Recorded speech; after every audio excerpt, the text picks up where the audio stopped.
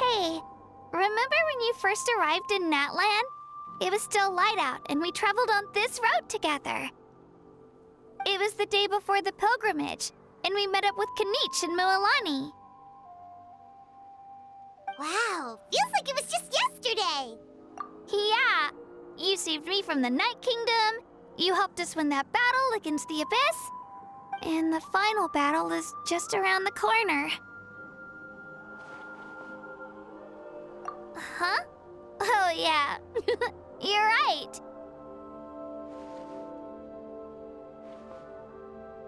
I was so nervous the night before the pilgrimage, but your words of encouragement made me feel a lot better. I slept so well that night and earned the best score I've ever had in the pilgrimage. So, if you're nervous, traveler, maybe I can encourage you this time. I've learned so much from you, but I doubt I can return the favor.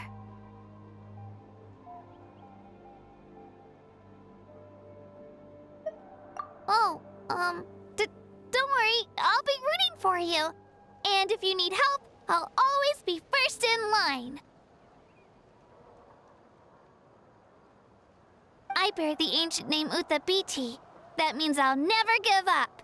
So, I guess the only piece of advice I can give you is, don't back down. All right, let's keep going.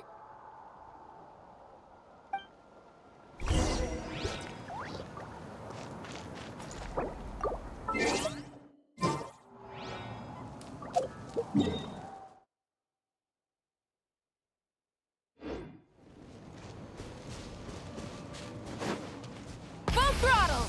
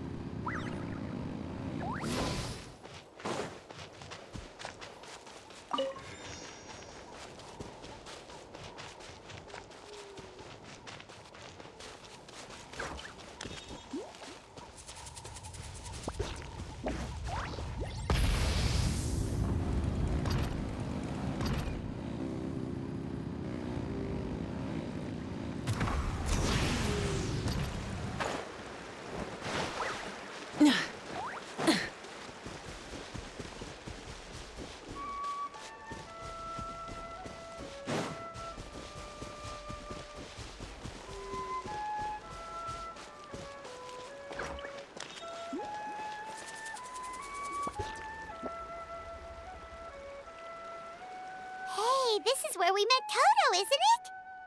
Yeah, but Toto probably won't be able to come back here for a while. During the battle, Toto refused to leave this place. Monsters started closing in and he got really injured. But an amazing doctor saved his life. The doctor said he refused to leave because of his territorial instincts. I have a different idea, though. Toto is a gentle creature. He's not aggressive or territorial.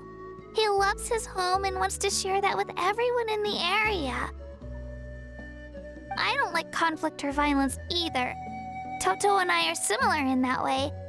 But we want to protect the things we love from being destroyed. So, we chose to fight. Love is an extremely positive and powerful emotion, but sometimes it comes with pain. That's what my dad always says. Now I finally understand what he meant.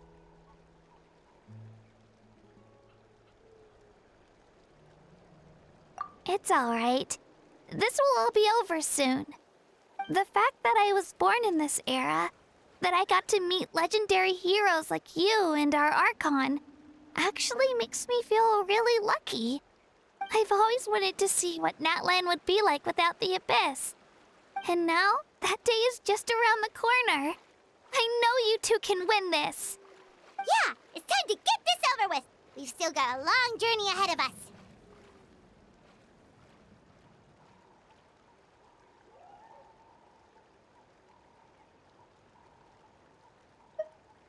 Come on, we're almost there.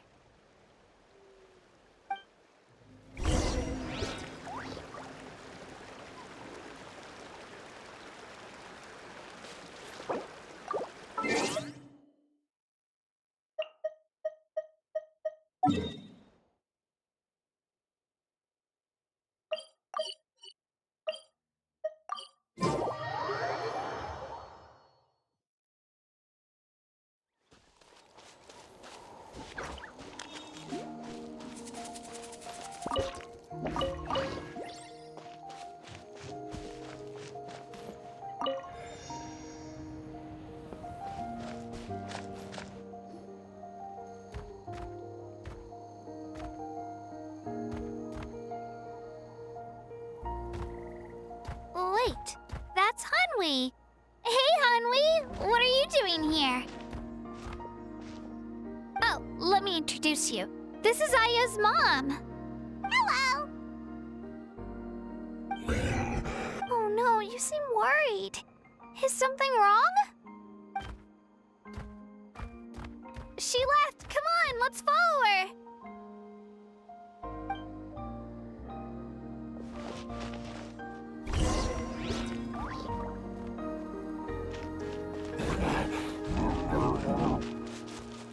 She's really freaking out.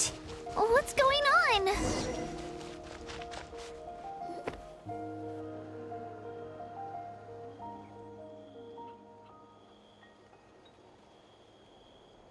Oh, it's because of Io. Aw, still no change, huh? Poor thing. Oh, right. You said Io's grandparents died in the battle. Yeah.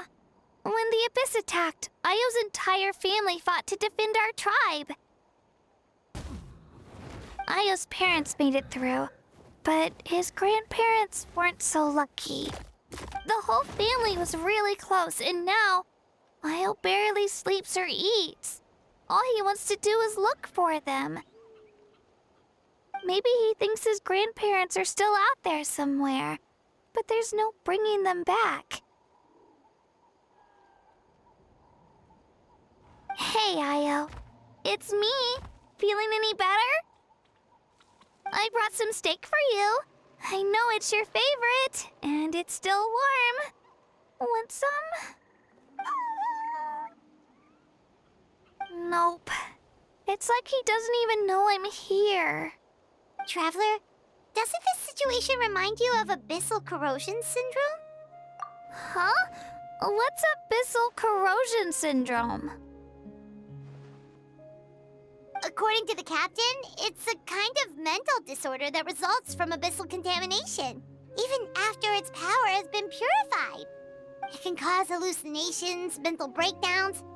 It's really dangerous. That does kind of sound like what's happening to Io, but I don't think he was contaminated by the abyss. It's hard to say for sure. Still, abyssal power was everywhere during the battle. Maybe it affected him indirectly. It's possible.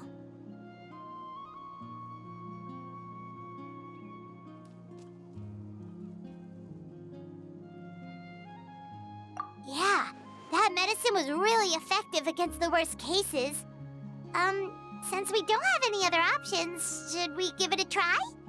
Okay, but just a small amount. Since it was developed for humans, it might have a different effect on a Saurian. Yeah, better safe than sorry.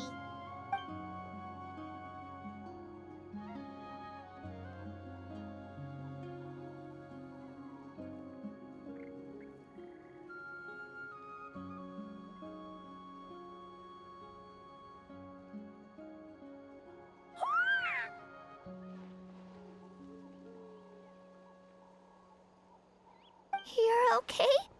I'm so relieved! Thank you so much! That medicine is amazing! Done eating, Io? Then you should get some rest. You've barely slept these past few days. Okay. You're full of energy, aren't you? Fine, I won't nag you. Just don't overdo it. Thank you so much, you two. You helped save Io. Could you share some of that medicine with me? I want to be able to help someone else if I were to run into a similar situation. Of course. You know, I used to take a lot of things for granted. Growing up, it's easy to think that everything around you will just exist forever. But the battle taught me that very few things in life are permanent. Like this path, for example. It's the same one we walked before, but now the view is completely different. It makes the things we love even more precious. So, I want to do as much as I can to defend my family and friends, so I can move forward without regrets. Actually, that's something I learned from you. You really taught me a lot. Yeah, you're so talented and strong. Practically a star pupil. Really? So you think I'm doing a good job? I've been a good disciple? Or a student? Or,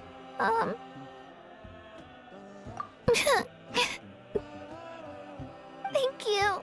I won't let you down. I'll train even harder tomorrow. All right. We're not far from the tribe. Let's go. Bye, Io. Bye, Hanwi. Bye, Anpeo.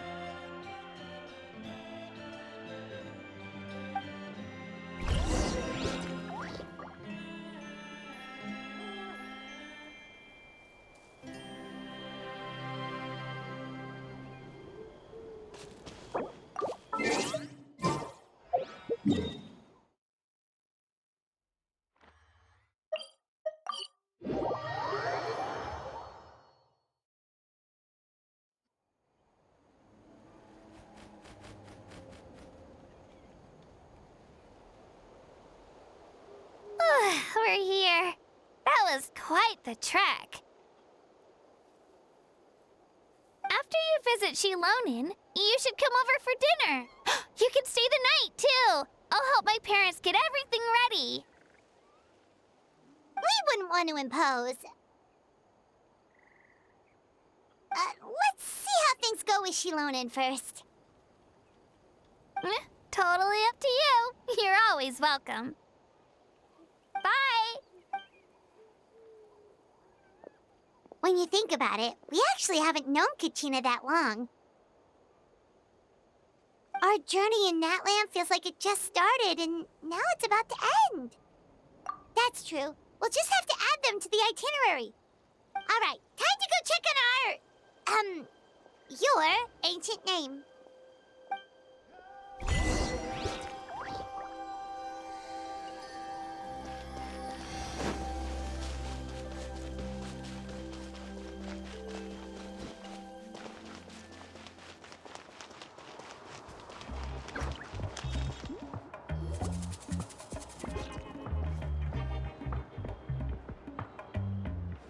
Oh, it's you two. The party's over, I'm guessing? You knew about that? Of course. Everyone in Natlan is rooting for you. Shilonen is working on the last part of your ancient name. It's best not to bother her when she's in the zone. Your name is a special case. There were quite a few headaches along the way, which slowed the progress. I told Shilonen if we hurry, we might make it to the feast in time to snag the last round of barbecue. I was just teasing, but she gave it some serious thought, nodded, and really hit the ground running after that. It's like my joke lit a fire under her or something. Sounds like she really wanted that barbecue. Yeah, it's a favorite in her tribe. I bet she still hasn't realized the feast is already over. Wait, should we go make some for her then? I appreciate the thought, but there's no need. I can tell what time it is. The light outside is a dead giveaway. Besides, I knew it was a joke, but we were having a serious conversation at the time, so I decided to give a serious response.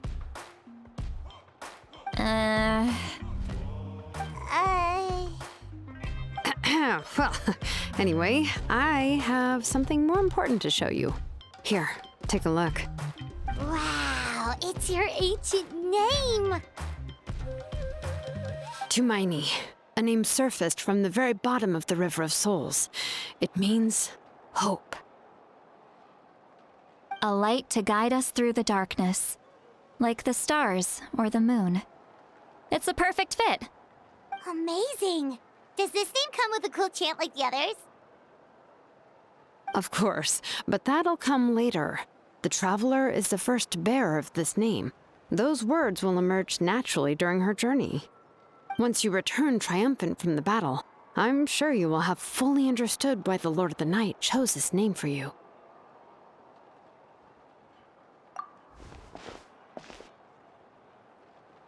Well, getting this name turned out to be easier than Paimon was expecting. It all came down to the Lord of the Night's power. This situation is the first of its kind. Heck, I doubt we'll ever get a chance like this again. Imagine receiving that much help from the Lord of the Night only for our most trusted engraver to fail. That would have been so embarrassing for humanity. Well, success was never a question. You just like to make things seem dramatic. It's all those novels you read. Hey, it's not like I wanted you to fail. When you've been alive as long as me, you learn that anything can happen. Okay, it all worked out in the end. Your name was successfully forged, and it passed all my technical tests. But there's still one more step. We need to make sure the name has accepted you, and will function normally in your possession. An Outlander has never received an ancient name before. I wouldn't be surprised if something equally unprecedented happens when you connect to it. So you're saying it's still too early to celebrate? Well, when it comes to something this important, we can't leave anything to chance. Let's run this final test. Oh, don't worry, the process is simple. We can find a quiet place to test it out after dinner. Basically, I need to observe whether your soul can connect to the ley lines, and make sure there are no signs of rejection. Last time, you essentially barged into the Night Kingdom, but now we must make sure that it will truly accept you. Just leave it to me. I'm a professional. Oh, and you can have the Pilgrim's Chronicle back. Huh? It wasn't destroyed? If forging an ancient name consumed the memories used to create it, the first person to bear the name would never be remembered. The Pilgrim's Chronicle is still the most significant proof of your adventures in Natlan. No need to make a fuss. Let's go eat. I'm starving. Come on, I'll take you to my favorite barbecue place. Barbecue. See? I knew you couldn't resist. Oh, well, I forgot to mention, the place has top-tier alcohol as well. Well, what are we waiting for? Hop to it, people!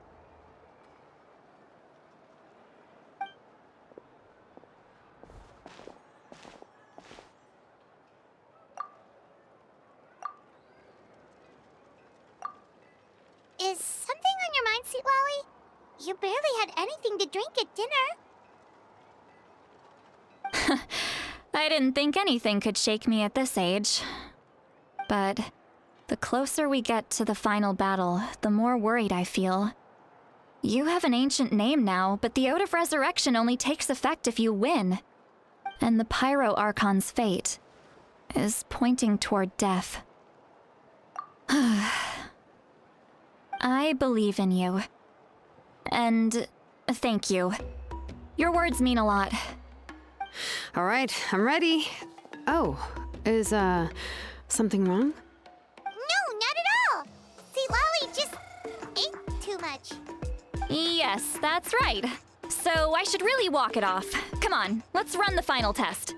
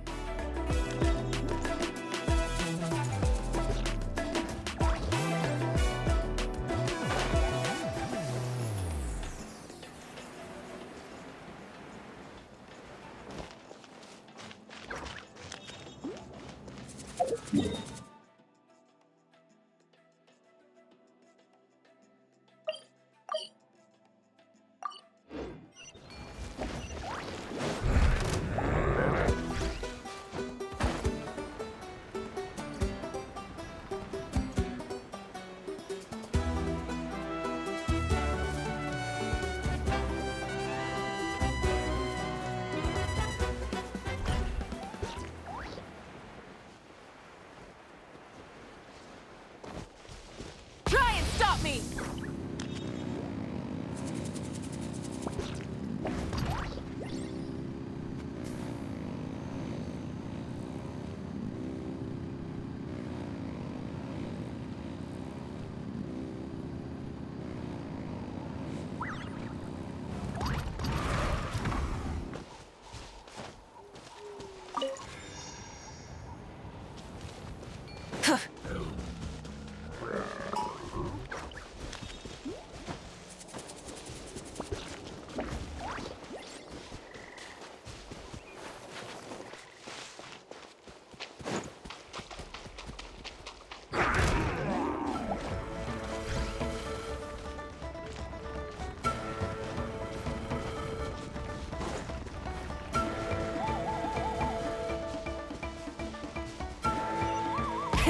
Rev the engines!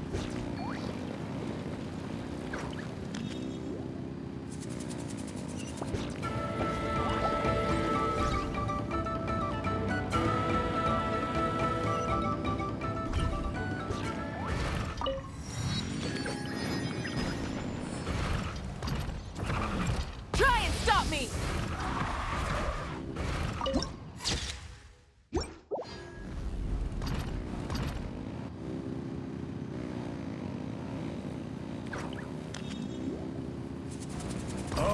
Looking for me?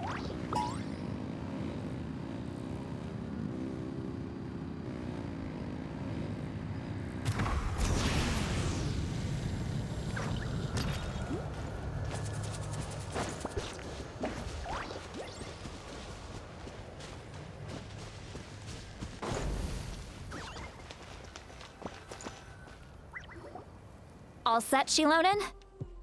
Yeah, just need to check one more thing, and yeah, okay, we're good. All right, I'll stand next to you and monitor your connection to the ley lines. It shouldn't take long, but you need to look out for one thing. This test relies on the same principles as the Spirit Speaker Stone. I heard about what happened when you used it last time. Oh yeah! Abyssal power kept surging out. If Chaska hadn't destroyed the stone, Vichama would have been consumed by the abyss! That's exactly what I'm worried about. All this time, our final foe has continued to corrode the ley lines from the depths of the Night Kingdom. Your resistance to its power is remarkable, but you need to tell me if anything feels wrong. If either of us notices something off, the test ends. Got it? Don't worry, I'll use elemental power to take care of that. This isn't exactly a picnic in the park, but everyone knows you never leave trash behind. Shilonen, I'm ready to start. Paimon, give us a little more space. Oh, okay. Let's do this.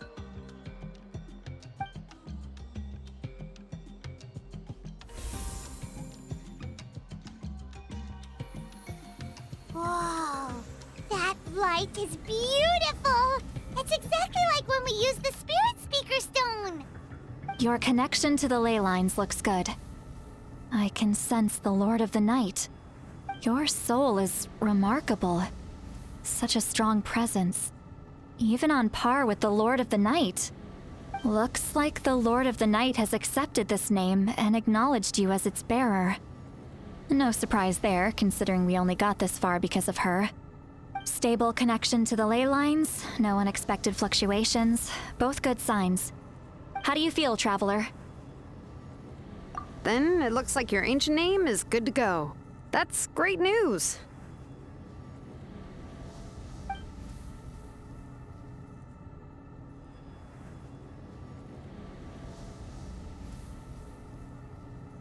Wait, look, something's coming! No need to panic, Paimon. The damage to the ley lines has allowed these soul-like beings to leak out onto the surface. It's just because of the ritual. It makes it so that everyone can see them. I know they look like ghosts, but it shouldn't last long. Although there shouldn't be this many.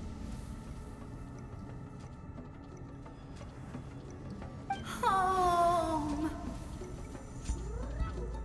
This way.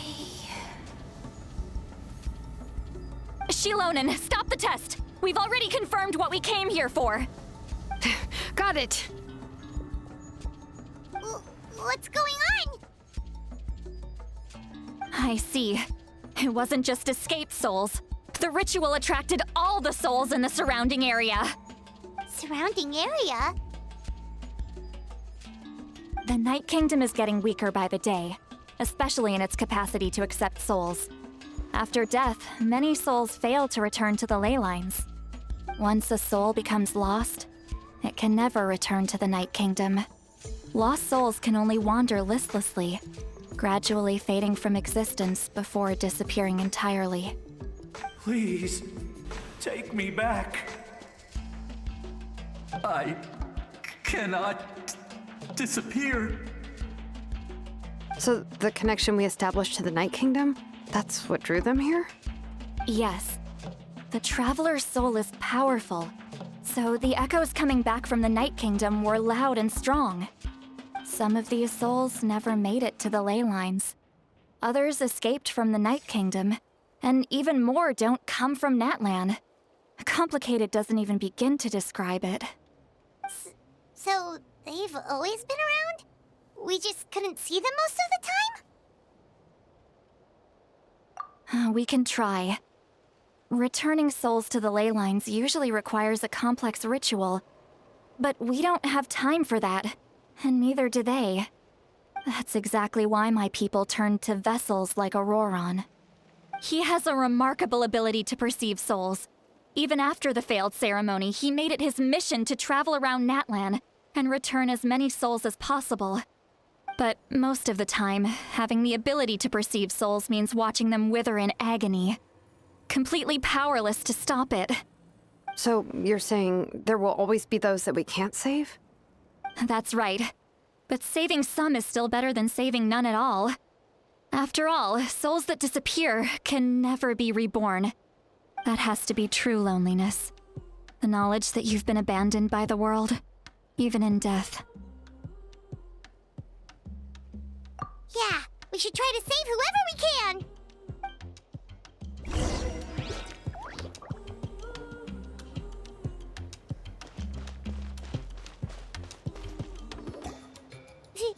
Vichama, is that you? Oh, I know you. I didn't think we would meet again, especially like this. Using the Spirit Speaker Stone meant so much to me. Thank you, Citlali. I finally have the chance to say that in person. Enough of that. What happened to you? Wait, you're from the Scions of the Canopy? During the battle, your tribe was... It's okay. The battle finally gave me the chance to fulfill my dream. Back then, I missed my chance at the Night Warden Wars. I wasn't about to let that happen twice. I scouted the location and direction of the attacks, so I could tell Chief Wyna the safest way to evacuate.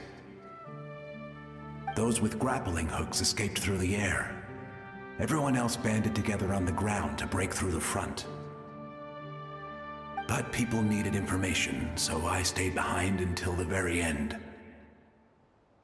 Oh, you're a true hero. Thank you, but that's not why I did it. I did it for the future of my tribe and the future of Natlan. The battle gave me back my sense of purpose. That's all I wanted.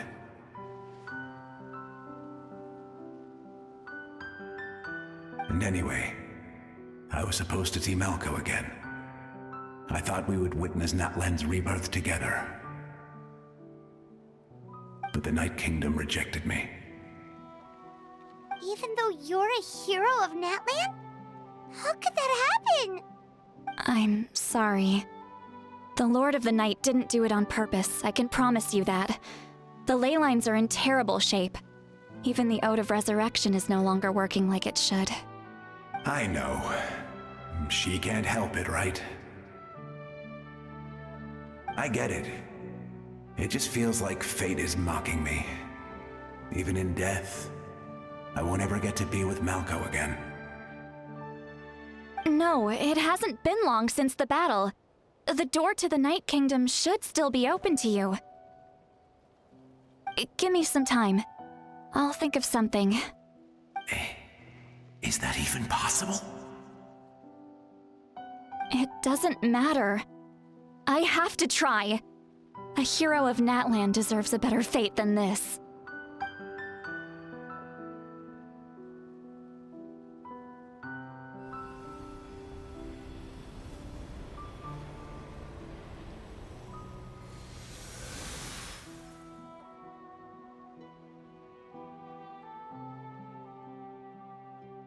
This feeling. Is this the Night Kingdom? Looks like this method worked on you. Thank you. Thank you so much. People don't always have the nicest things to say about you, but shows what they know. That's a given. I hope you come back to us soon, Vichama. If I may, what about the others? Can you save them too? We're sorry.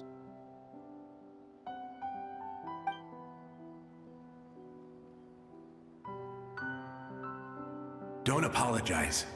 You're doing everything you can. This isn't anyone's fault. Let this land bear witness to my final wish for this world. From now on, may every soul in Natlan find haven and home. I promise you, Vichama. I will not abandon the ley lines to their fate. Thank you. People like you are the true heroes. Goodbye.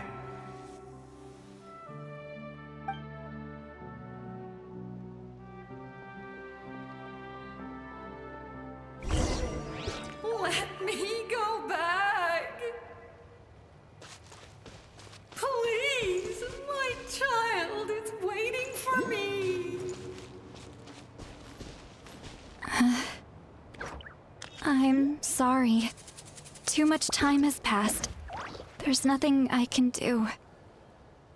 Nothing you can do? Oh, is this the punishment I deserve?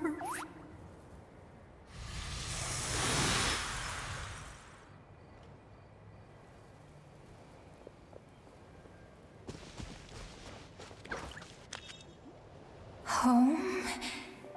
Here? Home? She's one of the souls that overflowed from the Night Kingdom. She can no longer go back there. Home. Home. We're sorry.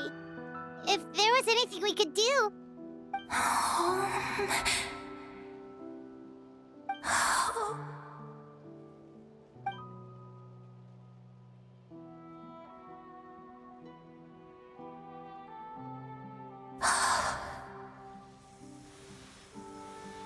She's at her limit.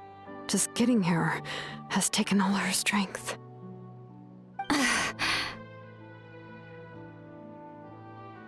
Let me go back. Let me go. The Night Kingdom isn't responding. That means its doors are closed. Why? I fought my entire life. I believed the Lord of the Night would.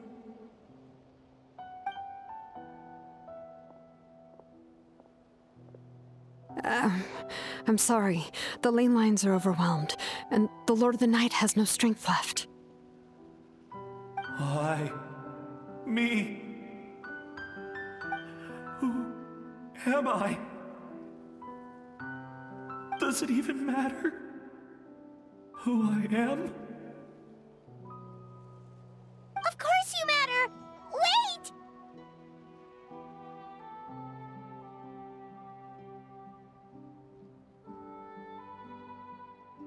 Absolute helplessness. That's what he felt in his final moments. I could sense it.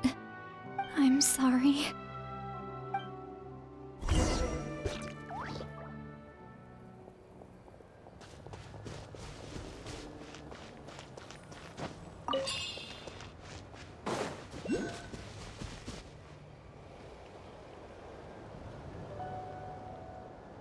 Save me!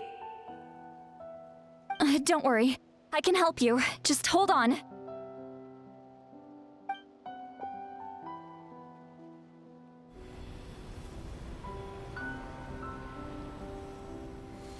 The Night Kingdom. Thank you.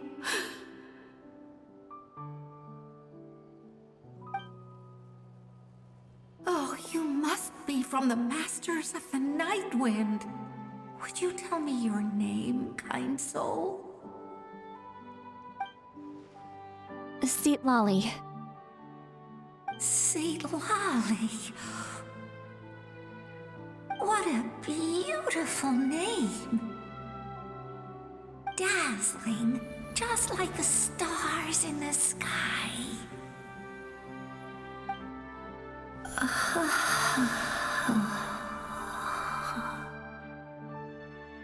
I can't disappear!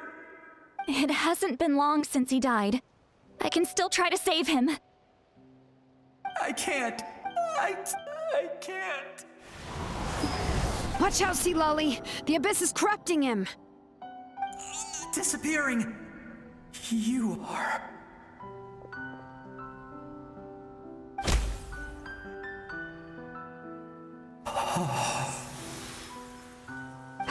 I'm sorry. The Abyss has corrupted his soul from the inside. Even if we could send him back to the Night Kingdom, it would only make the situation worse. I know. If we were just a little quicker, we could have stripped away its power. But it's too late. Let's go check on the others.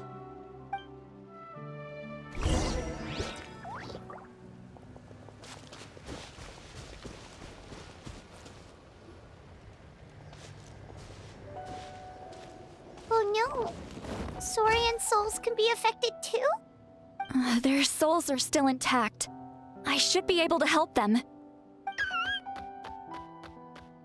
Hold on! Is that...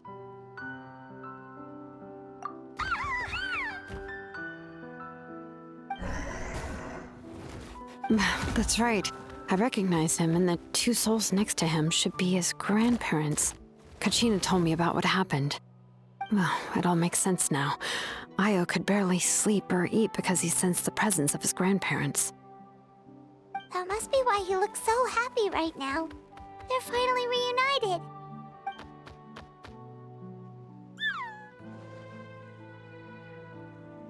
When was the last time Io slept?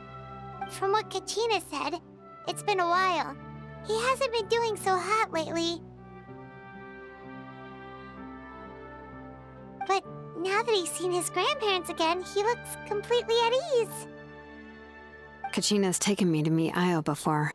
He's always been such an energetic little Saurian. If he didn't want to sleep, even his parents couldn't make him. But whenever his grandparents started to sing to him, he would fall asleep in no time. I think it's a song from when Io's father was a baby, or even before then. That's amazing! Io was so restless earlier, and now he's completely calm! Io can finally get a good night. Still, it's not like this can go on forever. No, their time is running out. I have to send them back to the Night Kingdom before it's too late.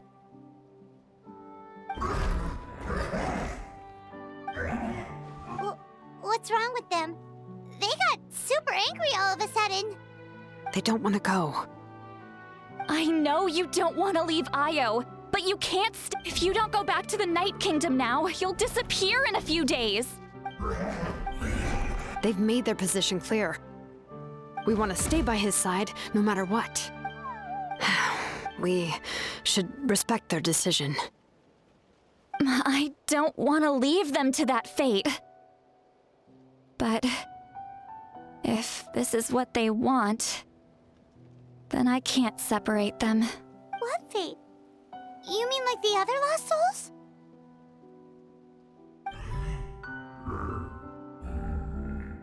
Yes. They will gradually fade away, painfully and slowly, until nothing is left. But that is their choice.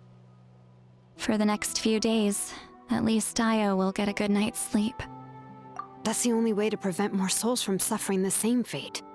Once all traces of abyssal power are removed from the Night Kingdom, the Pyro Archon will restore the ley lines. That's the final step of our plan. So we're not just fighting for the living, but for the dead too. What dream? Oh yeah! You said the captain had a bunch of these kinds of souls with him. Maybe they're looking for a home too. But it's impossible for Conrians to enter the Night Kingdom, right? Although it wouldn't be the first time the captain tried to do the impossible. Even in its fully functional state, the Night Kingdom can't accept foreign souls. It's completely isolated from the ley lines of other nations. In theory, that means Conrian souls shouldn't be drawn to the presence of the Night Kingdom. Something strange is going on. One thing's for sure. It seems like the captain wants to help these souls. Well, he usually keeps his cards close to his chest. If we want to know what he's up to, we just have to wait for him to act. Anyway, let's focus on the final battle. That's the most important thing right now.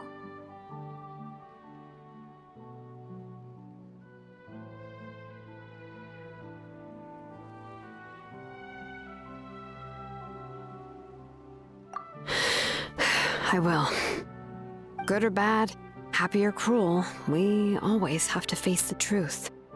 Reality doesn't change just because we choose not to face it. I just wish I could have done more. So many souls, and I could barely help. I'm so sorry. Hey, don't apologize. None of this was your fault. I guess you're right. If we want to end this, we have to tackle the root of the problem. The ley lines.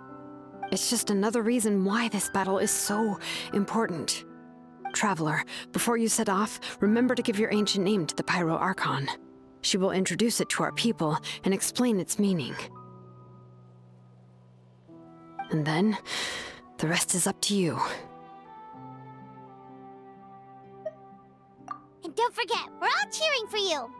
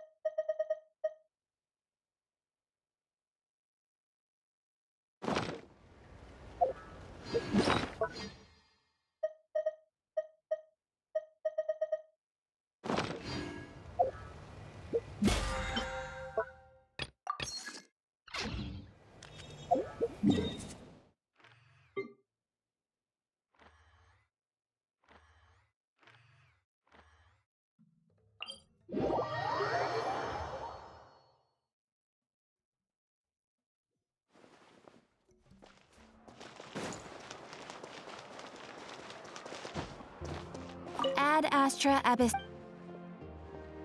Thank you for completing today's commissions. Here is your reward.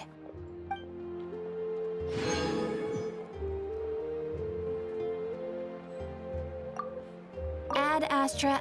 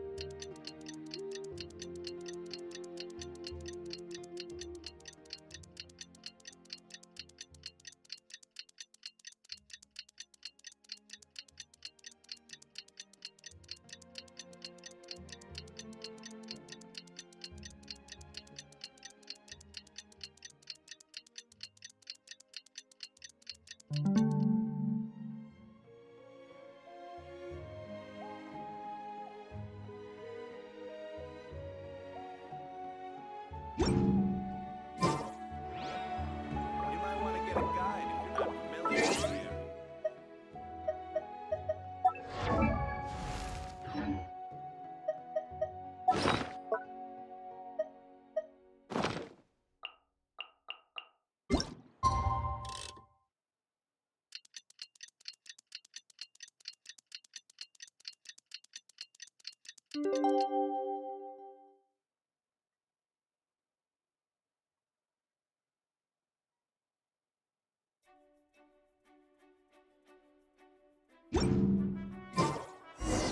The day of the final battle is here. Time to go to the Stadium of the Sacred Flame.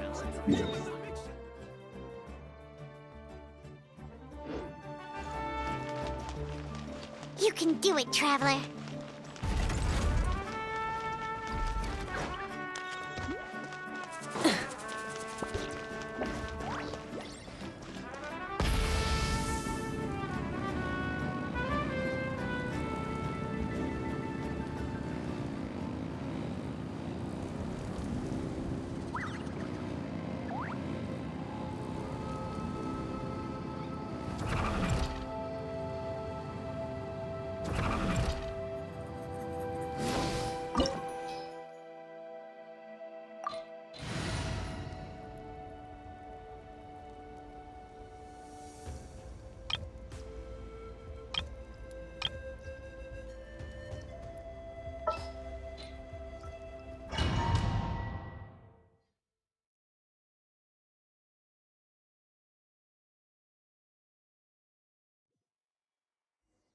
The Pyro Archon is waiting for you inside. The sacred flame is even brighter than usual.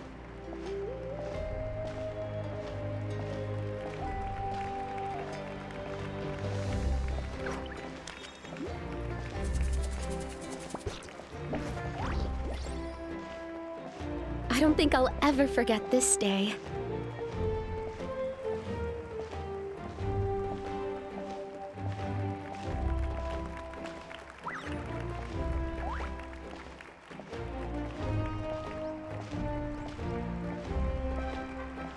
On behalf of all who never lived to see this moment,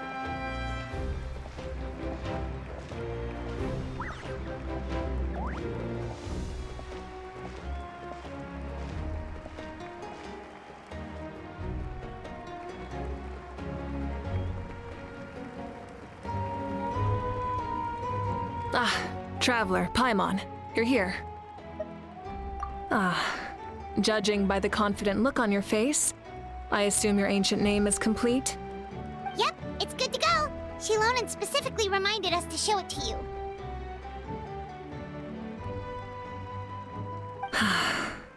Tumaini.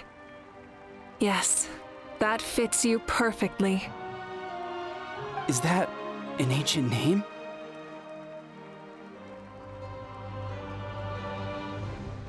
I heard this is the first time we forged an ancient name for an Outlander. Seems like it was a success. What's engraved on it? Looks like my people are just as curious about this name. Traveler, Paimon, join me over here.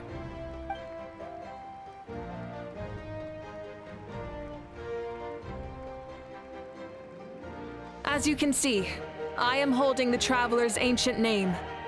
With this name, the Wyab entrusts to her a monumental task, and this land binds us as kin. Tumaini. That is her name. Like starlight amid the darkness, flames amid the cold, it means hope. Tumaini. hope. After all these endless years of fighting. Ever since the invasion of the Abyss and the decline of the ley lines, the Ode of Resurrection has protected us for thousands of years. For generations, we have lived on this land, following in the footsteps of our forebears, taking their place on the front lines. We all carry that struggle with us. And now, thanks to your efforts, the end is in sight. We have a chance to defeat the Abyss once and for all. This glory is one we share. It belongs to all of Natlan! For Natlan! For Natlan! Our suffering will not soon be forgotten.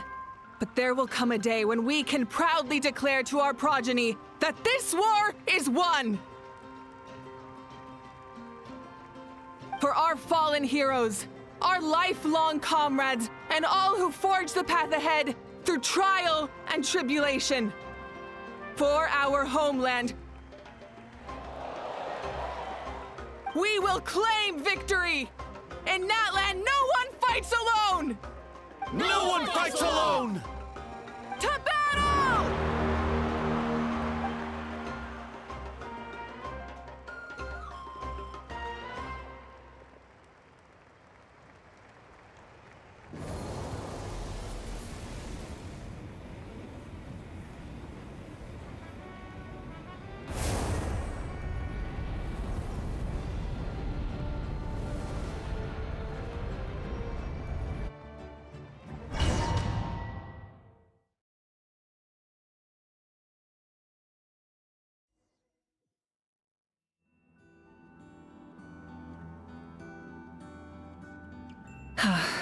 We're here. I'm sure you're familiar with the site of the Night Kingdom by now. The corrosion here is relatively mild, so this is our last pit stop. Once we set off, we must destroy our final enemy as soon as possible. Otherwise, no amount of resistance to abyssal corrosion will save us from contamination. So there's no turning back after this, huh?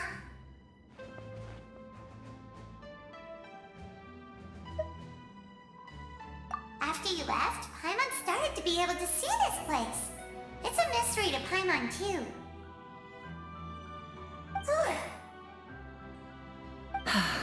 The sacred flame is connecting us. The moment it sent us here, it made sure your consciousness could reach us. But still, you can go no further. The Abyss also has the power to corrupt the mind, so once we venture deeper, it must be alone. But while we're still here, I believe some of your friends may wish to say a few words. True, but there's time enough to say goodbye. Come find me when you're ready to set off. I'll explain the next step of the plan.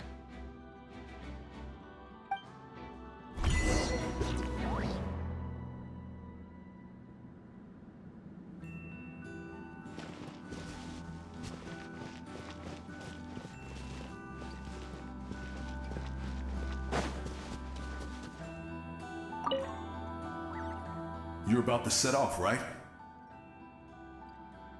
Your bravery is like an echo through the valley, calling on us to respond in kind. The Children of Echoes offer you our blessing. Everyone is waiting for you back at the stadium. We'll be cheering the whole time. The Abyss is powerful, but there's no reason to fear. We've defeated it before, and you can do it again. Oh, and I brought Nepika with me. She really wanted to see you. Hello, Miss Traveler. Not too long ago, you and Shalonen saved me and helped me recover my real name. And now, you're going somewhere super dangerous in the name of everyone in Natlan. Yeah, she's amazing! Shalonen says a name is like a blessing, so I want to give you my blessing too. But, I don't know any fancy words, so just be safe and come visit us soon. We can celebrate your birthday next time. Then it's a promise. That's right, a promise to meet again in the future. Our tribe is always open to you. Whenever you choose to return, we'll welcome you back with a huge feast of barbecue and wine. I have no doubt that victory will be ours.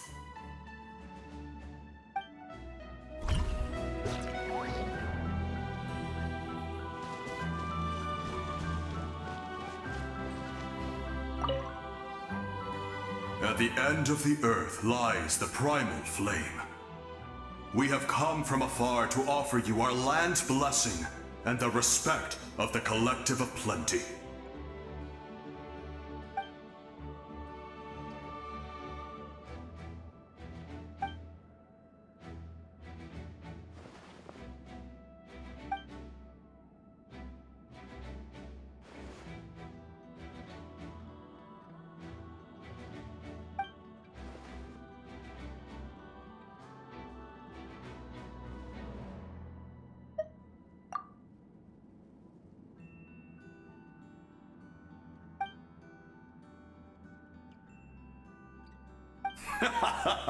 That's right.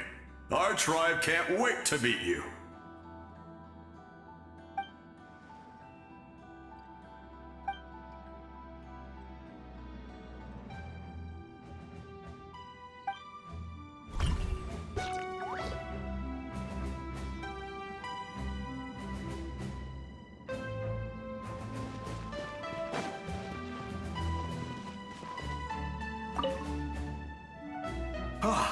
A revelation came to me in a dream, and I shared it with my tribe. You are the star that will shine through the mist. The spirits bless your journey. From this day forward, plants will sprout because of you, insects will take flight after you, and all will turn to your will. I disagree. The land of Natlan nurtures life, but the Abyss knows only destruction. Natlan is also a land of memories and legends. I live longer than humans, and in all that time, I've learned what life and death mean to people. The dead draw solace from the living, and the living push forward in honor of the dead. In life and death, we all leave marks on this world. We cannot let them be reduced to nothing. Yes. Thank you for joining this fight. I'll wait for your safe return.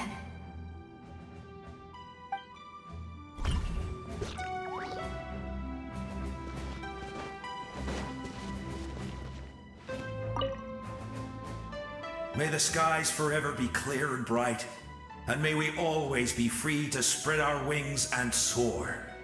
For this wish, the Flower Feather Clan gathers here today. War is a heavy burden, and still, we never stopped moving forward. Long-awaited peace is now within reach. You have the opportunity to set that future in motion. I'll be rooting for you. Oh, and Koya heard about the battle, so she's here too.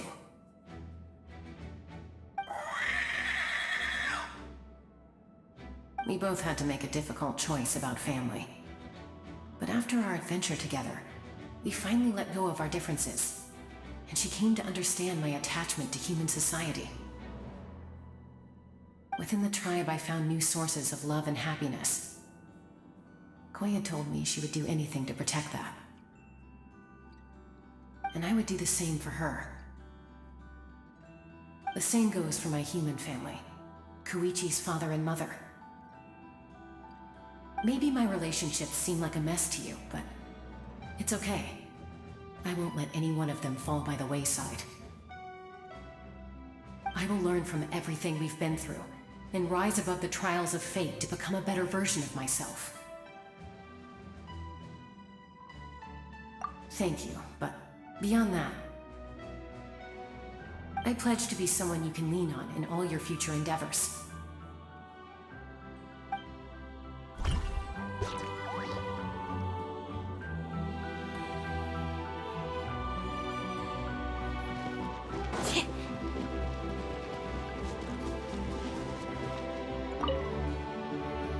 In this place where streams and waves converge, the people of the springs gather to honor your bravery.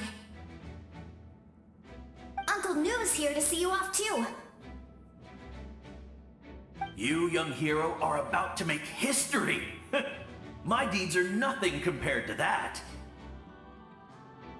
When our ancestors first set out on their adventure, they could never have known they were about to found a tribe that would last thousands of years into the future. When future generations look back on our accomplishment, they too will see our deeds for their greater significance. Hey, why don't we record the traveler's story on a stone tablet? Just like the one on the mysterious island.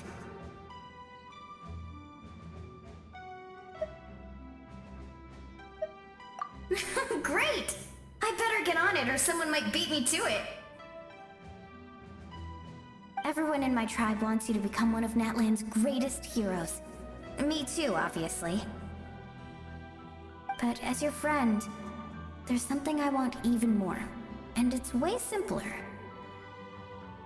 Once this is all over, I want to go to the hot springs together, Paimon included.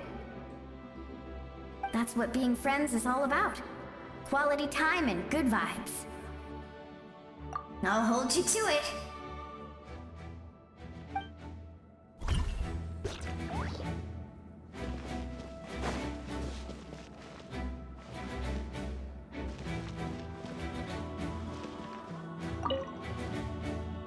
On behalf of the Signs of the Canopy, I offer you our blessing.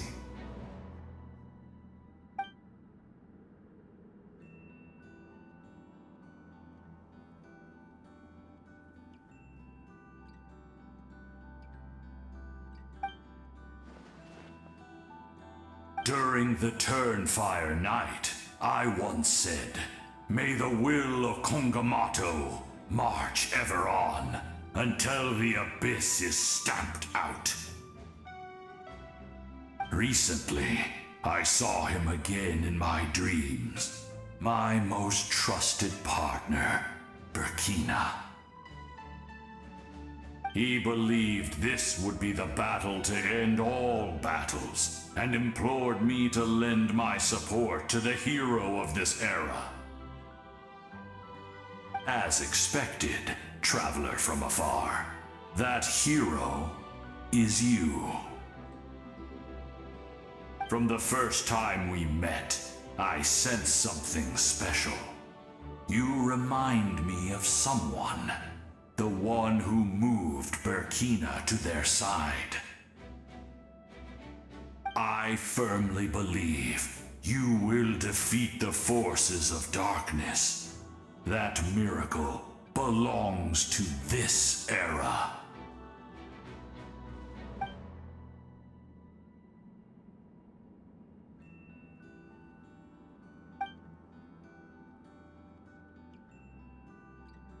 Although you are but lowly servants, you have brought us much amusement. We desire that entertainment to continue.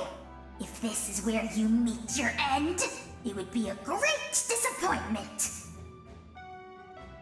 We would get over it, of course, but if you do go die, just go without regrets.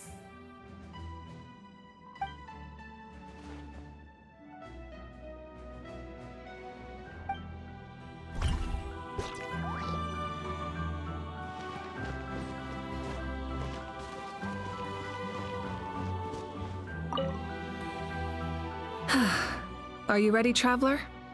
All right. Before we face our final enemy together, we need to split up. I'm sure you remember the Abyss tumors from the previous battle. Eradicating them was crucial to stopping the endless onslaught of monsters.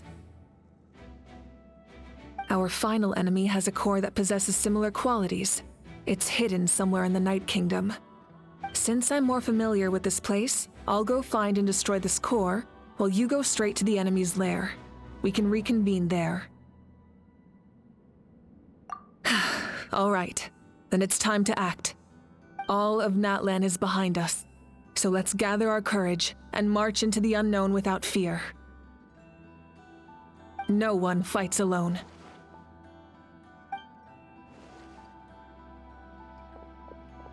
Malika already left, so you should get moving. Oh, and Paimon should stop distracting you. Paimon still remembers her promise. She's gonna cheer you on with all her might. Paimon's not some kid who's afraid of the dark. She's gonna be brave this time, so don't you worry. Always. You're not in this alone. We'll be with you in spirit the whole time.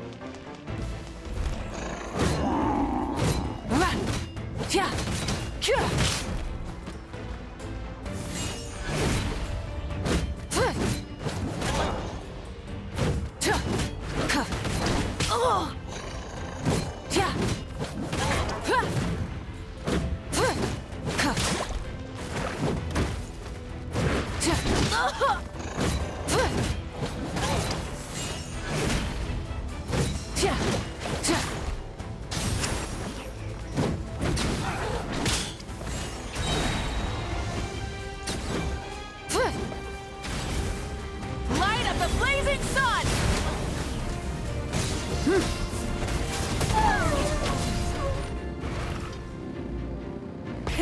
Rev the engines!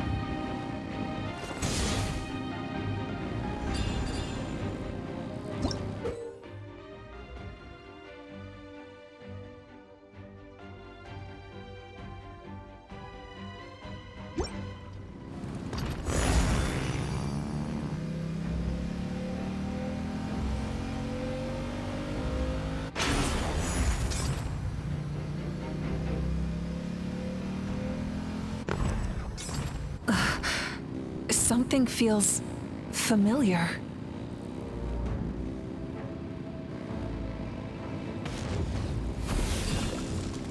Desolation! Incinerate!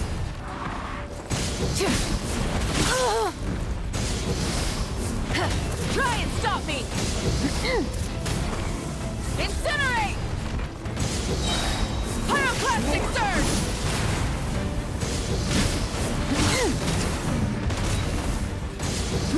Don't call suffering!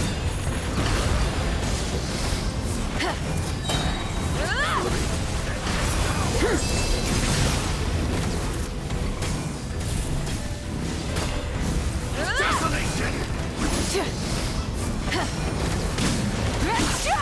Wrath from the sky!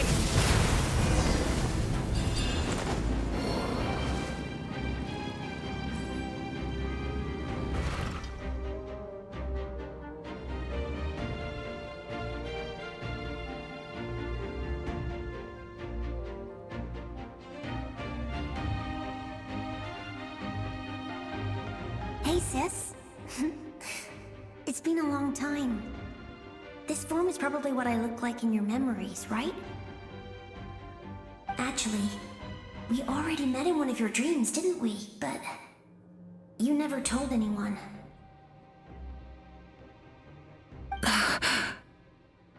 Out of all the awakened souls, I was surprised you were one of them. After all, it's been 500 years. Yeah. I'm sure my soul has been reborn many times by now. But that doesn't mean Hine is gone. If the past, present, and future exist at once, then it's only fair we get to meet again.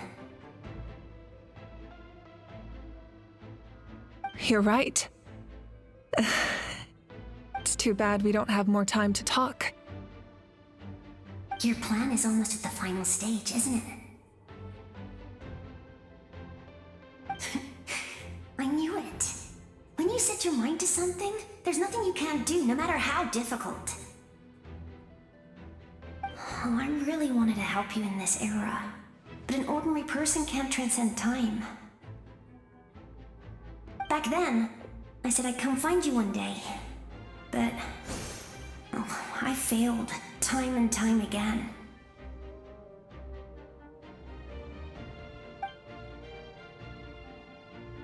You didn't fail. Wait, then the paper frog I made? You got it? Yes. And your architecture manual as well. The family you left it with got it to me in one piece.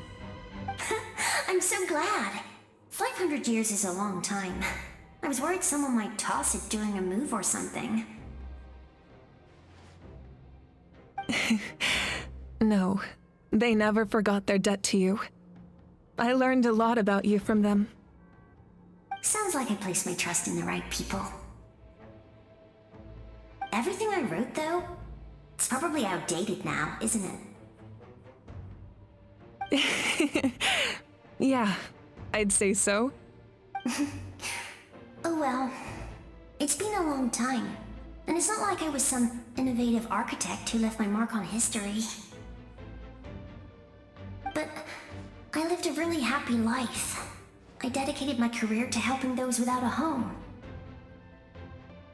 I didn't have time for love, or for myself, but I didn't care. There are so many things in this world that deserve to come first. That's what you taught me. You never took time for yourself either, did you, sis? No, it wasn't necessary. Besides, I made my choice. And now, the end is near. Be it the enemy's end or my own. In the end, the method you used to transcend time was much more than a simple paper frog. You sent your love across time.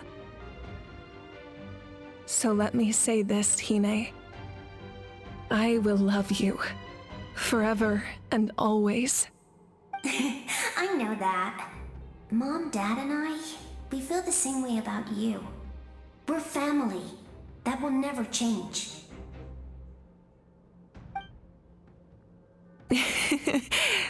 All right. I need to head out. Another hero is waiting for me. I believe in you, sis. For Natlan.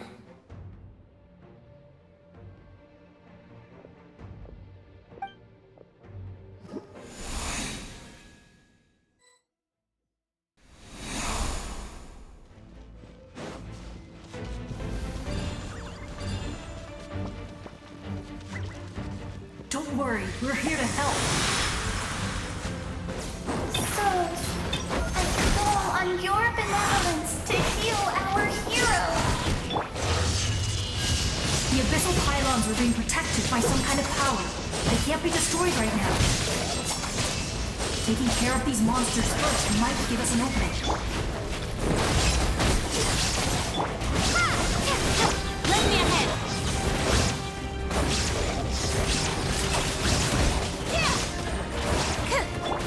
Delicate as silk.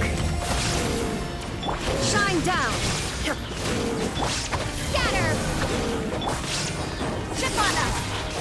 Surprise. Be amazed.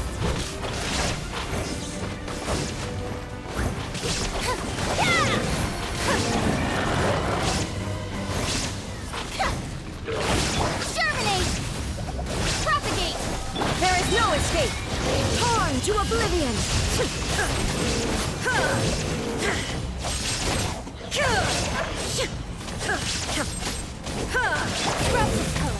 Scatter!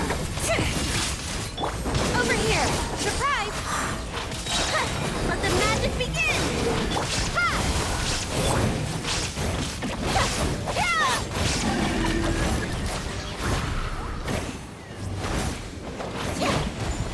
Over here!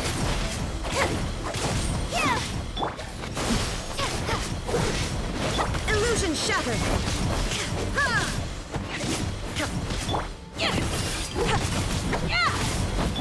Surprise! Propagate!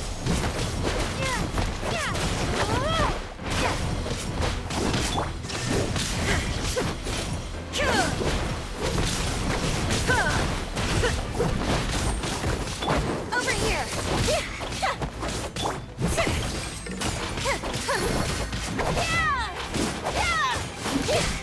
There is no escape! I didn't expect to see you again so soon. I didn't know I could do that! Hello, Miss Traveler! You remember Tlasoli, right? She's my mom, and well, she did a lot of bad things. I saw her in a dream, and she spent the whole time apologizing to me, but I didn't know what to say. Napika, all those people who lost their memories, they're the ones who deserve apologies, not me. Nachka told me all about what happened, and this was my advice. Even though we can't undo our mistakes, there will always be opportunities to make up for them. I had a good talk with my mom in that dream, and she agreed to lend me her power. That's how I was able to help you back there. My mom made a lot of terrible mistakes in the past, but now she's using her powers for good. You're a very talented person, Nachka. I'm sorry your life was cut so short. It's okay.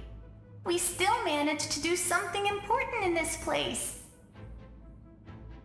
Good luck, Traveler. We're all counting on you. You can leave this place to us. When the monsters attack again, we'll fend them off. We got to see each other in a dream, and that's enough.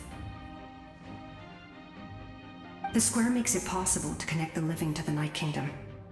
If the Abyss starts to corrode that area, its forces could once again surge into the land above. It pains me not being able to see Mualani again. But if I can do something to protect Natlan, then that is the only choice. Mualani will grow to surpass me as a warrior and accomplish greater feats than my own. I have no doubt.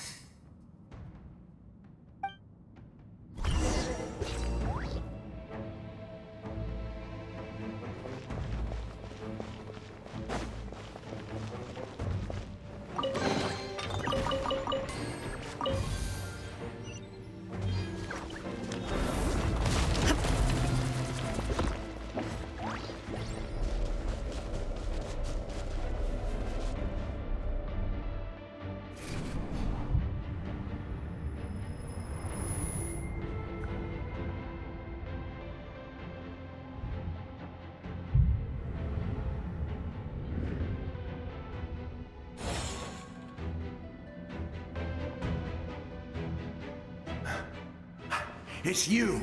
I knew you would come. We meet again. Remember me? I'm Malco. We met when you came to rescue Kachina. I could barely hold on to my human form back then. Vichama told me about the horrific battle on the surface, but now, the souls of the Night Kingdom have been revitalized. More importantly, after everything, we finally get to fight side by side again. It's all thanks to you and Sitlali. The path ahead has been heavily corroded by the Abyss. Navigation will be tricky. I can help illuminate your way, just like before. I'll take care of recon and combat. I was in a bad place when you met me, but I was a capable warrior back in the day. Come on, follow me.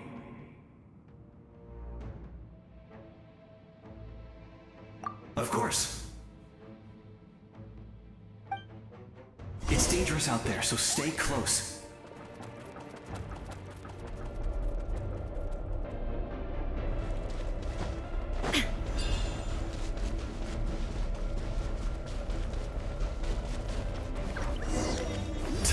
More monsters! Leave them to me. I've got your back. Next customer!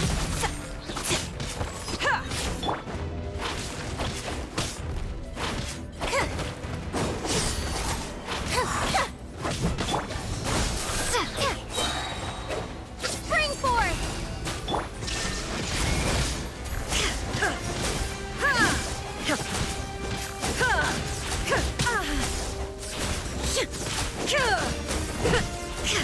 Shine down! Scatter! Zip on them!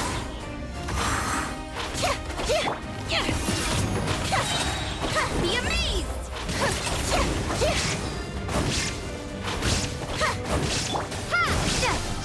Illusion shattered!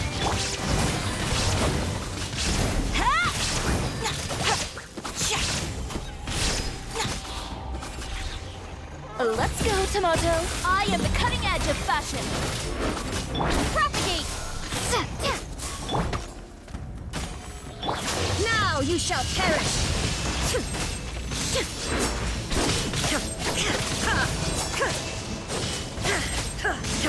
There is no escape! Scatter!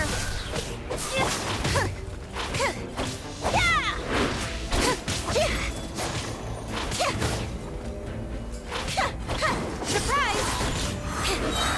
Let the magic be... Illusion shattered!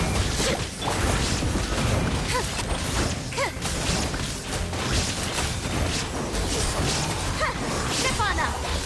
Scrub this color! Scatter!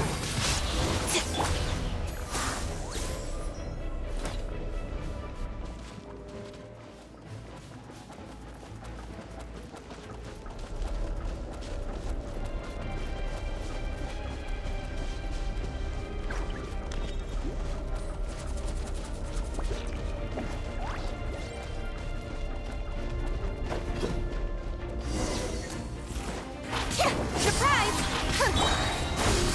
Be amazed! So strong. The power of the Abyss is protecting it. It's almost impenetrable. Leave it to me. Time for the Abyss to face its reckoning.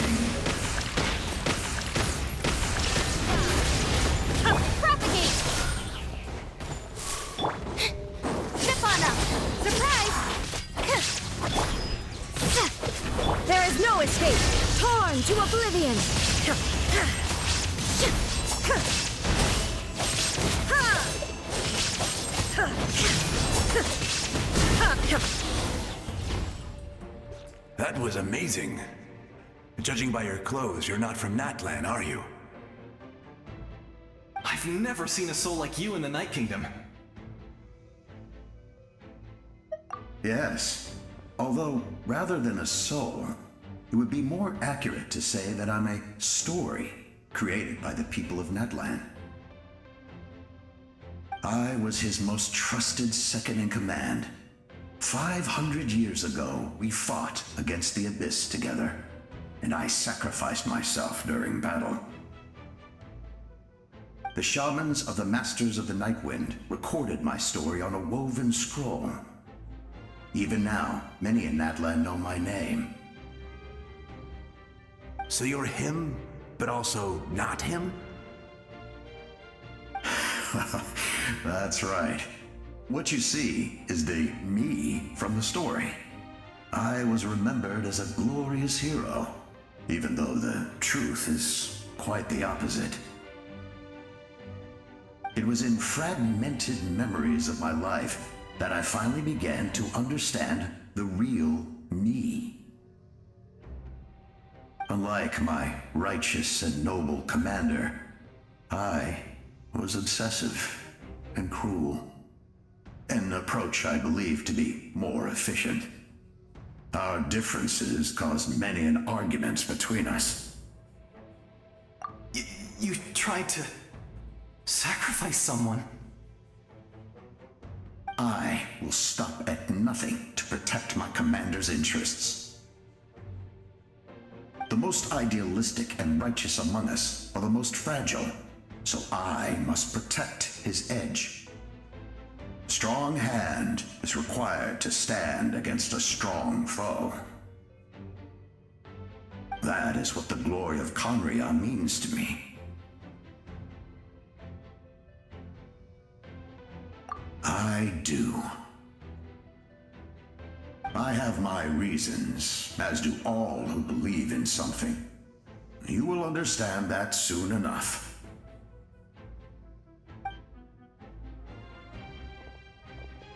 Due to the limitations of the ley lines, we can go no further.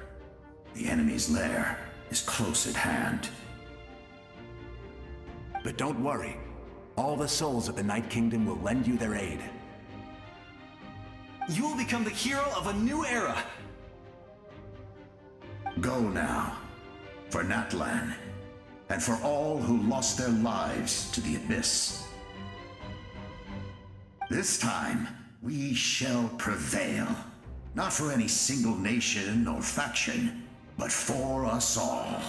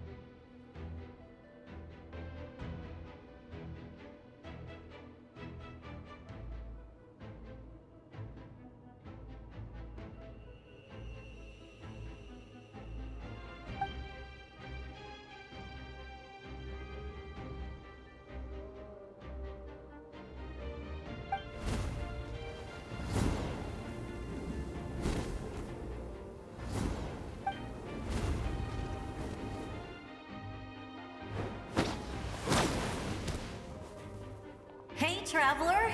It's me, Koichi. Need some help? Doctors can be really handy in an emergency.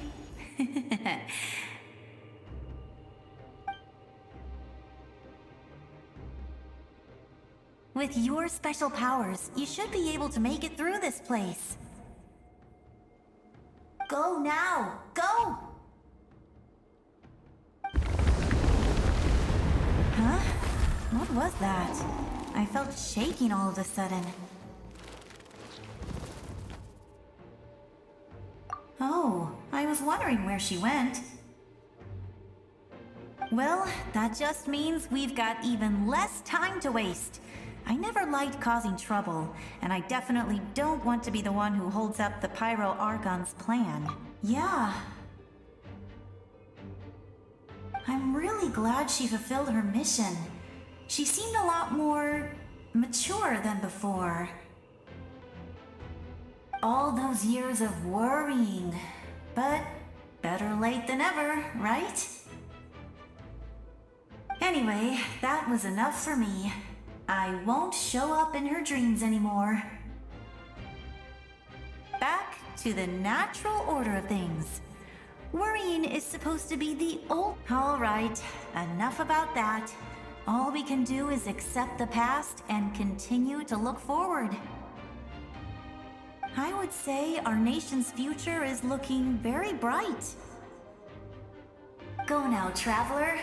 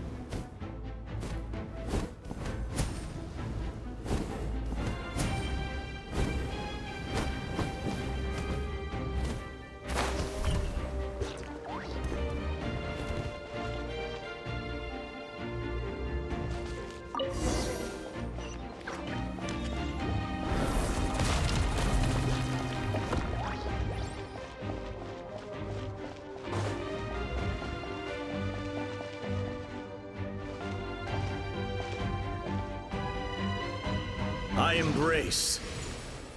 I trust. I acknowledge. I welcome. I follow.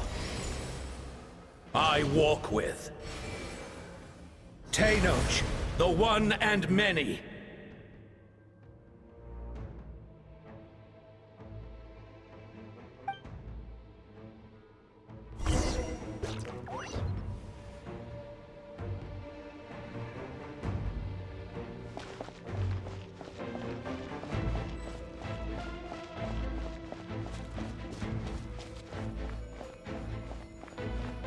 Let my people light up your path. Mawika is just up ahead. Now, go and bring forth a miracle reserved for the divine. You, the kindling we know as humanity.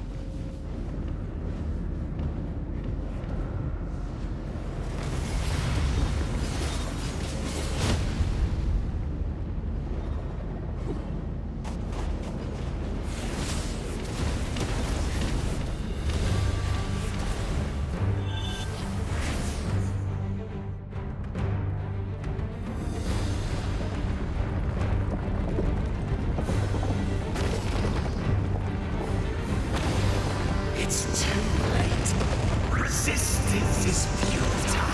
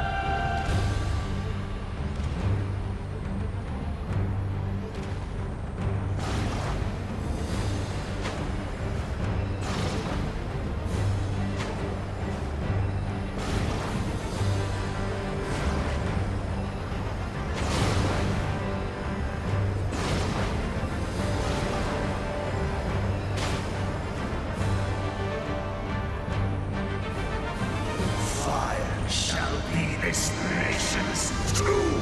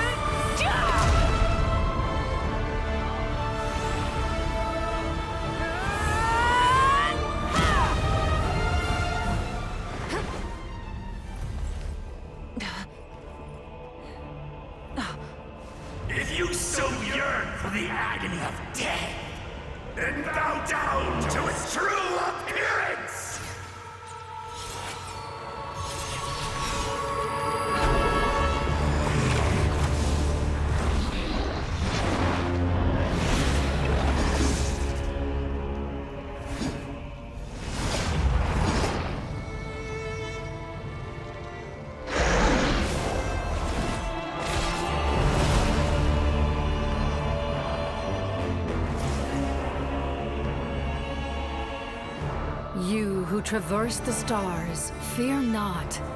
Natlan has placed its trust in you.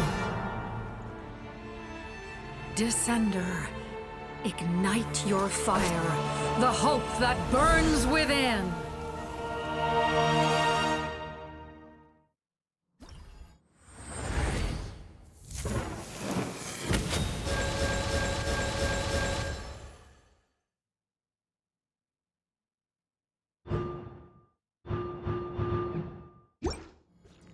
I have witnessed the light of this flame dozens of times.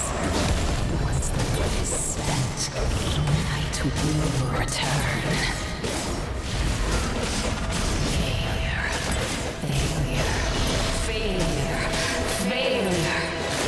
Failure.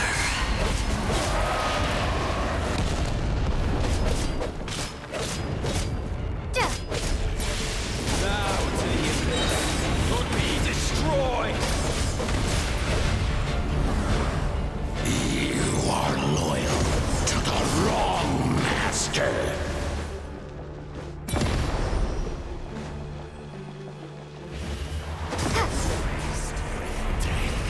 I fight on!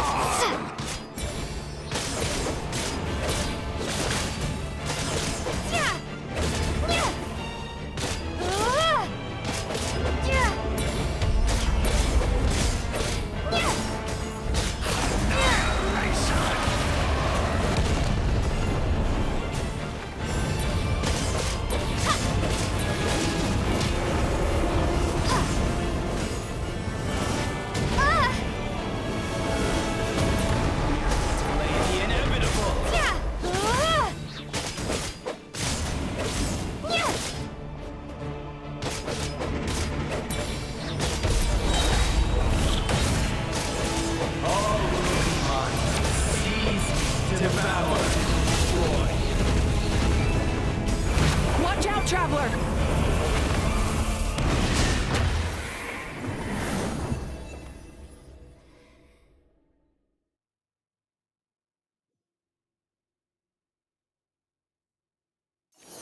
All will be mine to seize, devour, and destroy.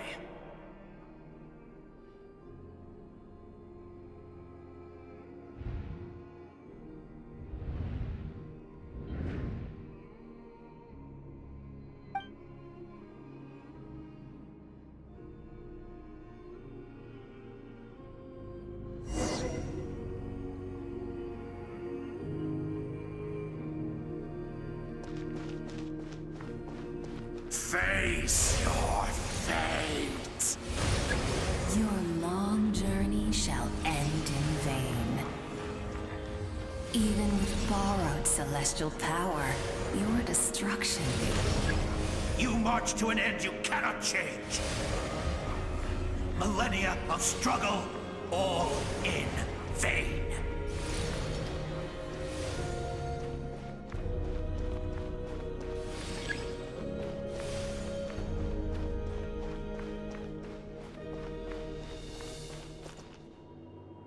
The lives of the Descenders are more valuable than you can imagine.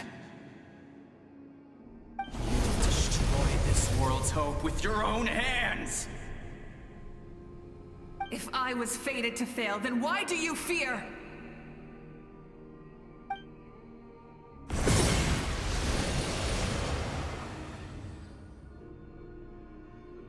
Ah!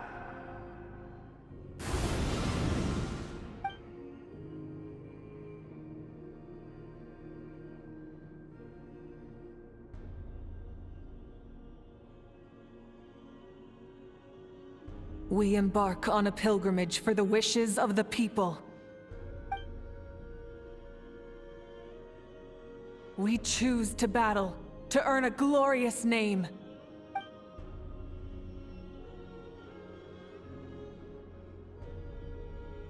And in the end, we burn to cinders for a dream.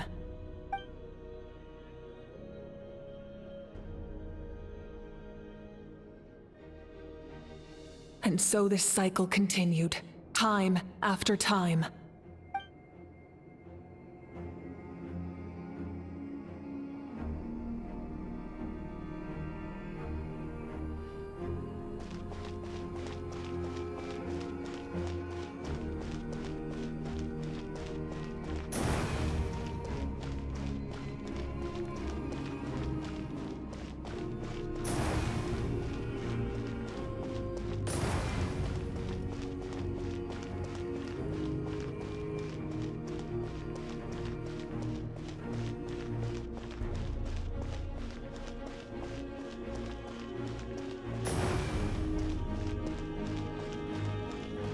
My fate is to bring this journey to an end, once and for all!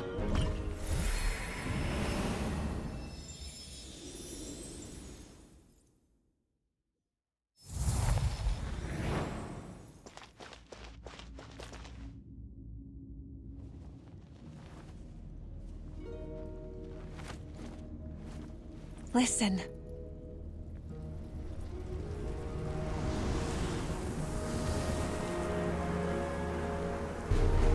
Did they lose? No, it can't be.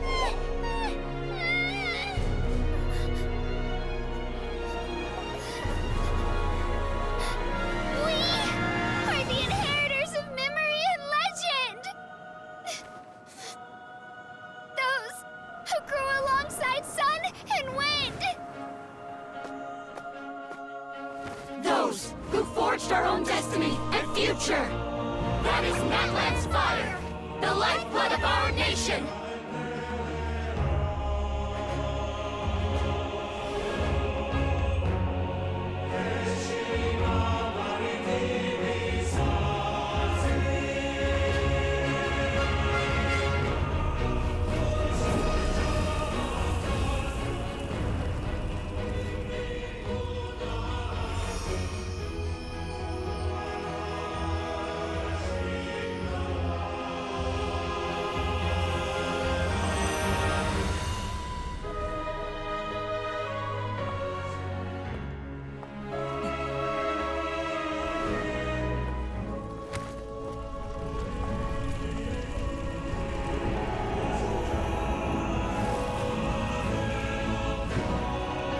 We won't give up hope.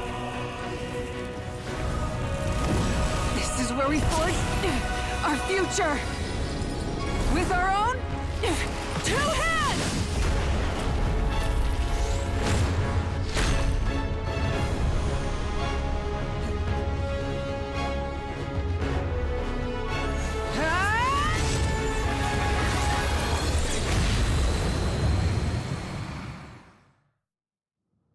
Even after one of my attacks, the flames of hope still burn within you. But with fear comes darkness, and with darkness comes dominion. In darkness the world was born, and so it shall return. Full throttle!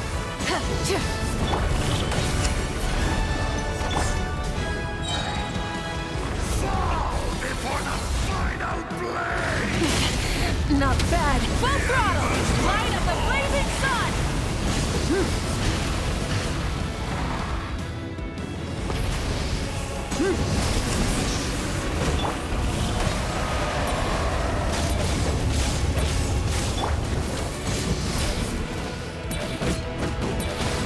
Pyroclastic surge!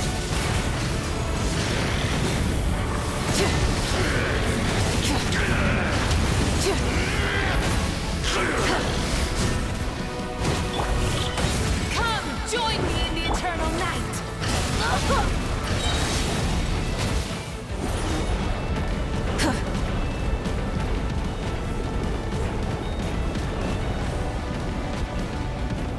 I can release you from your suffering!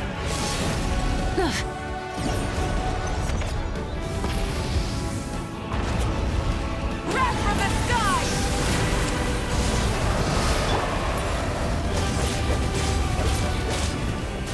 Try and stop me! Become the servant of the earth. Kneel before me.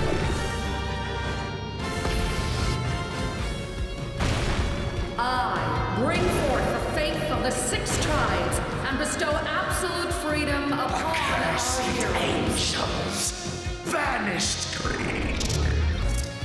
You should have long since been. We need to purify the totem poles.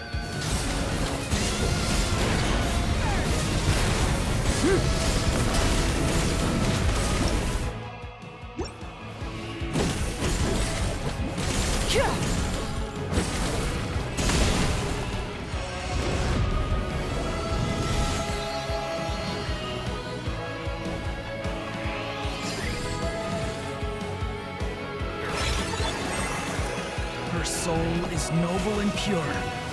Hero is just her starting point.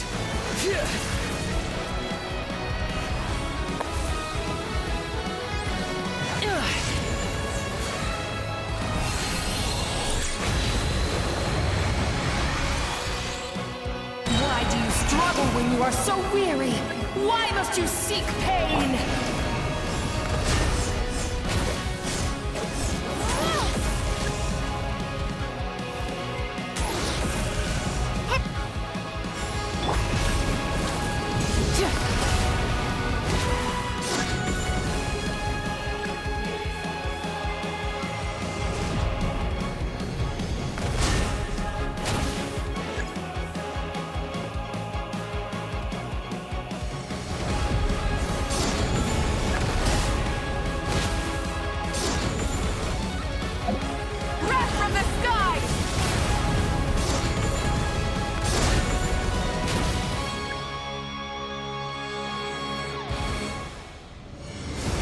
No one fights alone!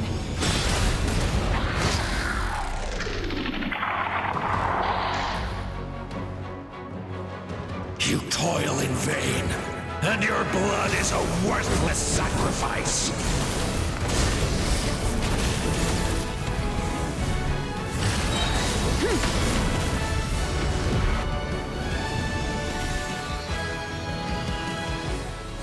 I wish to soar with her and see the world beyond the sky.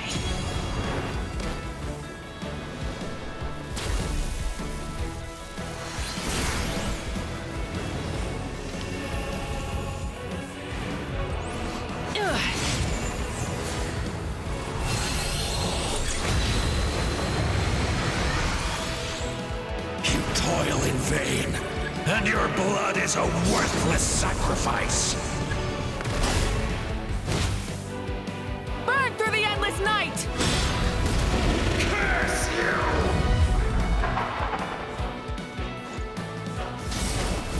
Enough, you foolish pests!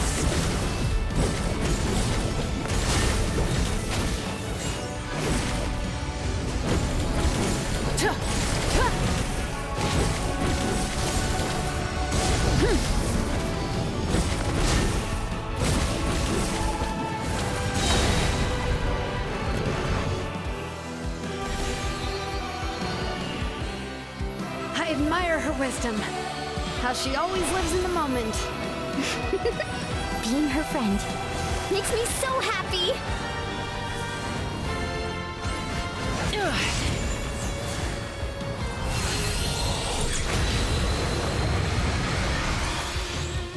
Enough, you foolish pests! We will take back Natlan's future!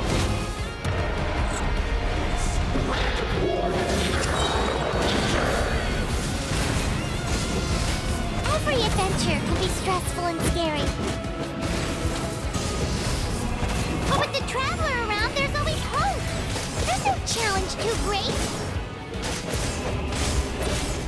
As long as we're together, we can do anything. We will never, ever, ever stop moving forward.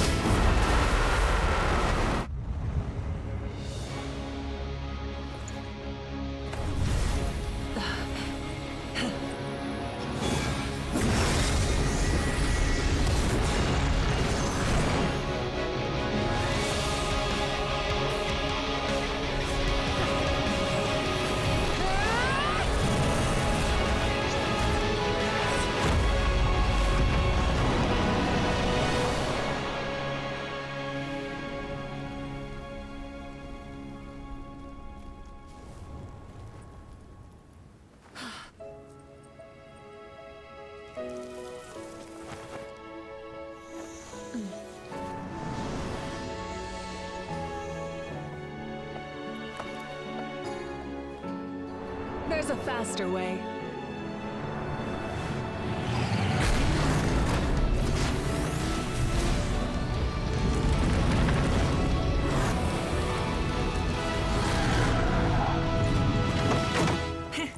Hop on!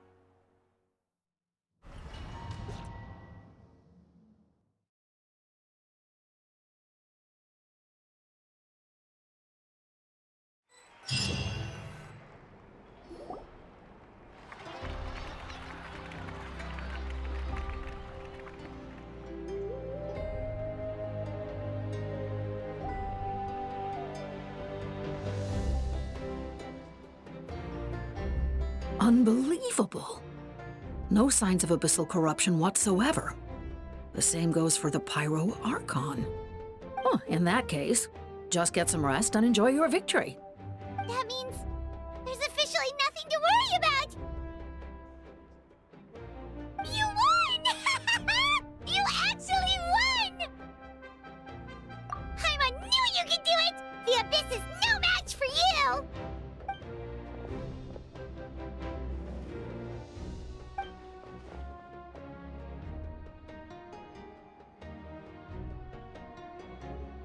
Welcome back, great hero. I can't wait to tell your story to everyone. We should record it on a woven scroll, too. That way your story will be preserved in my tribe for generations to come. I'm sure the grannies and gramps back home are already on it. Amazing job, Traveler. Becoming the first Outlander with an ancient name definitely makes you a legend. The Lord of the Night was right to place her trust in you. She chose the perfect name. The most important thing is that you made it back safe. Now I don't have to worry about the rescue plan. You came up with a rescue plan? Well, the Traveler already saved me once, so yeah. If things got risky down there, I was gonna charge in and rescue her.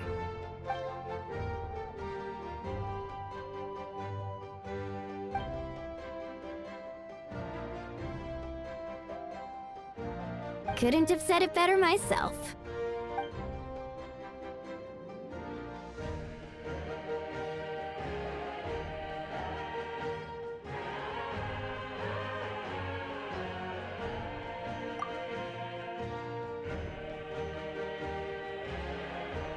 Wait, really?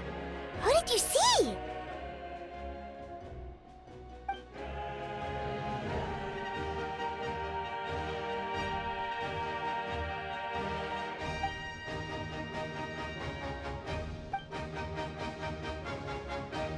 So, you heard everything we said? Those messages became part of your name during the forging process. I just didn't expect them to come in handy at such a crucial moment. Hey, what's embarrassing about that? I'll say it again right now.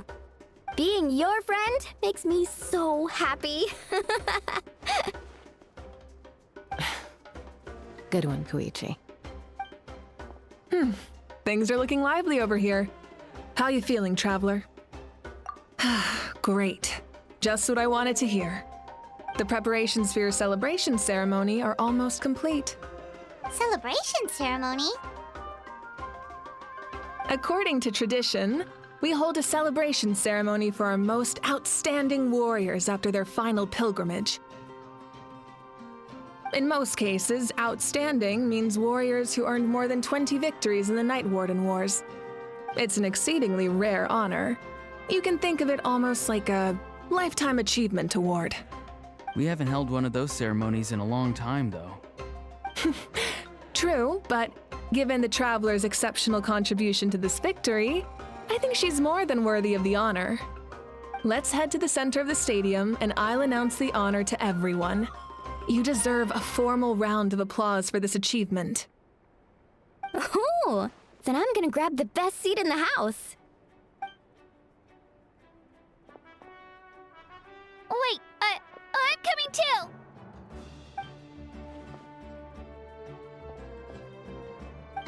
Slow down, there's no rush. Moika, if this ceremony is to celebrate defeating the Abyss, don't you deserve the same honor? What's the point of holding a victory feast for yourself? Besides, I'm already the Pyro Archon. That's enough honor for a lifetime. Let's go. Everyone's waiting for us.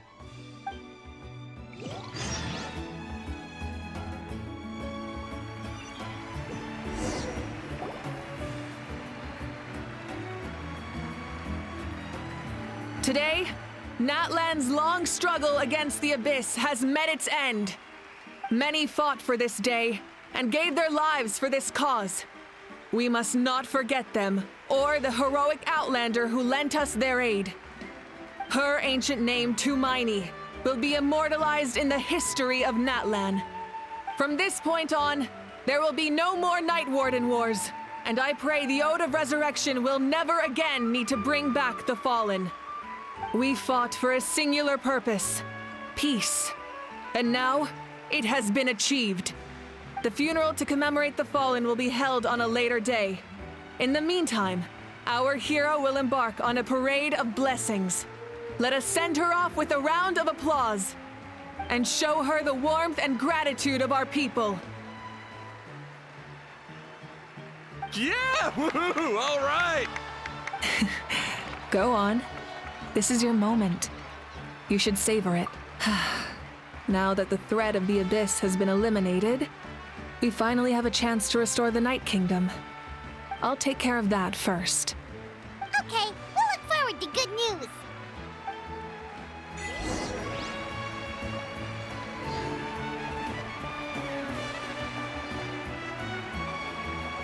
Just a moment, great hero. Before you set out on the parade of blessings, please accept these feathered accessories. We bestow these gifts to every hero who receives this honor. They are proof of your bravery and strength, and mark you as a role model for all in Natlan. Thank you for everything. Thank you for saving us from the Abyss. Now, the person who has the honor of adorning you with these gifts is none other than one of Natlan's most outstanding warriors, Chaska.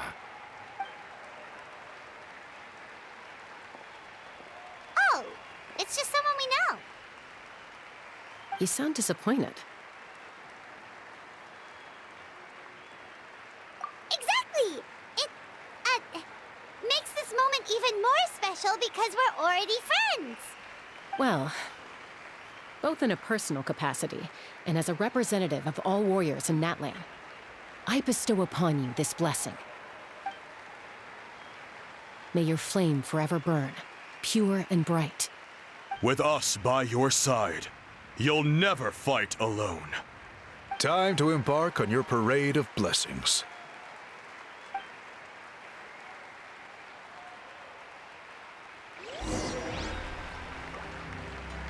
Hey, hero! We're here to guide the way. Great hero! Could you look this way for a sec?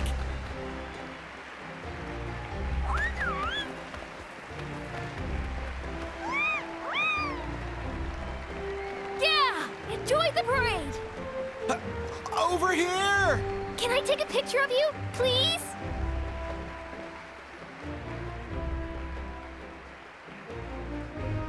Great hero! Could I have a moment of your time? A lot of people here really look up. You don't mind indulging them for a little bit, do you? Wow, look at all the people. They must have been waiting here for a long time. That doesn't sound like too much to ask, right, Traveler? That's right. The photo booth is this way, and the autograph area is over there. The parade of blessings will continue in that direction. So head to the next area whenever you're ready. We'll be cheering for you. Over here! Over...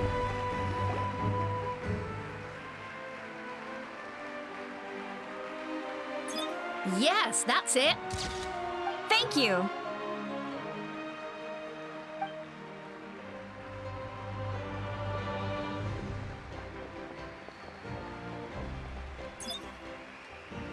Oh, that pose is perfect.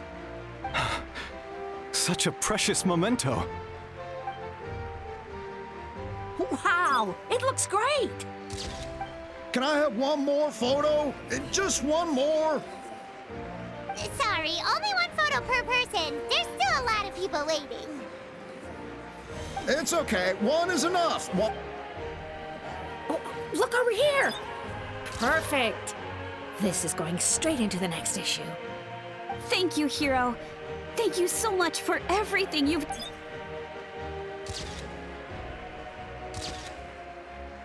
All right, that's all the film. No more pictures, everyone. Huh? We can't keep our great hero here forever. Thank you for your participation and your understanding, everyone. Wow, everyone's so enthusiastic. She can make a small fortune by selling photos of you to people in Natland. All right. It was just a joke. There's a bunch of people waiting for you here, too! Woohoo! It's the great hero! Quick, get ready. Line up, everyone. Single file, please. The hero will begin signing autographs.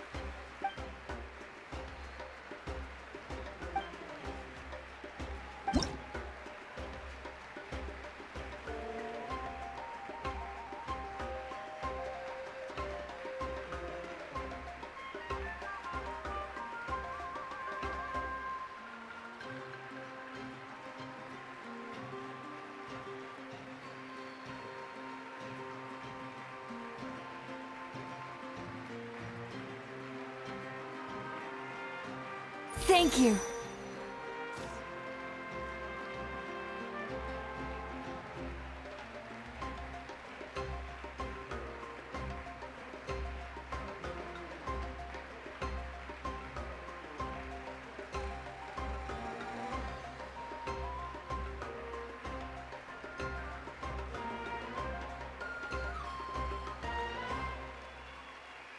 I'll treasure this for the rest of my life.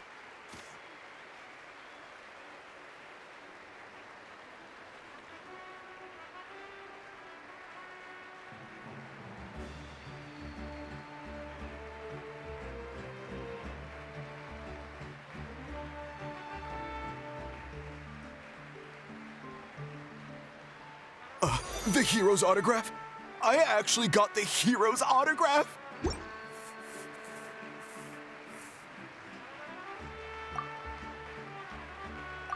All right, last one. The great hero has a parade to finish. Thank you for taking the time to sign those autographs. We really appreciate it.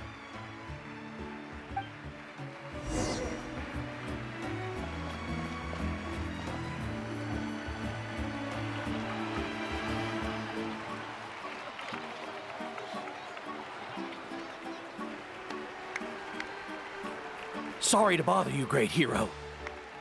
I'm a messenger from the Scions of the Canopy. I know everyone's been curious about the hidden message behind Tumaini. Every ancient name has a story behind it and comes with a certain mantra. Usually, the Wayab reveal those mantras to our chiefs in a dream, but yours is still unknown to us. Oh, you mean like the lines the 6 heroes recited when they appeared? But, where do they come from? Is it something you have to decide, Traveler?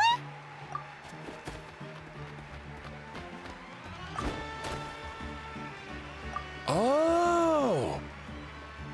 That was beautiful! That's the final element of your ancient name, right?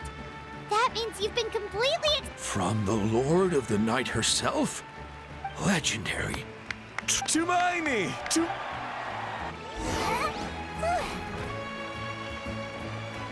Wow, you're here! Look, they're dancing! Huh? It's the great hero! Please, come dance with us! Whoa! What do you think, Traveler? Should we join them? Alright, hi, Renzo!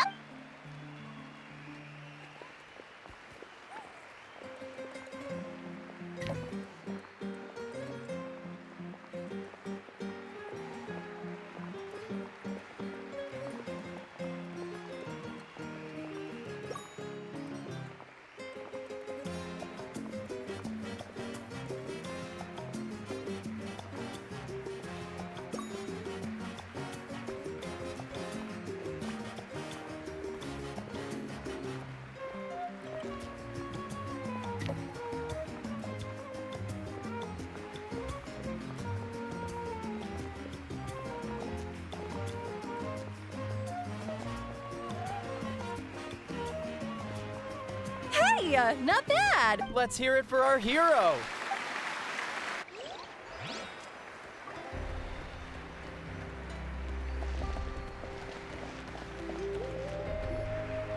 We now arrive at the end of the Parade of Blessings. Let us offer the Traveler our blessings one more time and give her a resounding round of applause.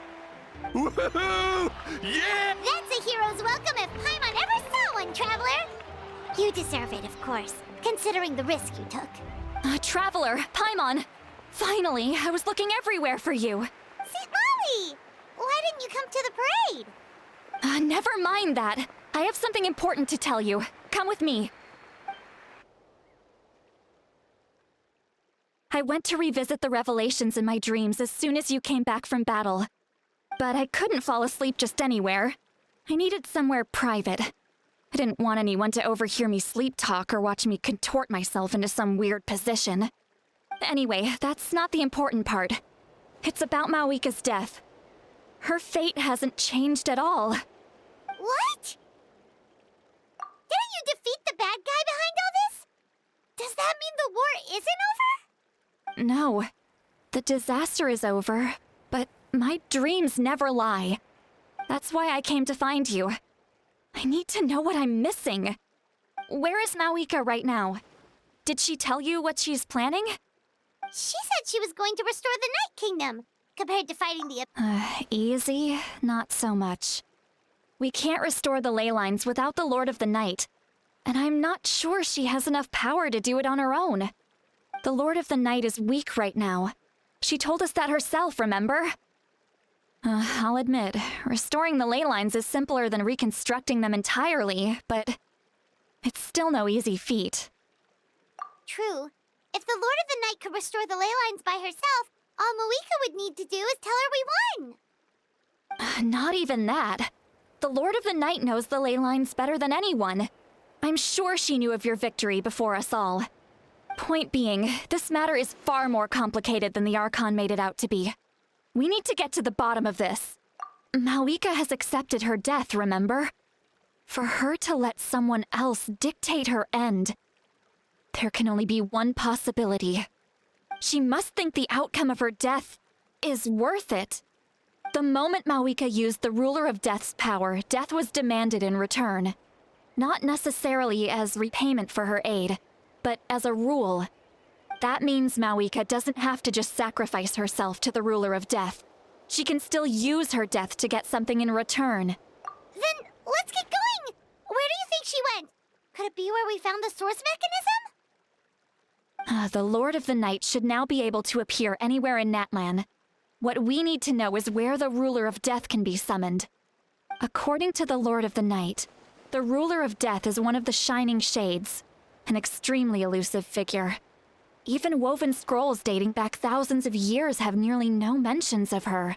Right! Xbalanque created the rules of Natlan by borrowing power from the Ruler of Death. That means he's met her before! Wait, do you think Xbalanque could have met the Ruler of Death in Cinder City? The one they call... Ochkanatlan? It's very likely. After all, Ochkanatlan was built on the site of a previous dragon city. It's known as the first city of the Pyro Archon. Alright, then let's head over right away! It's not easy to get there, so follow me. I'll take you.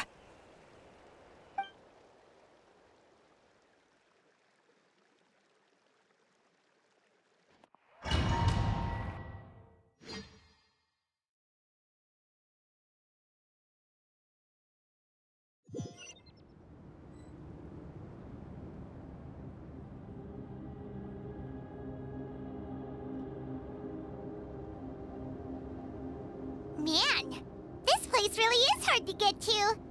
And, Paimon wasn't the only one who saw that weird thing up there, right?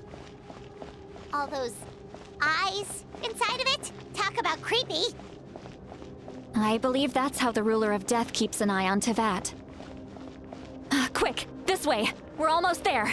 Look, it's Mawika!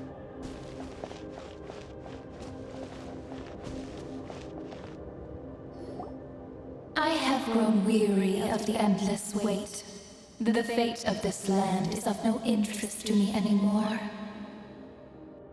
However, you humans managed to meet the expectations of the heavenly principles. For that result, you deserve praise. Moika, as the price for using my power, I shall now bear witness to your death. And with you, the war that your nation has waged for more than 1,000 years shall meet its end. Mawika! You got here sooner than I expected. What are you doing? Closing the final chapter on the plan that has consumed Natland for 500... No. For the entirety of our history. We've eradicated the Abyss from Natlan, but its power remains in worlds beyond Tevat. Tremendous and unyielding. Only by completely restoring the Night Kingdom can we defend against its corrosion in the long run. But the architect of the Night Kingdom is near her end. She lacks the power for such a task. And worse still, if her life force is depleted, the rules of Natlan disappear along with her. We have no need for the Ode of Resurrection right now, but it remains Natlan's strongest defense should the Abyss return one day. So, you're planning to... Yes. My plan is to once again place my life within the sacred flame. 500 years ago, I gave my life for the chance to be reborn in this era. A chance to see all my plans to completion. And now, to sustain the Lord of the Night, I will give my life once more. I respect your decision, Mawika. But this method requires an immense sacrifice. The flames of your life force are exceedingly strong. But a life sustained by fire is one destined to die out one day. What will you do then? I've thought about that. With the Abyss out of the picture for now, the Sacred Flame's power will be consumed at a much slower rate. My life force should be able to sustain it for another 200 or 300 years. Future Pyro Archons will continue to seek new sources of fire. As long as Natlan's legacy endures, the Night Kingdom will survive, impervious to the Abyss. Once again, you place hope in the hands of the future. But the pilgrimage can replenish the power of the sacred flame. We can give it that meaning. Why shoulder this burden by yourself? Because I want the pilgrimage to change. The pilgrimage was an essential part of our struggle against the Abyss. A grand competition full of promise and glory. But it also chained our people to an inescapable destiny. Fear and anxiety have been our constant companions. We knew what the consequences would be if we laid down our arms. Morality left us with no other choice. And so, Natlan became the nation of war. This is where Xbalanque defeated the dragons and granted our people the liberation of their flesh. And now, in the same place, I have the chance to grant them the liberation of their spirit. There will be no war, only competition. One fueled by our dreams for the future, rather than a desperate struggle for survival. A new future deserves a new meaning. A chance to take a definitive step forward. Very noble indeed. But what does any of this have to do with you? You speak of duty, but not yourself. In my eyes, Mawika, you are not inherently special. A child of Natlan among countless others. Yes, the situation is urgent, and the ley lines must be restored right away. But it is too heavy a burden for you to shoulder alone. That is where we differ, Lord of the Night. You see all humans as the same, but I understand what it means to be a leader. A leader is swift and decisive in the face of reality. Someone capable of making the right choice even when there are no good options on the table. Sacrificing the remainder of my life to help Natlan overcome this crisis. That is the right choice. After all, leadership is built on the trust of ordinary people. Without them, there is no Archon. The people look to their leader to make the world a better place and stand up for them when it counts. For that reason, I must see my duty through to the very end. But what about you, Malika? You still haven't talked about what you want. Is it that unimportant to you? It's not important, Citlali. There is nothing more important than protecting the future we built together.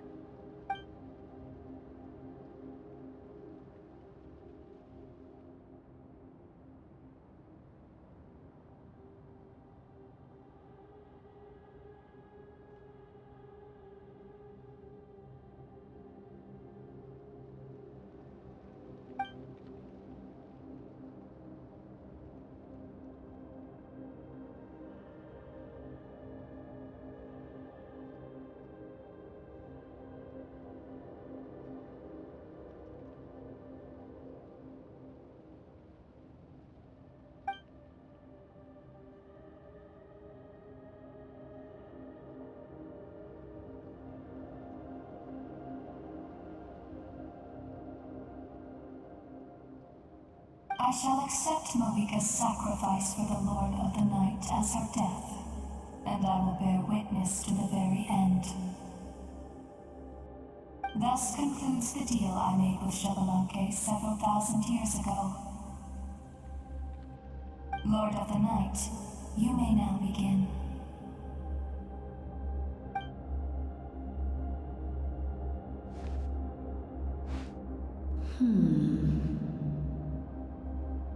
What are you waiting for? There is another who wishes to take part in the ceremony. And I cannot disregard their intentions. I must wait for them to arrive. Another? I was to bear witness to a death, and now the situation is increasingly tenuous. If the life of this second individual fails to meet my requirements, I fear I may lose my patience. Rest assured, his life will hold equal value. I am the helper of humanity, and I must always place their demands first, no matter who the human may be. Cumbersome. But there is nothing to be done. Such is the duty of an angel. Wait, this feeling. We made it.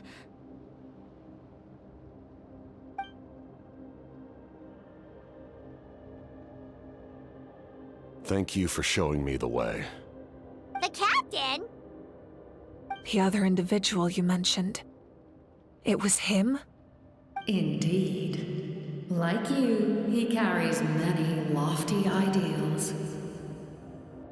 Malika, I understand how you feel. And if I were an ordinary mortal, I would have no reason to stop you. But like you, I've been waiting for this day for too long, and I can offer a better solution. You created this new future, and you deserve to guide its direction. Your life should not end here. But death is the end I have been trying to reach all along. I have come this far to use my death to open the gates of the ley lines to my people. Your people?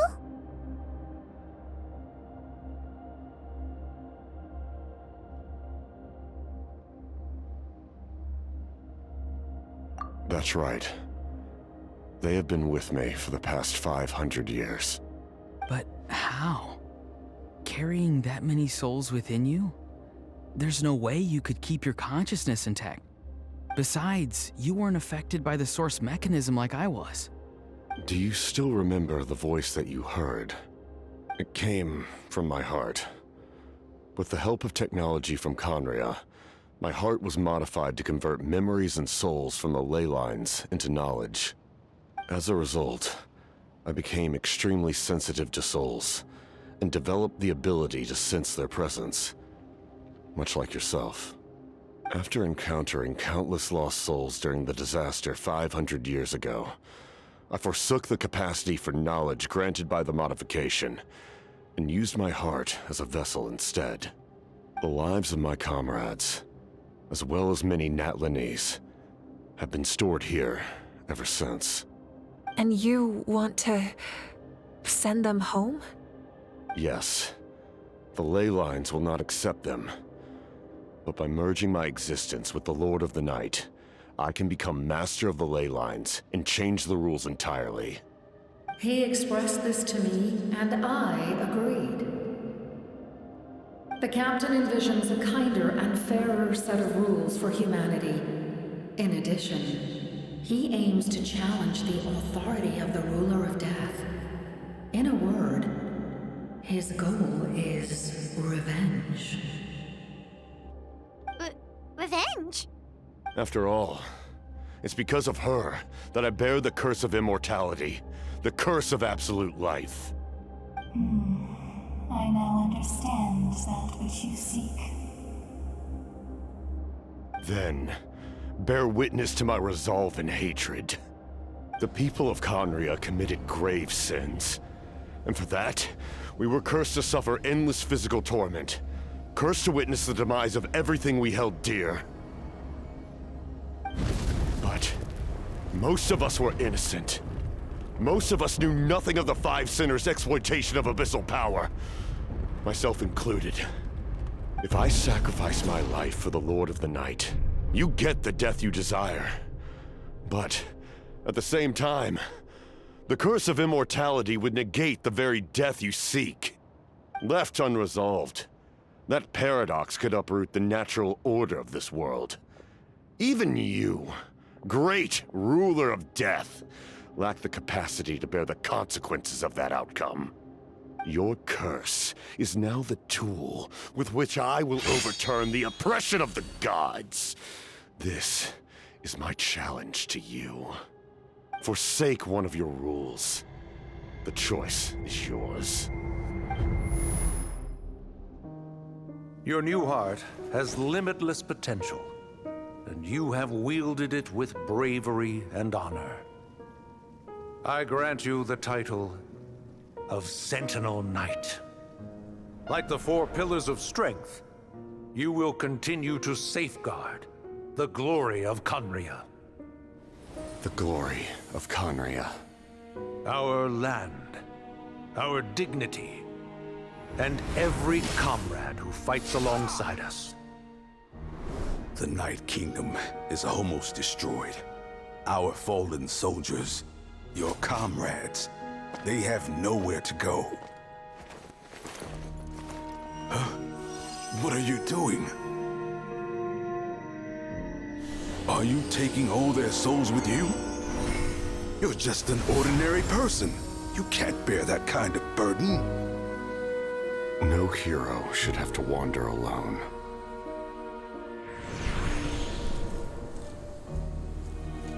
The curse of immortality. Using immortality to fight death. Using my rules against me. Make your choice. Reject your rules. Or allow me to trigger the paradox. The curse of immortality must stand. Use it to fulfill your final wish.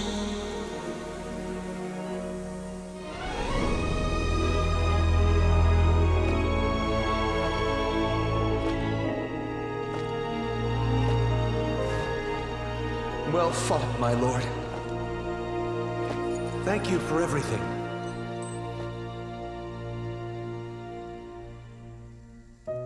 This time, let's go together. Yes. Let's go together.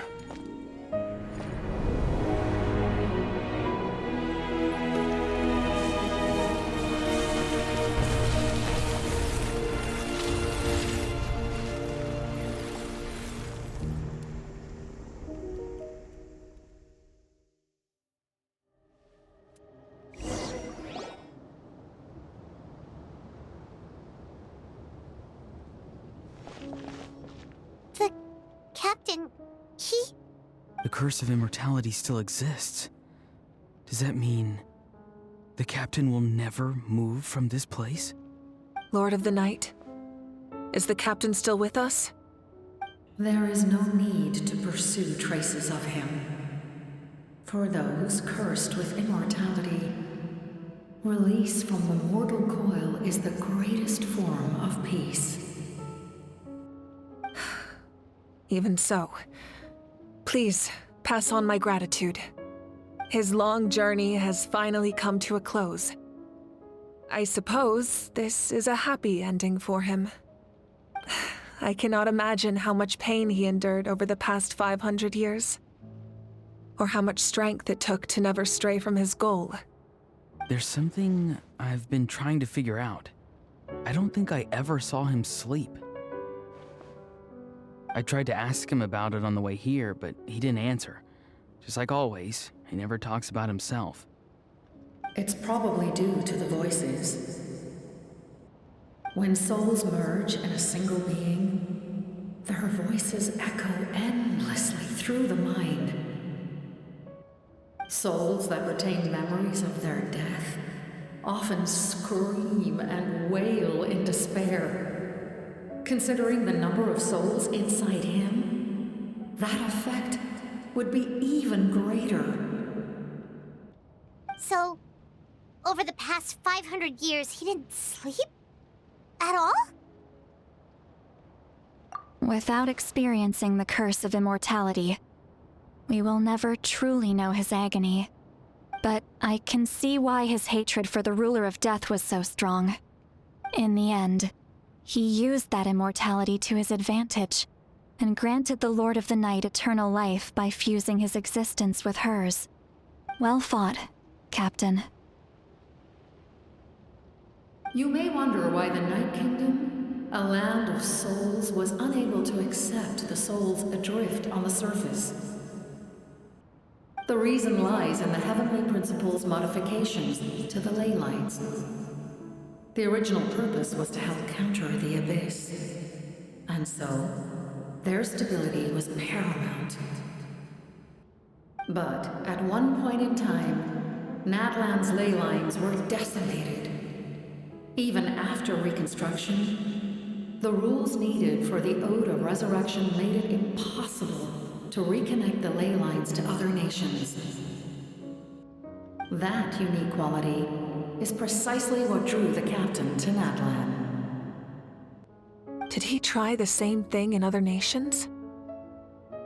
Yes, but all those attempts ended in failure. He fought to save Natlan not only to defeat the Abyss, but because this is the only land where the souls within him could find salvation. We met not long ago to talk about that very possibility, and I confirmed the feasibility of his plan. I, too, recognize the need to change the rules of the ley lines.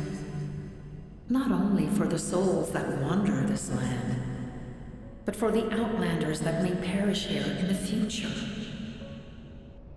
In the eyes of the Heavenly Principles, that kind of change is extremely risky, if not impermissible. But, as an angel, I have a duty to serve humanity. Such is my mandate. Thank you for everything. Seedlolly, when I gave you the Pilgrim's Chronicle, I said something rather pessimistic to you. Do you remember? How many years of life are enough? 10? 100? I thought it made no difference. But now, I have the chance to live forever. I am immensely grateful to humanity for this gift, and I am deeply sorry I thought so little of it in the past. You don't need to thank us. You bear a heavy responsibility. Heavy? No. That responsibility is the purpose of my existence. Farewell, humans. creators of miracles. A new era awaits you. Looks like she returned to the Night Kingdom. So, this was the captain's goal all along. He fought to the end for all those souls and challenged the rules of the world in the process. He was an outstanding warrior. He took on a burden that was meant for me and even brought about a better outcome. It would seem I lost this duel. He was right. Natlan needs a leader to guide its future. If not a successor, then that responsibility will continue to be mine to bear. But for now, let us pay our final respects to this fallen hero.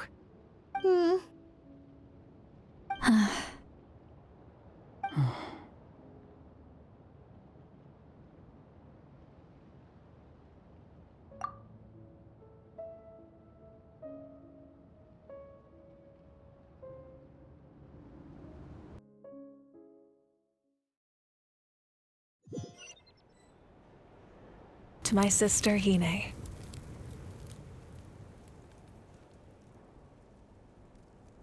I know all that remains in the Night Kingdom is your memory, but I still wanted to write a short letter to tell you about the situation after the war. After countless partings and farewells, Natlan has finally entered an era of peace. The pilgrimage is still a popular tournament, but now its only purpose is to showcase the thrill of competition, rather than select warriors for war. Our cultural legacy is not rooted in our suffering. In this era of peace, Natlan's fire will burn brighter than ever. With the restoration of the Night Kingdom, our people are now free to leave our borders, and many have set their sights on the wonders of Tibet. I'm sure many exciting and eye-opening adventures await them. And although our battle scars will fade, the stories of our heroes will never be forgotten. When a new you returns to this land one day, I know you'll recognize the significance of this war and all we lost. The land we love has not been destroyed, but grows stronger by the day. I will forever be grateful that I got to see you again. And when the flames deliver this letter to you, I hope you know how much I miss you. I actually got the chance to finish this painting. And not a moment too soon. It's time to bid farewell to all the fallen.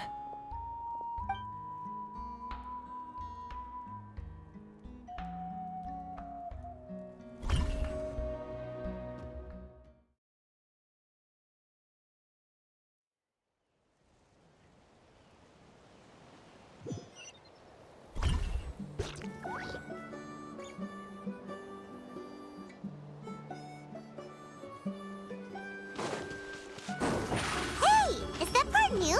Paimon's never seen it before.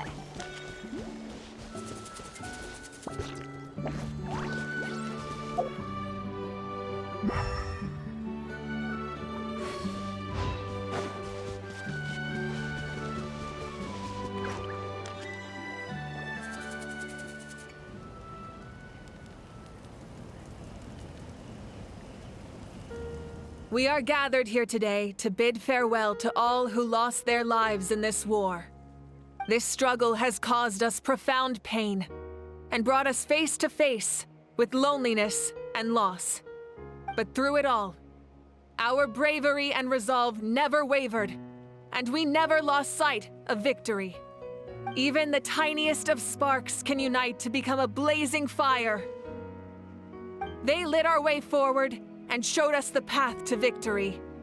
When our homeland is revived and life blooms again, they will return to us with the first rain of spring. It is just as our poem describes. We are the inheritors of memory and legend. Those who grew alongside sun and wind. Those who forged our own destiny and future. That is Natlan's fire, the lifeblood of our nation. The Fallen are never truly lost to us. We will be reunited one day. And as we create new legends and write new poems in honor of our beloved homeland, they will always be with us. Their deeds immortalized in our memory, and their names immortalized in stone. This epic will be remembered in the actions of every valiant warrior and brave Saurian, all equally important and indispensable. I would also like to take the time to recognize a Fatui Harbinger, who sacrificed his life for our cause. He was a warrior from Conria, who helped defend our nation 500 years ago. A man who used his own heart as refuge for the souls of the fallen. For the chance to offer them a final resting place, he chose to fight with us once again. In the end, he fulfilled his wish and returned the souls to the ley lines.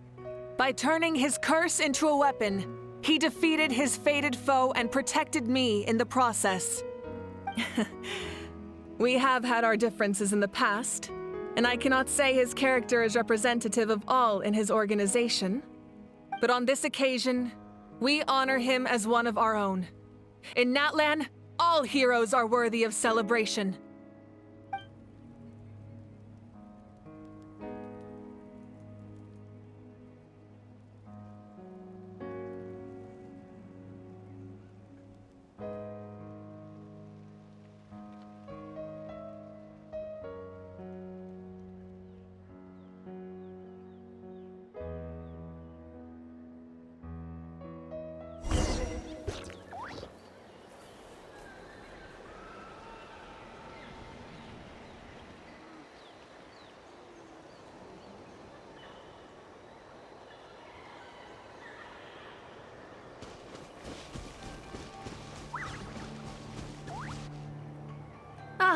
Our hero's here.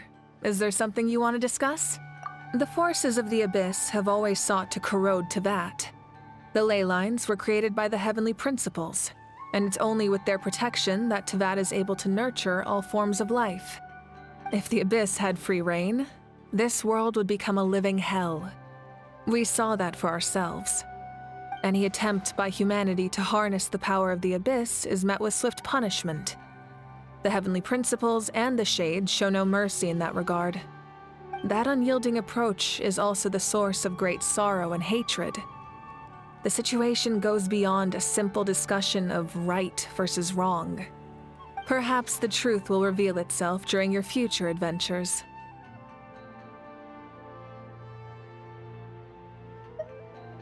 Oh, isn't it obvious? The Ode of Resurrection didn't take effect at all. Your own strength is what allowed you to keep fighting, as well as the moral support from everyone in Natlan. Still, moral support is also an important, if underappreciated, effect of the Ode of Resurrection.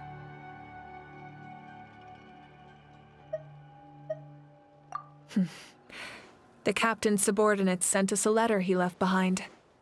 After our duel at the stadium, he asked the Tsaritsa to remove him from the responsibility of obtaining the Gnosis, and his request was granted. The captain respected the outcome of that match, and refused to violate his principles. But, since this is the final Gnosis, I doubt that Tsaritsa will let the situation stand. Perhaps a replacement Harbinger will be sent here soon. I'll make sure to be prepared.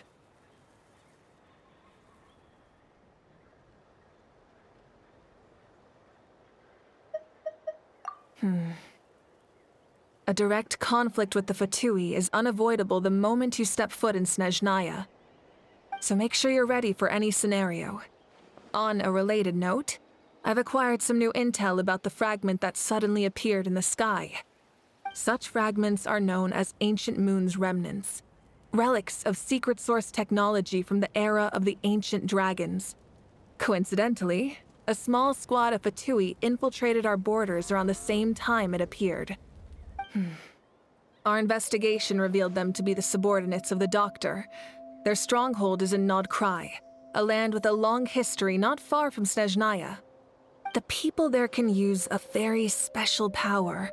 It's said that this mysterious power predates even the 7 elements of Teyvat. Ancient Moon's remnants, the Doctor, a mysterious power. The project that connects all three must be ambitious indeed.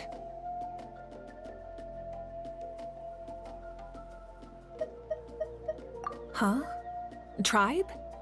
Oh, you're thinking along the lines of how the names of the 6 heroes were inherited.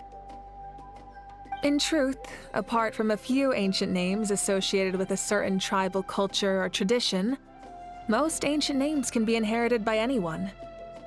Your name likely falls under that category. The Wyab will select someone who shares your character and name them as your successor. Of course, that won't happen for a very long time.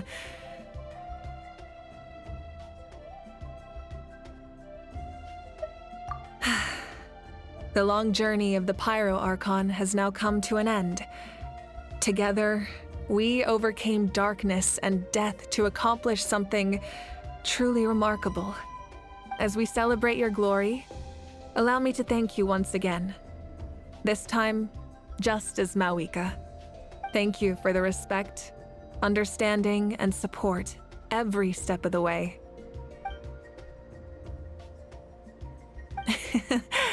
An honor we share. You can keep chatting with your friends nearby. I think I'll stay here for now and watch over them.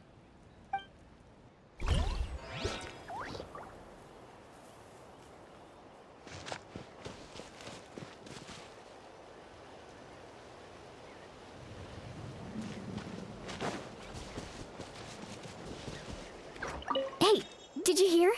As long as we get permission from our chief, we can leave Natlan as much as we want. Yeah, it's because the ley lines have been restored, right? And the Lord of the Night is a lot stronger now. That means we can finally see the outside world for ourselves. I heard that Fontaine has a huge ocean. That is totally my vibe. I can't wait to go see it. I want to go to Liyue. The mountains are supposed to be super tall. Sounds like the makings of a great vacation. Let's start planning. But first, we all promised we would go to the hot springs together. Then we'll be hot springs buddies for life.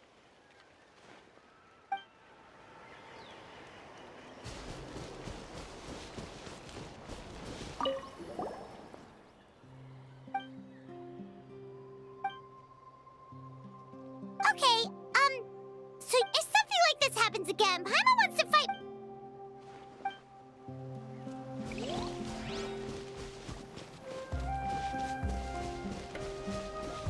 My teacher once said the weight of fate is decided by the one who has to bear it. You helped Natlan overcome a cruel fate. From now on, we will always be there to help you. Now, we just need to see where your fate, no, our fate, leads us.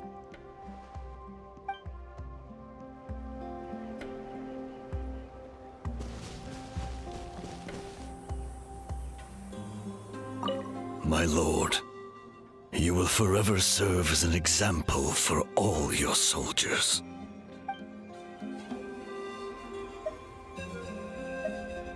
When Guthred's soul possessed my body, all I saw was a dark abyss. The captain carried countless souls within him. It must have taken so much strength to live like that for hundreds of years. For us, his death is something sad, but for him, maybe it finally allowed him to be at peace.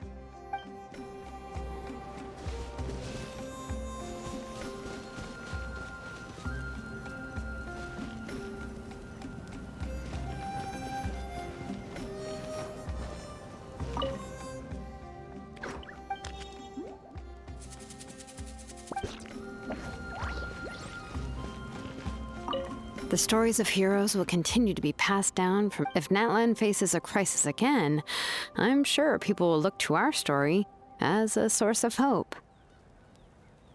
We've earned our place in history. That's pretty surreal, don't you think?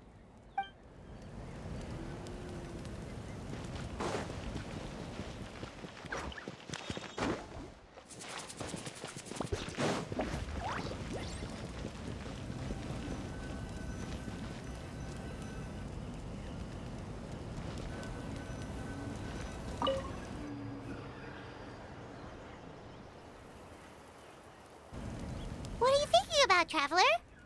Oh, the battle, right? Even though we won in the end, it cost a lot to get to this point, huh?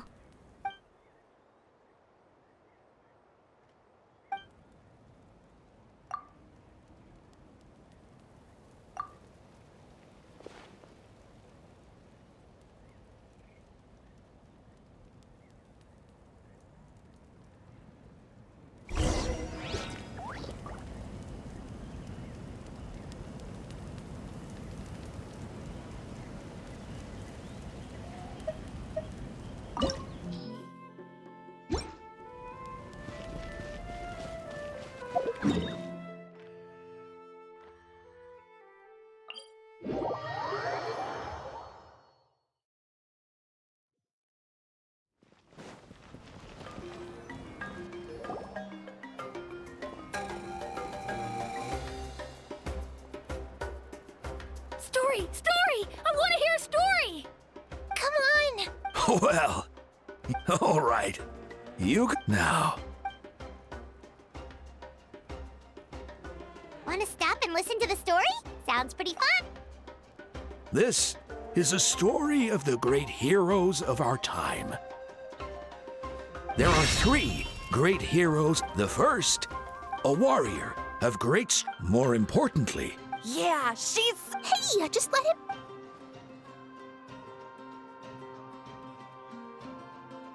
The man telling the story keeps looking this way, Traveler. Paimon thinks he recognized... The second hero is also an outland many years ago. He forged a connection with this land and used his goal. The third hero is none other, not only with the support of 6 heroes from 500 years ago, she united Natlan against a dangerous foe. Now,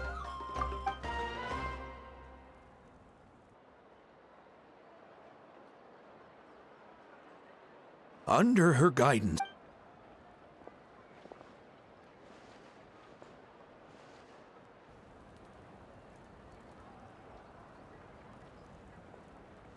suddenly, the sky turned dark.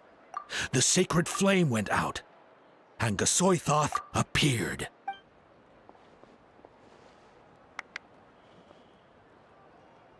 Everyone gathered to Myone in the big until only then. Anyway, the Traveler and our Archon, Mawika, created a bridge between them. Wow! Is there more? I loved it! Yeah, and... Hey, it's supposed to be might? No, it's my... No, it's my... So, no one wants to be the Pyro Archon anymore? Sounds fun. What do you say, Traveler? Wanna let Paimon be Hermione for the day? Alrighty then. Let's go, Paimon. A new adventure awaits.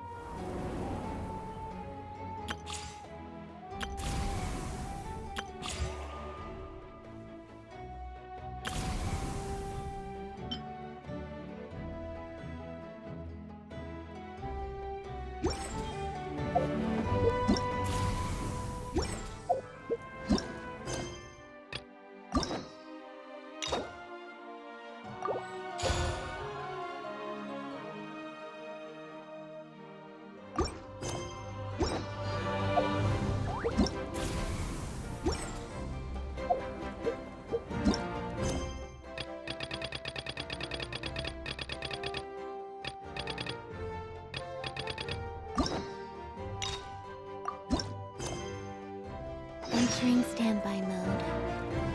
I hope nobody disturbs me. Step on up!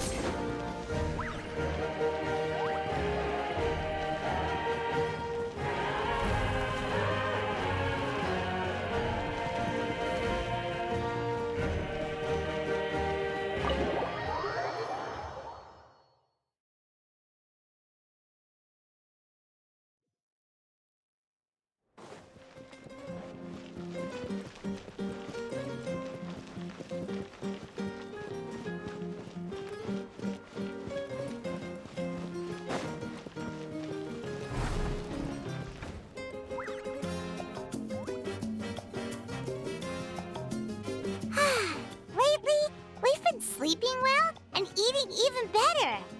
Now this is the life. Exactly! Look, Paimon's tummy is so stuffed.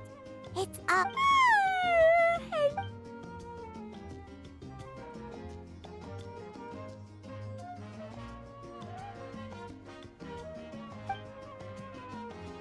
We've got trouble.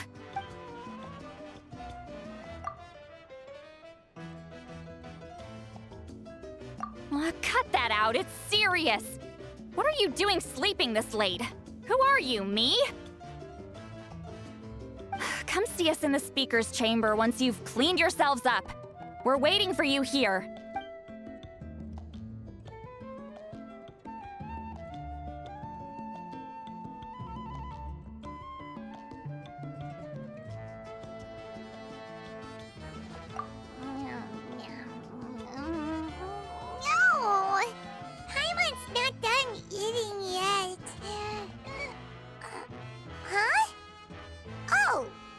Good morning.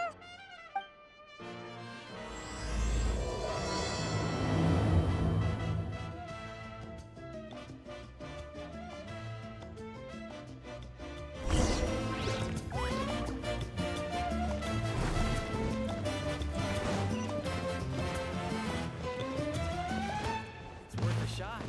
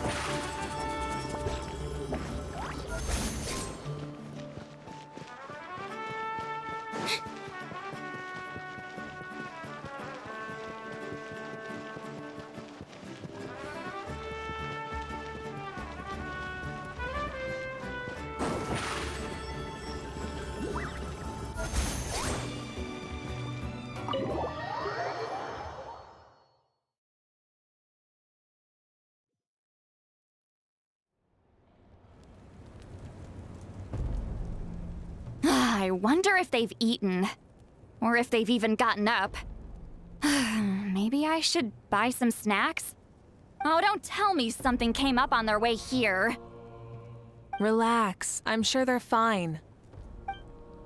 Ah, there they are. See? Just like I said. Moika, see Lolly! We came running as soon as we got your message. Thank you for coming all this way. Here, have some water and catch your breath first. Well, you could certainly say that. I'll let Seat Lolly explain. Strictly speaking, I'm just passing on something I heard as well. Basically, the Wyab passed a truly shocking piece of news to me through the smoke last night. You're aware that Mawika's not the first Pyro Archon, yes?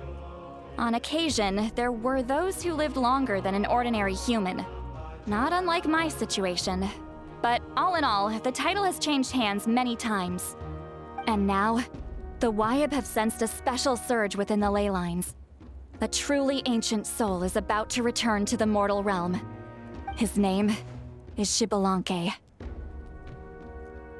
Xbalanque? But isn't he the very, very first Yes, that's him. The first Pyro Archon. According to legend, he was the greatest of heroes and leaders, and the one who made a deal with the ruler of death, thereby creating the rules that saved Natlan's ley lines. Hasn't he been dead, like, a really long time? How can he be resurrected? Even in Natlan, it's impossible for someone as ancient as him to ever return. Still, nothing's off the table when Xbalanque is concerned. Hence why this really is something major. Let me be clear about this. I did not mishear, nor is the Wyab mistaken. We would never jest about something like this. Don't worry. Both the Traveler and I have complete faith in your abilities. Whose interpretation of the Wyab's will could we trust if not yours? Yeah, that's the one thing I'll never be modest about. But the fact I'm not wrong about this only further begs the question. Just why is Lord Xbalanque suddenly about to be resurrected now? As you can see, Citlali's even more concerned about this than I am. Still, it's understandable. Waiting to find out the whole truth must be torture for a great shaman who can only peep at the outcomes without knowing the causes. Mawika, I hope you'll approach this with a measure of caution. Depending on how things go, everything could change or nothing at all. Well, I think you know what I mean. I do. Xbalanque's arrival will shake our nation. After all, we still don't know if he's satisfied with the outcome of this war. Wait, do you think he'll come and find you? Huh! Well, you can't just up and say things like that. You scared me half to death. That's actually pretty likely. Think about it. People in the same line of work tend to have some similarities, right? Maybe all Pyro Archons share my disposition. I don't want to meet him. I haven't really mentally prepared myself yet for such a grand occasion. Anyway, my job was just to pass on the message and bring the Traveler over. Now that that's dealt with, you can discuss the pilgrimage. I'm done here. Wait! Where are you going, Citlali? Back to bed! You have no idea how much that scared me. I was up all night. Ugh, can barely keep my eyes open. Nighty-night.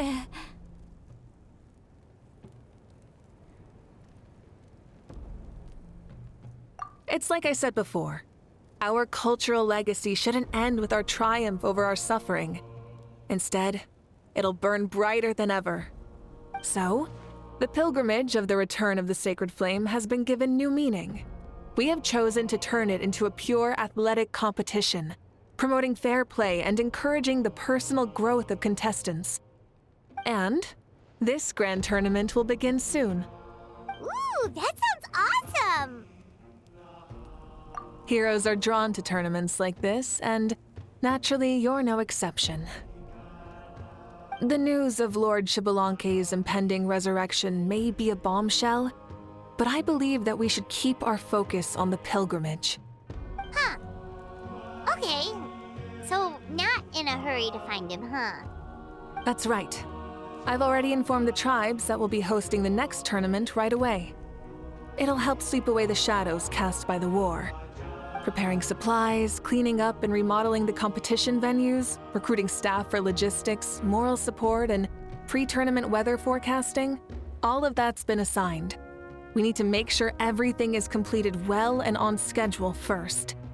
Traveler, Paimon, you are our cherished friends and a part of our nation. I'd like to invite you to serve as special supervisors for this event.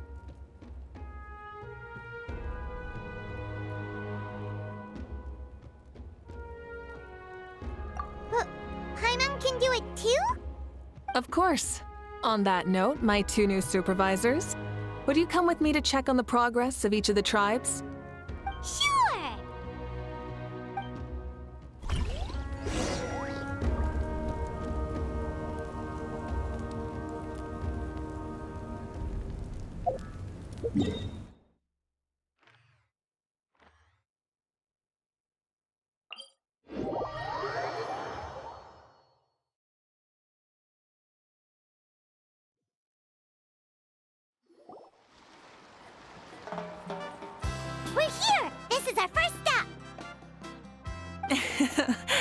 Looks like someone's in a good mood.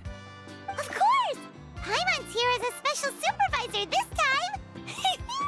It's only been a few days, but Paimon's back and cooler than ever!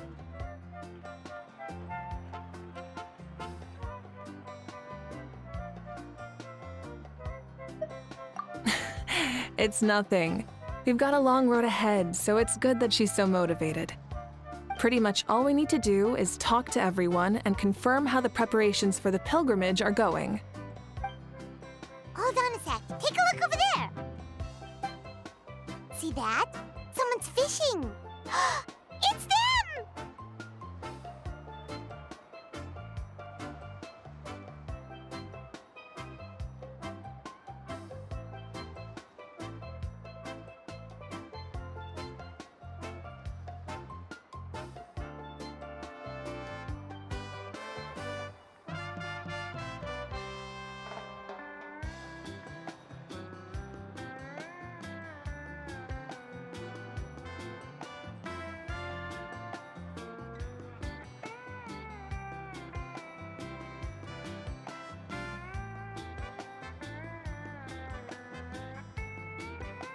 It's a quartet, you insolent ignoramuses! A quartet! How dare you treat the almighty Dragon Lord like a subhuman! If anything, I'm superhuman! Wait, no! Draconian! Why, hello there, Ahau. And you three. What are you up to? We're fishing, Archon. Mualani says if we're lucky, we might catch someone really special. Yeah, like that punk Shibalanke. He's such a pathetic little... Ah!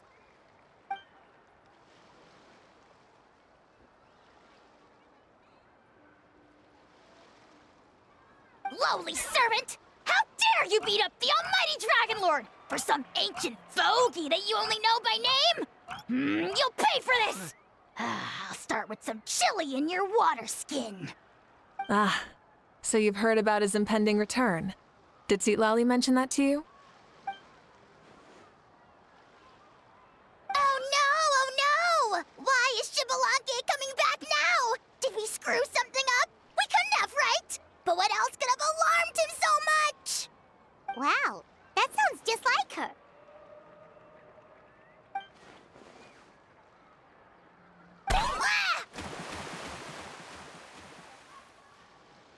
To be honest, it's been bothering me quite a lot. Under normal circumstances, it shouldn't be possible for us to meet Lord Shibalanke, right? So, does this mean something's wrong?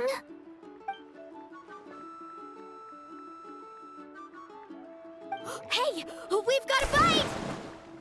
Help! Help! Something's pulling on me! It's what's going to save your life. Are you having leg cramps?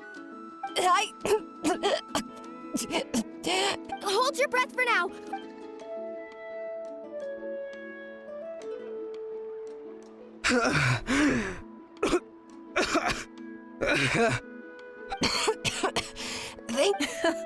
Well, would you look at that? You actually caught some people after all. Thanks for your help. Otherwise, that sudden bout of the two of us are in charge of transporting supplies. After safely delivering some of the equipment, medicine, and a few other things for the tournament. Didn't warm up before going into the water, did ya? Thank you. We'll never forget how you saved us. We know you're busy though, so... Well, you gotta give it to Mualani. When she wants something to happen, then it just happens. Then it won't be long before she reels in Shibalanke himself. Now that'll be a wonder of wonders. I was just thinking, what if he enjoyed swimming like the rest of us? It's easy enough for anyone who loves the water to end up here, so might as well give it a try. It'd be a great chance to say hi to him. I used some commemorative badges for the stadium as a special bait. He's never been to present-day Natland, so it'll all be new to him. I'm sure he'll be thrilled. And before you say anything, anything's possible. On the off chance this'll work, it's worth a try no matter how unlikely it is. Just like playing the lottery. Well, what about you then? Given your personality, isn't your continued presence a testament to the power of friendship too? Ha! She saw right through you, my foolish lackey. Silly, naive child. Now, witness the scorn of Kahula Hat! Ow!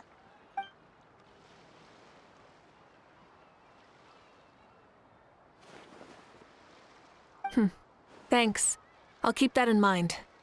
But for now, what I need to do is check on the status of the preparations for the upcoming pilgrimage.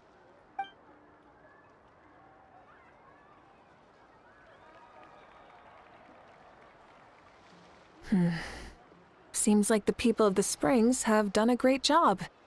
Yep, don't worry. We only came here to fish after finishing all of our work. We're all done, all three of us. Mm-hmm. Everyone at the Children of Echoes has been hard at work too. I only came here after finishing my tasks for today. It looked like everyone else was about finished too. Huh. Now that's efficiency. I trust you. Well, looks like we won't have to make the trip to your tribes then. Everyone, this iteration of the pilgrimage holds great importance to Natlan as it is now. We must pull together and work as one, creating the best atmosphere possible for all our participants. Uh-huh, sure. Don't know why you'd worry about this stuff. You're always so ready to pounce on and fight just about anything. Why, you even dare to disrespect the almighty Dragon Lord! Remind me again, has Ahau done anything besides talk?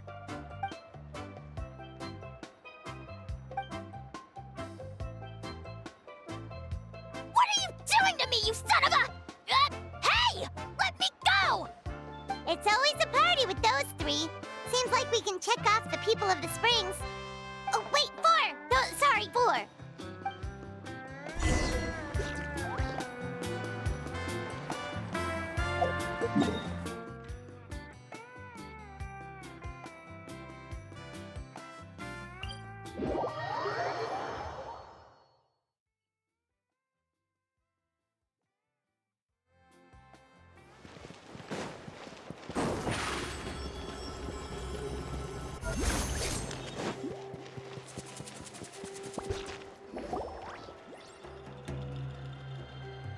Oh, there she is, right over there.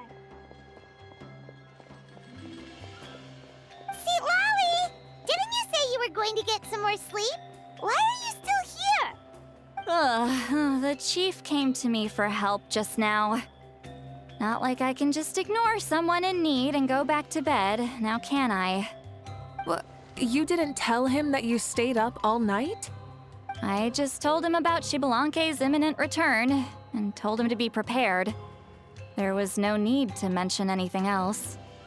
Right! You've still got a reputation to maintain, huh? Can't have people thinking Granny Eatsterly would lose sleep over something like this. Now you're making fun of me too, huh? So even children are ridiculing me now. This cannot stand. And you! Do you also think I'm just trying to keep up appearances? And you too! What about you, Mawika? No, of course not. Relax, Seatlolly. Xbalanque was no ordinary person. He loved this land as much as we do and managed to forge a miracle through the ruler of death. I don't think he'll give us too hard a time.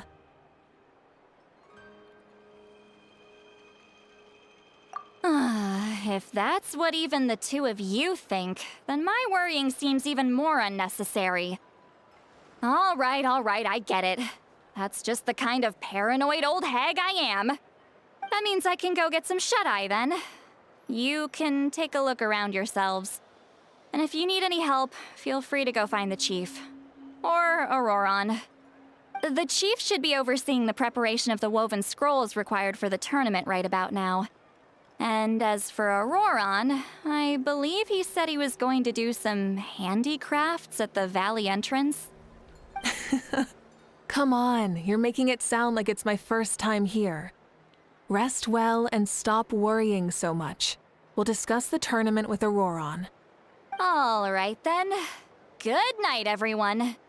And Don't go thinking that Granny Eastley doesn't like hanging out with you just because she's not around all the time.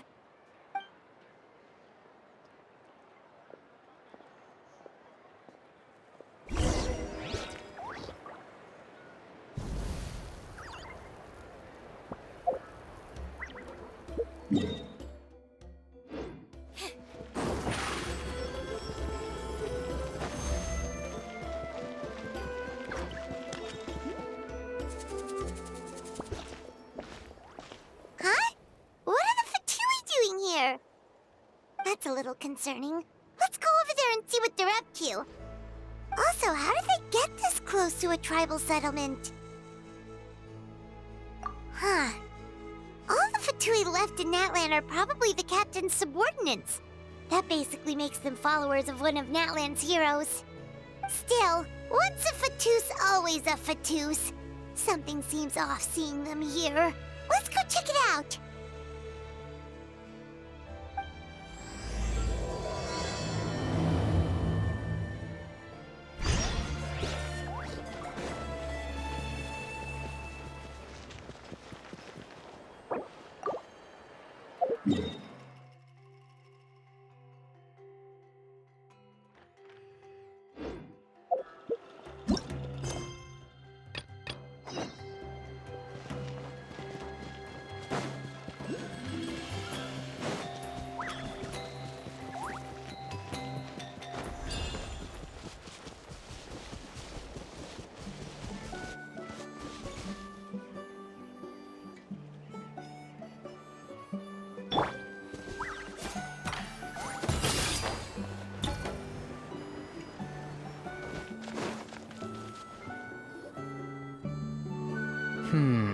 What if I put this piece of rope here?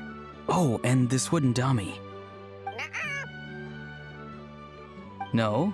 Then what about this? No way, bro. That voice. Sounds like Auroron's talking to someone. Let's go see what he's up to.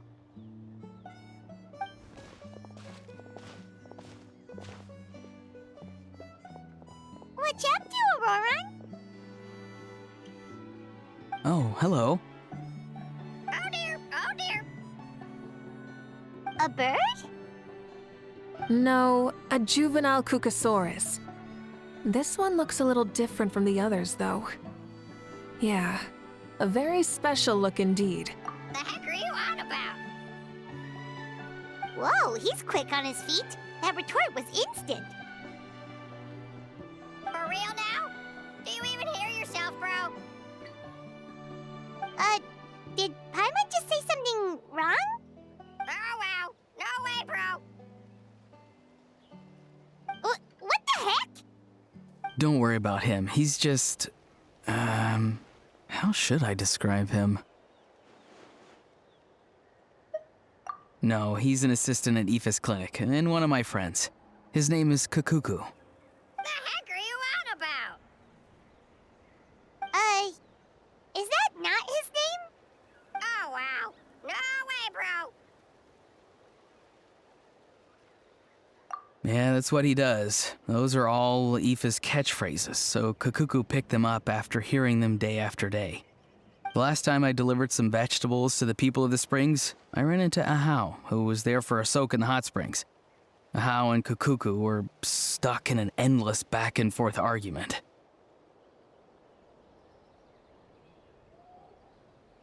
Eventually, Ahau got really agitated and just started immediately shouting, "No, you!" no matter what Kakuku said. How unbelievably childish. No less than I'd expect of a How. Even I have rarely witnessed things like that. They went on like that for an entire afternoon. Wait, how do you know that? Did you stay and listen to them the whole time? Yeah, I did. It was so dumb I couldn't look away.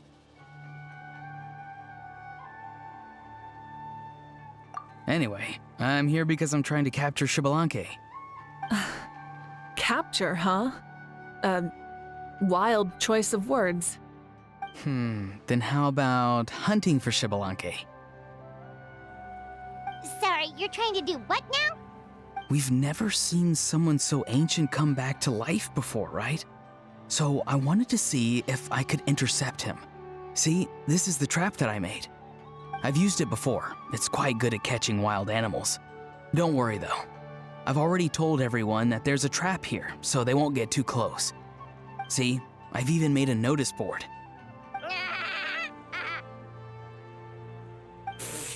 Good luck catching anyone with this. And what are you planning on doing with the poor guy when you catch him anyways? Stick him in a stew? No. I just want to see what he looks like, and then I'll probably invite him to our tribe as a guest. I'll admit, I didn't take you for the actively hospitable sort. Well, a chance like this doesn't come every day. I wanted to give it a try, so I also made these little handicrafts. He says that, yet all of these look like a hunter's lethal handiwork. I see. In that case, I wish you success. If you do manage to catch a wild Xbalanque, please, let me know. I'd love to come and watch the fun. Hey, not you too! If the real Xbalanque does show up, a trap like that won't hurt him. We all have faith in him. After all, he was the first Archon of this land. That's right. That's also why I stuffed several layers of cushions and hay in there. If he really triggers the trap, he can just sprawl out and take a nap. For real now? Do you even hear yourself, bro? Bro, stop! You're driving Paimon insane over here! Oh, wow. No way, bro. Well, if you got time for this, then you finished prepping for the tournament, right? You took the words right out of my mouth, Paimon. Ah, so that's it. Sorry, I didn't know that's what you wanted to ask about. We, Masters of the Nightwind, are broadly responsible for the woven scrolls and mental support. I have expertise in exactly neither of those, so I joined the logistics team. I provided some amazing supplies. The others even praised me for the quality of my produce and even asked me about how to grow such great— You've gotten quite good at dealing with people. Yes, I think I've rediscovered a bit of that feeling I had in my childhood. Seems like things here are going smoothly. In that case, we'll check on how things are going elsewhere. See you later, Auroron. Bye, Auroron! Good luck with the capturing Xbalanque. See you later. So he also knows how to say goodbye. See you later then, bros. Huh? All right. See you later, my bros.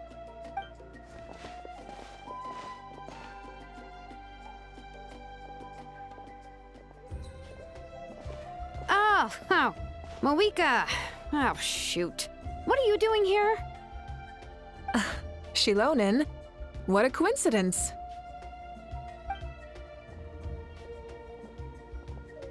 Oh, hey there, Shilonen. Did you come here for work?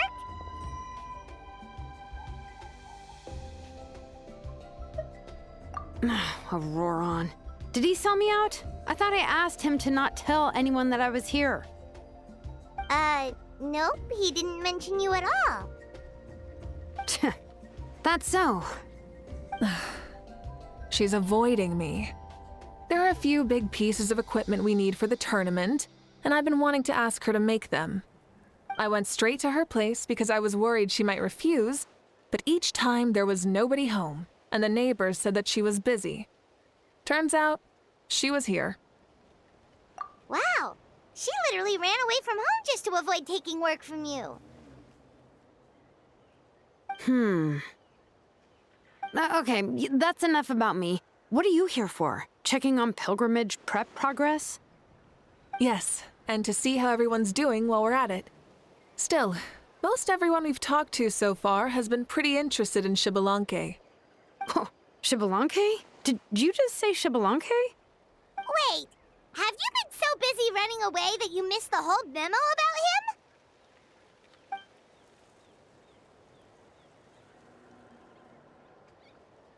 Yeah, I'm still trying to wrap my head around it, but if that's what Lolly said, then it has to be true. Everyone's reaction makes sense too. Who wouldn't want to see the first Archon? this isn't a bad time for it to happen either. The war has only just ended, and with their long-standing goal suddenly gone, people are feeling a little lost. I met a warrior from the People of the Springs near the speaker's chamber a few days ago. He spent the entire afternoon pacing around the area. I asked if anything was bothering him, and he said that he used to train for battle every afternoon. But now that the crisis is resolved, he doesn't know what to do with himself. Paimon can definitely see that. It's tough when what you've been doing all along suddenly stops being necessary. That's why you want to hold the pilgrimage again, right? To help everyone find a new goal? That's right. We will have competition take the place of ceaseless battle. It'll give us an outlet for our pent-up energy and offer a reward for the blood and sweat we've put into improving and growing. That's the meaning of the pilgrimage of the return of the sacred flame today and in the future. Yeah, sounds pretty good to me. I am starting to like this new pilgrimage already. But, how do you feel, Mawika? About Xbalanque, you mean? It's okay, I guess. Shouldn't you be, a little more nervous? He's our nation's progenitor. You sure he's not coming to just supervise your work? You sound like someone who's finally gotten the chance to strike back after years of oppression. Hey, don't put it like that. All right, maybe a little. It's not every day that someone who could bring you down a notch shows up. I knew that's what you'd think. Don't worry. If the real Xbalanque does make an appearance, then naturally I have my ways to meet him. Really? How? No spoilers just yet. Take a guess. Wait, you have a playful side too? Of course she does. This whole glorious righteous leader thing is just one facet of her. And it's the side of her you've seen the most so far. But... Tragically, this is how my longtime companions think of me. Shilonin's always saying how awful I am. Hey, don't just put words into my mouth like that. I've only ever said that you can be quite terrible sometimes. Sure, whatever you say. Come on, traveler, Paimon. Let's head to our next stop. Oh, and Shilonin, now that you've been busted, be sure to stop by my office and pick up the documents I left for you. I wrote down everything you need to do for the tournament. Good night. And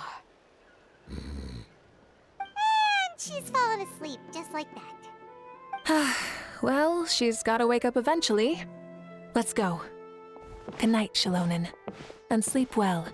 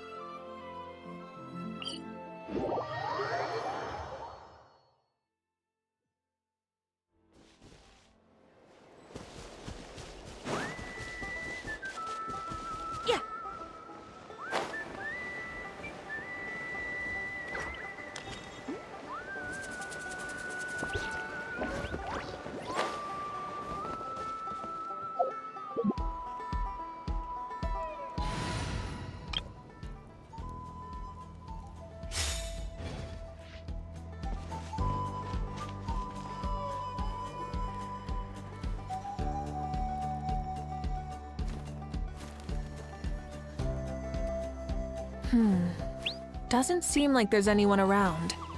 They're probably all out and about. Does that mean the preparations are going smoothly? Of course, without a doubt. I'll be honest, I'm more concerned about how everyone's doing than how the preparations are coming along. The amount of rest they get will directly impact their tournament performance. It's my hope that everyone is eating and sleeping well, so they can enter the stadium full of anticipation. What are you guys doing here? Oh, it's Cheska! It's been a while. How have you been? Great! Things have been good on my end, too. How about you? Same old, same old. Back to the grind. Flying around to break up fights when they break out. Taking walks with my family when I'm free. You know, the usual.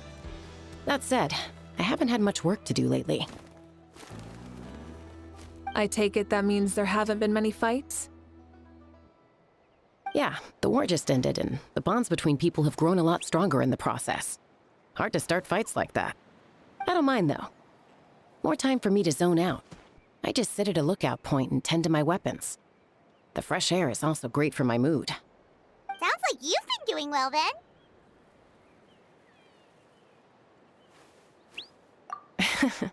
What are you talking about? You should know the ups and downs I've been through better than anyone.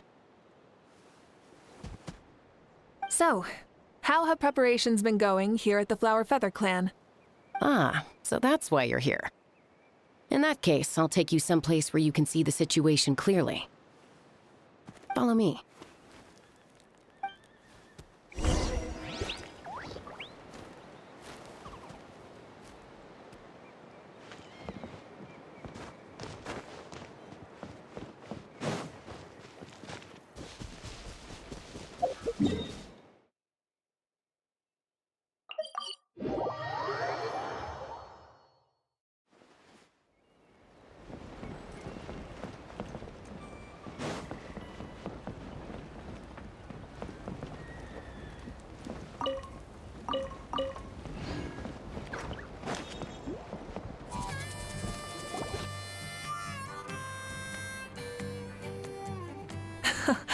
So this is the place you had in mind.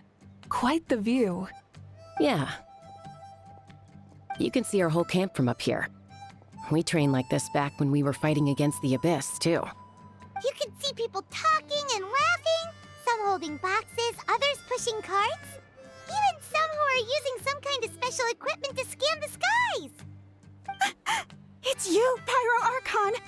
And the heroes of Natlan, too! Ah, shucks. Heroes of Natlan? Paimon's feeling kinda shy now. What brings you to the Flower Feather Clan? Are you here to check on our work for the pilgrimage? That's right. Everything going well? Please, rest assured, everything is going off without a hitch. Everyone is in good spirits as well. Coach and her students are also here, so they've been helping out. Coach? Oh, is Ian-san here too?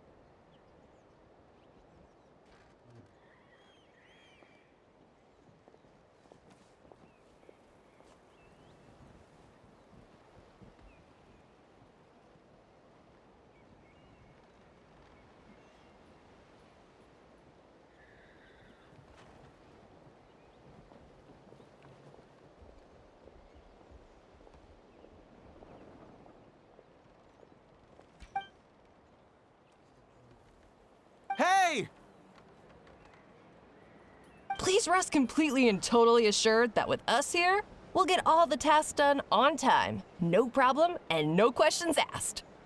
Whoa, they're all so reliable. Like coach like student, huh, Ian-san?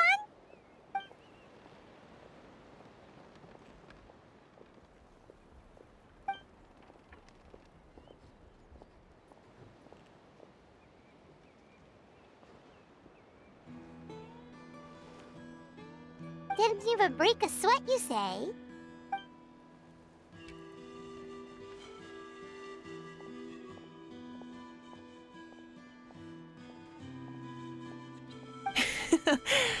Especially not compared to the toughest coach in all Natlan.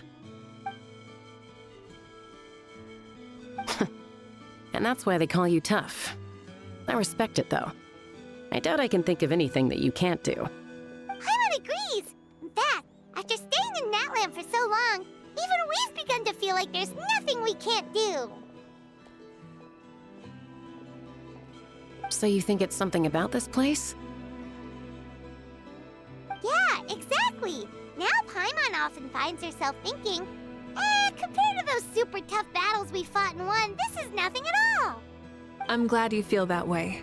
It's not often that people can focus on the silver lining after everything that's happened.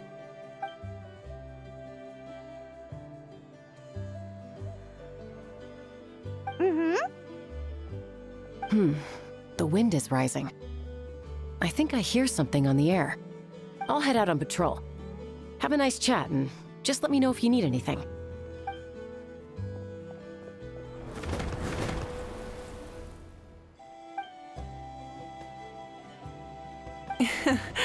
I'd say that it's effortlessly cool moments like this that make her so endearing.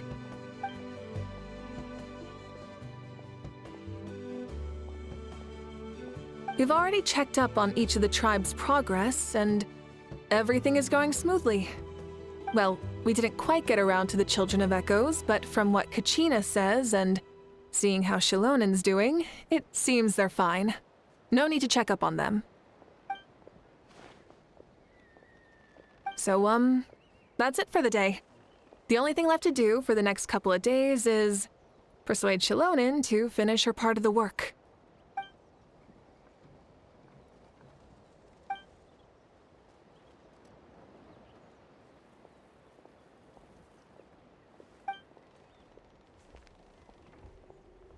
Wait, so you mean we can get a sneak peek at what the competition will be like?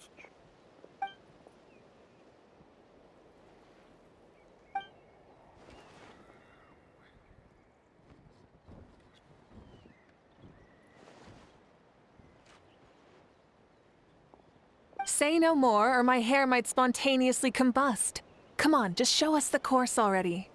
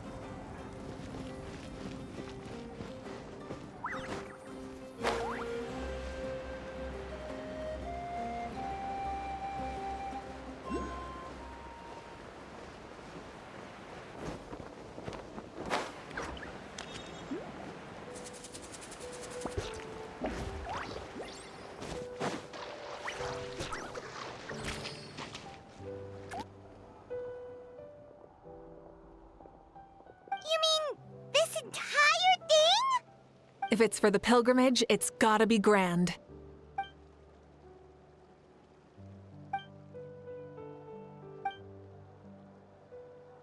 Yup, this round counts as a knockout round. There'll be other events as well, and the 8 contestants with the highest total scores will move on to the final individual battles. Oh, you're keeping those? Yeah, everyone loves a good duel. It really gets the adrenaline pumping and allows people to go all out with their skills. A warrior should always feel fortunate to meet their match on the battlefield, even if it only happens once in their life. No one can resist such a good fight. That's the most Natland thing Paimon's ever heard. This tournament, too. It's just so... you. Well, the competition's all about chasing the kindling, and you're all chasing something too, right? Well, I'm glad you found this helpful.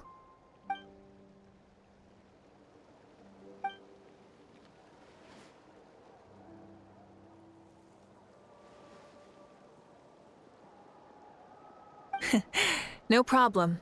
I'll go get ready. Whoa, Malika looks so excited. She must really be looking forward to this.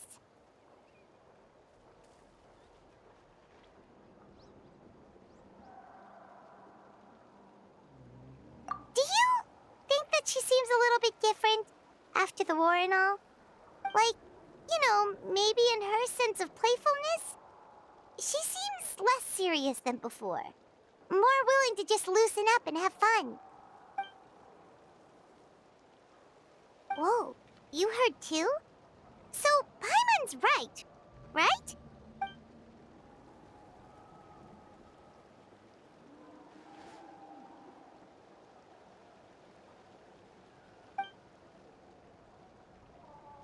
Oh, so that's why you called us over. It's all part of your grand plan, huh?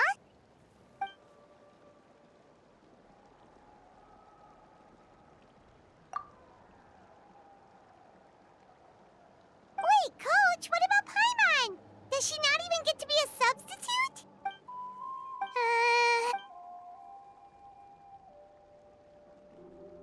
Aw, come on! I'm ready.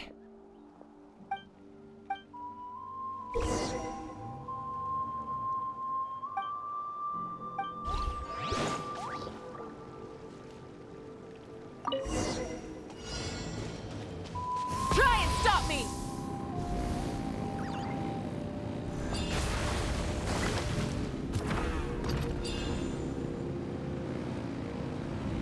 Live commentary, huh? Very nice.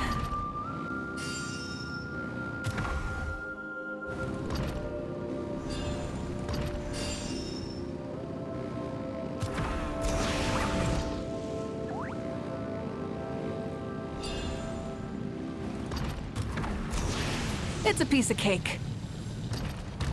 Huh? Did you hear that? Ah!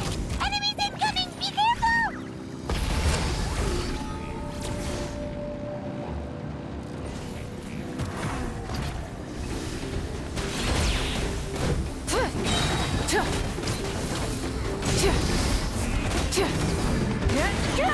Wrath from the sky!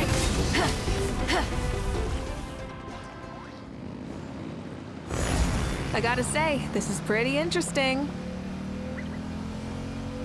Come on! You said you wanted to challenge people, so let them rise to the challenge!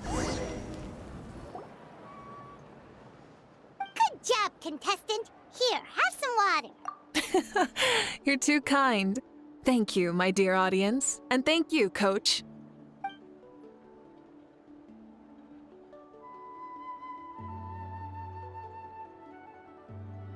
Maybe it can't detect anyone under a certain height. Oh, good point. It's a solid course, but, there are a number of small problems. For example, take the chase at the start. I feel like it's too short to separate the best from the rest. Why don't you find a few more people to test it out and adjust the distance based on their feedback? Ooh, you're really thorough. And yeah, getting multiple opinions is a great idea. Also, about the vertical section. It's only so-so, and contestants might get dizzy from the sudden change of direction, which might cause some of them to fall if they get motion sickness. Also...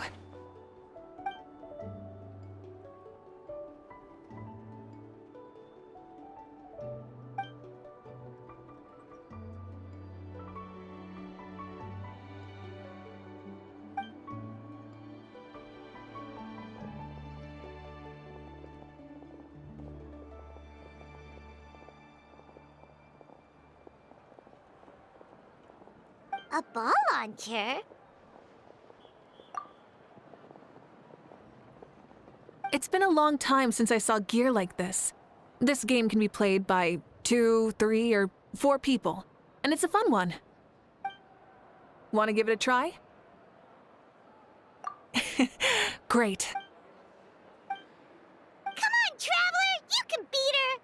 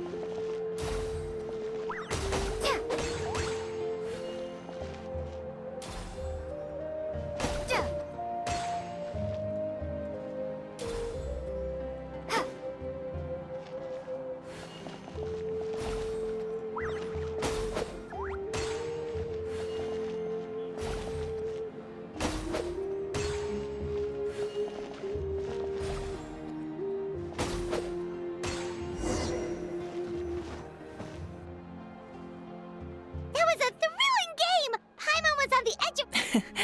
You played well. No, we should be thanking you. Both the mock course and the ball launcher were fantastic. I didn't know you were so good at making things like this.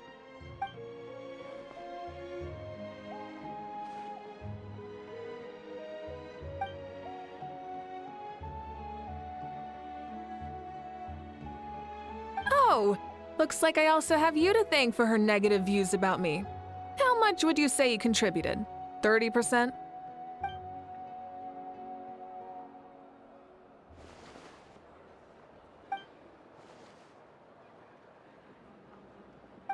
You know what they say, embrace the unexpected.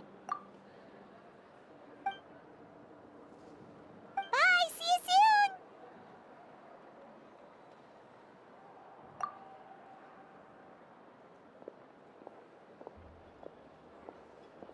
See you soon, Coach.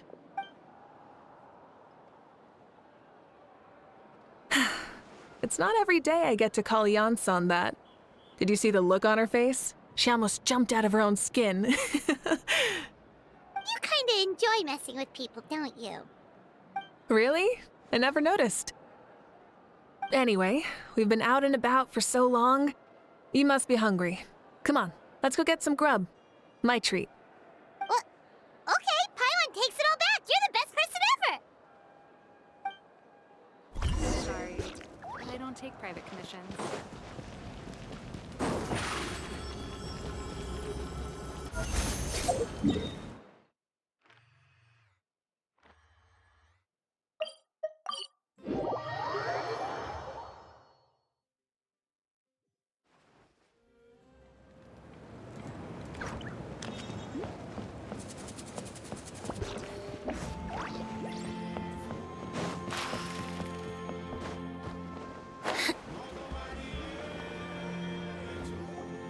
Hey there, boss. I'm here with some guests. I'll have the usual. Ah, Pyro Archon. Welcome, welcome.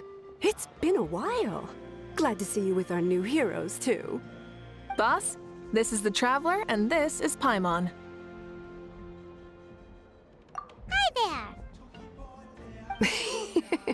Greetings to you both as well. You'll have the same as before, then? Ah, we worked out today, so yeah, that would be great. So what is the usual? Oh, come on, Traveler. You've never been so stingy even when we were low on Mora, so why are you going after Paimon's food now that someone's treating us? You two are a riot. I get where the Traveler's coming from, though. You're too cute not to tease, Miss Paimon. If someone's down in the dumps, your banter can cheer him right up. And that's not just from me, by the way. I've heard it from plenty of other people. For real? So, were you teasing Paimon on purpose, Traveler? Just leave it to us. Please wait a moment. Your food will be out shortly. All right, eat your fill, Paimon, but just remember, the tournament is in 3 days, so try and make sure your food coma is finished by then. What? Food coma? Huh. Don't know what you're talking about. Paimon will be there on time, don't you worry.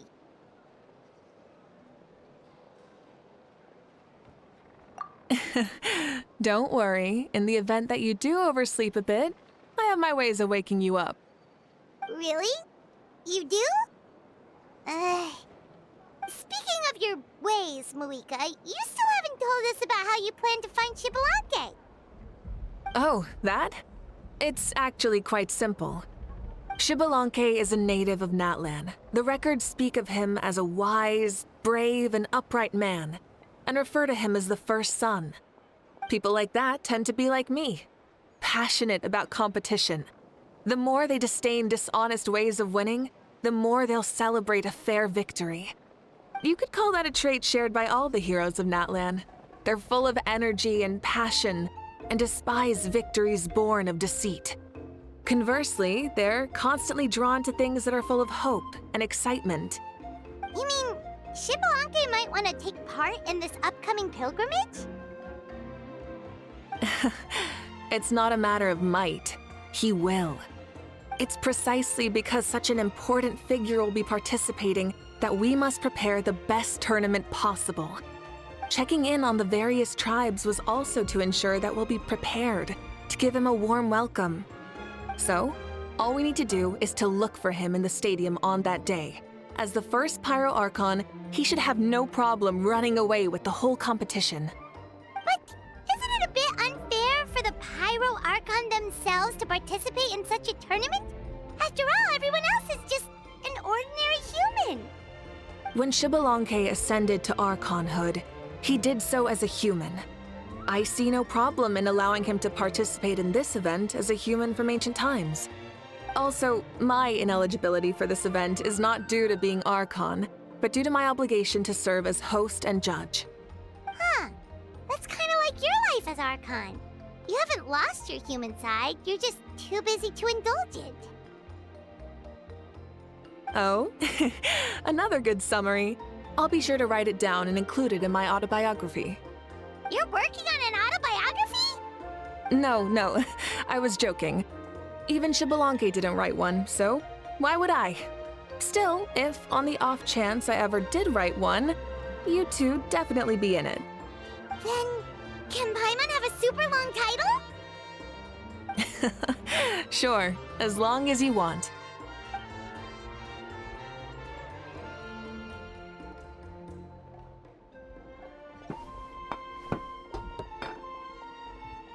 So many dishes and such huge portions, too! Paimon spies mountains of meat as well! Wowee! You know this is just a normal breakfast, right? Wait, what? Our Archons always had a healthy appetite. Please enjoy the food while it's still hot. Food never tastes as good once it gets cold.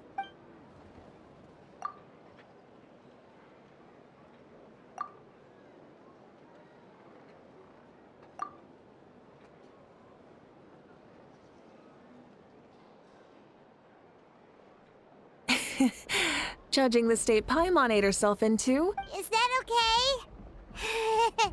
Actually, since it's so beautiful around here... Of course you can. I'll go...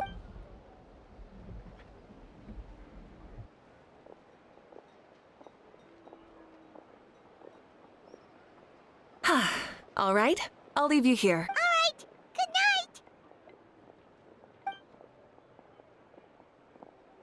How do you feel? Want another drink? Then how about some dessert? Paimon still wants something sweet. Why are you looking at Paimon like that? There's always room for dessert.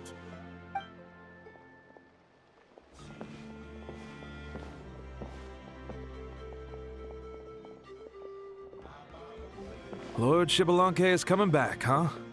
Well, I didn't see that coming. Wait, what's that look on your face?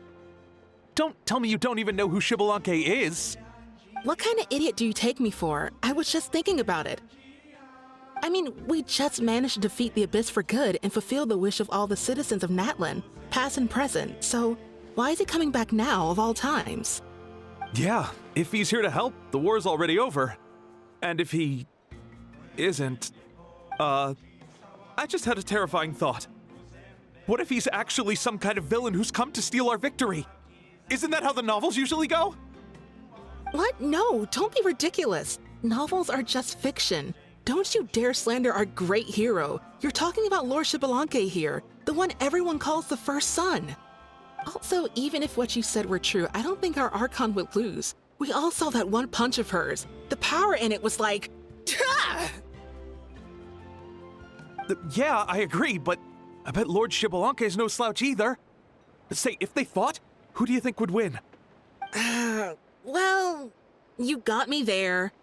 Well, as someone living in this age, I've got to vote for our Archon, right? Live in the now, seize the day, and all that. And now that you mention it, a fight between those two is bound to be a terrific one. Huh, what I wouldn't give to watch. All right, enough with that nonsense. It's already super late. If we keep hyping ourselves up, neither of us are going to get any sleep tonight. The way they're talking about the Archons dueling each other almost makes it sound like a beetle battle. Yeah, they really do love their contests of strength here in Natlan.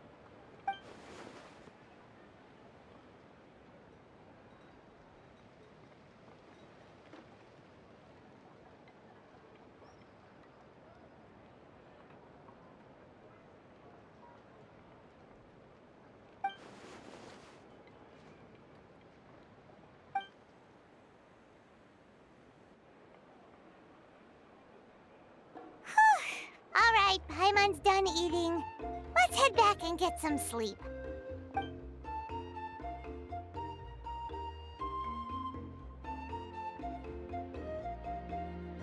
Time sure flies, huh?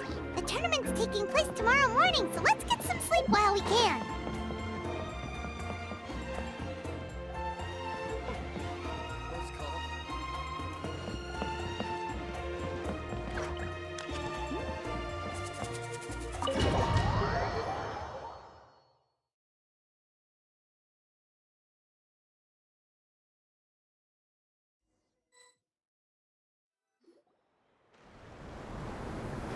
Hey, wake up, wake up! The tournament's about to start!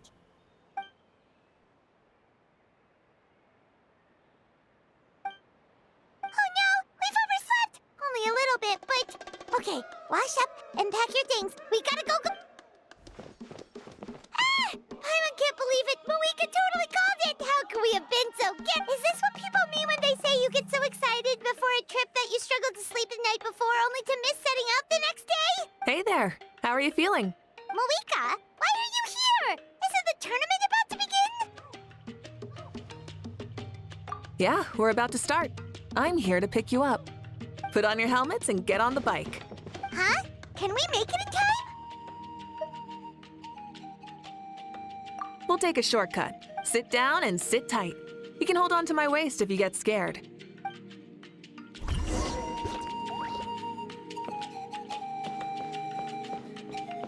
Try and stop me! We're speeding, right? We have to be speeding! Oh, come on! If this counts as speeding, Mualani would have been arrested a long time ago. Paimon's entrusted her life to you for so long, but only today has she realized just how unhinged the two of you are!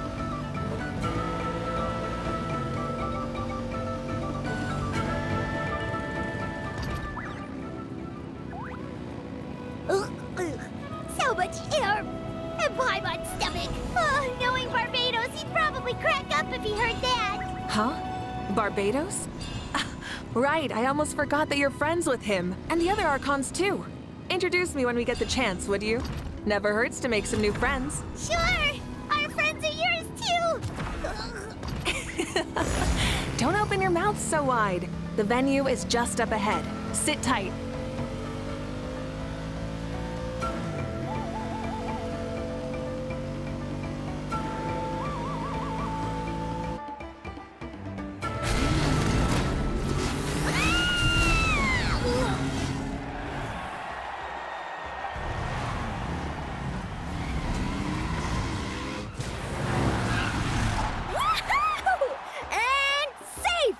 Just in time, too. We won the bet! We won the bet! That's right. Pay up a how. Yeah! Pay up a how! Darn it! How do you like that? A short Flame Strider show to start us off, and to introduce and welcome Natlan's great friend Tumaini. Sure pulled off that stunt pretty neatly. How can you call that a stunt? Wait, what do you mean, pulled it off? That wasn't supposed to be part of the show? Everyone, welcome back to the pilgrimage of the return of the sacred flame.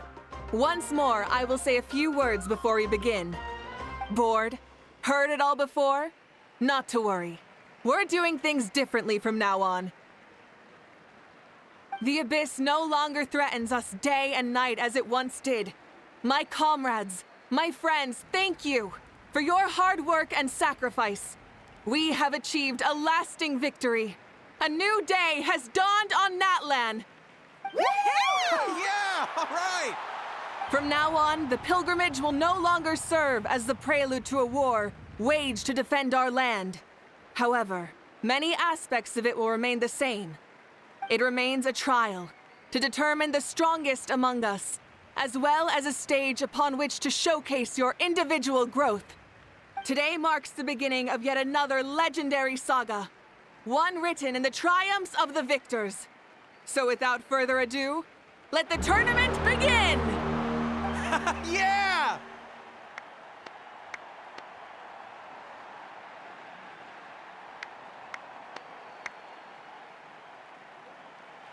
Heck yeah! Who's gonna be the new champion?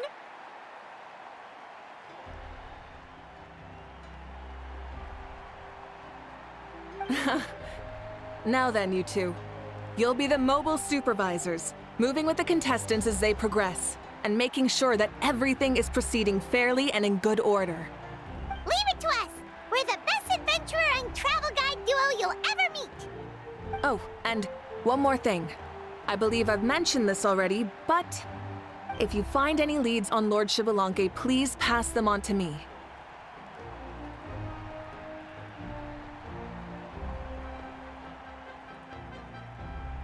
Thanks. I'm counting on you. Let's go check on everyone and see if we can find any leads on Xbalanque before things kick off.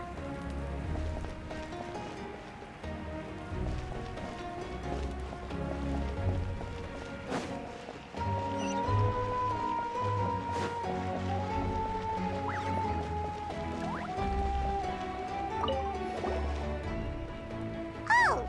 Hi there, Eon-san! Are you gonna participate in the tournament? That's fair. Got it, thank you! Whoop. Huh?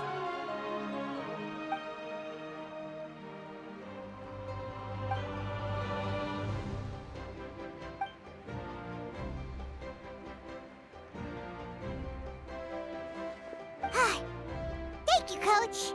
Paimon feels like even...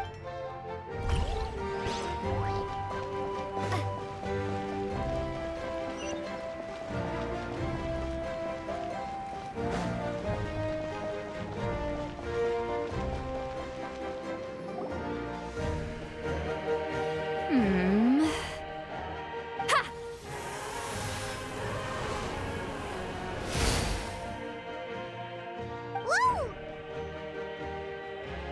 Oh? Well, hey there, Traveler and Paimon. What brings you here?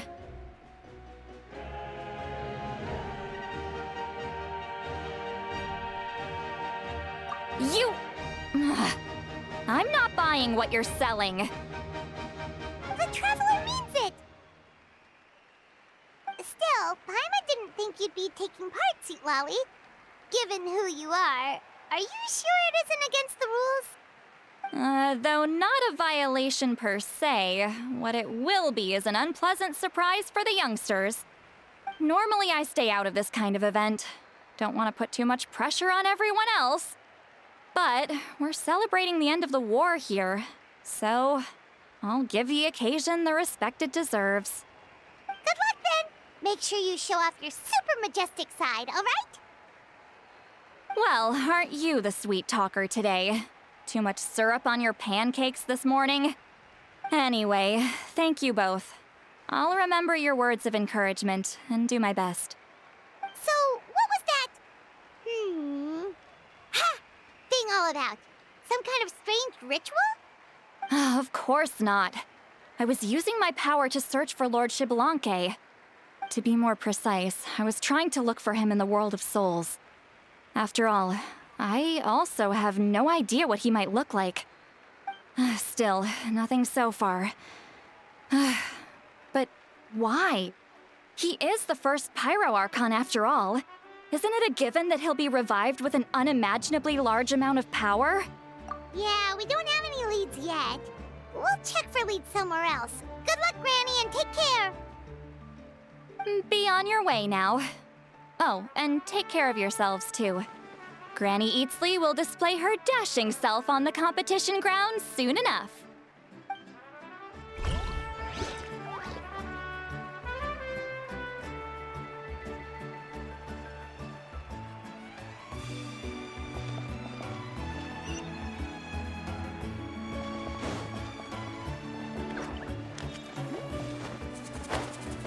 Hey, Kanich, gonna take part in the tournament?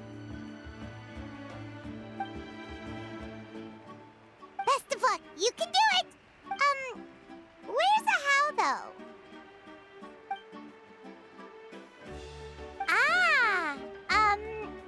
On a different note, have you heard anything about Lord Xbalanque?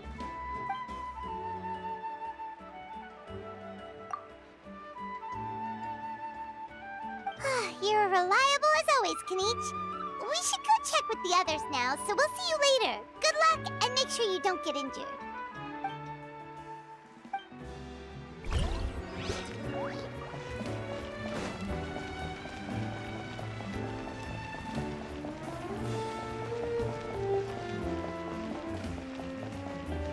One, 2, 3, 4. 2, 2, 3, 4. How's the warm-up going, Kachina? Feeling good? Oh, hey you two. Yeah, I'm feeling great. Ready to get out there and show 'em who's boss. I'll give it my all. I mean, I don't know if I'll be able to win again, but as long as I learn something from the experience, that's enough of a win for me. Yeah, having the right mindset is everything. Yep. Oh, by the way, have you seen anyone who seems like Lord Xbalanque? Lord Xbalanque? I don't think so. A powerful figure like him is sure to attract attention wherever he goes. Like Moalani and Kanich, only even more so. I haven't seen anyone like that, though, so he probably hasn't passed this way. All right. Thanks, Kachina. We'll go take a look around. Focus on taking care of yourself as well as winning. I will, thank you. Seems like we still haven't found any useful clues. Maybe we should just go back and check in with Moika.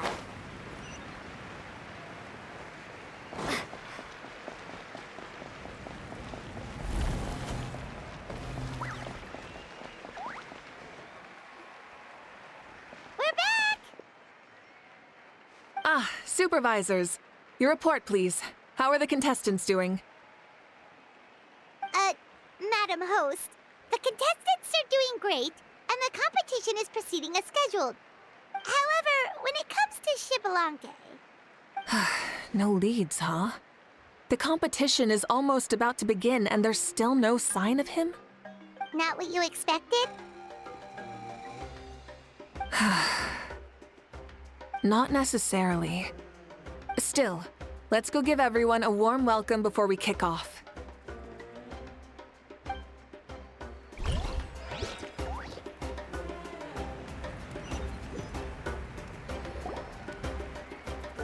I believe we're all warmed up. Now, take your positions. This iteration of the pilgrimage is the perfect chance for us to bid farewell to the past. Now go forth and soar. Faster, higher, stronger. Become a better version of yourself. Remember what brought you here and keep pushing forward. This tournament begins now! All right. Ready or not, here I come! There's Mualani, a natural sports star. She's not gonna stop scoring anytime soon. I've got this. This round's in the bag.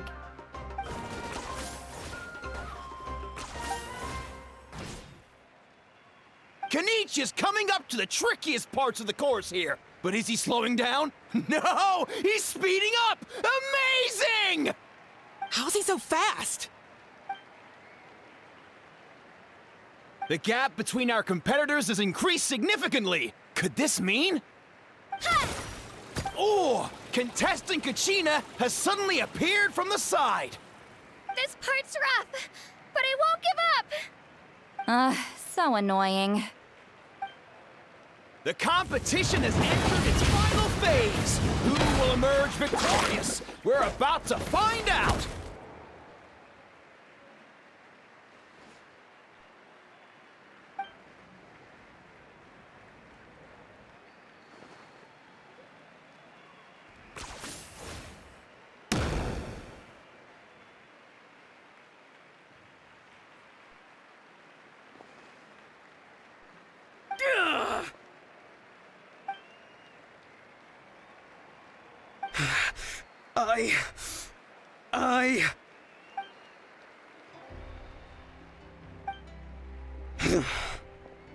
I yield.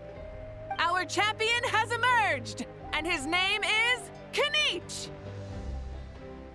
Kinich! Kinich! That's amazing! Woohoo! Yeah, that's our Kinich! I knew he'd win! What? So not only is the little punk hard to kill, but he's good at fighting too? This is just a skill. You beat me fair and square, Kinich. People always talk about how tough you are. And now I can say for sure, they're not exaggerating. It's funny. I was thinking to myself earlier that I might have a shot at winning this. Unless I have to face Kinich in the final. Come on, dude. What are you talking about? Losing to Kinich isn't really a loss at all. You've more than proven yourself, too. You could beat me up 30 times over.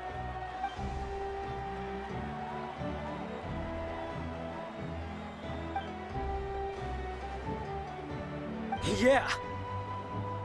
You're both so good. But wait, if that's the end, where's Xbalanque? Wait, aren't we missing someone? Lord Xbalanque. Now that you mention it, where is he? Don't tell me. Huh?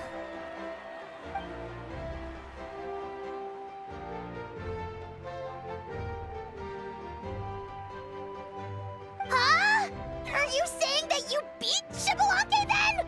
Ugh, just kill me now! Better death than to suffer this torture! What a joke!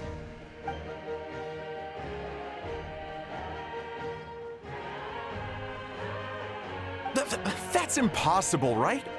Could he have placed so well because of some connection with Lord Xbalanque?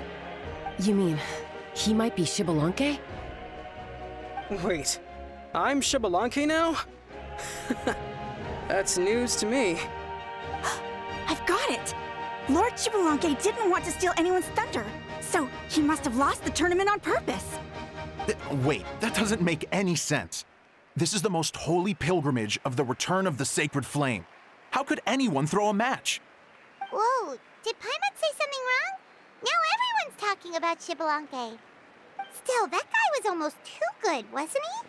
We've never heard of him before, but he was still going toe-to-toe with Kinich. Could he really be?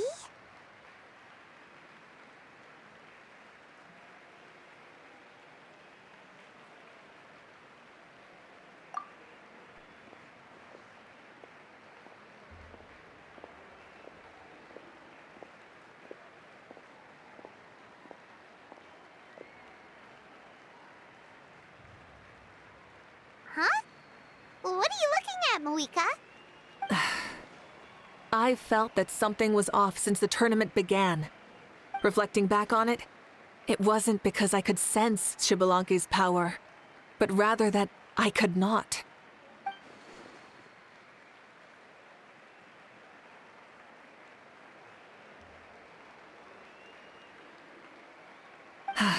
Please, excuse me.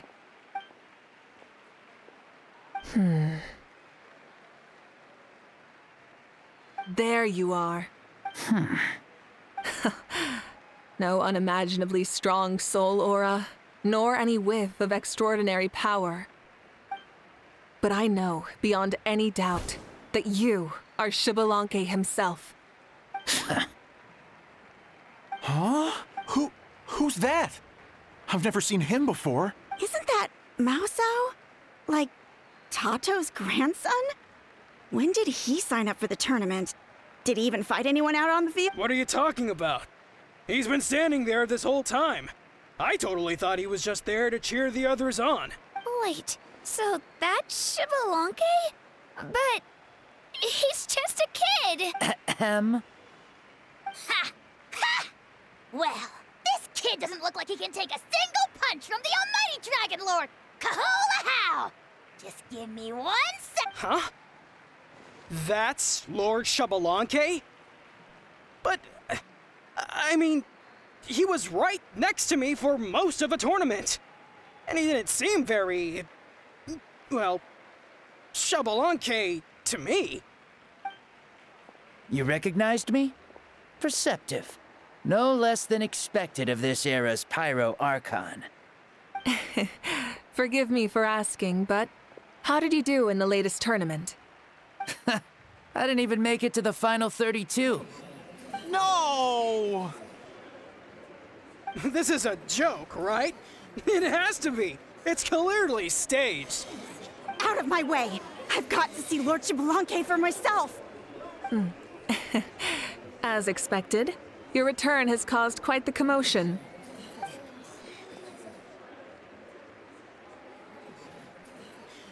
Please, remain calm, everyone. Lord Xbalanque is one of the most important people in all of Natlan. I will take responsibility for receiving him into our midst.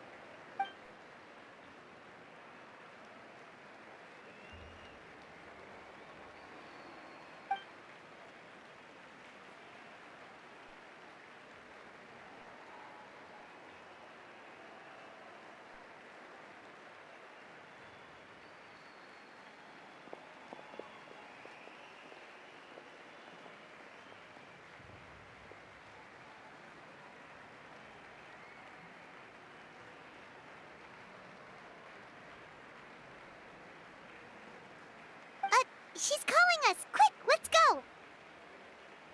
Hey, wait up!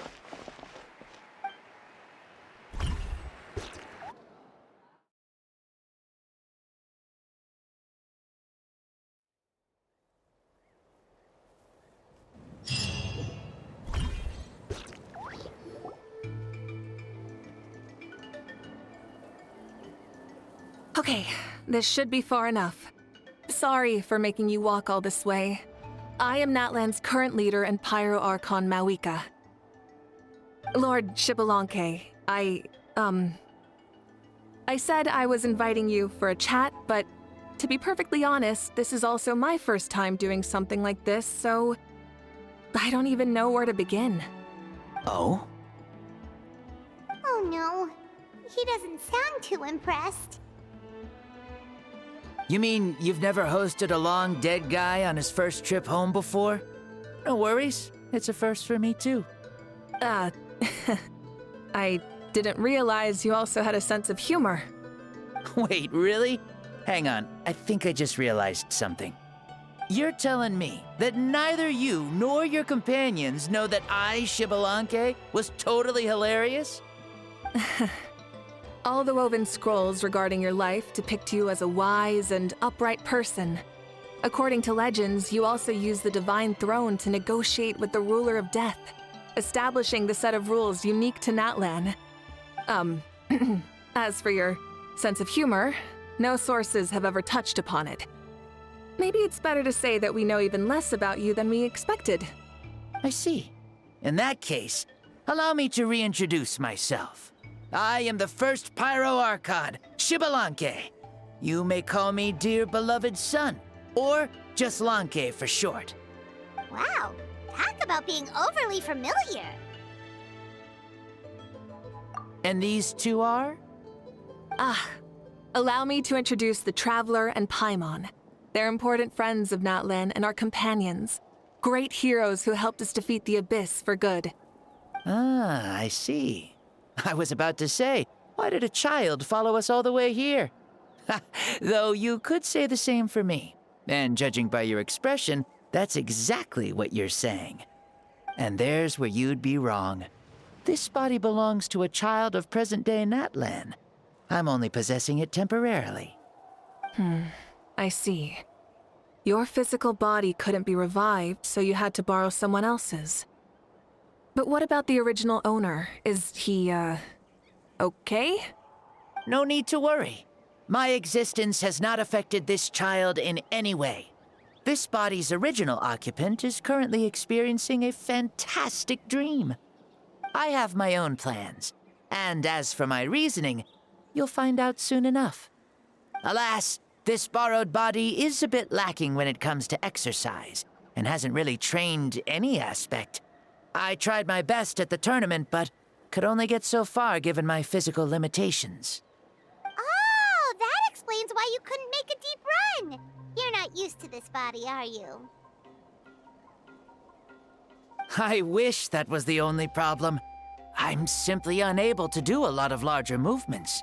Oh, and my usual climbing and jumping motions aren't exactly suited for him either. Also, you've got to be twice as careful in a borrowed body.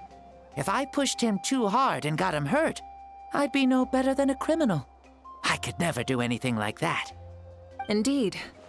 Still, the great shaman Seatlali learned about your impending resurrection from the Wayab, but we still don't know why you've returned. Oh, is it time to get serious then? All right, serious mode activated. Ahem. In any case, you've already touched on the topic. I did indeed strike a deal with the ruler of death. She once asked me why I prayed for her power as a mere mortal, and why I yearned to save a nation in peril.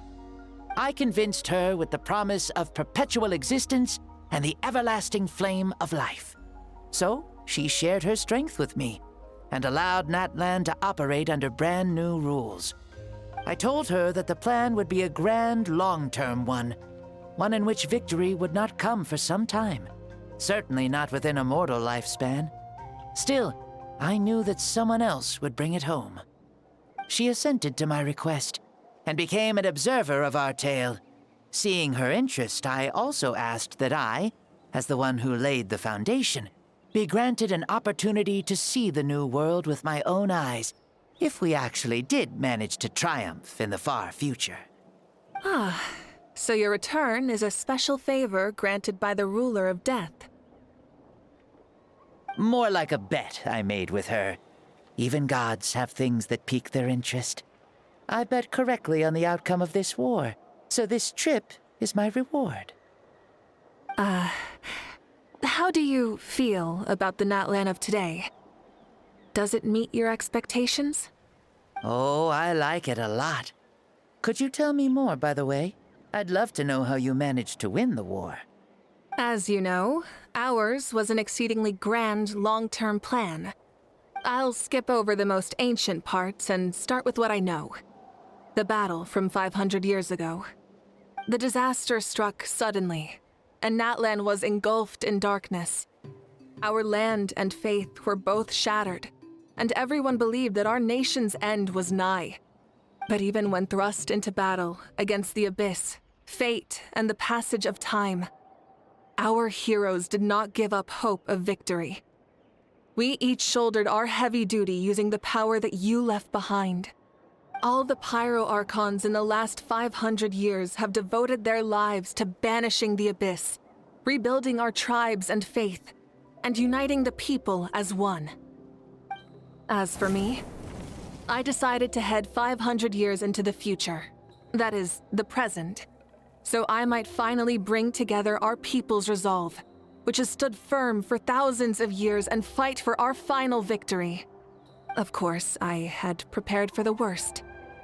That I would awaken to naught but monsters, corpses, and ruins where our nation once stood. Had that happened, there would have only been one thing left for me to do.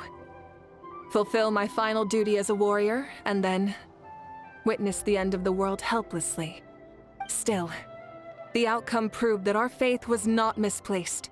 This victory, and the miracle that it created, is the greatest reward for all who gave everything to protect our realm. Yeah. Had anything gone wrong, whether in the past or in the now? I have always believed you to be shrewd. Surely, such a quality was needed to bargain with the ruler of death, and win so much for us in the process. Natlan was only able to overcome this crisis with your help. All these millennia later, and the people of Natlan have finally achieved victory over fate. If future generations will call me the one who created the rules and initiated the plan, then you are the one who inherited those rules. The final executor of the plan. The one who created a miracle. Beginnings and endings. Creation and change. Mawika, you truly are a remarkable leader. It is my honor to have met you. Please, you're too modest. Rather, it's our honor to welcome you back to this world. Ah, and that's the perfect segue to something that you should know. You see, you don't have to worry too much about my second life, since I'll only be here for a single day. Like, from sunrise to sunset. A single day? What?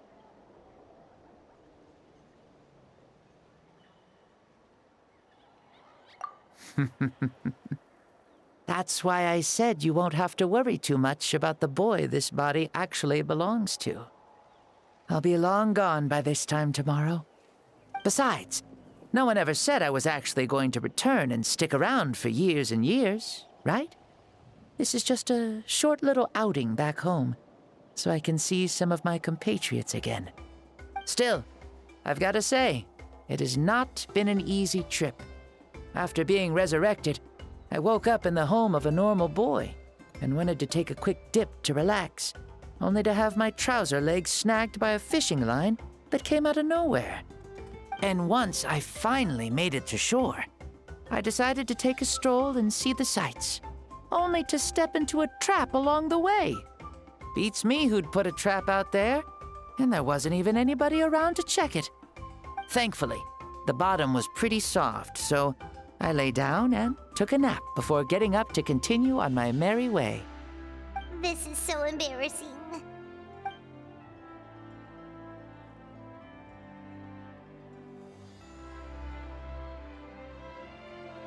After countless trials and tribulations, I finally managed to sign up for the tournament. But then, I ran into a girl who claimed to be a fitness coach. She insisted that my muscles weren't up to snuff, and made me do twice as many warm-up exercises as everyone else. Oof, you guys in the future sure have it rough. Well then, what's next for you? Oh, what a great question. I was just about to get to that. You're a pretty considerate gal. So, I do have a small wish that I haven't been able to fulfill. I managed to participate in the pilgrimage, but alas, my potential is restricted by this form. It sure would be nice if I could show everyone what I could actually do. Why is he stealing glances at us like that? Well, now that I've said it, care to help an old man out, hero? Ahem. See, I was also quite the formidable warrior in my time. Surely a match for Mawika. I mean, I was the first Pyro Archon after all. I could shake the cliffs with a single punch, scale mountains with a single leap. Very formidable indeed. So, you'd like to spar with me? Yes. Using your current body? Will he be able to handle it? Don't worry. I'll find a suitable location for our duel, and a way to keep this body safe. The first sun. The ardent sun. This star is a flame, burning with a passion that will consume all. From the moment I first saw you, I knew you to be a true warrior, just like me.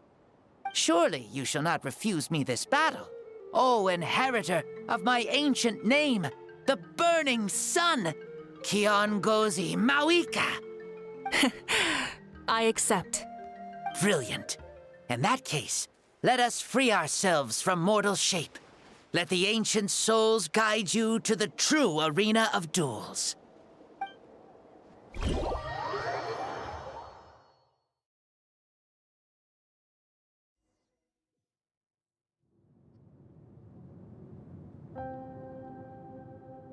What is this place?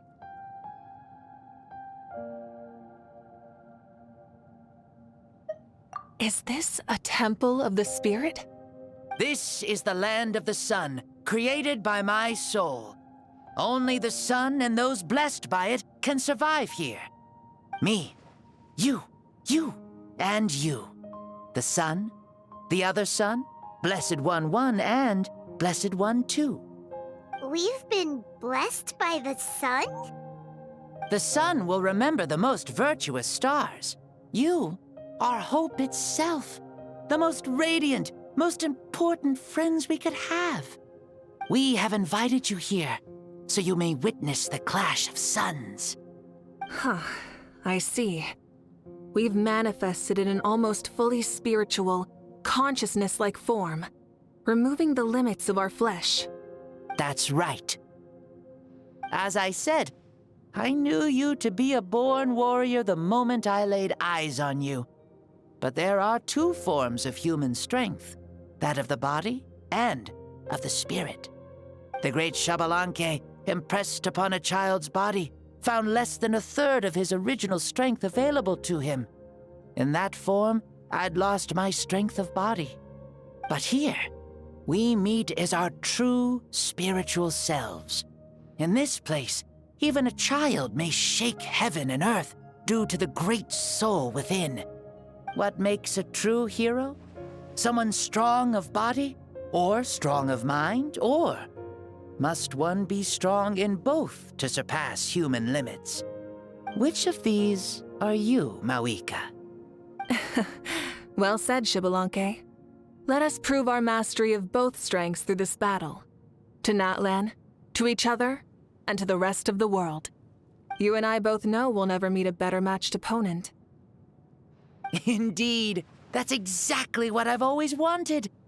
As a citizen of Natlan, as the Pyro Archon, as an opponent from across the millennia, and a friend whom you never had the chance to meet.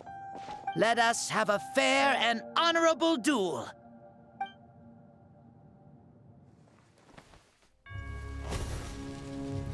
Our fight will end when the flame is extinguished. Fine. You ready?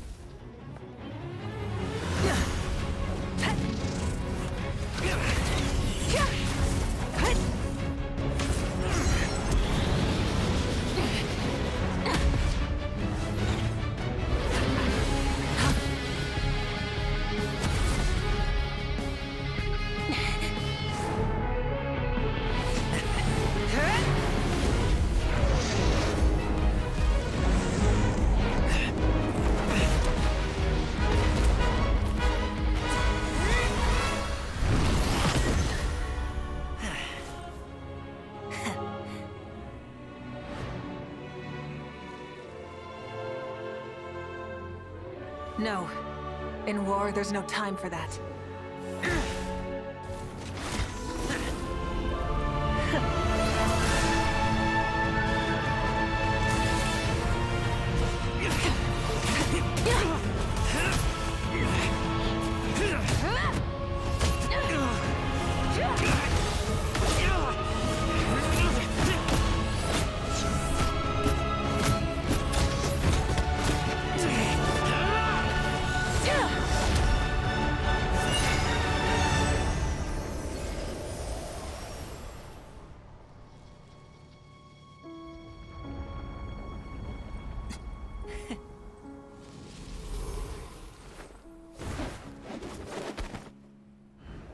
The fire's out.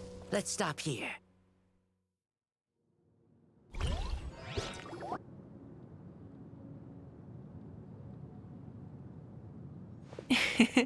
It was a great fight.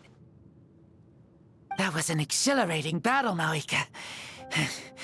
Looks like this old man's still got some fuel left in the tank after all. You jest, Lord Xbalanque. Your spirit is as strong and youthful as ever. Come now. Can't you tell I was making excuses for coming up just a hair short? Not by much, just the slimmest of margins. Yet still, you actually won. I've always seen myself as the strongest warrior, but it would seem that the inheritance of ancient names has proven its worth after all. I bear the name Kiongozi, the leader of our people. After countless generations, this name came to you, and you used the power it accumulated over the years to defeat everything in your path. This battle has been most meaningful. Beyond the facts of victory and defeat, I've also learned a lot about you. Take, for example, your strength. It is at once ruthless and gentle, both tenacious and sharp. You neither overwhelm your opponent with sheer power, nor defy them with only your strength of will. You possess a great understanding of your own might, and will convert all of it into fuel, so you may climb to even greater heights. It is thanks to heroes like you that this war was won. I'd have never been able to return to the mortal realm otherwise. Your victory granted me this chance at a second life. Even if it is just for one day, the sun has risen again to drive away the darkness. Even the darkness of death that once enveloped me has been dispersed by your flames. Mawika, you are the newborn sun, greater and more radiant. Allow me to give you a present to celebrate your victory. Ooh, there's a prize too? Paimon wants to know what it is! Coming from you, it must be super awesome. My journey is complete, and I have no more need for my remaining time. Mawika, I would like to give you all my remaining life force, which I obtained from the ruler of death. Use it to awaken those you wish to see the most. Surely there must be at least one person that you'd like to meet. What? So it's a blank check to bring anyone back for a time? Though Natlan possesses incredibly unique ley lines, it is still extremely difficult to meet the dead outside of the Night Kingdom. Now, take it. Though we both became Pyro-Archons in life, we were still born into this world as ordinary humans. There's no need to hesitate. Just do what you think is best. Thank you for the offer, but I don't think I'll be needing it. Huh? The past lives on in my memories, and will always remain my treasure. Meeting someone we can no longer see again will only lead to more longing. Rather than cling to the past, we should enshrine it in memory. Ever loved and never forgotten. Mawika?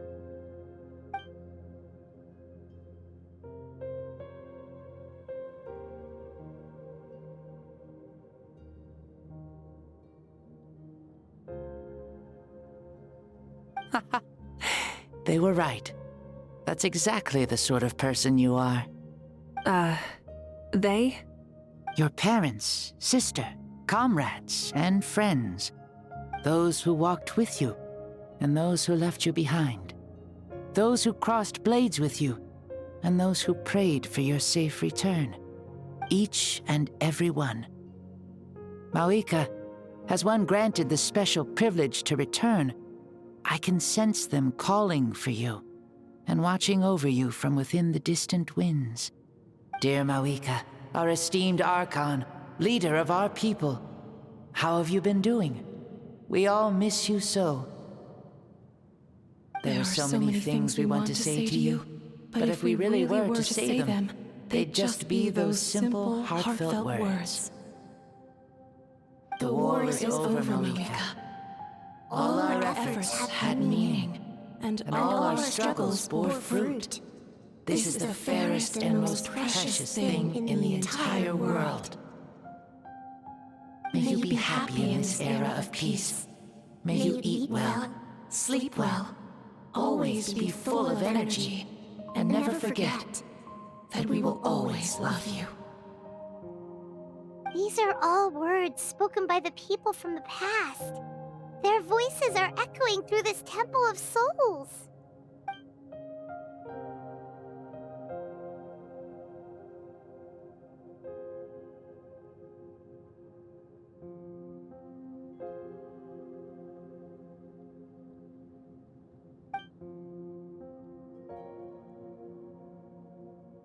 Thank you. Those who have gone before will never forget you, even as you keep all their names deep within your heart. Mawika, my dear child, though we have ascended to Archonhood, never forget that we are still human. Live as you please, in this age of peace you forged with your own 2 hands. Why so formal all of a sudden? Seriously. Huh? Mawika, where are you going? Oh, leaving already? Now you're the one acting all impatient. Since we're done with all the serious stuff, it's time to follow me. Xbalanque, doubt you've ever ridden a flame strider in your current body, right? Never even heard of such a thing, to be honest. Ooh, are you gonna take him out for a ride? You're coming too. Come on, it's time for us to live as we please.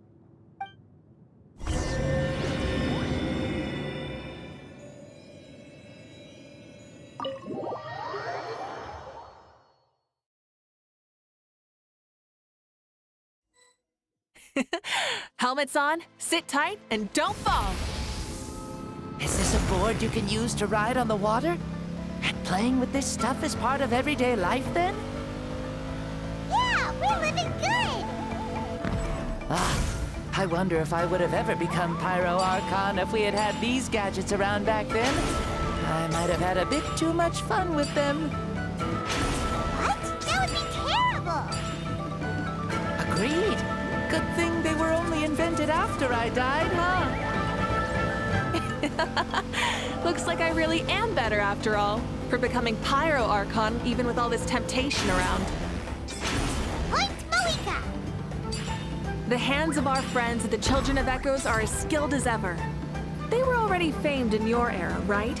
This spike was built by their most talented artisan in this age. Speaking of which, we just passed them by.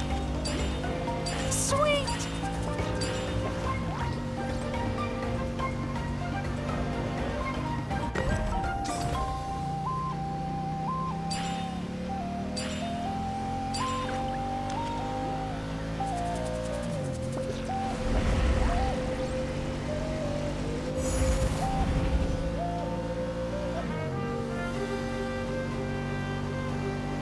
Is that Ochkanatlan? Ah, sure brings back memories. Oh yeah, that was built in your time, right? It's long become a landmark. Very popular with tourists, so I hear. They think it's a lovely place. Is that so? So that's how you all see it. Paimon thinks so too! It's especially stunning if you look at it from a spirit way. The stories of the past become things people aspire to in the future. It's just like what they say. The apex reached by those who came before will become the everyday goals of those who come after. Everything is constantly changing for the better. That's good. That's how it should be. I'll bring those words back to the Night Kingdom and share them with everyone there.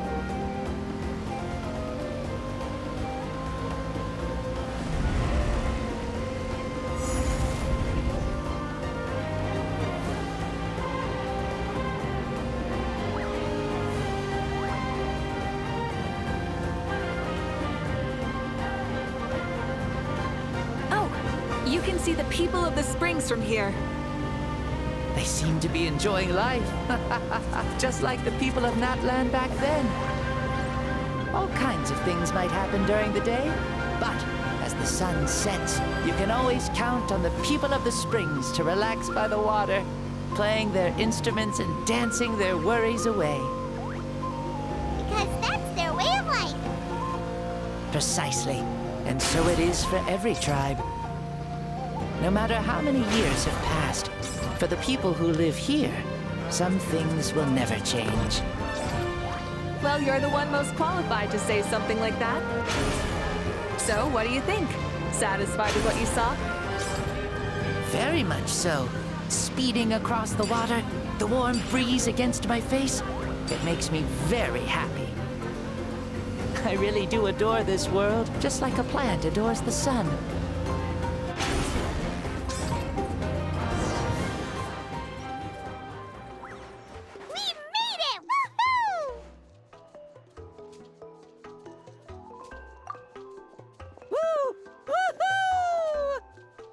Thank you, Mauika.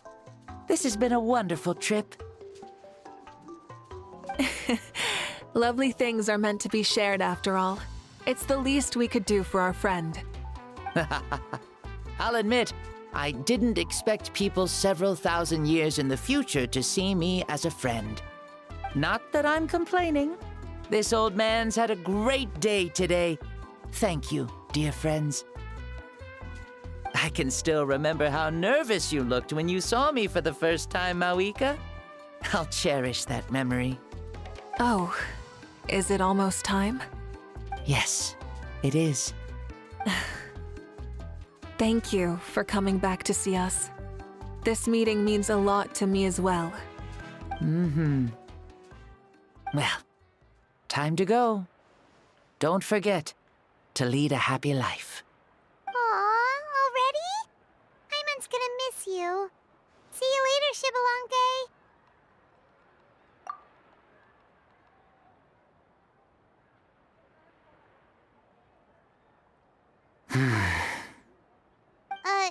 He closed his eyes. Did he fall asleep? I can no longer sense Shibalonke's soul. Well, it's gotten quite late, hasn't it? Thank you for accompanying me this whole time. Let's hurry back. You must be starving. Yes. After the end of the pilgrimage, we hold a banquet to congratulate the champion of the tournament. There will be good food and plenty of it. You guys are gonna love it. Mao Sao should be there too. I'll bring him over.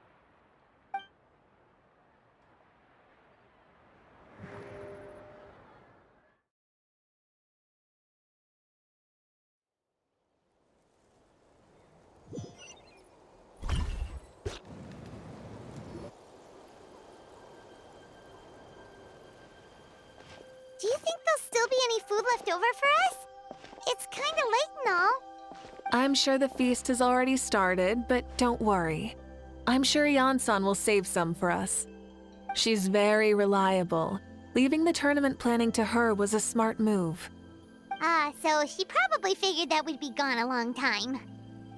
Yeah, I told her as much too. Seems like they've prepared the thing. What thing? See that row of braziers over there? Oh, so that's what they are. They haven't been lit, so Paimon totally thought they were something else.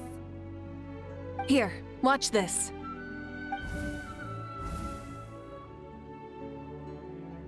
Whoa, they're beautiful! This particular kind of brazier is called a signal flame, and is reserved for those coming back late at night. The others set up an entire path using these signal flames to await our return. Those returning to the tribes must light them with their own hands. The flames will illuminate the path ahead and show the tribe that the person has made it back. Even if you're surrounded by darkness, never forget. Your friends wait for you in the distant light. Remember that feeling when the exhaustion of your journey creeps up on you.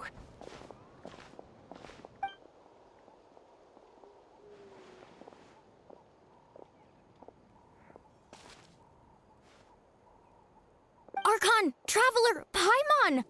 You were really gone a long time. We've already started grilling the meat. We had a long talk with Lord Shibalonke. It was pretty time-consuming. More than well. Shibalonke, he's a very good man. He far surpassed even my expectations.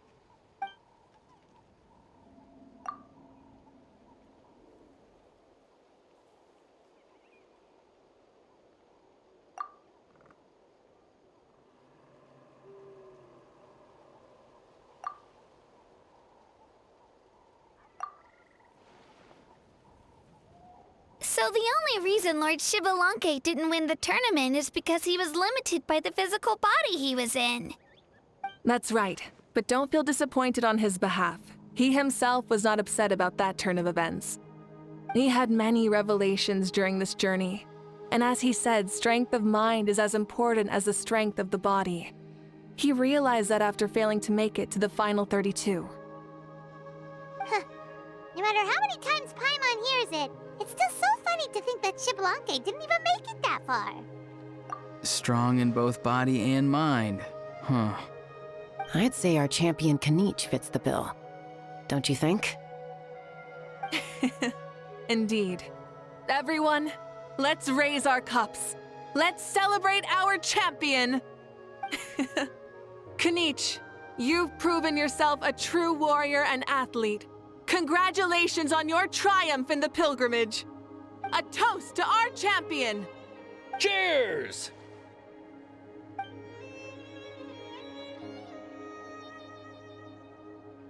Hey, look! The kid's awake. Huh? Where am I? Hello, Mausau. You're awake. This is the celebration feast for the pilgrimage of the return of the Sacred Flame. You participated in the tournament too. Huh? Me? It's so long, even my lowly servant couldn't manage to give a simple summary. Ha! I see. I remember Lord Shibalanke, our Archon, Mawika, and the pilgrimage. I feel like I dreamed a very long dream. I was super strong in that dream, too. I could jump up onto the roof with one leap, and I could climb, fly, and glide. It wasn't a dream. Your body did go through all the motions of the tournament. You were already an outstanding contestant. I'm a contestant? You know, Mom and Dad always say that my health isn't the best, and I might not be able to do all the things everyone else can. But right now, I feel like I can fly. Really? Like Paimon?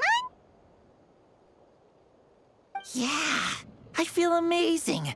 It's like I'm filled with power from head to toe. I want to feel like this next time, too. Then go and train hard, then come back next year and show us what you've got. Yeah, as long as you put in the work, you'll do great. I know it. That's how it is for all of us. Yes.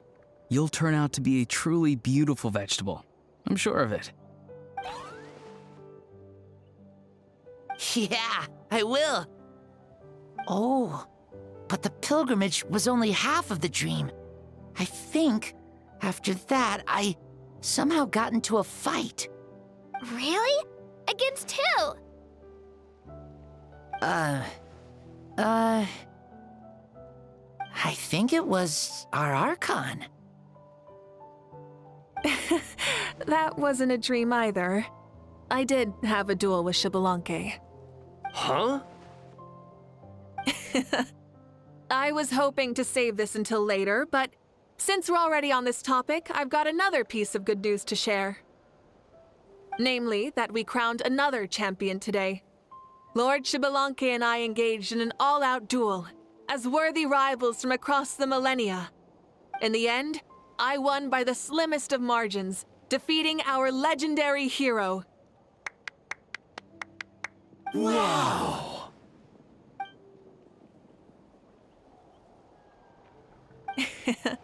This is no lie, and I have our best friend here to back me up. You were the arbiter for our duel, yes?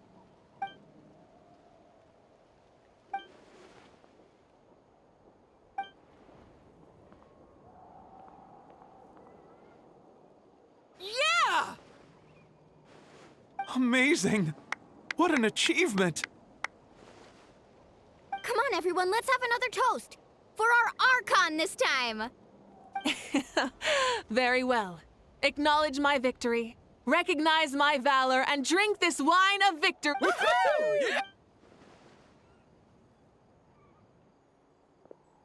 Yeah! Today's been a super long and exciting day, yeah? Yeah. It's been quite some time since Of course. Oh, right. Malika, the Traveler said there was something to ask you.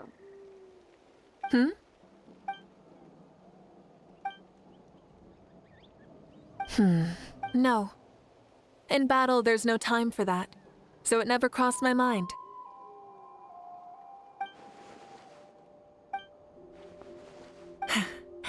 The night is still young. Cheers.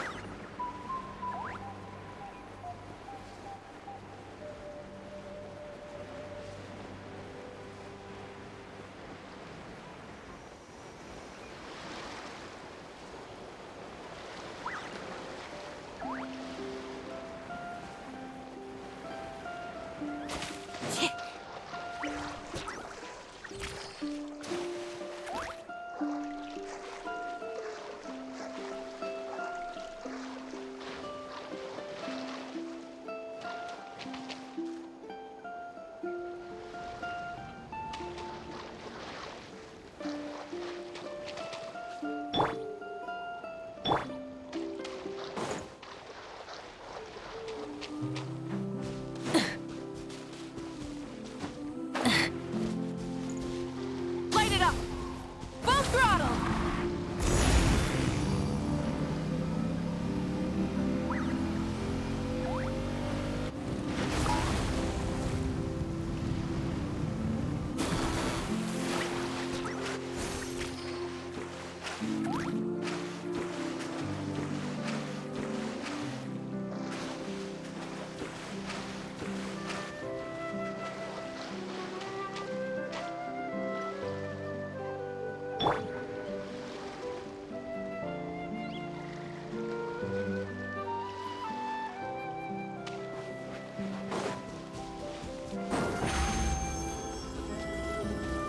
Surprise!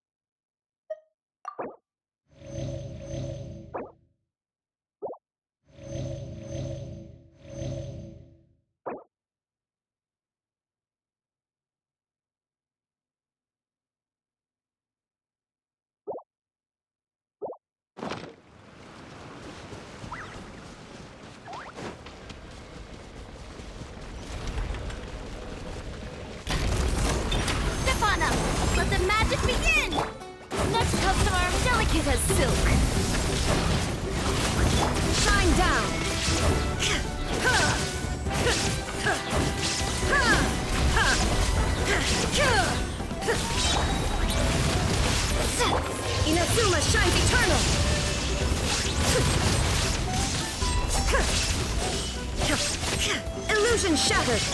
Surprise! Over here! Cue the spotlight!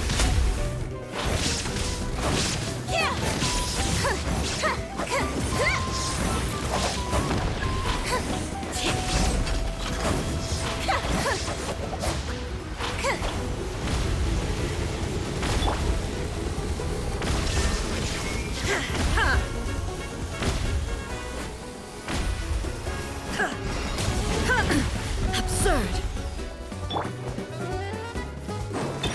Step on up!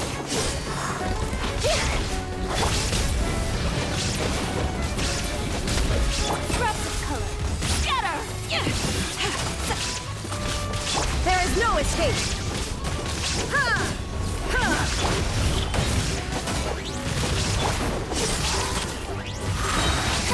Let the magic begin! Now you shall perish! Illusion shattered!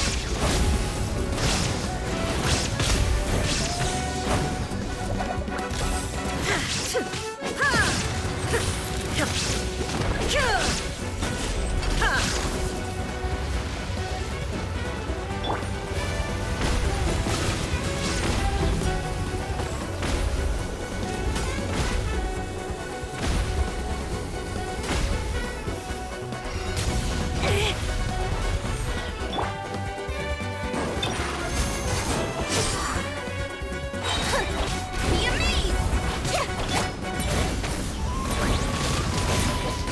There is no escape! Over here! I am the cutting edge of fashion!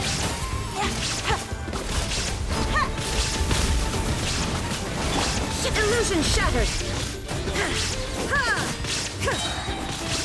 Inazuma shines eternal!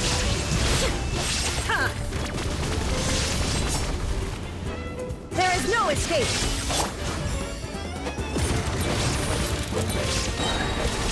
Surprise!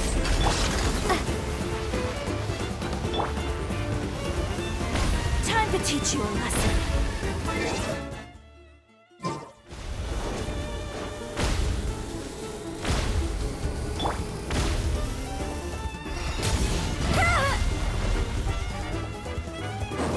Step on up! Let the magic begin! Shine down! Lend me a hand. Over here.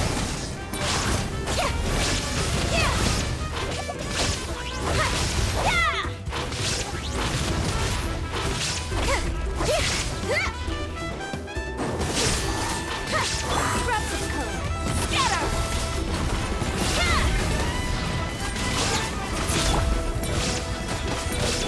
Surprise! Cue the spotlight.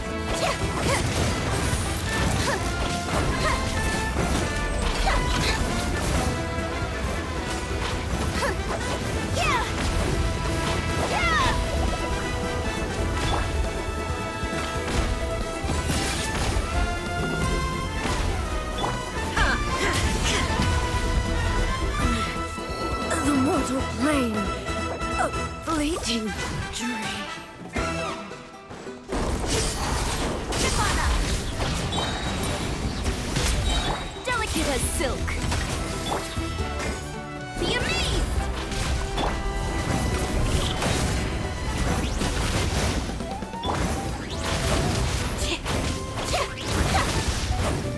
Surprise!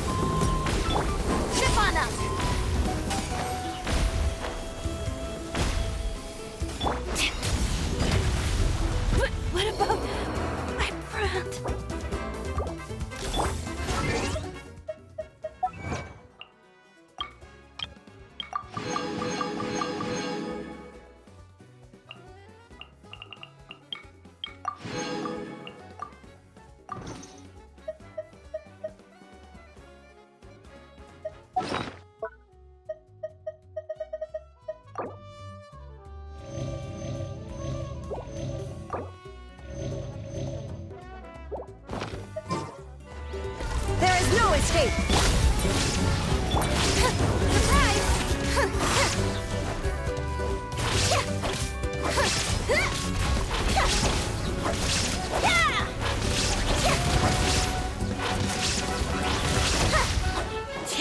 Zip on up! Cue the spotlight!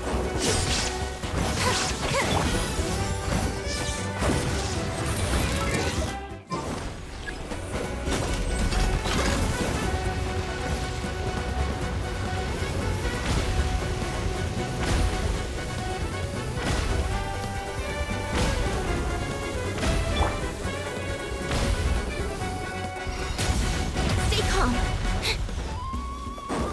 Surprise! Over here!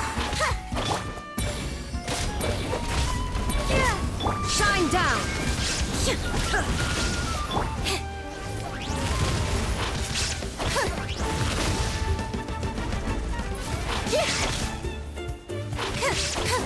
on up!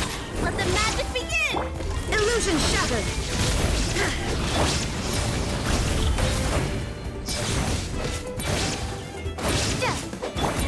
Torn to oblivion!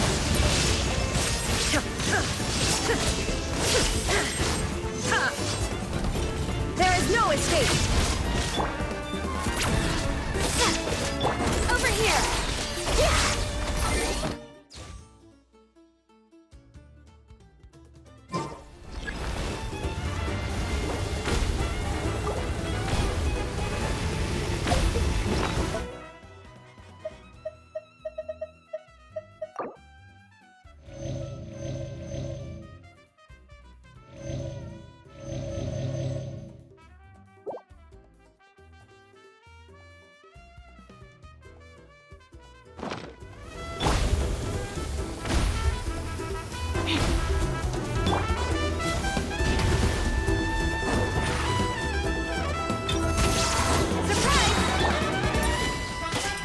Cue the spotlight! Shine down!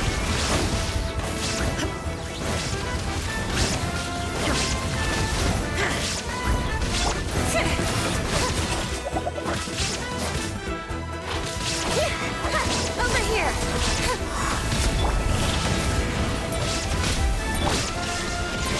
Now you shall perish!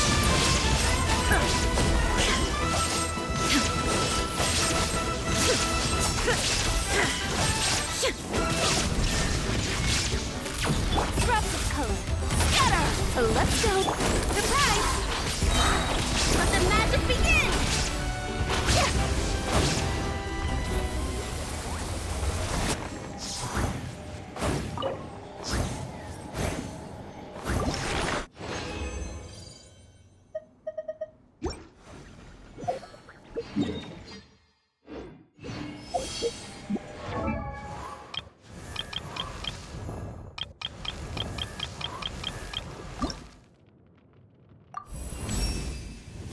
My fire grows hotter.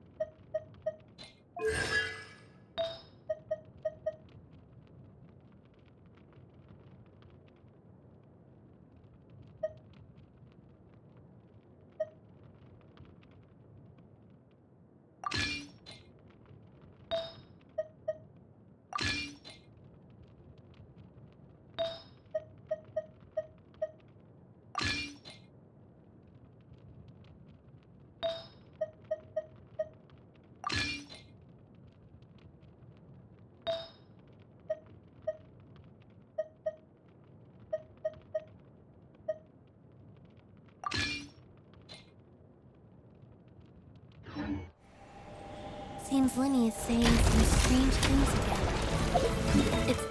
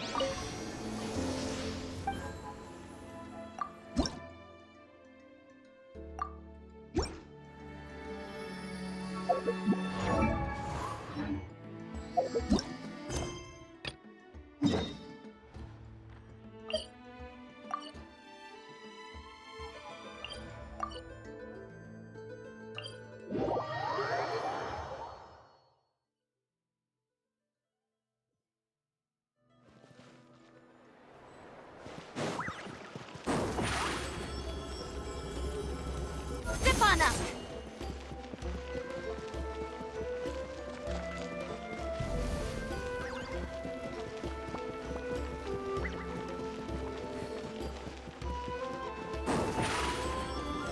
Surprise!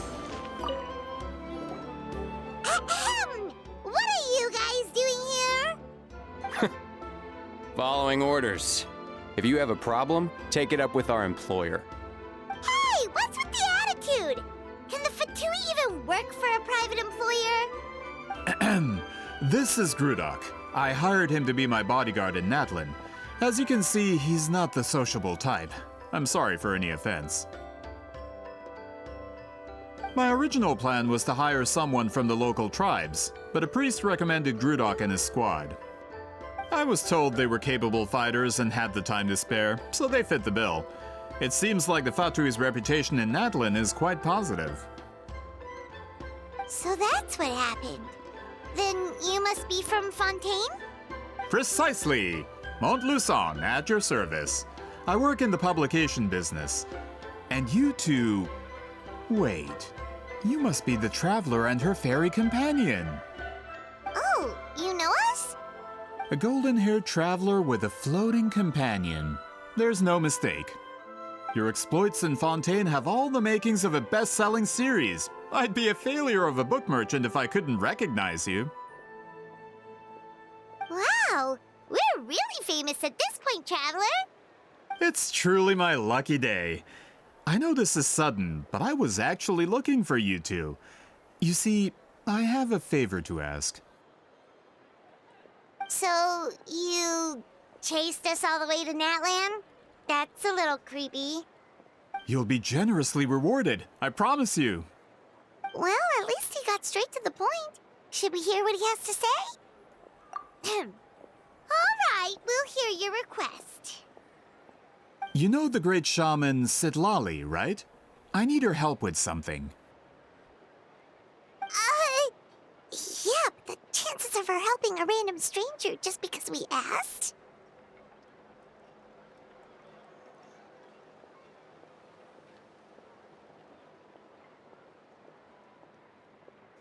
Yeah, Sitlali really doesn't like dealing with strangers. I heard about that from other members of her tribe. But they told me if one person could convince her, it would be the golden-haired traveler. If you manage it, I'll even double your pay.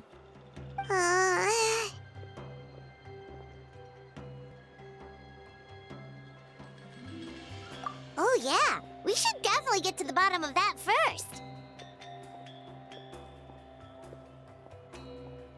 It's kind of a long story, and there's tribal history involved, so you should hear it from an expert.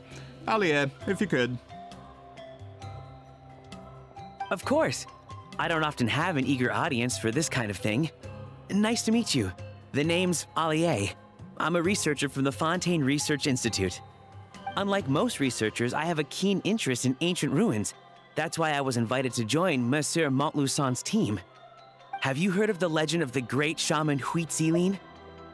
Yes, according to local records, she was a color mystic who lived over 200 years ago, and the most adept in her tribe at using that particular technique. Out of all of her exploits, her most celebrated is the Battle of Seven Colors. According to legend, the battle was triggered by an abyss invasion, one of the most brutal in Natlan's history, even from a greater historical perspective. Amazingly, Natlan was able to turn the tide despite being at an extreme disadvantage. The key to victory was none other than a color Huitzilin created on the battlefield. The color was extraordinary, illusory in appearance while also seeming to possess physical form. Legend has it that Huitzilin used the color to construct a magnificent maze on the battlefield and trap all the enemies inside. This allowed her allies to launch a counterattack and ultimately secure victory. Anyway, that's the gist of it. We don't want to take up too much of your time. That story is the reason I came to Natlin. I often publish books about the history of other nations. They always end up faring well on the market. When I heard this story for the first time, I wanted to include it in my next collection, but...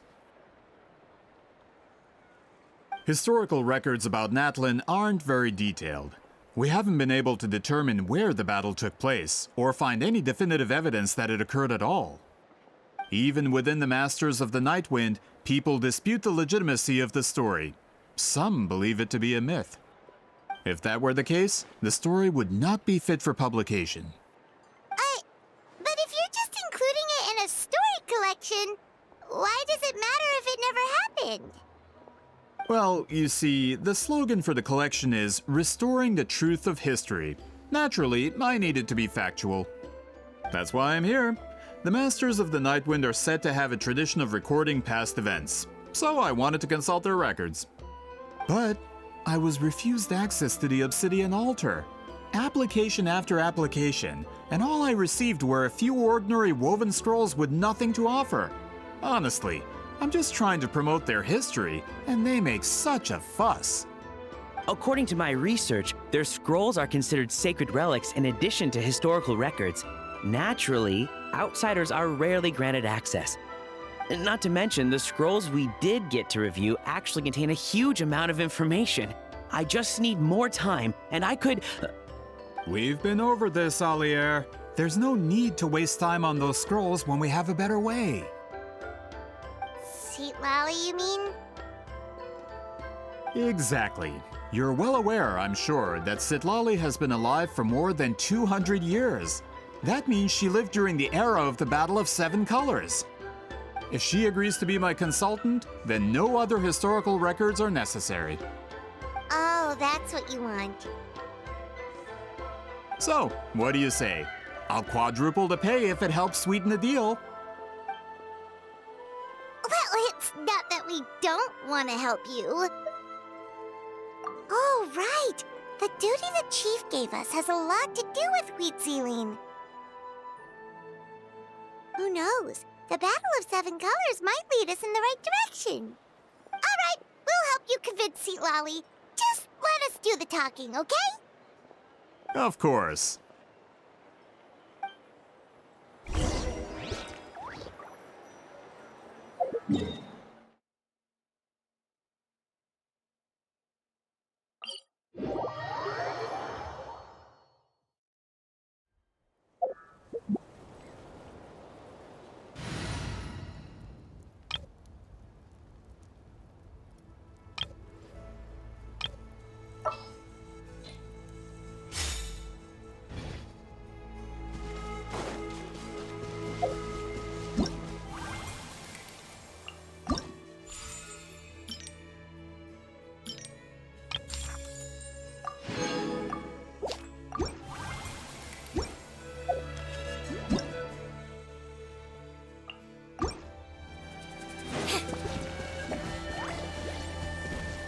Let's ride!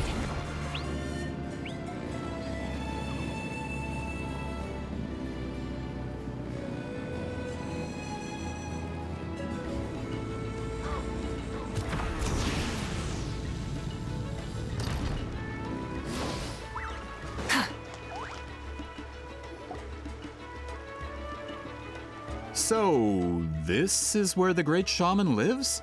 A bit far from civilization, isn't it? I hope the person who pointed us in this direction wasn't mistaken. For someone like Seat Lolly, it actually makes a lot of sense. Is this graffiti her work too? I wonder if it's a cultural practice. If I could just copy it down, We're here for a reason, Alier. As agreed, you two can do the talking, and we'll wait for you here. Okay, we'll go knock on the door. Hopefully she's not hungover.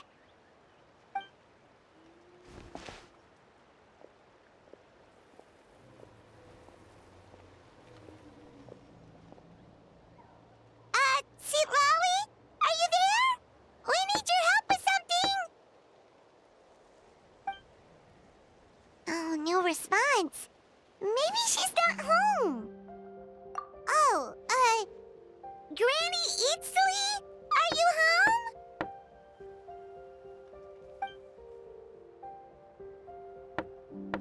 home? Hey, kid! If you're here to challenge me, book an appointment first.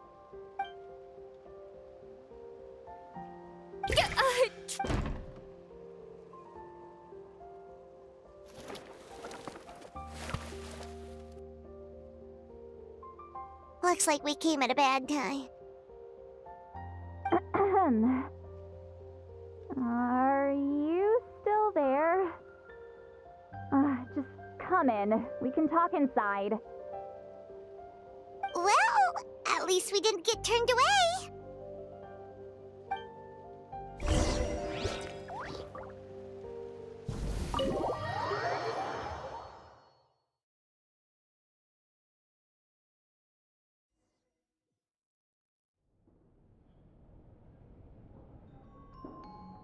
Huh. So this is where Seat Lolly lives. I, didn't have time to fully clean up the place. Complain if you want. Menial housework means nothing to a great shaman like myself. Besides, in light novels, people who keep everything neat and tidy are always too boring to be the protagonists. Also, I'm not a hermit. I'm just above superficial rules of societal etiquette.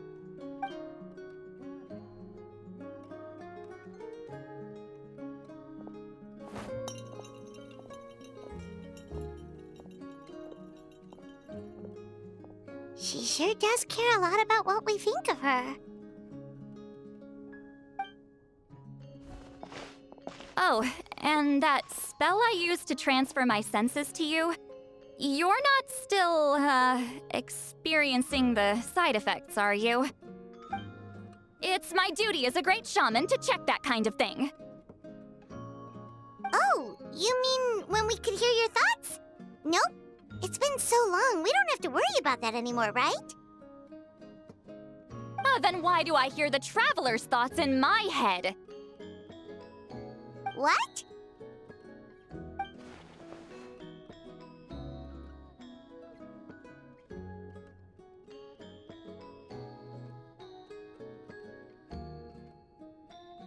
I can still hear you, you know. Don't bother. I'll find a way to fix it. First you hear my thoughts, now I'm hearing your thoughts. It was just a simple spell. I use it on you, and now it's on the fritz. Forget it. Just tell me why you're here. Well, someone asked us to ask you to be their consultant. They have questions about the history of Natlan. So they asked the hero of Natlan to put in a good word? Sounds like they know I don't usually trouble myself with other people's problems. The pay is really good.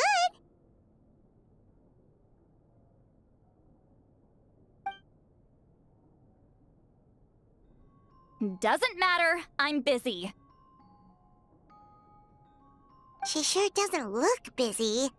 Paimon knew this wouldn't get us anywhere. From you?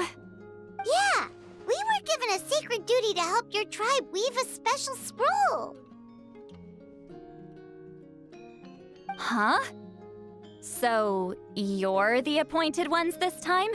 We were surprised too. After all, we have no idea how to weave a scroll like that. But with Chef Biram's help, we were able to make some progress. We still haven't succeeded, but we learned that the key to weaving the scroll is a special kind of color. The historical event those men want to ask about also involves color. If you help them, you might end up helping us too.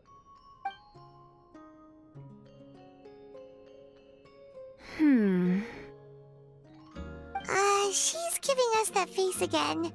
Did Paimon not explain things clearly? I can't decide whether this twist is completely out of the blue or if it was foreshadowed all along. Does that mean you won't help us?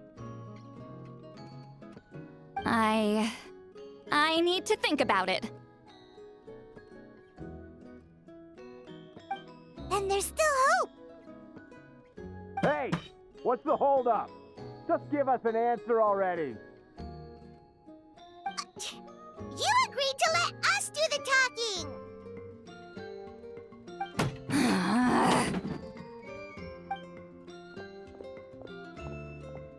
Seat Lolly!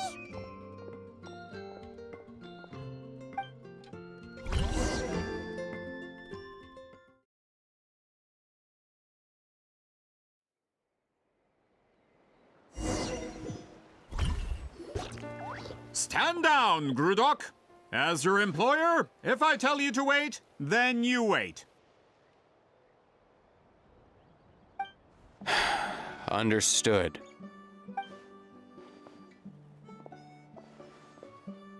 You're the great shaman who's been alive for centuries?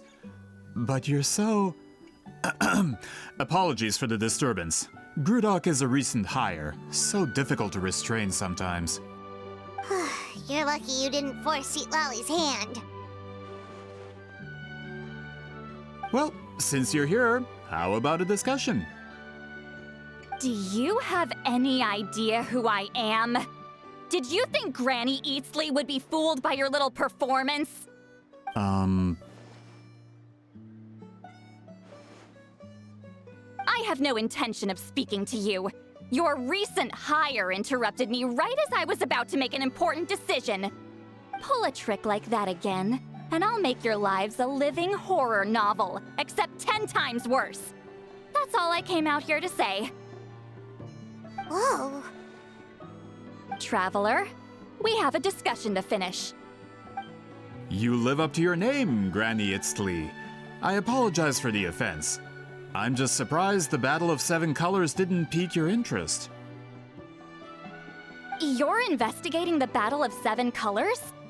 Ah, the Traveler didn't get to that part? Yes, I thought the Traveler could help me convince you. But, if I'm not mistaken, you have a personal interest in this matter, don't you? I heard that the great shaman Huitzilin was a friend of yours. You two must have been close. If I can resolve the controversy and prove the battle took place, I'll include it in my next collection. Then, all of Teyvat will learn the truth. With your support, your friend's heroic deeds will once again be known throughout the land. Inspiring, don't you think?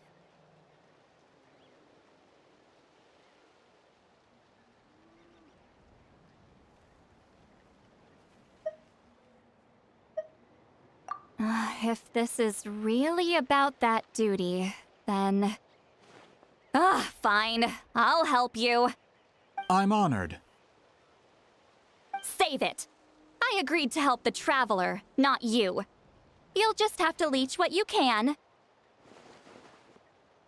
Well, at least she agreed to help.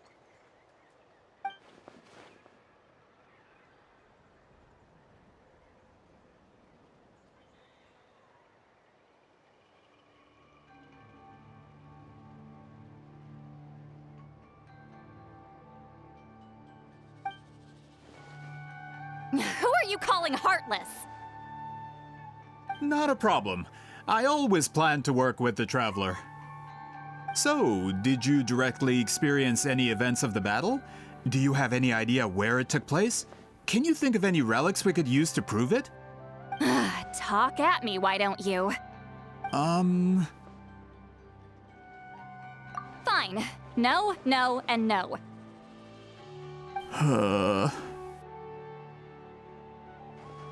I did live during the same era as her, but that doesn't mean we experienced the same events. I've lived a long time, but I'm not a walking encyclopedia. You decide the angle of your investigation, and I'll provide answers if I'm familiar with the subject. All right. Even if you didn't witness the battle yourself, you still lived through that era. Your insights are very valuable.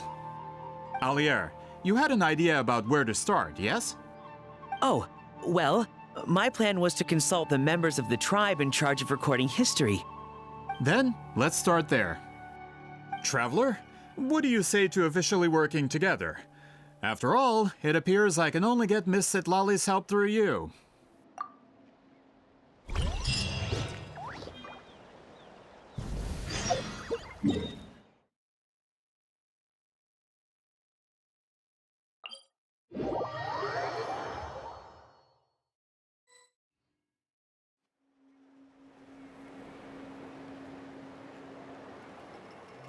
You don't seem super invested in this whole thing, Sweet Lolly. The Battle of Seven Colors is something I've only ever heard about. I know as much as anyone else in my tribe. But how? Weren't you alive when it happened? I wasn't there when it took place, and she never told me about it. That's how. But Molusan said the two of you were close friends. The battle was legendary. Why wouldn't Huitziling tell you about it? Close friends? More like arch rivals. Something Montluçon would know if he actually did his research. Did you see the graffiti outside my house? That's not my doing. All students from Huitziling's School of Shamanism must pass an extremely difficult trial before graduation, defeating me in battle. Those graffiti drawings are how they challenge me. Of course, none of them ever succeeded.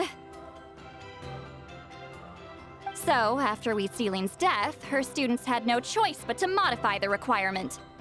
Instead of as my rival, Huitziling only had one achievement that surpassed my own, and that was the Battle of 7 Colors. I can only assume she had some kind of secret technique at her disposal.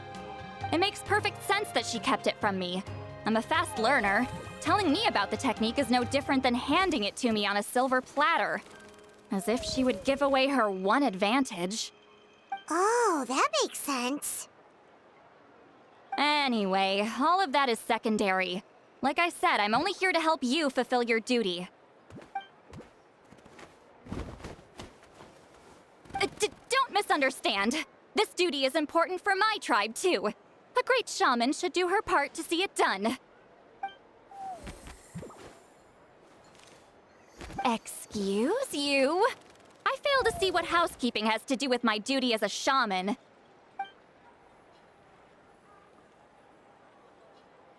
Why is it that you're the one whose thoughts are exposed, but I'm still the one suffering? I need to get to the bottom of this. Excuse me, great shaman, but we have a situation over here. We could really use your help. Okay.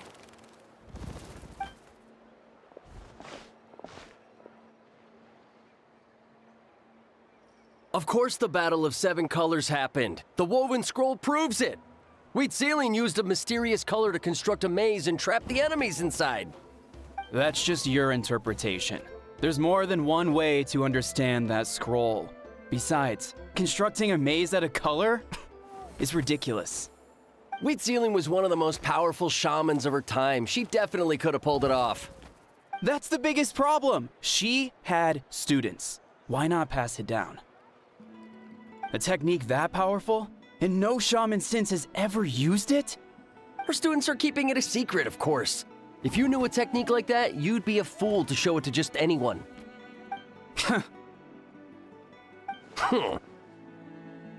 Oh, I didn't mean to cause an argument. I just wanted to ask, is there anything we can use to prove the battle took place? Of course it took place. Why would you need to prove it? You'll have to excuse him. Some people in our tribe insist on clinging to outdated views of history. I'd give up now if I were you. It only gets more ridiculous from here. Please don't fight. Wow, so the battle really is controversial. Am I the outdated one? Kids these days can't find anything better to argue about? These arguments are precisely why I hesitate to include this story in my collection. Neither side was able to offer anything useful. What should we do? Huitziling was a passionate teacher. We were opposites in that sense. The technique she used in the battle must have been her masterpiece. There's every reason to pass it on. Still, if the technique is powerful enough to single-handedly stop an invasion, it also makes sense that her disciples would keep it a secret. We should check with the students from her school. If we can confirm the technique exists, we can deduce certain things about the battle. But as far as I know, most of the shamans from her school occupy high positions in the tribe. Not the type of people outsiders like us can speak to on a whim. Right. The obsidian altar is off limits to you. But, if I go... Is there a problem? Most of Huitziling's students are respected priests in the tribe. But that means they had to go through me. Or try, at least. I, of course, humiliated them from a young age. Those who hold the position now are the ones who lasted long enough before I wiped the floor with them. If I show up without warning, they'll run for dear life. That's not gonna get us any answers. Yeah, Paimon can see it now.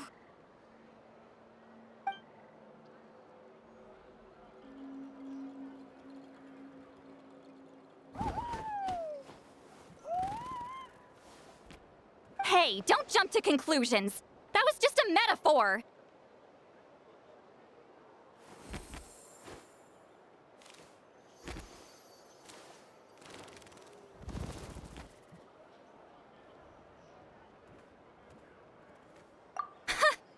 Only you have the guts to joke like that with me, Traveler.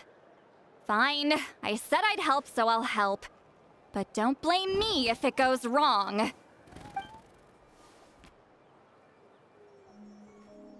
Alright, the rest of you can wait for us here. We appreciate the help.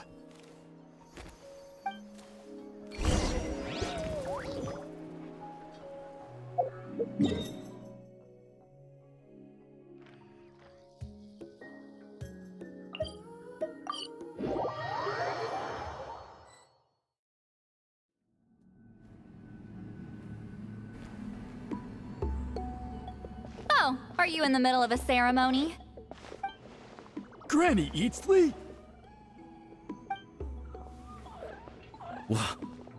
What is she doing here? Did some coward not show up after challenging her to a fight? Or is she here to officially take over the tribe? Whoa. It's like they really do see her as some kind of tyrant. No matter what, we'll defend our dignity as priests to the end. Ugh, you talk a big game for someone who lost to me the most out of the entire priesthood. What? All I want is to ask some questions. So, you're here to interrogate us? Someone didn't sit pretty for their beating? Is that it? You want their name, don't you? We should just run!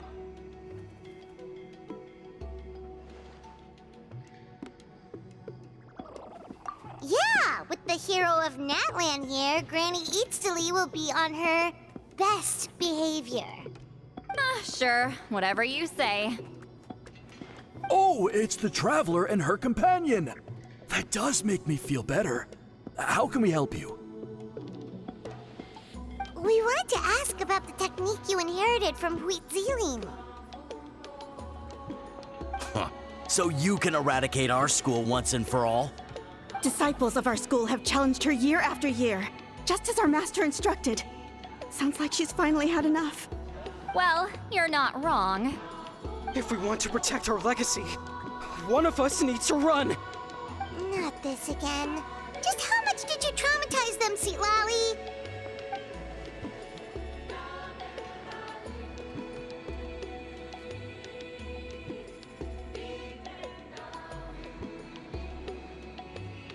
Hey! You can't just say whatever you want just because it's in your head. I'm Granny Eatsley. A mere mention of my name and kids burst into tears. Love and respect? No one has the guts for that.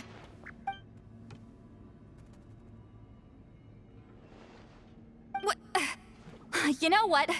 Forget about your duty. We really need to fix this mind-reading situation. Sorry to disappoint, but if you're here to question whether we're qualified to inherit our master's legacy, we're not going down without a fight. We're not getting anywhere. What should we do, Traveler?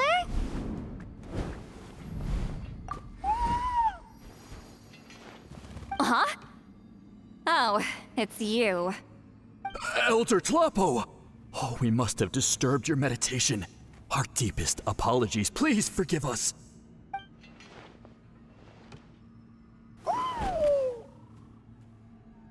Did Elder Tlapo just issue a declaration? From what I can tell, in a single word, the message was friend? Is Elder Talapo telling us to treat Granny Eatsley as a friend? That's not possible, is it? Oh, you forget yourselves, my friends. You are esteemed priests of our tribe. Where are your manners? But Chief! I didn't expect to see you here, great shaman. My sincere apologies for the lack of hospitality. Well, I wasn't exactly planning to come to this crowded place. So you can save the pleasantries, Chief. I'd rather get this over with. Understood. Now, as successors of Huitzilin, I understand your friction with Granny Eatsley. However, Elder Talapo's declarations have always showed us the correct path. You would do well to respect his counsel. So, mind your manners and allow Granny Eatsley to ask her questions. Good thing Elder Tlapo and Chief Biram are on our side.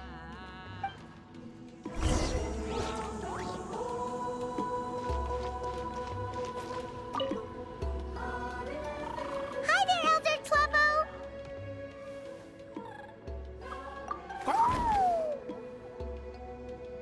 Hey, he seems pretty happy to see us. He's the one who put you in charge of the scroll, right? Yeah, Elder Tlapo appointed us to the task. Elder Talapo, huh? He's still Claw to me.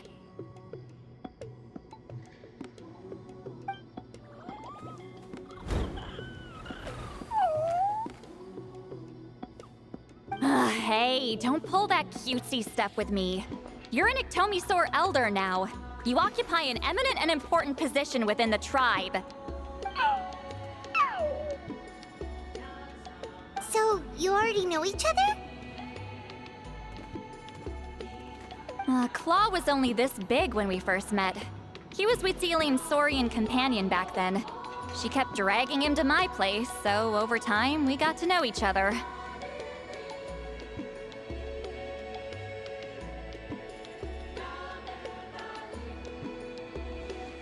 She only came to my place to fight me. But at the same time, she always claimed to be my friend. She was the only one who dared to try, at least. Well, you've lived a long time. You've probably made a bunch of friends over the years, right? The more time you have, the more friends you lose. Oh, Anyway, let's get back to business. I hate talking about the past.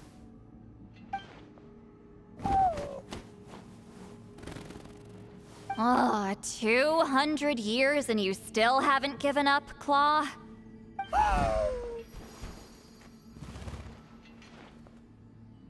I still haven't made up my mind, so you should head back. Traveler, Paimon, let's go.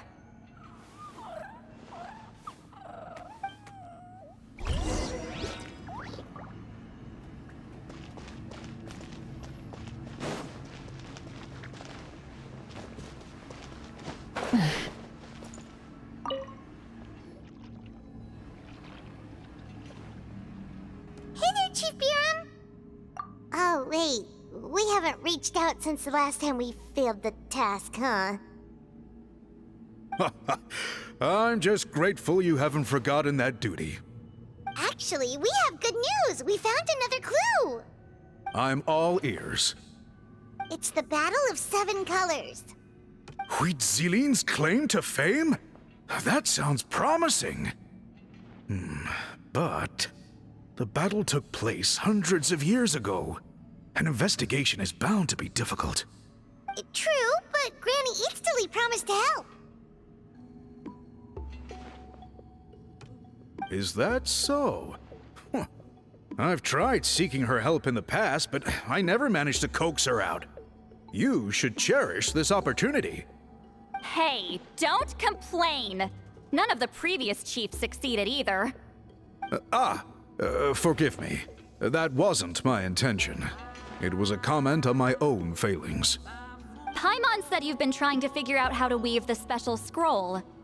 It is my duty, great shaman. Why bother? The scrolls always end up completed on time. So what's the point of figuring it out for yourself? If I may, this task concerns the history of Natlan as a whole. And in many ways, history is the memory of a people. Memory is sacred to our tribe. I'm sure a great shaman understands that better than a humble junior like myself. Something this important cannot be left to baseless rumors.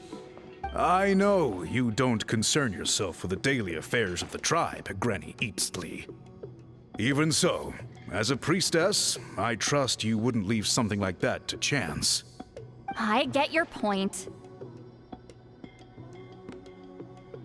Of course, the one time I wish you could read my mind, it doesn't work.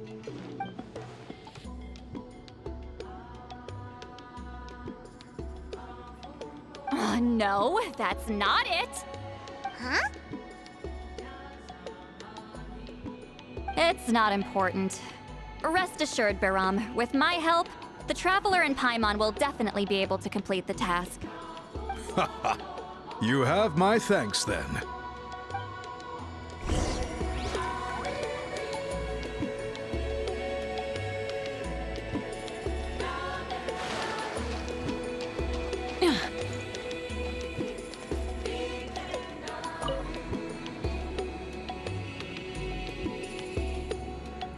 Huh.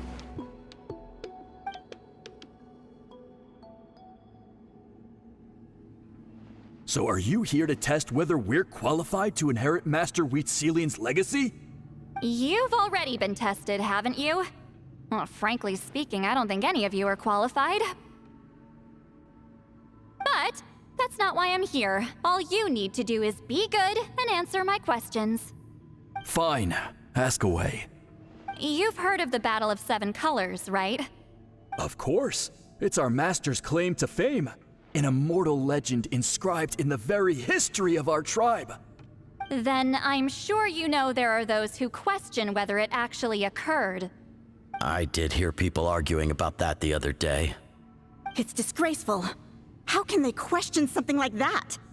It doesn't surprise me. Natlan has had more tourism lately. A lot of people have started getting strange ideas after interacting with Outlanders. After all, everyone who took part in the battle has returned to the ley lines. Without witnesses, it's hard to refute detractors. Well, it just so happens the questions I want to ask are directly related to the legitimacy of this battle. Listen, we know you were rivals, but do you really have to question her legacy? You think she's like you? Someone who can't survive a little scrutiny? No, of course not. Then let me finish. During the battle, Wheatselian most likely used a technique powerful enough to turn the tides of war.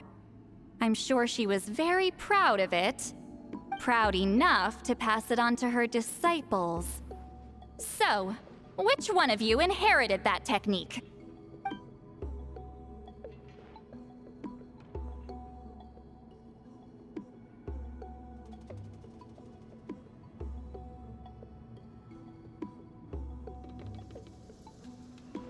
I don't think any of us have heard of it. Listen, I'm not trying to take it for myself, so be honest. With or without it, I can wipe the floor with any of you. Yeah, no objections there. But I'm telling the truth. None of us have ever heard of that technique. What's wrong with her? Why would she let it go extinct? Master's body of work is massive. No one student could hope to learn all her techniques. Mastering just a few already takes a lot of effort. Master had no choice but to recruit many students, split up what she knew into different portions, and pass it down through various individuals. So even though we see ourselves as representatives of Wheatselian's school of shamanism, what we know isn't the sum of her legacy. Actually, I know of a shaman family that inherited some of Master's techniques. The family fell on hard times and lost the right to the priesthood. Still could be worth a shot. But if they inherited Wheatselian's secret technique, shouldn't the family be thriving? Well, it's the only thing I can think of. All right, give me their address. I'll mark it out on your map. To be honest, I'm not optimistic about the future of this investigation. That's because the request came from you. You don't know the power of your own words, do you?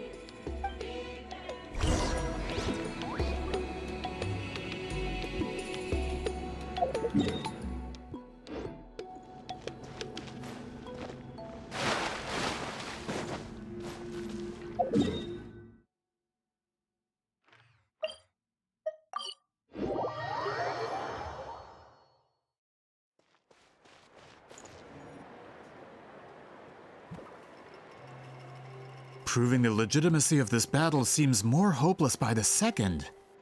Nothing we can do about that.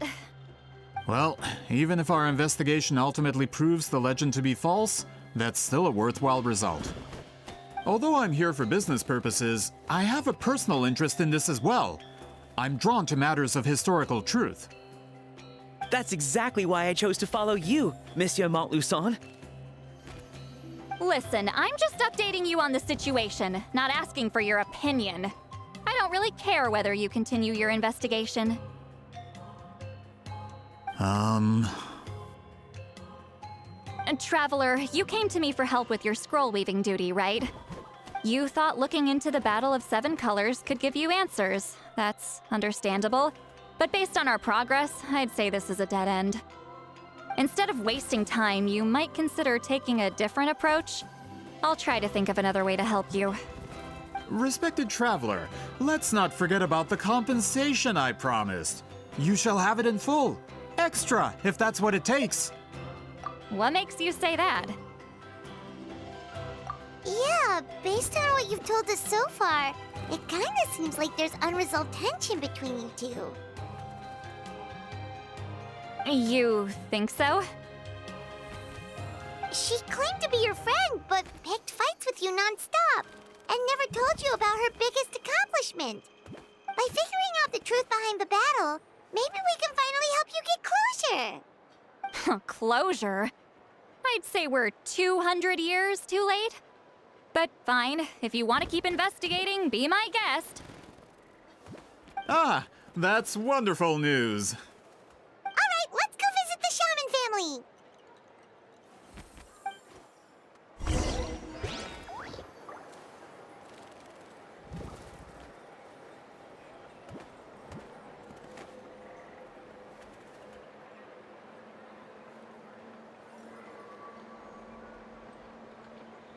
Gotta pick the right location.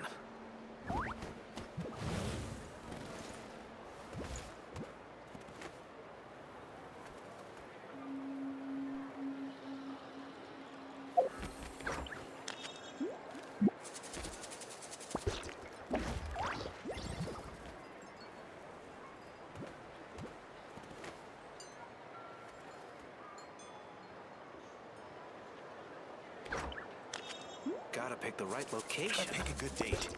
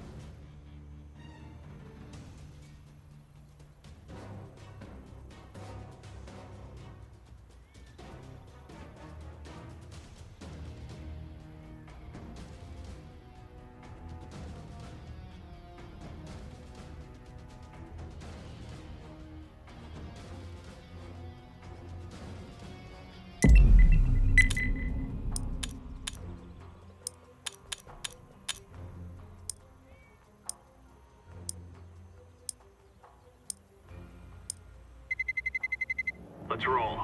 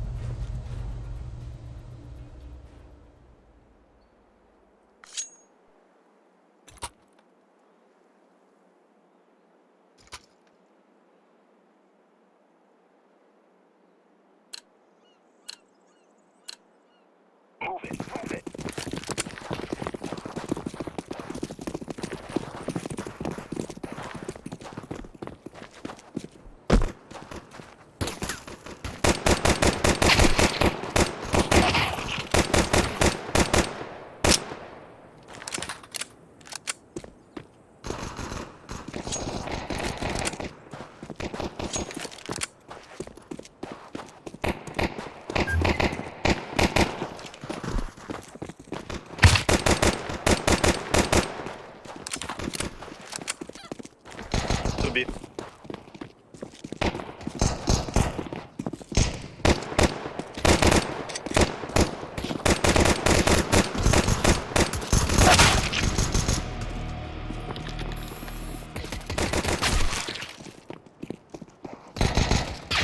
Counter-terrorists win.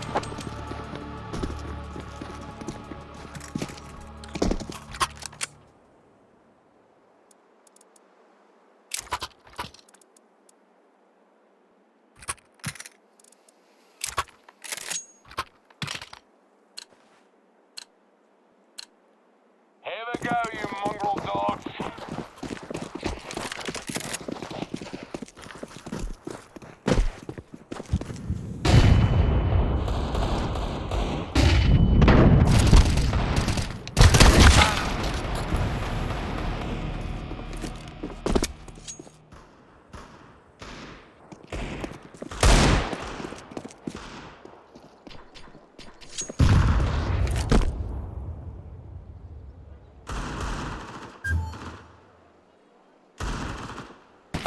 Counter-terrorists win.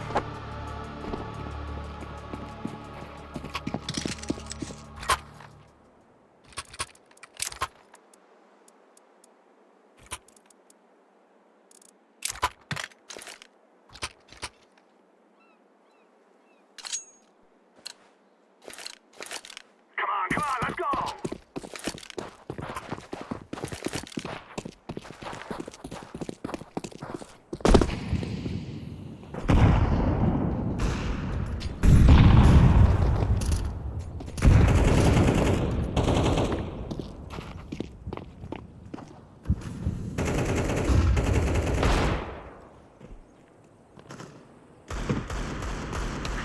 Balkon.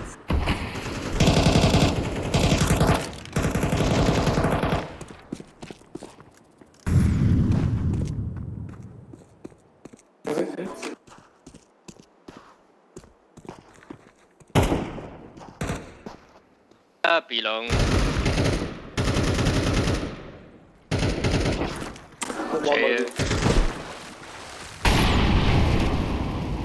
Go ahead. Meet one B. One meet one B.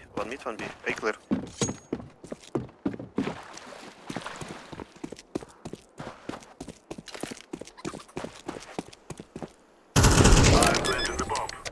Us was B. Terrorists win. We are doing this.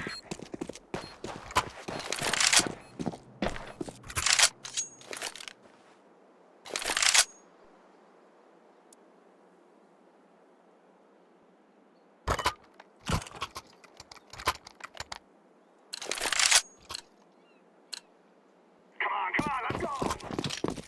I'm throwing smoke.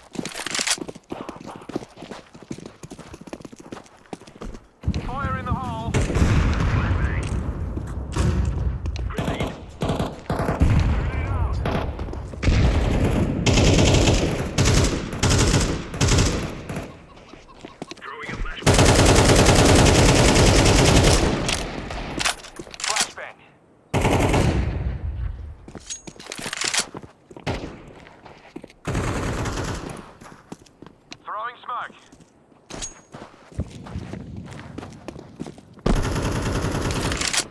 Two connector.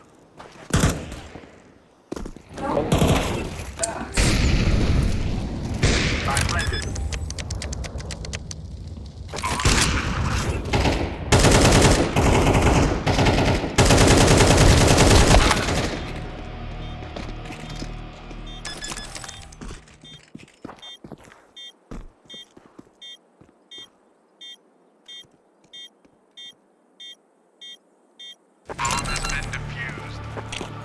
Counter-terrorists win.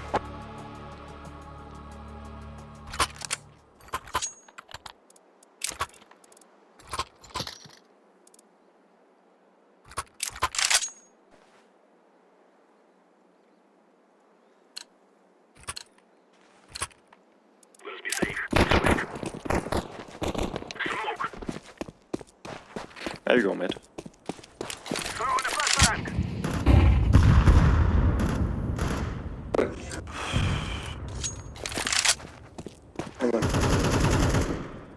Go.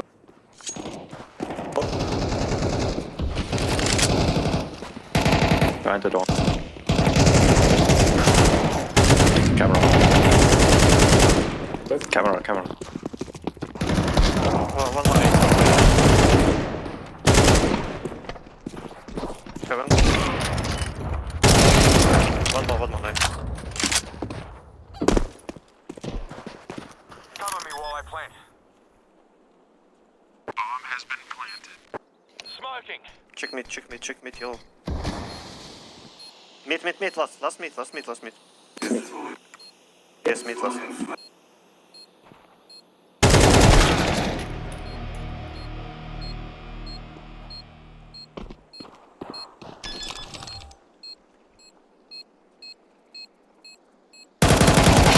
Terrorists win.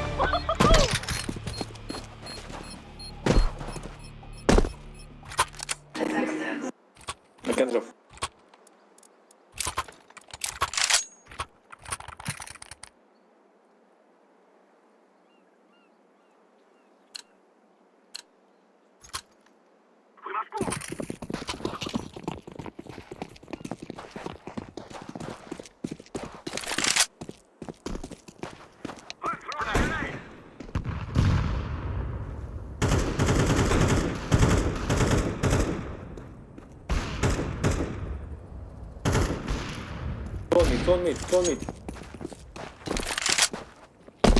Go B. The mid is low. Like this. Oh, one dead. Be clear. But bomb is high. Hey, clear. Yes, B, 2 man. Fuck, 2 middle was.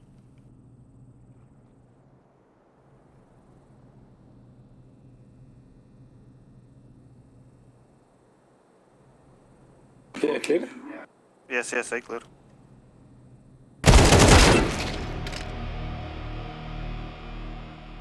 Deploying smoke shield. On my way to plant. Bomb has been planted.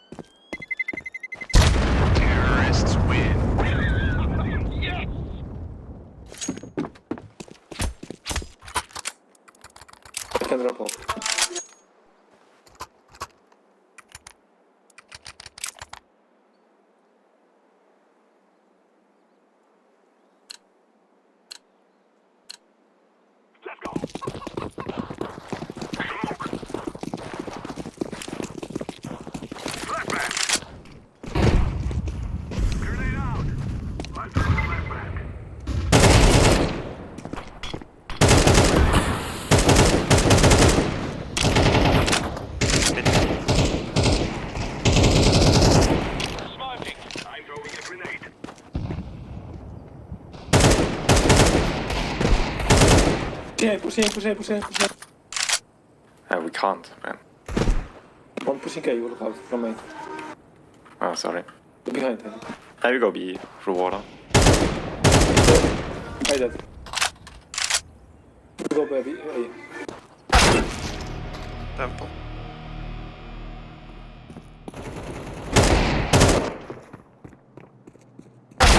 One main.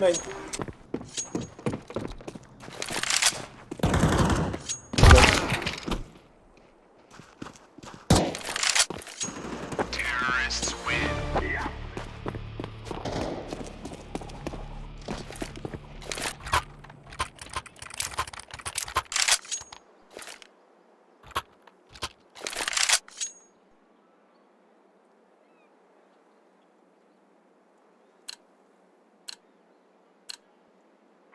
Move it. I'm throwing smoke.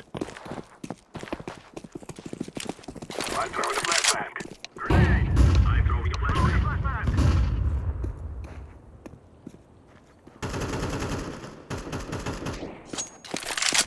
Fire in the hole. Water behind you. Nice mid. Flashbang Says. out.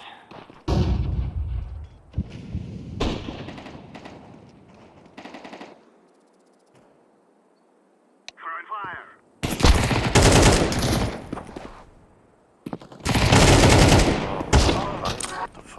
Slow.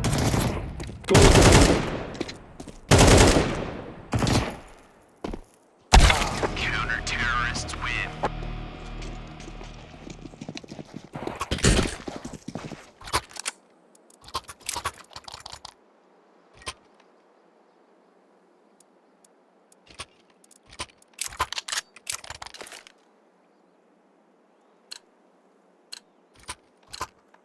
Hit it.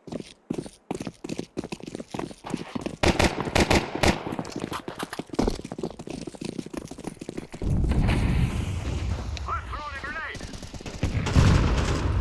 Flashbang.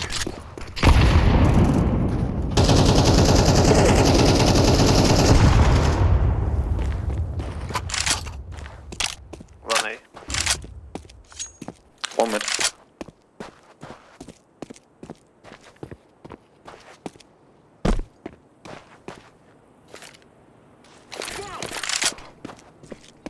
Clear.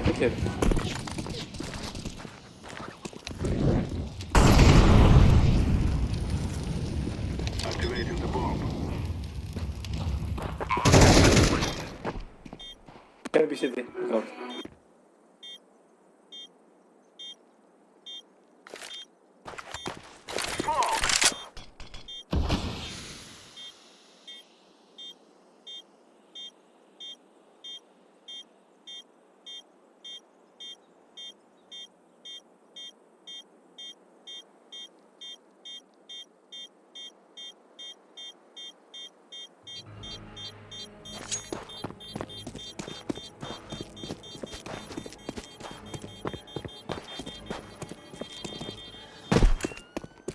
Ace. Terrorists win. Yes.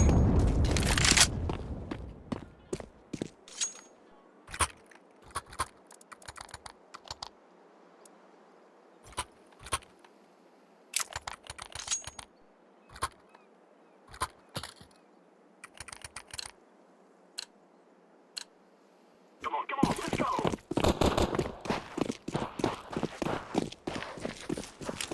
Flashbang. Throwing flashbang. Grenade out. Laying down some smoke. Darn. One weak. Connector up. Look out.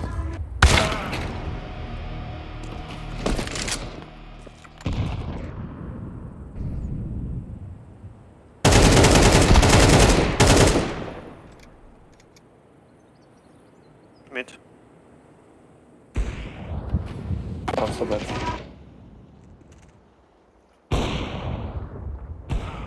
Connector AWP.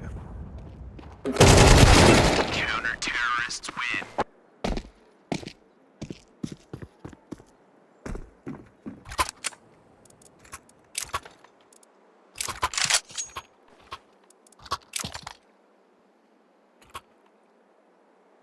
I drop your orange. Really front. Thanks. Time to do this.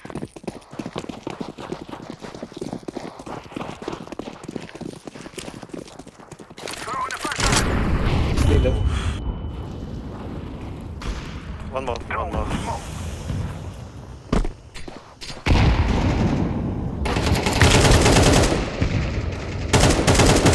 Shot left.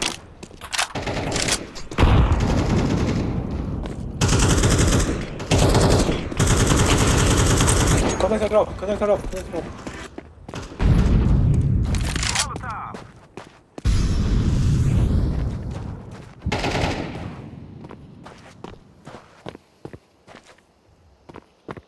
Bir de clear.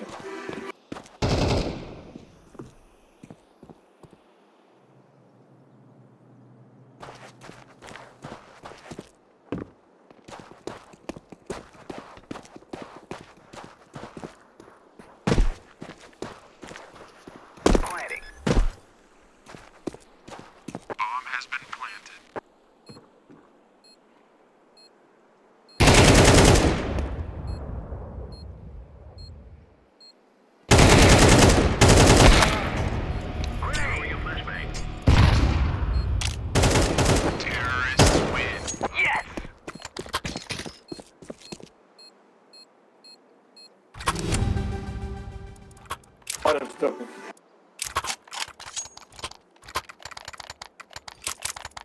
That's wrong.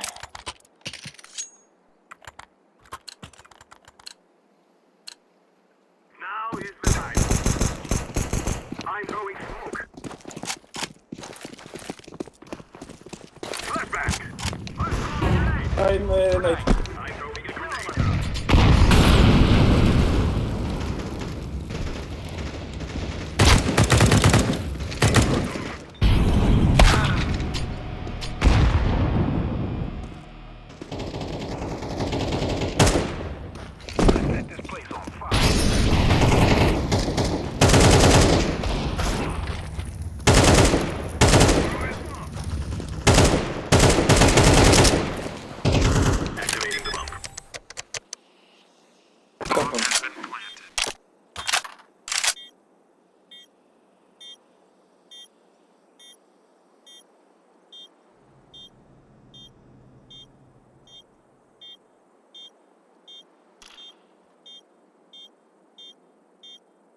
Throwing smoke.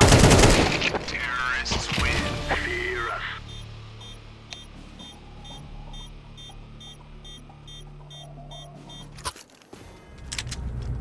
They're gonna wish they were never born.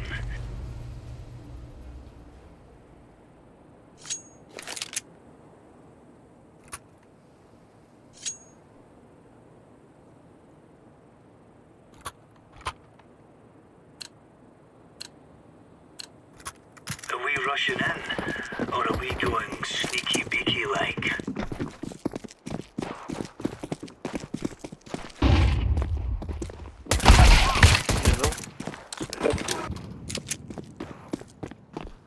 One A, or water.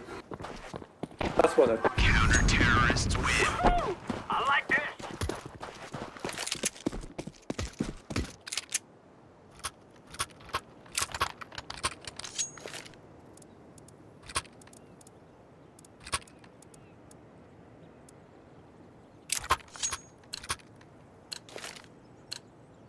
Let's get it done. Get home.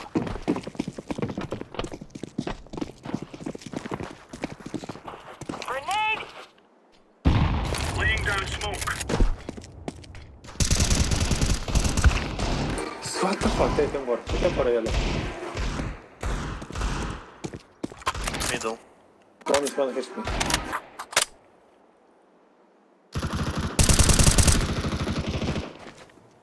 Meet one. One more meat. Bomb B. Last belong. On B. Maybe right side. Counter-terrorists win. Now you're right on. You're right on.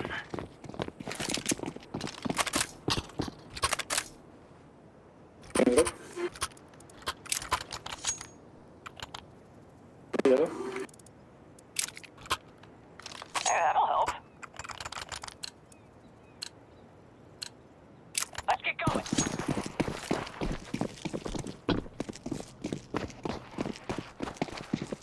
Grenade! Smoke. Grenade out. Throwing smoke. Laying down smoke. Flashbang.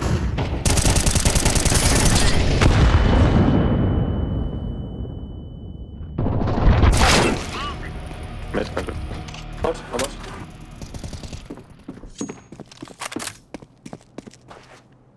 What was that? Temple, what the fuck?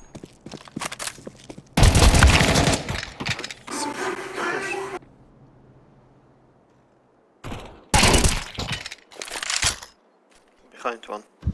One is half Yes. on B. Bomb me. Water and connector. Yes, both.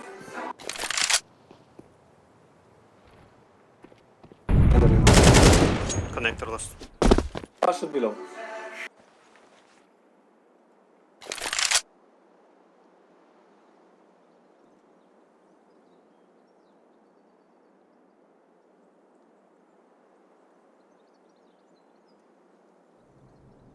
Counter-terrorist win. Oh yeah!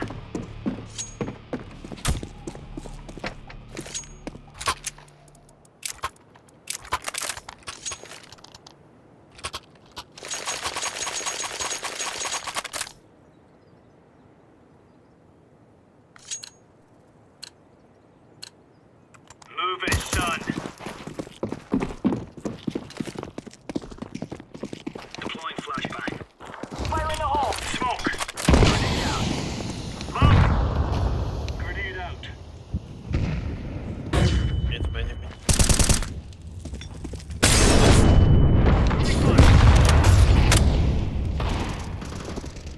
Be dead. Water. One mid. Mid. Laying down smoke. Incendiary One out. mid. B. One mid. I think one B. Last mid, Ah, last mid. He's mid, he's mid. Going back. Cross, cross. Close to B. Counter-terrorist win. We got this.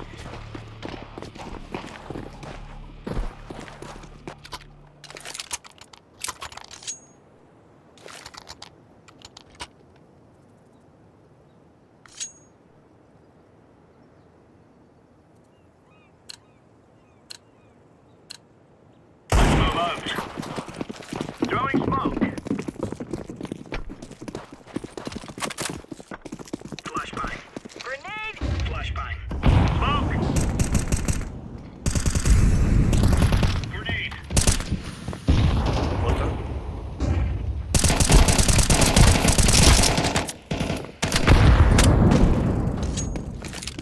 I have them. Okay. Curious, let's have Fire in the hole. Throwing incendiary. flash main. Flash main. Laying down smoke. Deploying flashbang. Two con. B side. Yep.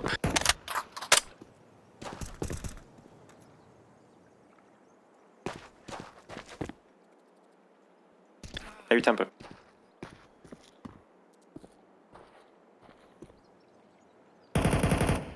Donut.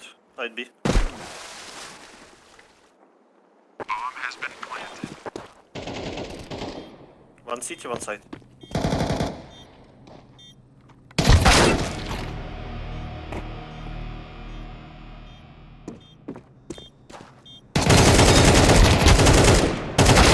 Terrorists win.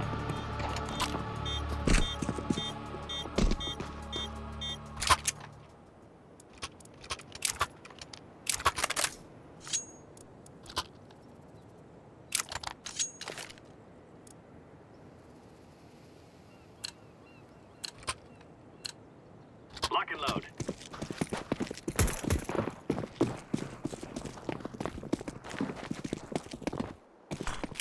Laying down smoke. Fire in the hole. Throwing a grenade.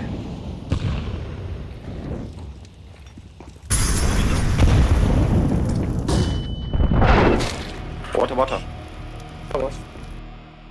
Throwing flashbang.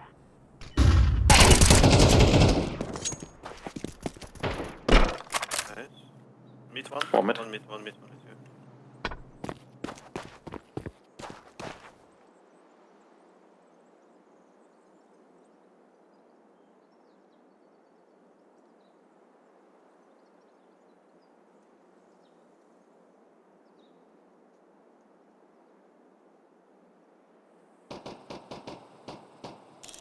One is mid. Bomb mid. One is Mid, mid. Dead mid. CT, T-spawn, T-spawn. With pistol, only lock.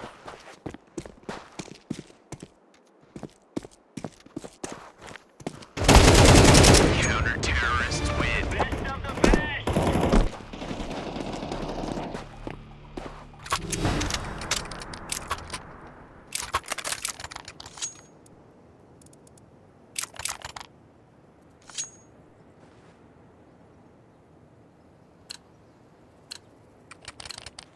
Let's get this done.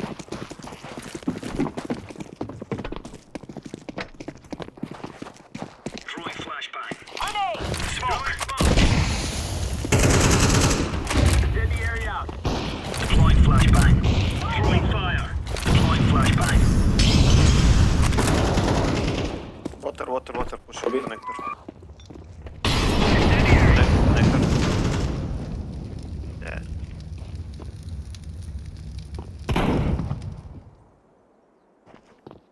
Laying down smoke. One mid.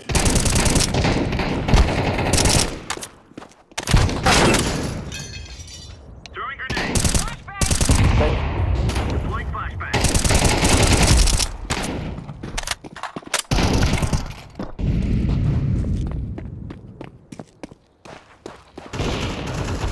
Counter-terrorists win. All right. Nice work, man.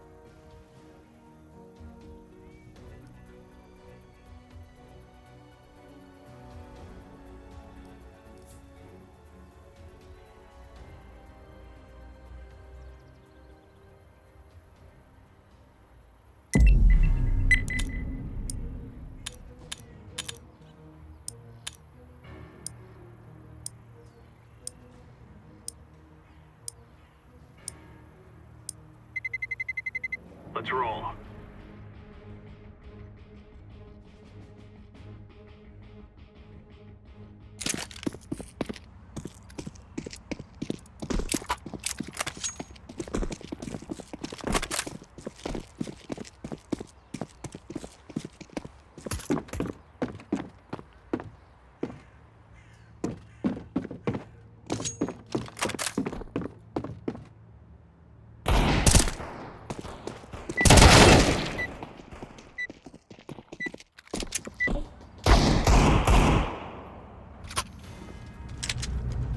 Gear up. We're going in.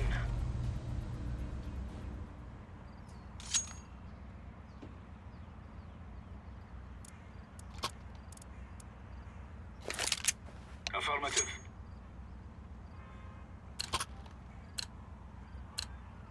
Go, go, go.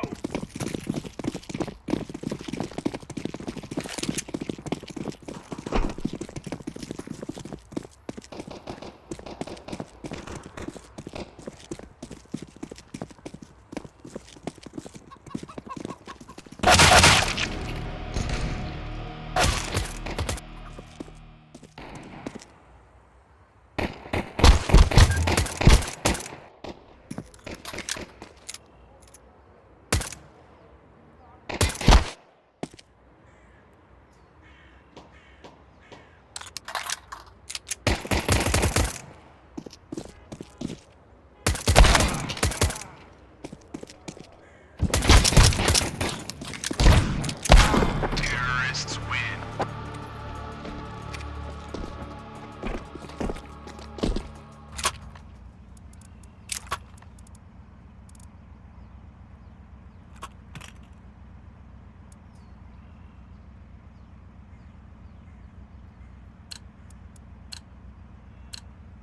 Move it, move it.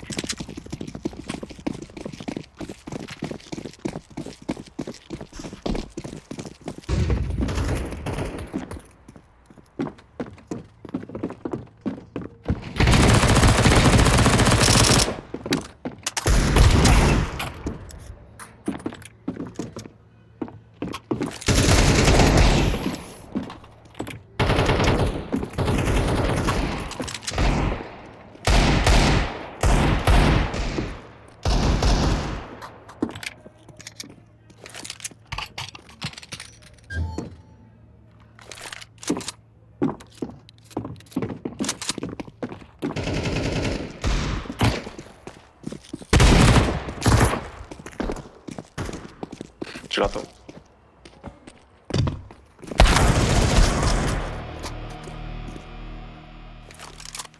I'm moving with a hostage.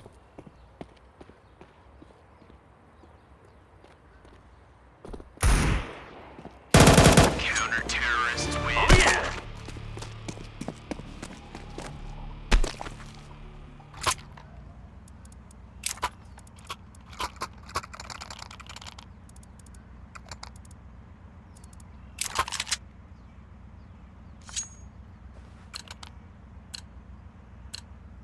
Move it, move it.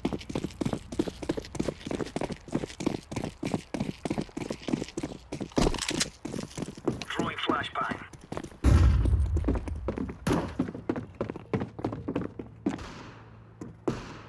Grenade down smoke. Grenade out. Throwing fire. Throwing smoke.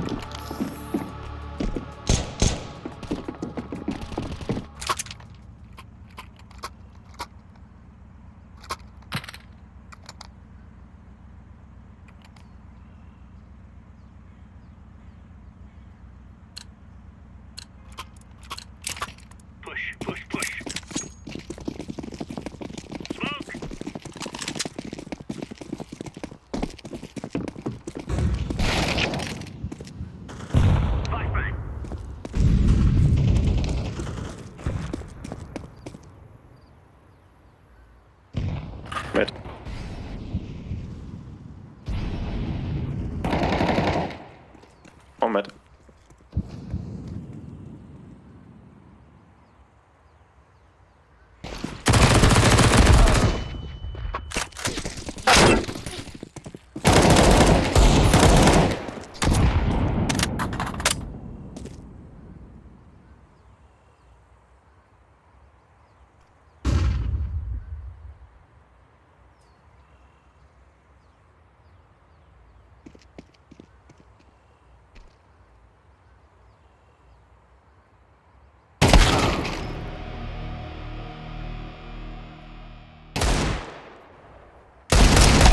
Terrorists win.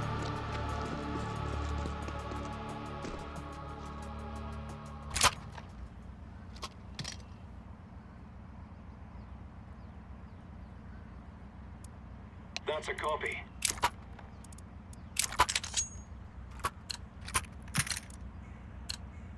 Push, push, push!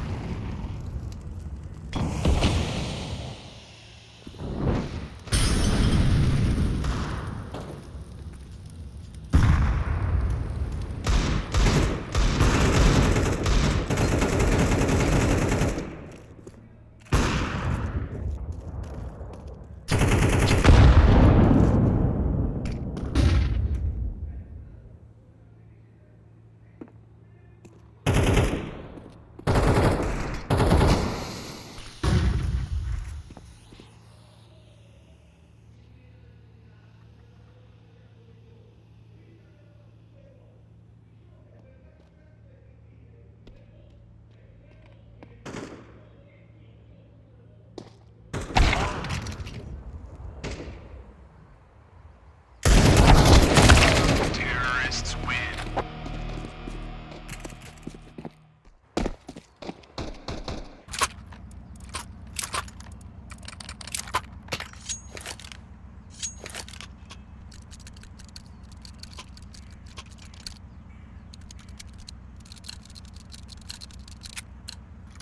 Grab your gear, let's go.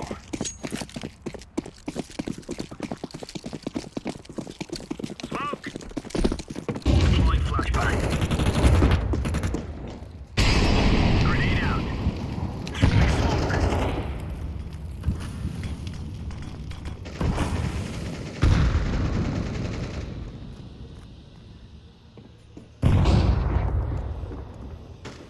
Throwing smoke.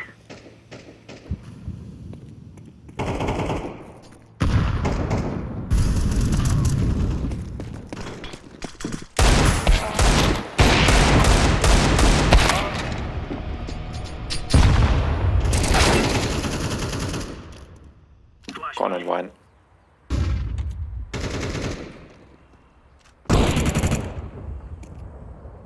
Corner.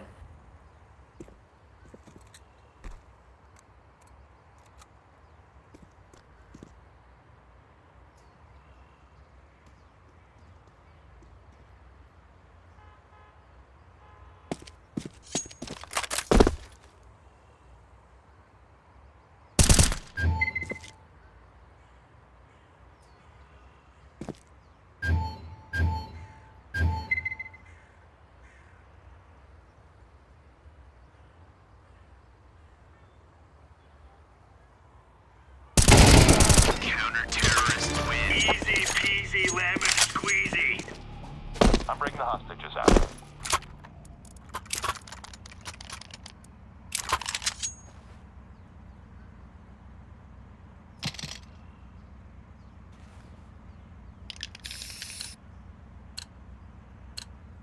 Let's go, everyone.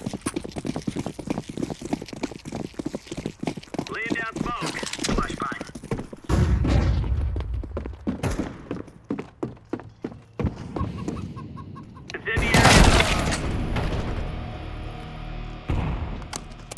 Throwing smoke. Throwing fire. Laying down smoke.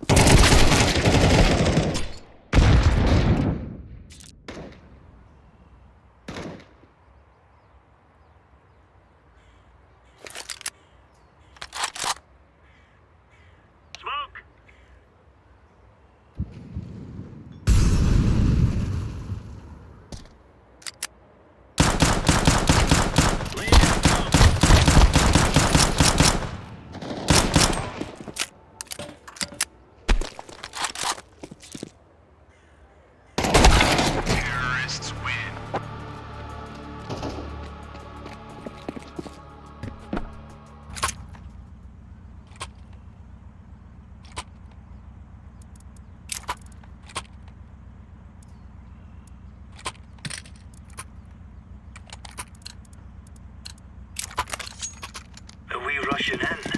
Or are we going sneaky beaky like? Throwing flashbang.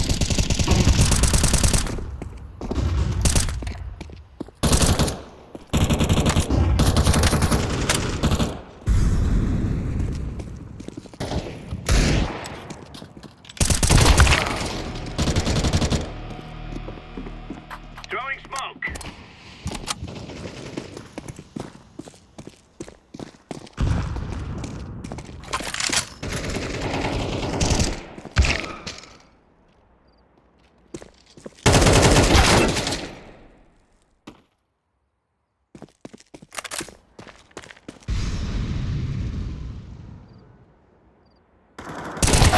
Terrorists win.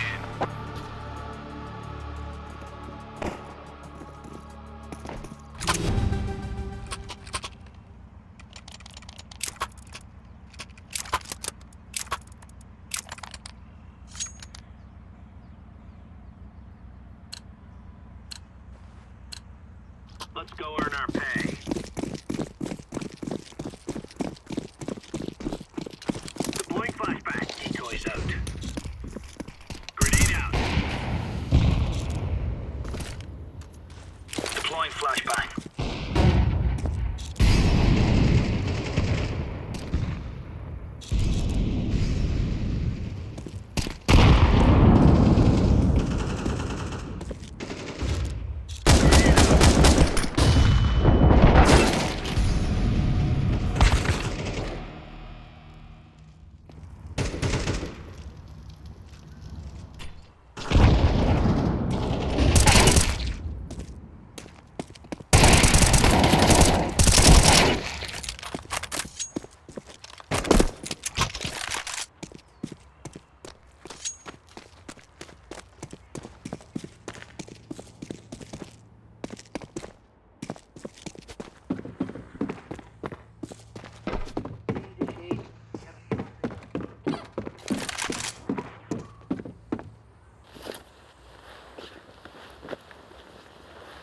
I am en route with a hostage.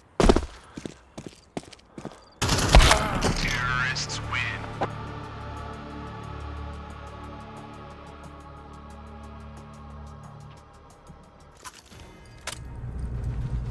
Watch them, they're like little chickens.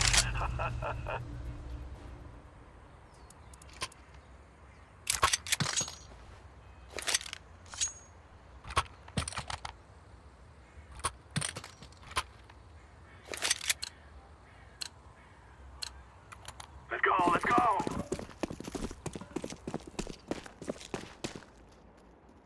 Throw into the flashbang.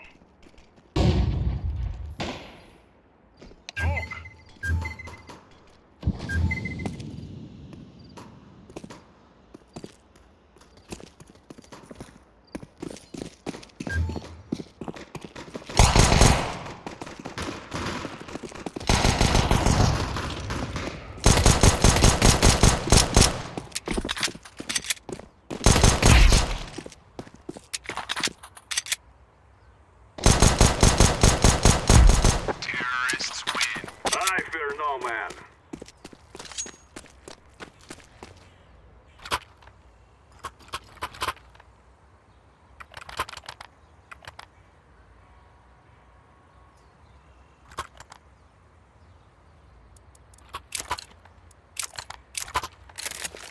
Come on, let's go! Smoke! Throwing a flashbang. Flashbang out. Smoke!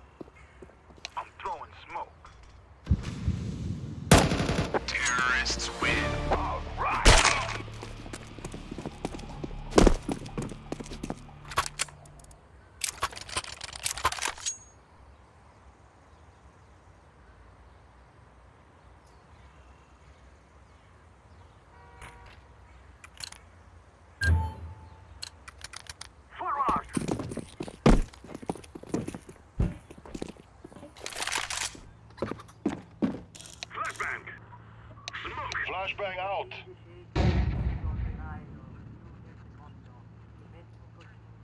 Smoke down.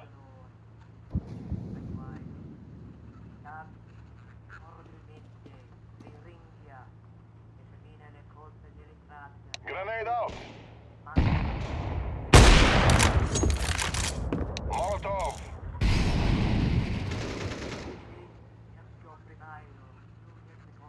Molotov. I'm throwing a grenade. Throwing smoke. I'm throwing fire.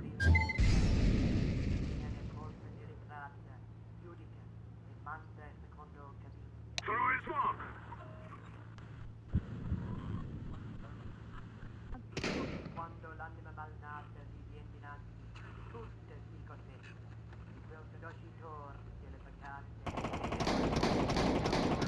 Terrorists win. Yes.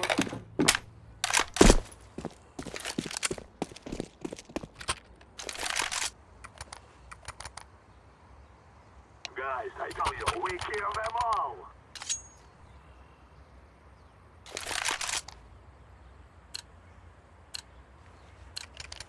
Let's go, my brother.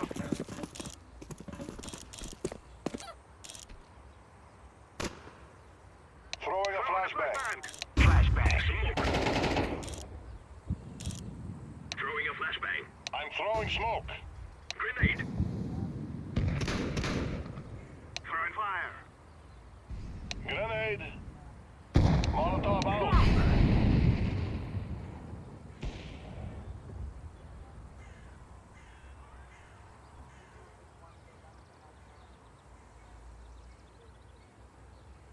Smoke.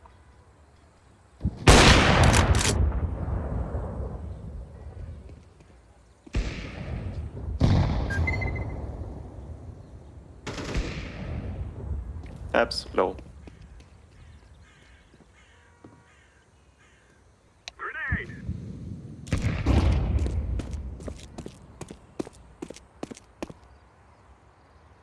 Fire in the hole.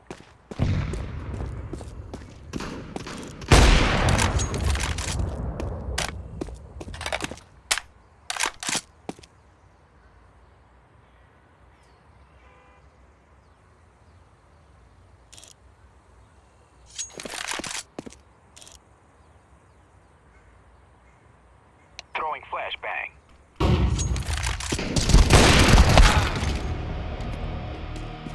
Let's burn it to the ground.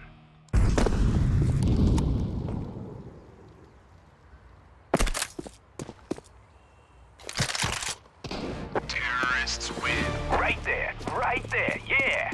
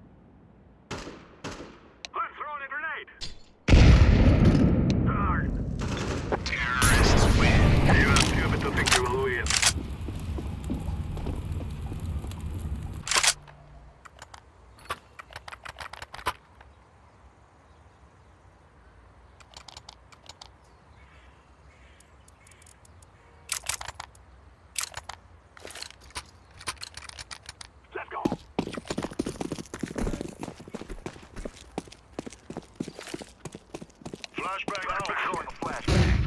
I'm throwing smoke. Throwing a flashbang. I'm throwing a flashbang.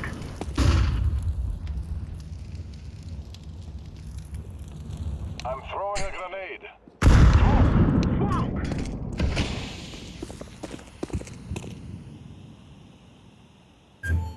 Grenade out. Molotov.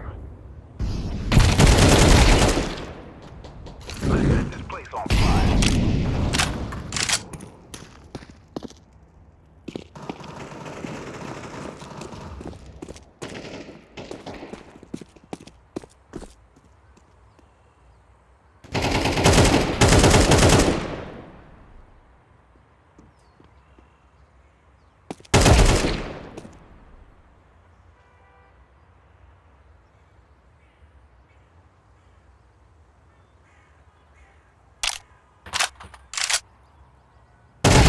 Terrorists win.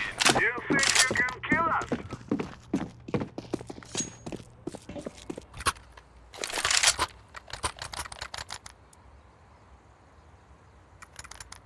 You give me weapon, I give us win. We will dance on your graves. Go, go, go!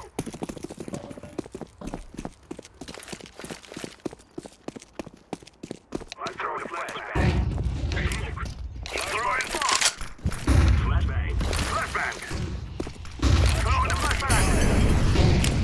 Grenade. Smoke. Smoke down.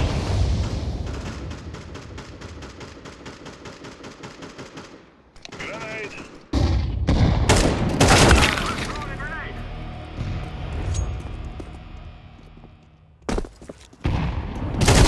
Smoke.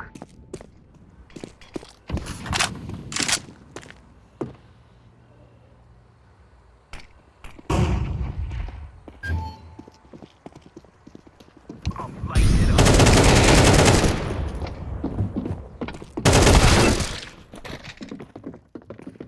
Fire in the hole.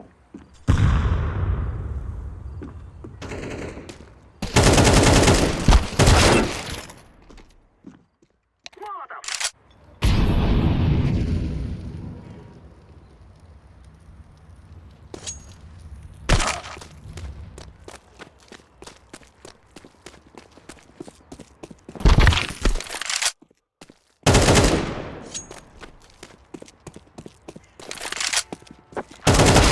Rescue. Counter-terrorists win.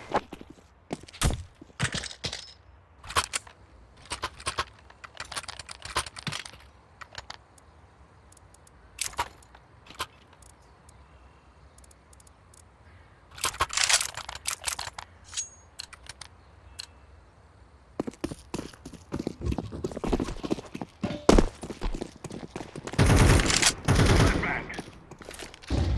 I'm throwing fire. Throwing smoke. Throwing a flashbang. Smoke. Smoke down. Throwing a flashbang. Throwing a flashbang. Flashbang. I'm throwing a flashbang.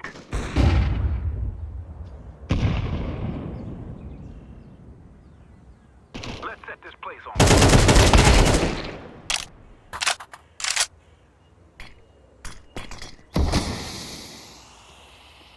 Smoke. Smoke. Terrorists win. You will cry like babies before you die.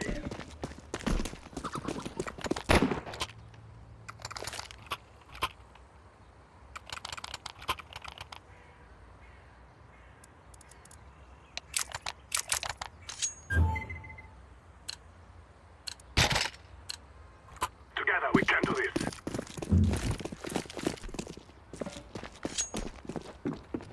Flashbang out. Flashbang. Throwing flashbang. Smoke. Throwing smoke. Throwing the flashbang. Throwing smoke. Grenade.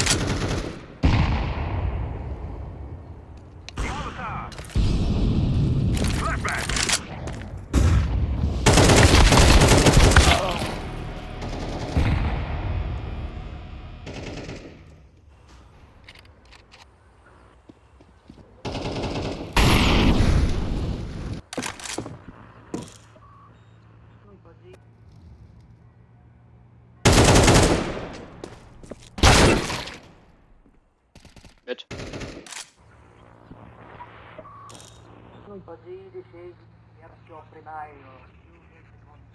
Terrorists win. We are doing this.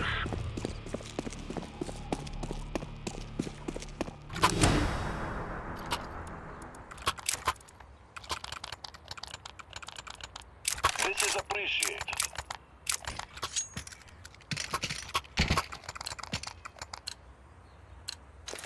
Let's go, my brother.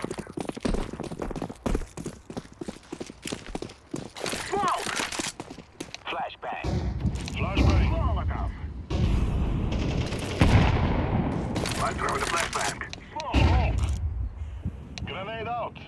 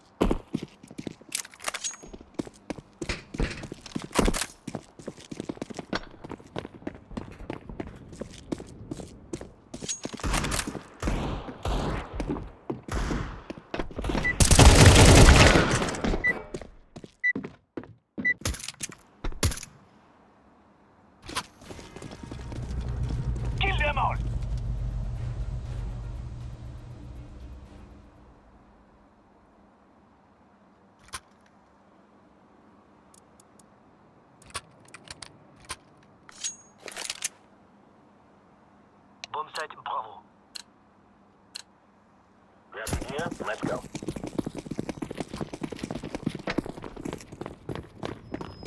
Throwing smoke.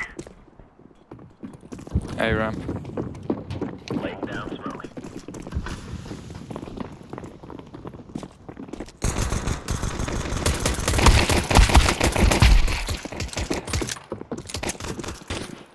Catwalk.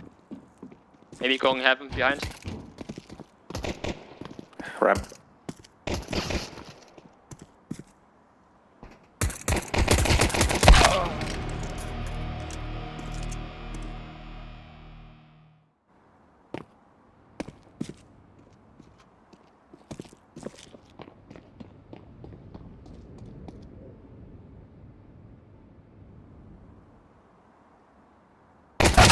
Terrorists win.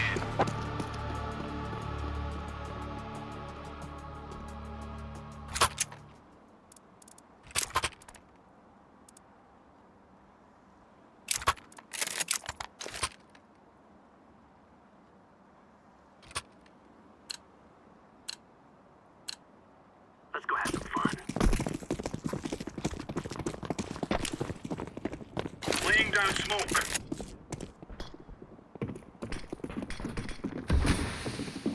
Mid ramp.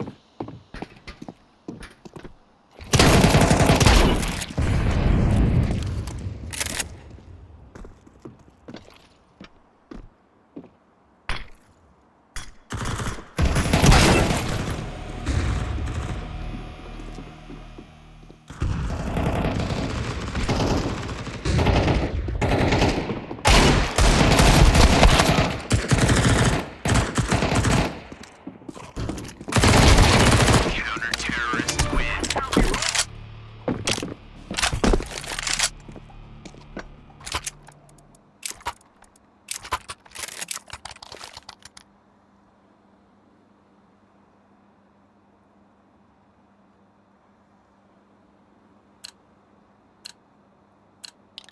Move it, move it! Throwing smoke.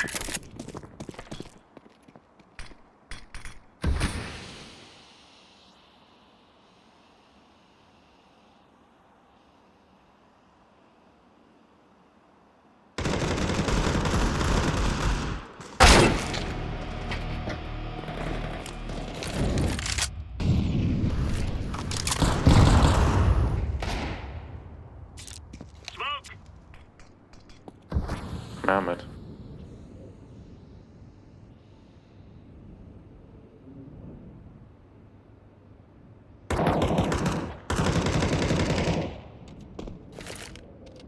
Flashback. Throwing grenade.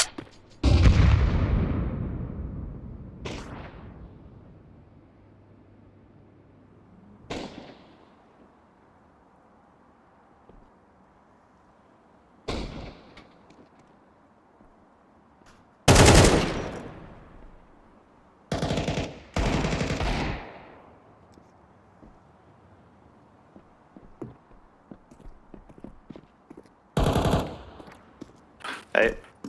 I think I...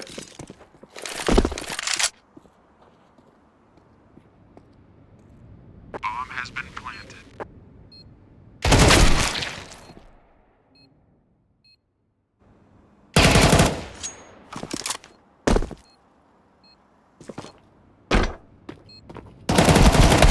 Terrorists win.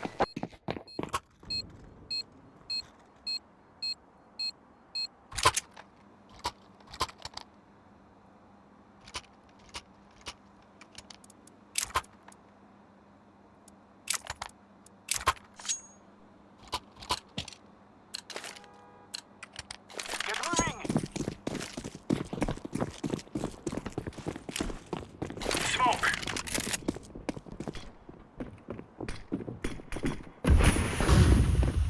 Grenade out.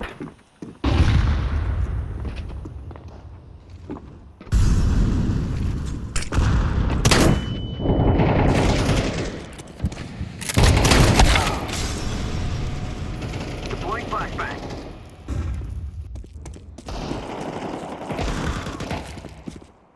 Laying down smoke.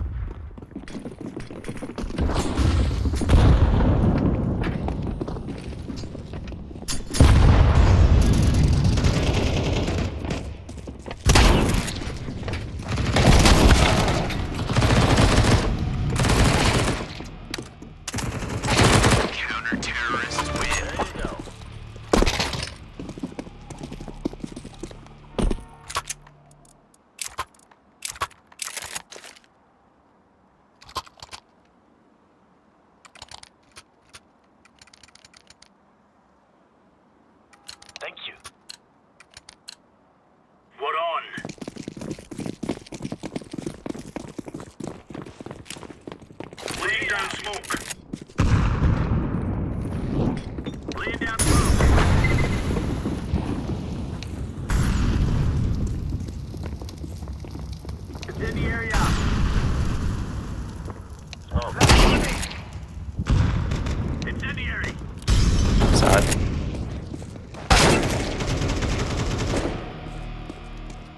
Flashbang.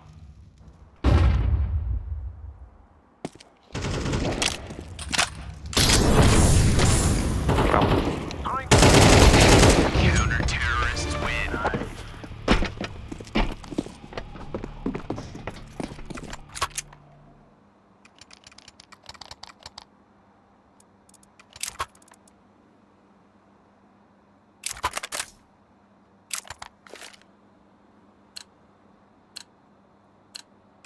Grab your gear, let's go. Throwing smoke. Smoke out.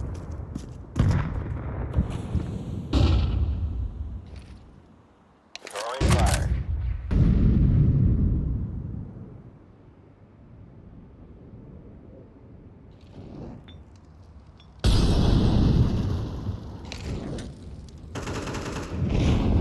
Flashbang. Deploying flashbang. Throwing fire.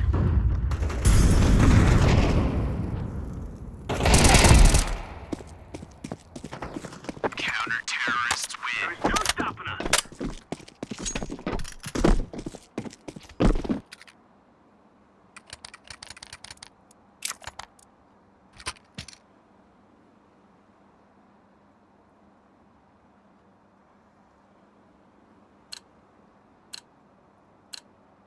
Let's move out.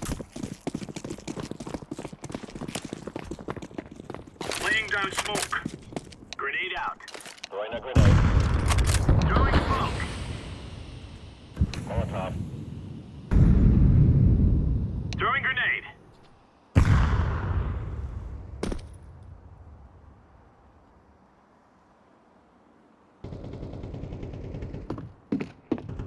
Deploying flashbang.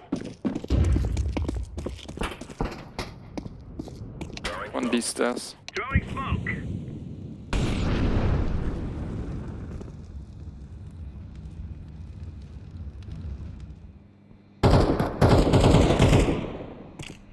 Throwing flashbang.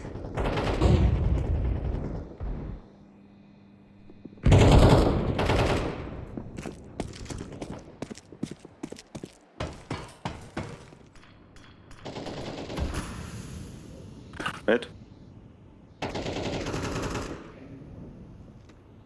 Throwing flashbang.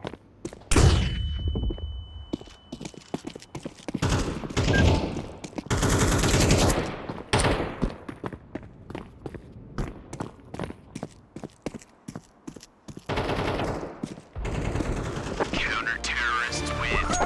I like this.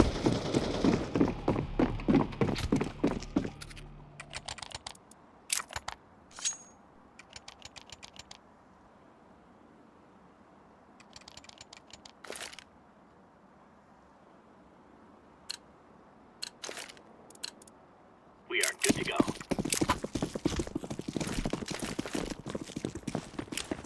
Smoke! Smoke! Throwing flashbang. Fire in the hole. Flashbang.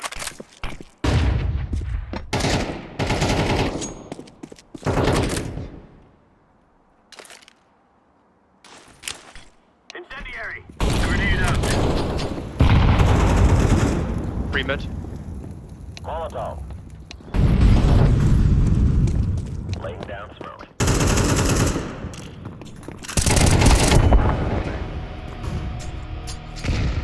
Laying down smoke.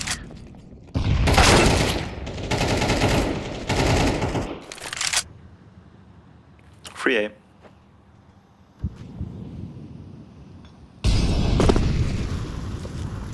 Bomb has been planted.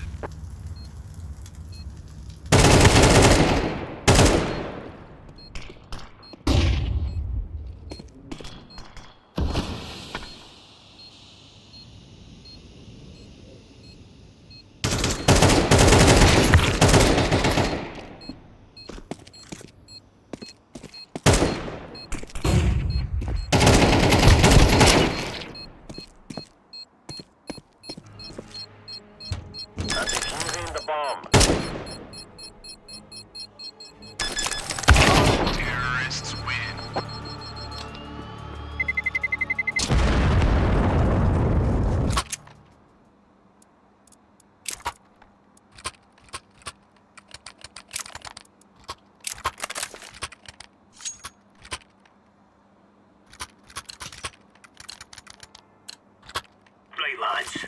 We're on. Throwing smoke. Laying down smoke.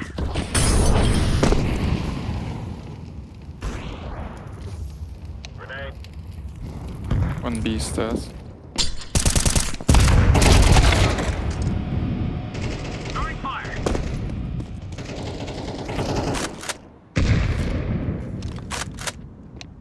Throwing grenade.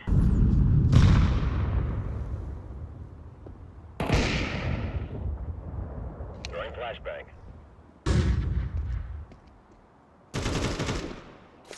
Short.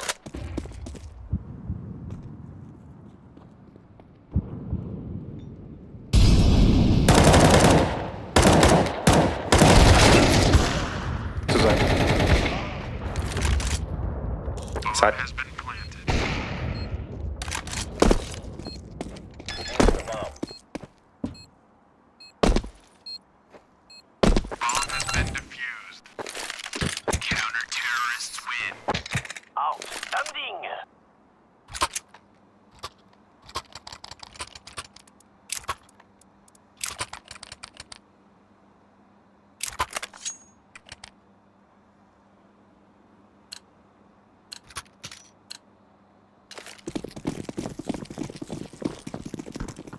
Smoke. Throwing smoke. Clear the area out. Throwing a grenade. Grenade out.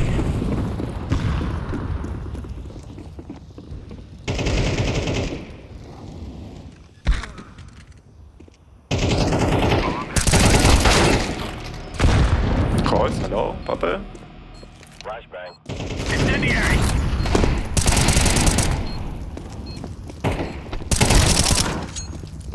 Defusing the bomb. Bomb has been defused. Counter-terrorists win.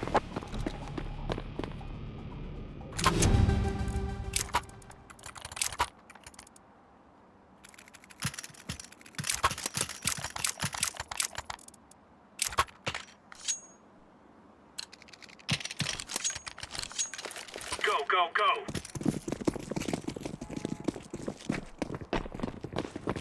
Laying down smoke. Throwing smoke. Grenade out. Deploying flashbang. Deploying flashbang. Incendiary out.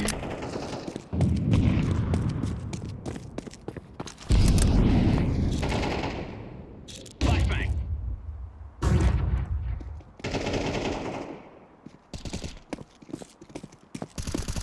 Counter-terrorists win. Now we're getting stuck right into them.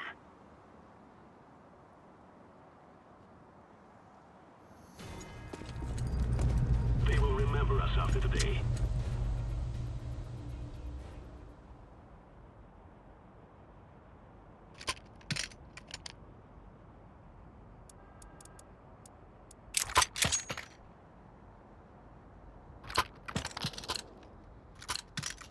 Let's do this quick.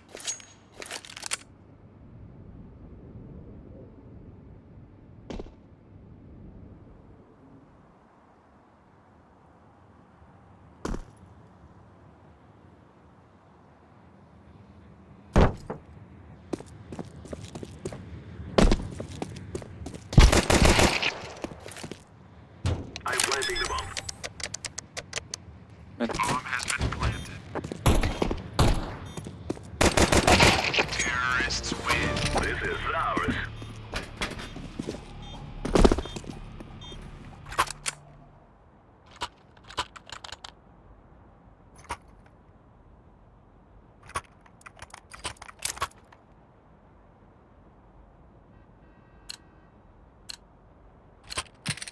This is our fight.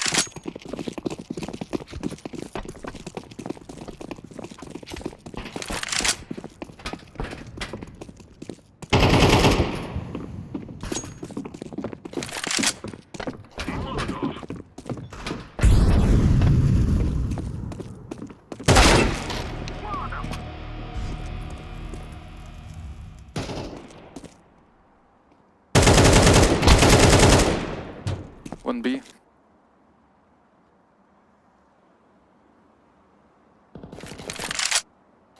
Last was B.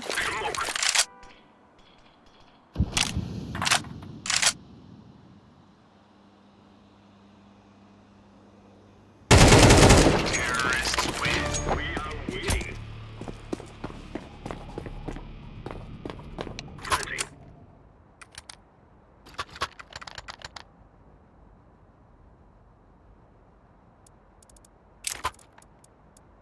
I think purple can't hear us.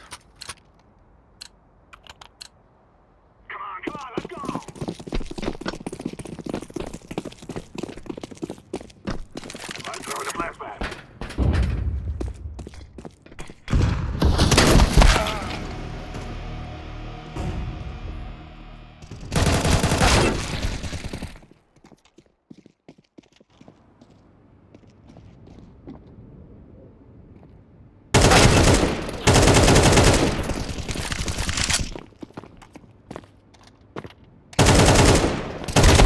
Counter-terrorists win.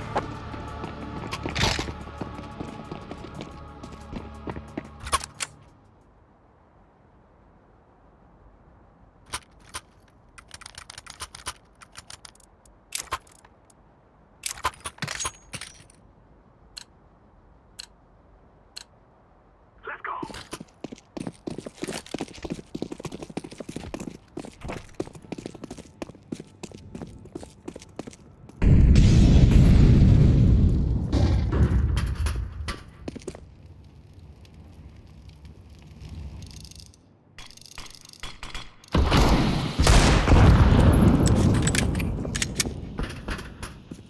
I'm throwing a flashbang.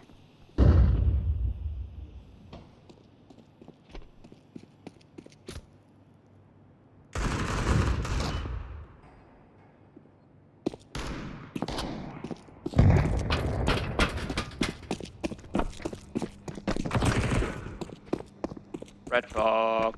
Flashbang.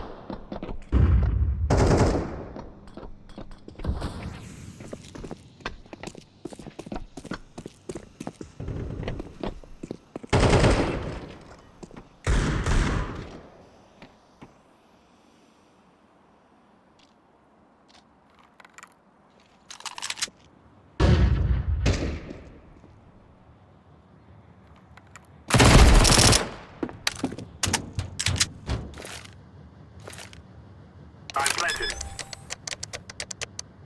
Bomb has been planted.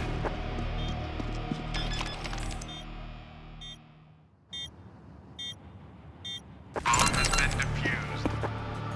Counter-terrorists win.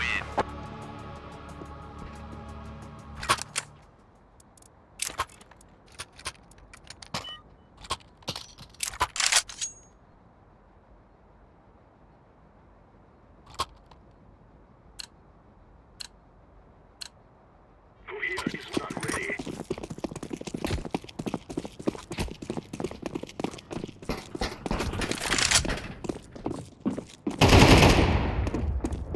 Throwing fire.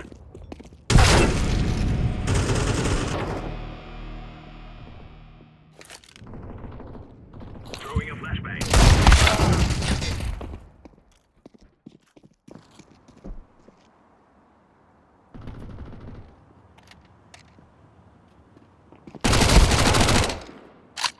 1A.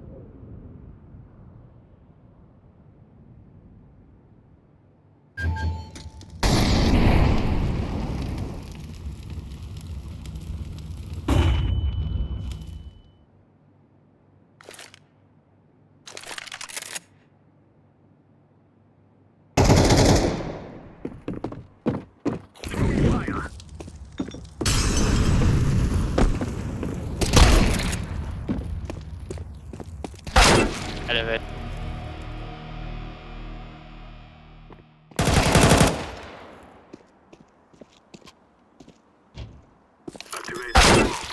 Mid. Counter-terrorists win.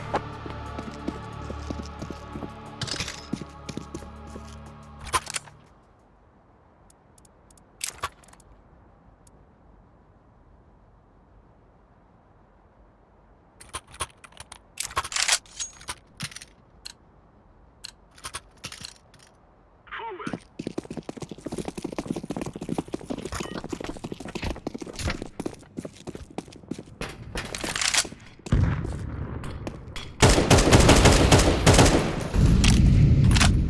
You will cry like babies before you die.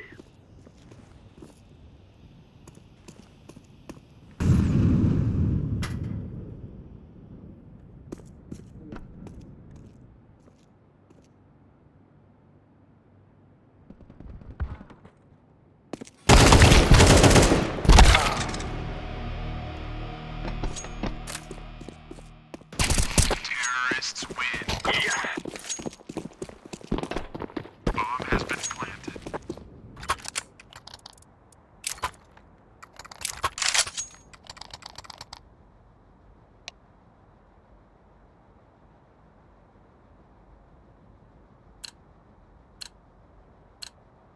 Move, my brothers.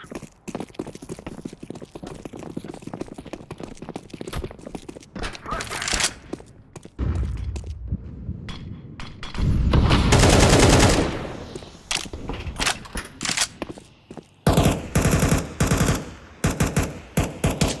Throwing fire.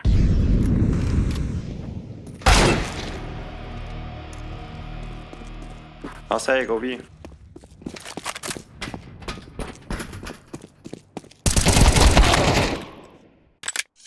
B is clear.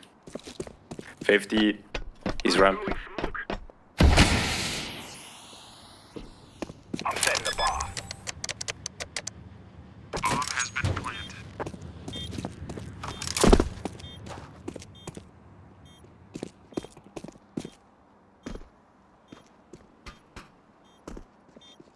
Molotov.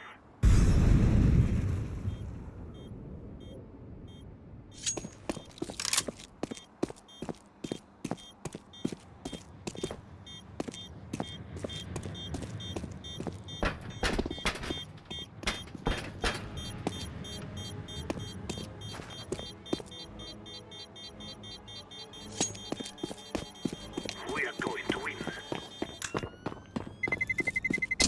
Terrorists win. Fear us.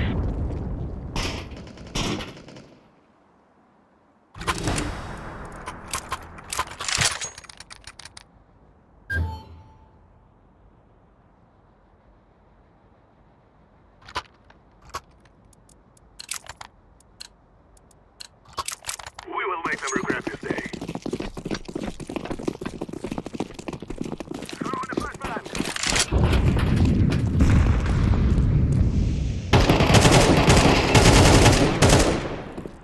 I'm throwing a grenade. Don't charge.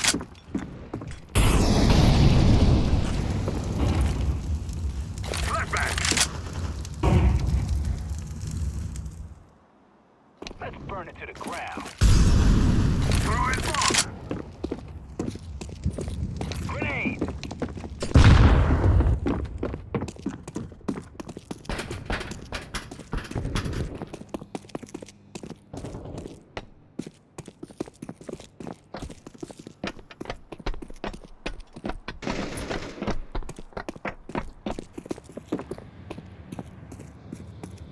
I'm planting the bomb.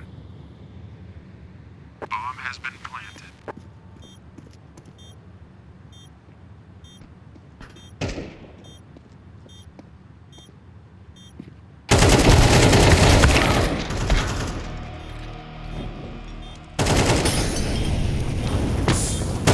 Terrorists win. All right. We did it. Let's go.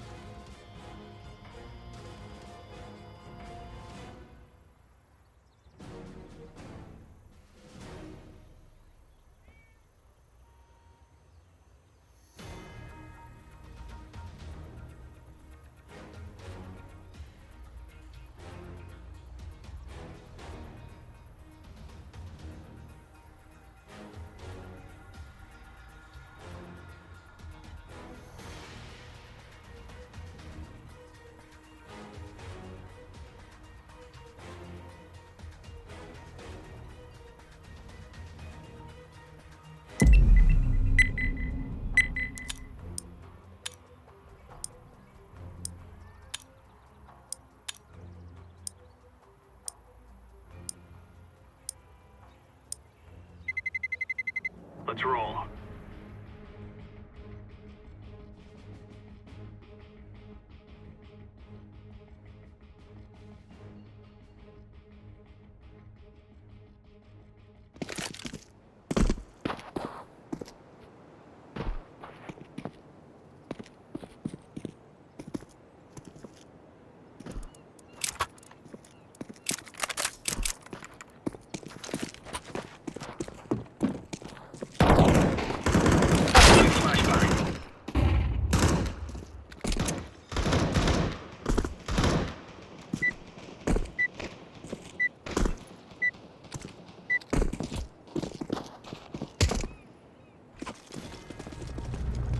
Are we rushing in, or are we going sneaky beaky like?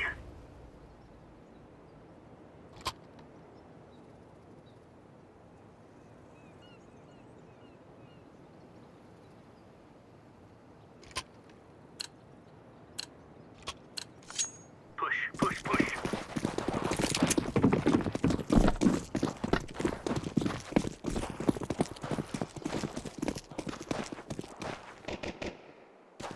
I think B. No, never mind, never mind. It's fake. It's a hate. Laying down smoke.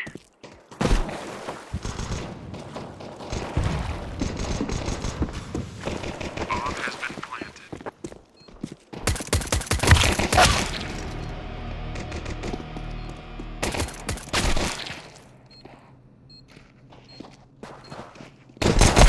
Terrorists win.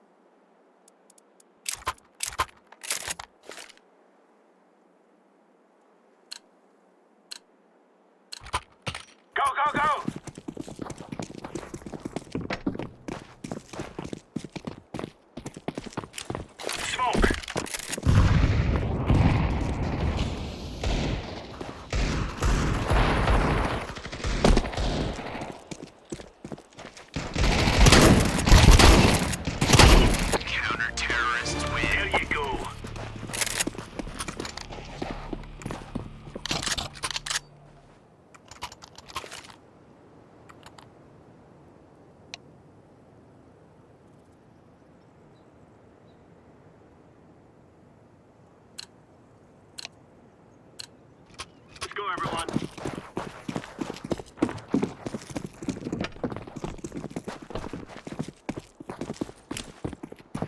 Laying down One down. incendiary out.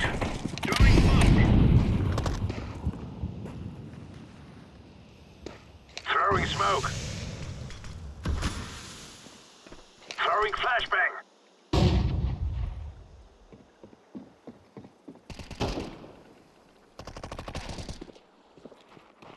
Throwing a Hey, grenade. gone. It's B. B side.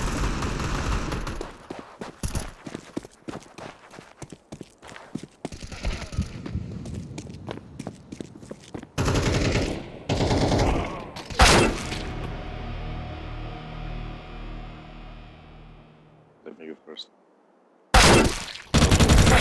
Terrorists win.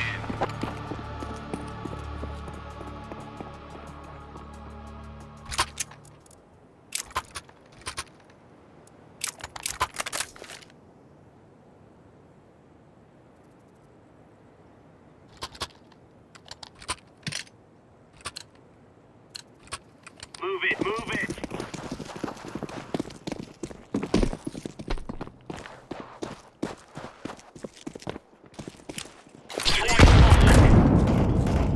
Red.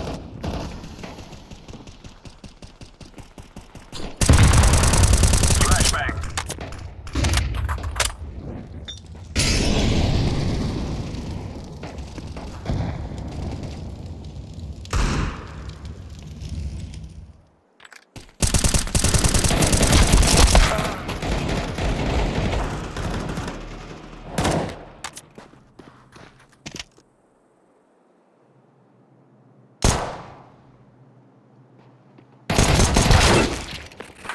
Two mid.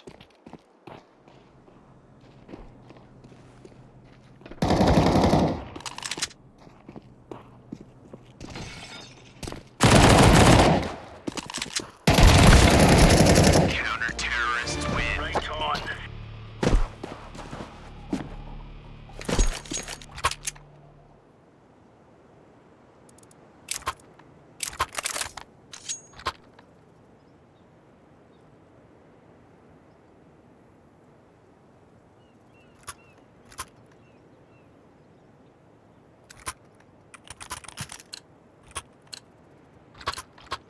Move it, move it. Thanks. You're welcome. Smoke, smoke.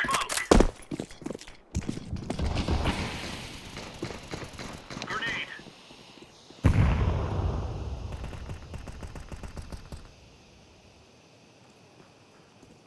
You run away.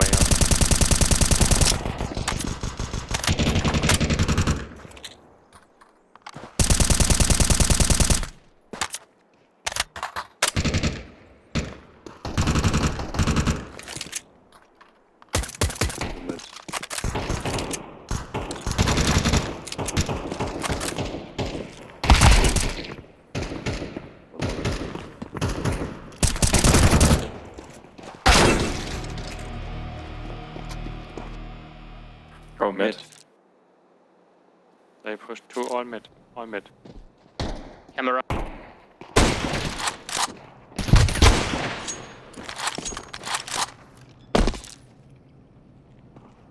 Bomb has been planted.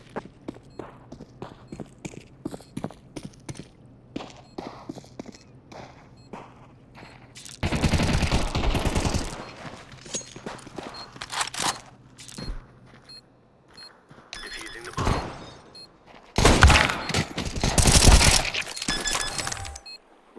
Good job.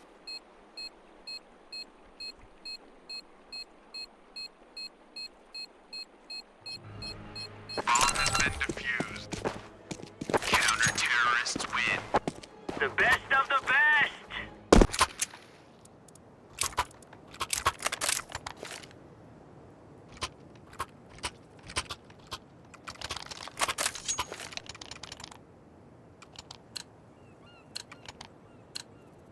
Let's go, let's go!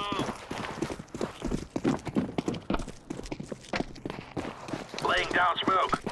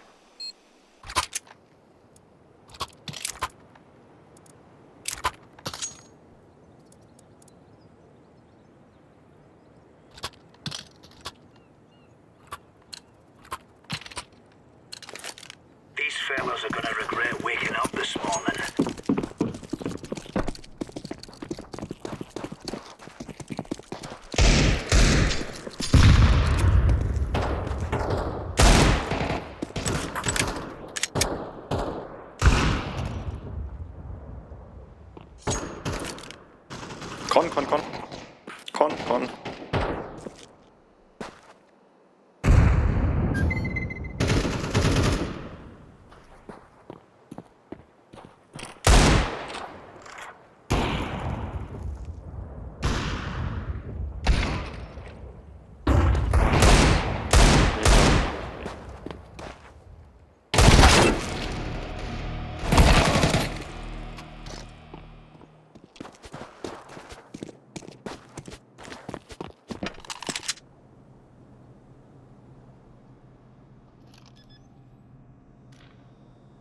Bomb has been planted. Terrorists win.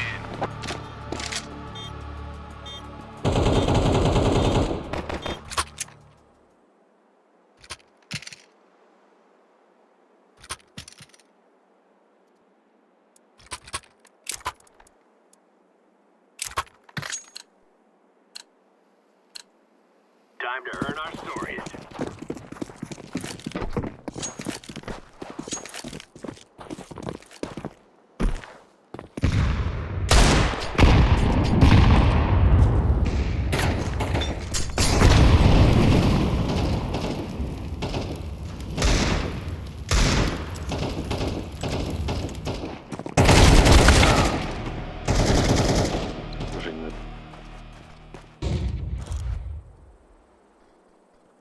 Mid.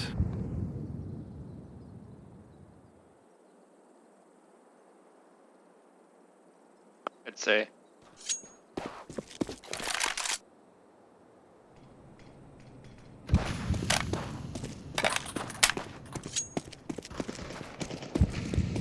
Bomb has been planted.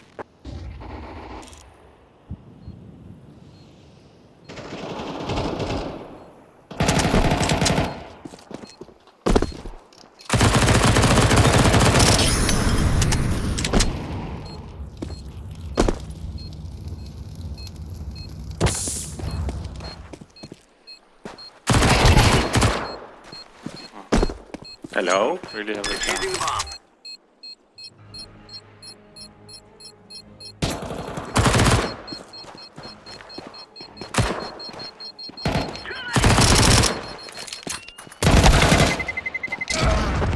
Bro, nice help. I told you I'm saving. Didn't get an answer, so I assumed it's me. I didn't It's hear okay. you because you're so quiet. Sorry. Yeah, sorry, I have to be quiet. No, what? What are you talking about? Move it. Yeah, I have to be quiet. Nobody said that. Smoke. Throwing smoke. Literally. No, No, he has to be quiet because he's holding a child. I only told you why I think you have to say that otherwise. Laying down smoke. Hey, out. Oh my god, side.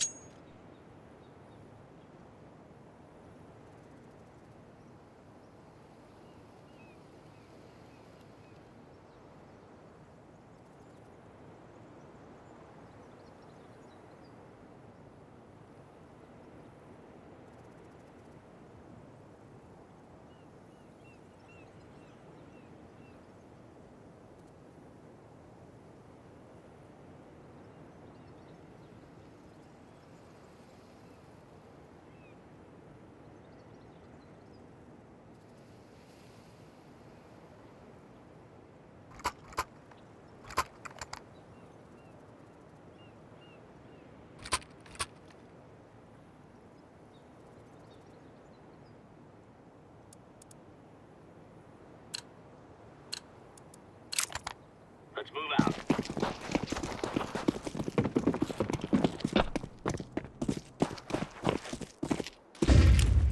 Smoke. Smoke. 1B. Maybe 2. Yeah, they're pushing 1B. Nice. Dark. Go on. Counter-terrorists win. All right, all right.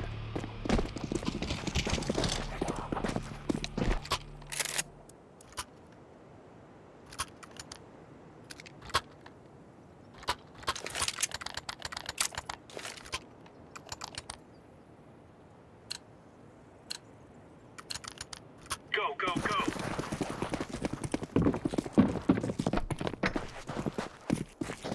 Throwing smoke. Throwing smoke. Oh no. Water.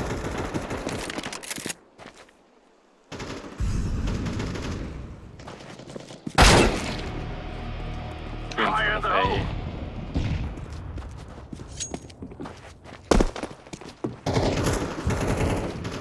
Out A. Deploying flashbang.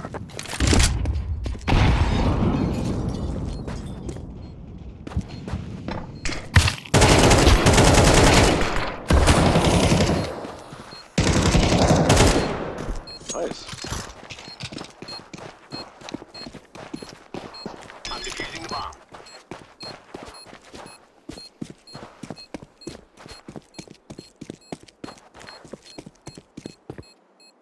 Bomb has been defused. Counter-terrorists win. Hoo-yah! Purple, can you drop me? One, please. Oh, thank you.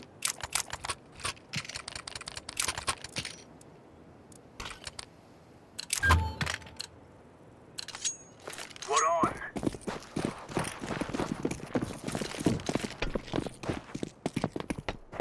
Laying down smoke. Laying down smoke. Throwing fire.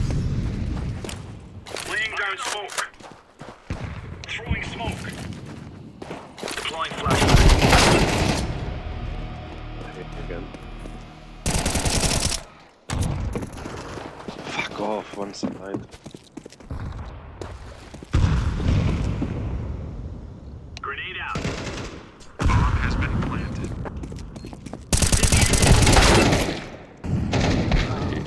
Nice. Defusing. Throwing flashbang. Bomb has been defused. Counter-terrorists win. Oh yeah, that's beautiful.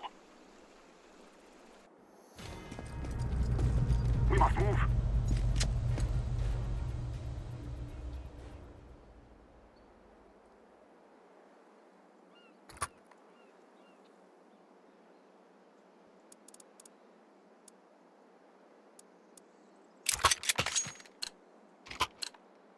Let us go.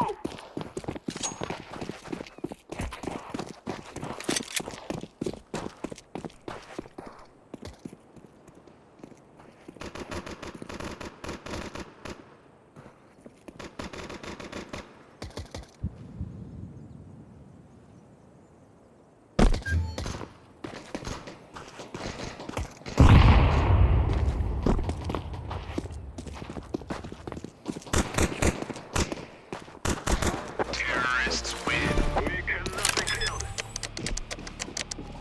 Bomb has been planted.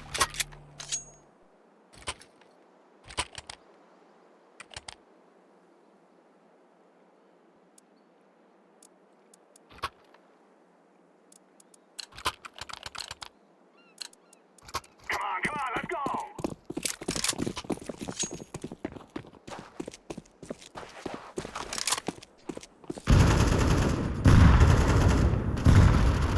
Mid, one. I'm throwing a grenade.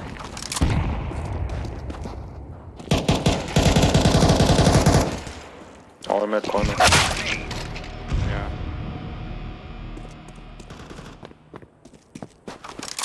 Try to get the bomb.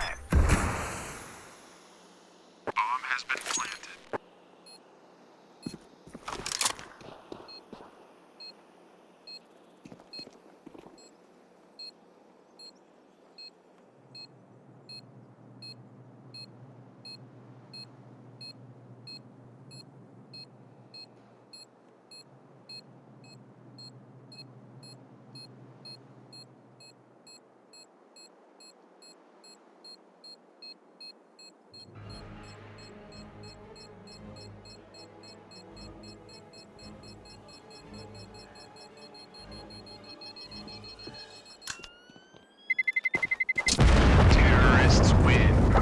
Fear us.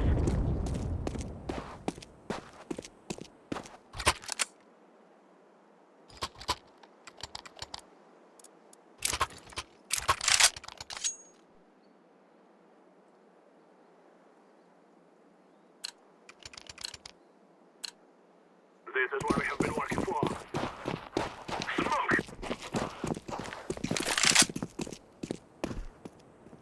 I'm throwing a grenade! Darn! Ready?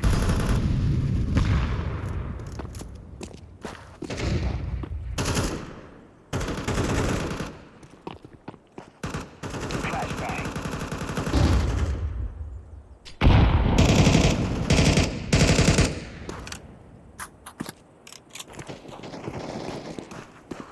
Throwing fire. Throwing fire. Terrorists win. Victory is ours. Bomb has been planted.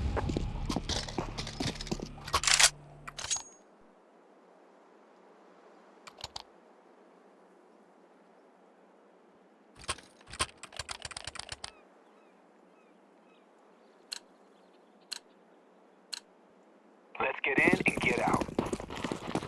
Smoke. Grenade. Grenade.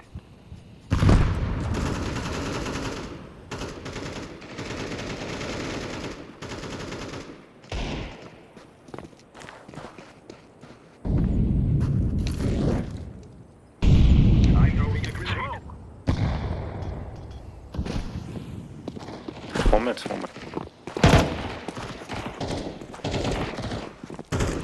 Planting the bomb. Throwing fire. Molotov. Bomb has been planted.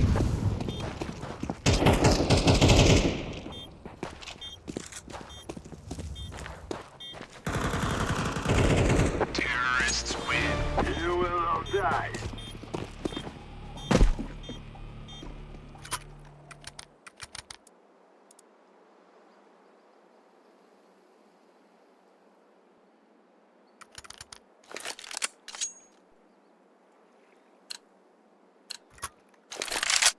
Let's go. I'm throwing smoke.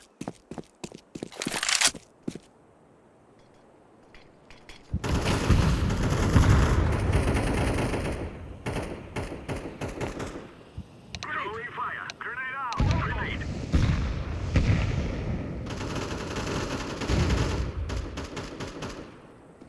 Smoke.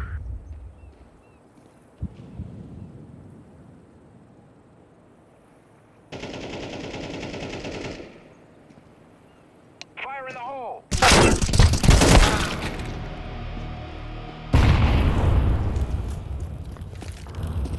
Molotov.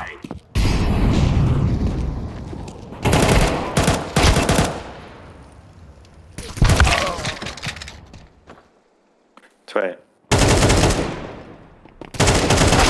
Counter-terrorists win.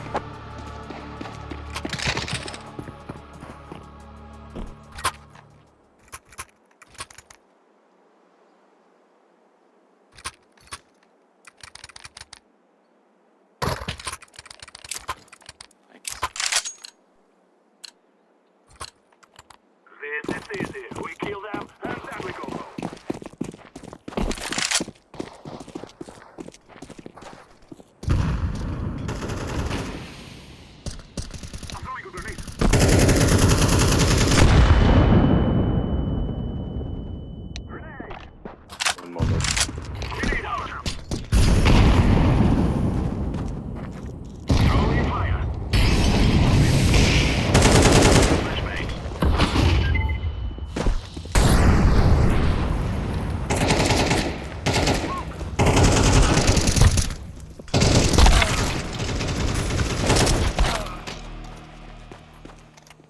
Pharaoh coming, Pharaoh. In smoke. Side. Pharaoh, inside the smoke. Temple. Inside the smoke. Throwing fire. I am planting the bomb.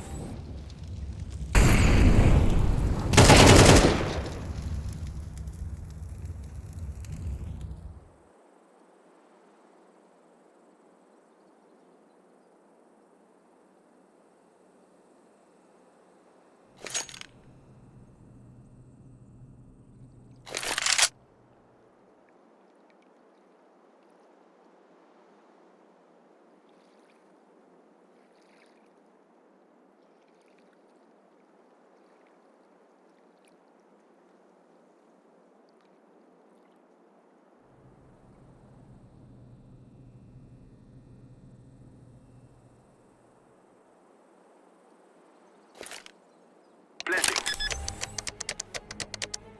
Bomb has been planted.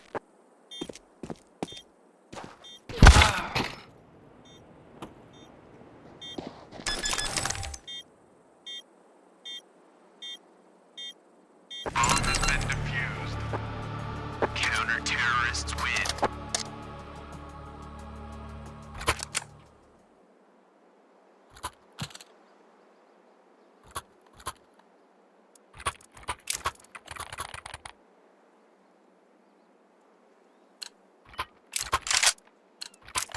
Let's go.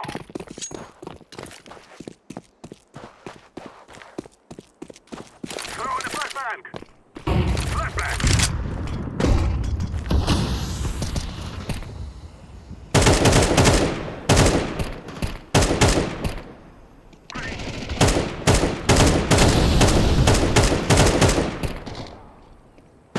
Temple and city.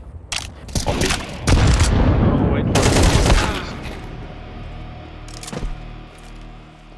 Grenade out.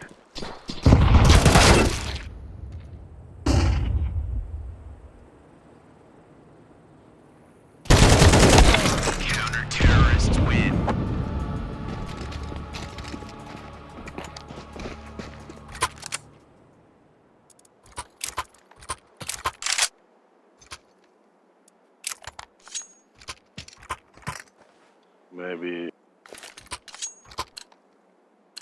Maybe what?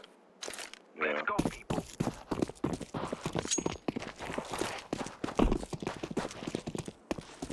I'm throwing the flashbang.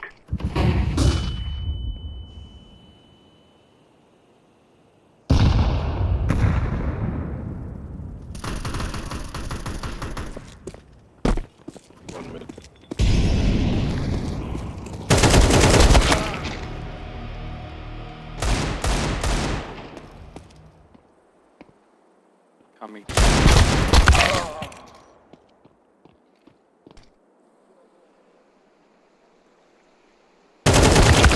Counter-terrorists win.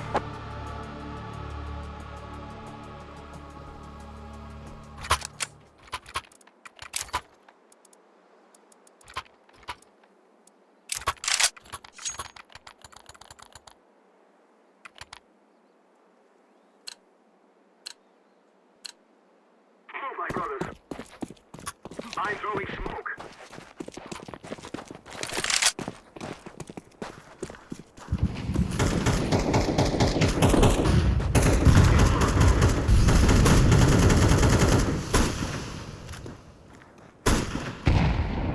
I'm throwing smoke.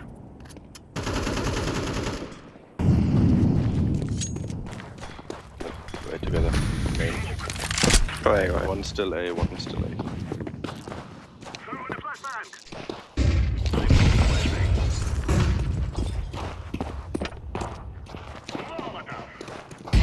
Smoke them so. I'm set. Oh, heaven. Bomb has been planted. He's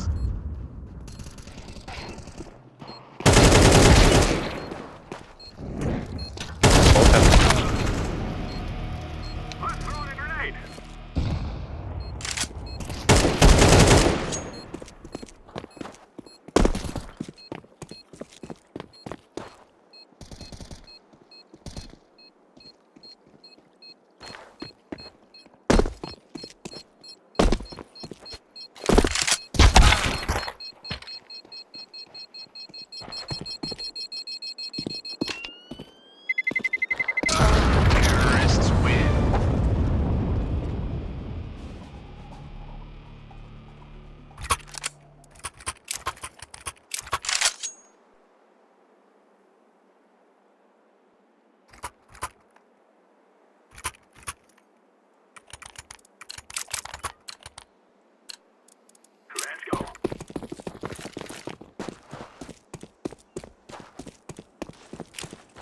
flashbang. Throw in the decoy. Throw in the flashbang.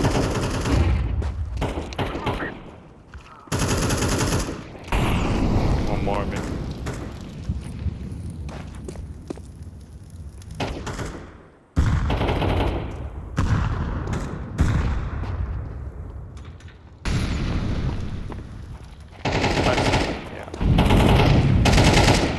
Camera and temple.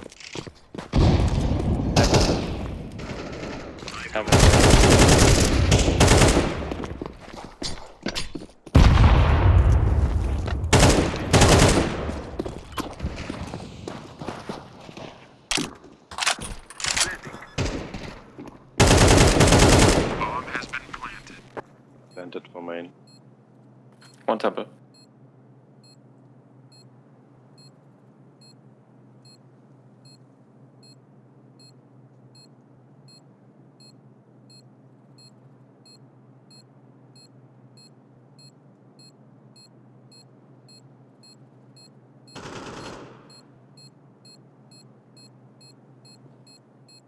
Be long.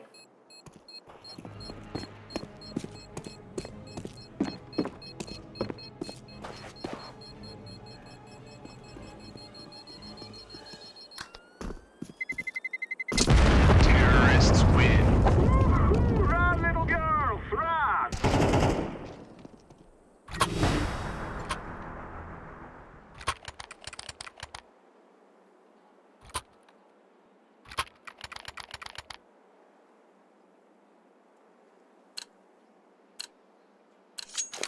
We'll be safe and swift. Smoke!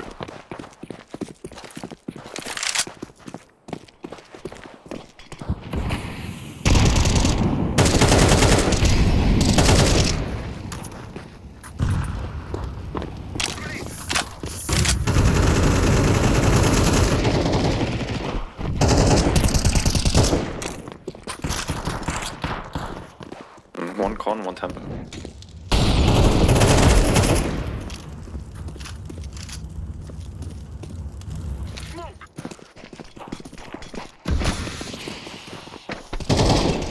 Heaven, temple. Last was con B. Camera, camera. Nice GG. GG. We have our revenge.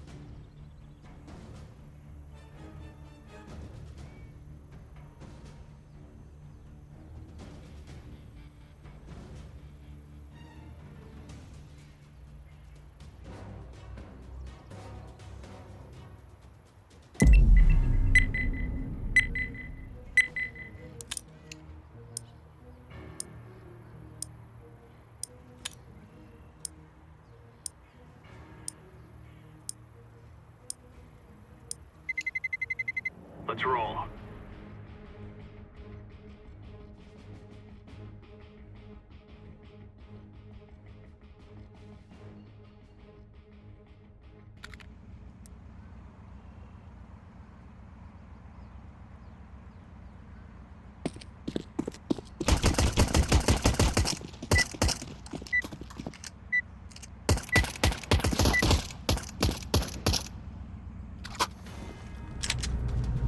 We are out of here.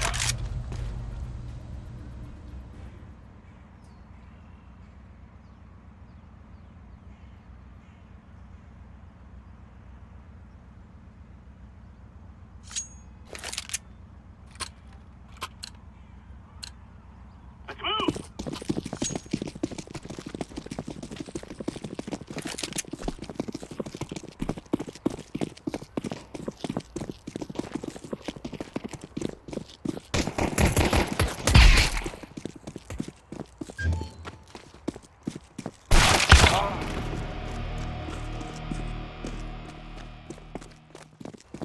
Laying down smoke.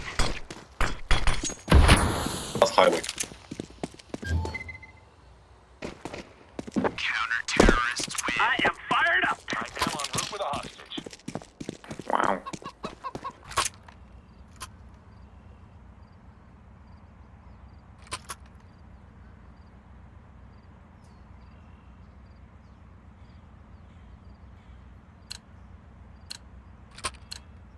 Let's go have some fun.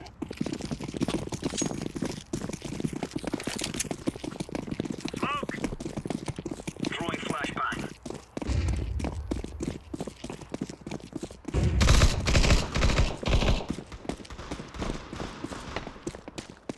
Three left are too low.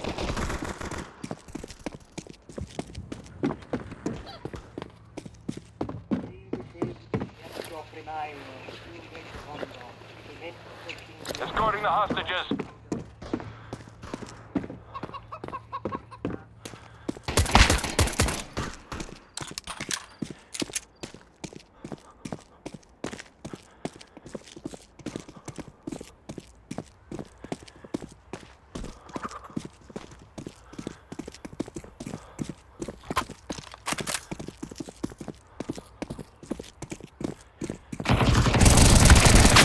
Terrorists win.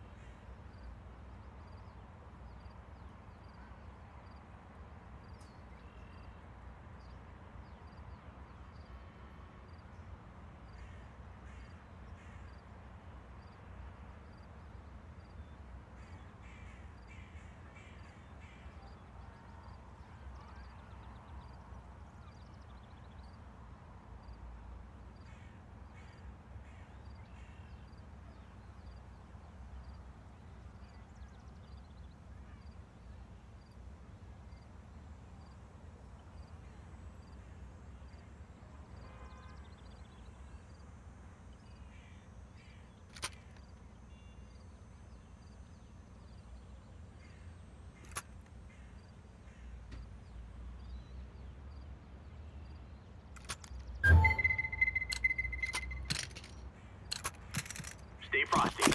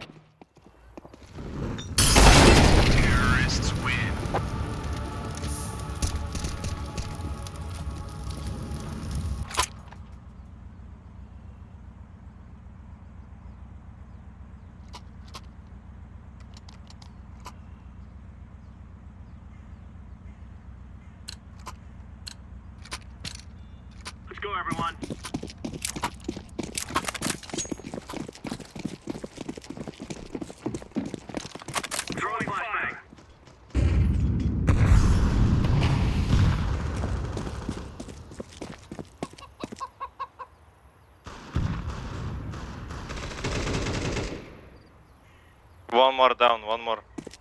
Below. Yeah.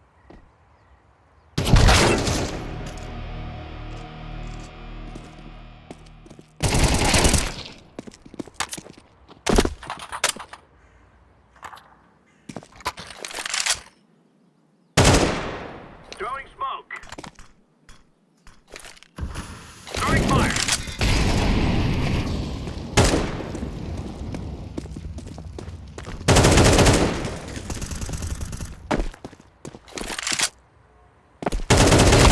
Counter-terrorists win. All right, all right.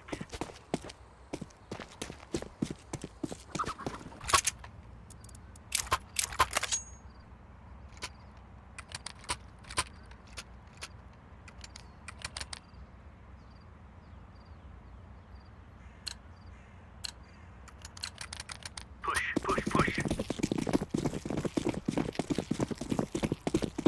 Smoke. Flashbang.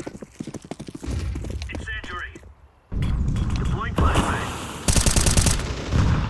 Two. Below, two. Orange. Yes. Two pushing Good city, gelato. two pushing.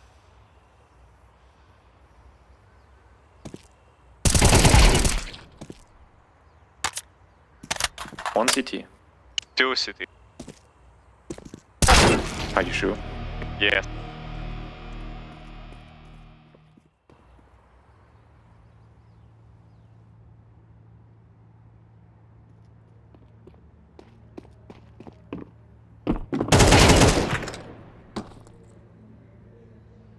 Last time.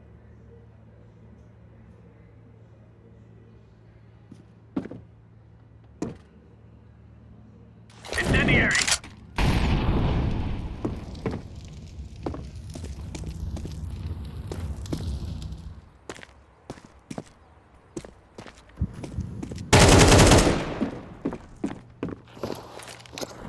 Laying down smoke.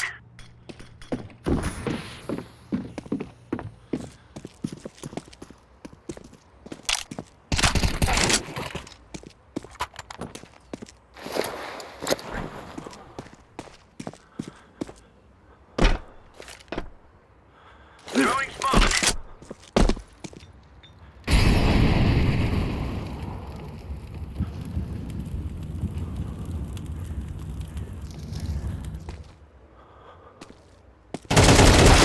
Terrorists win.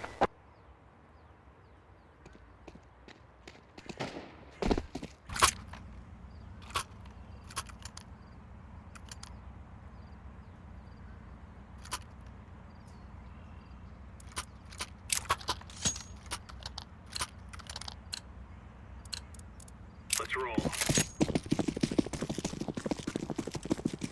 Laying down smoke. Wait. Deploying flashbang.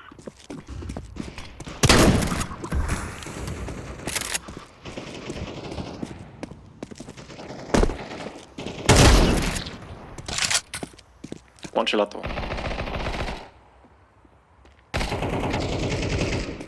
Gelato.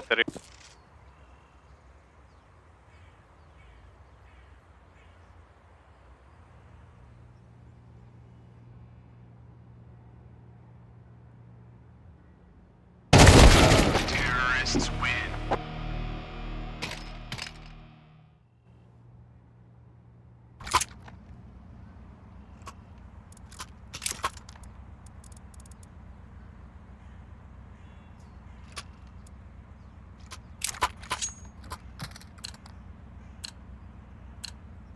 Move it, move it. Throwing smoke.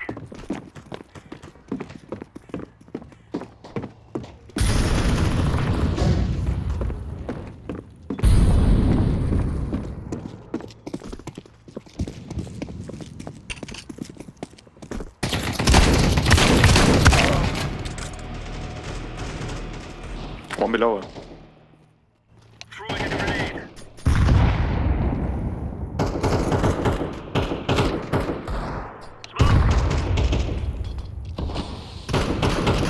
Nice cut.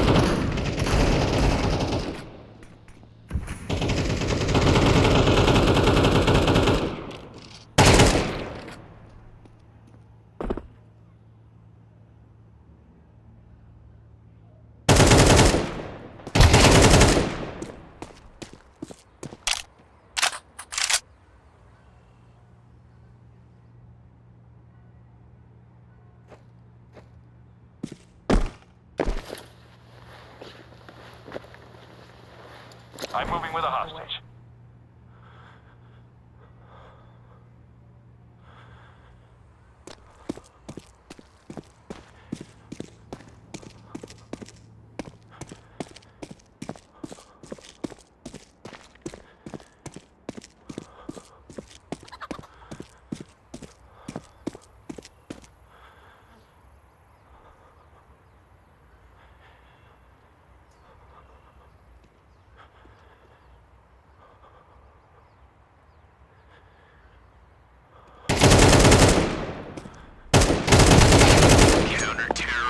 Nice.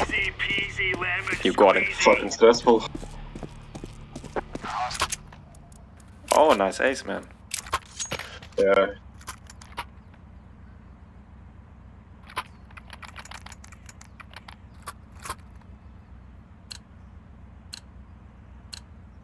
Let's move out. Smoke! Throwing fire.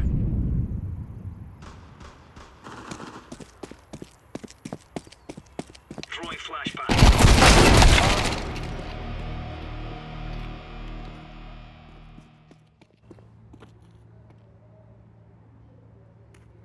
One market.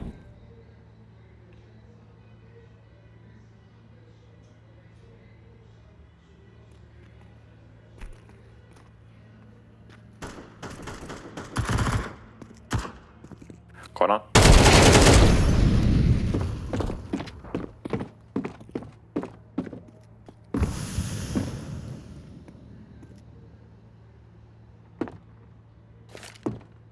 Smoke!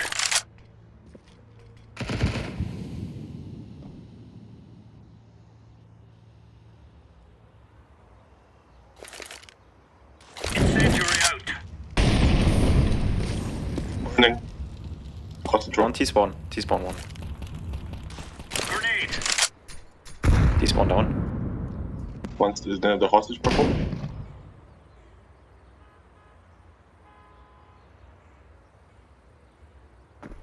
Hostages coming out. One close to me. Close.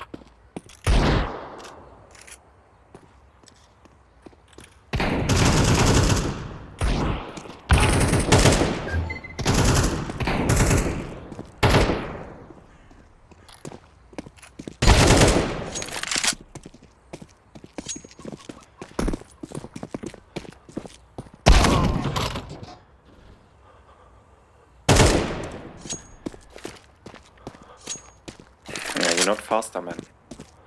I know. But very nice knife. Oh, yeah, true. Deploying flashbang. Terrorists win.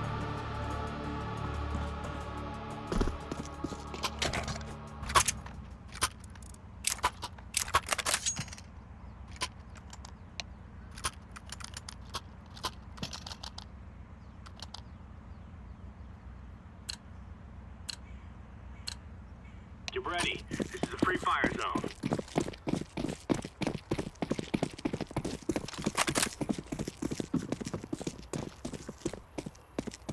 Flash throwing smoke. On fire.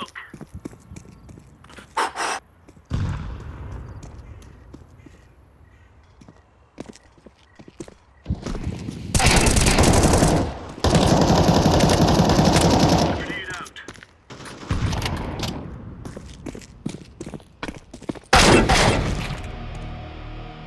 One long, one long. Long shotgun. Incendiary.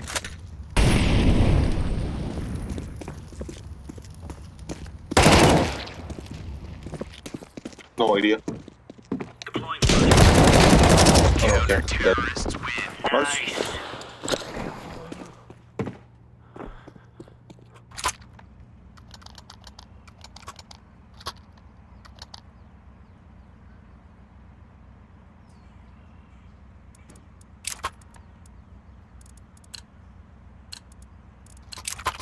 Go, go, go. Laying down smoke. Throwing flashbang.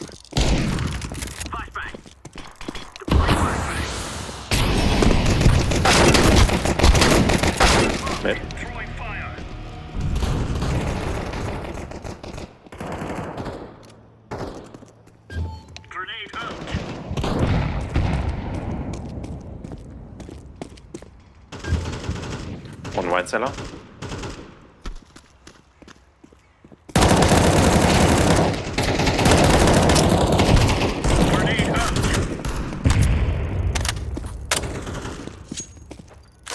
Corner. Counter-terrorists win. Who's stopping us?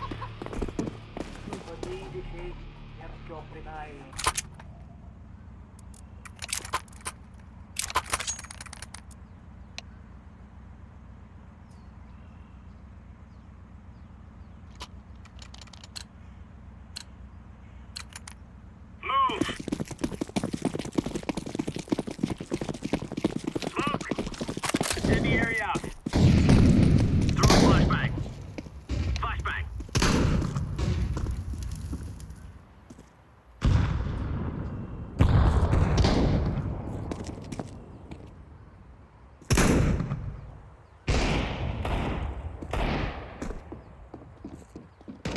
Grenade out. Op, apps, 10 HP.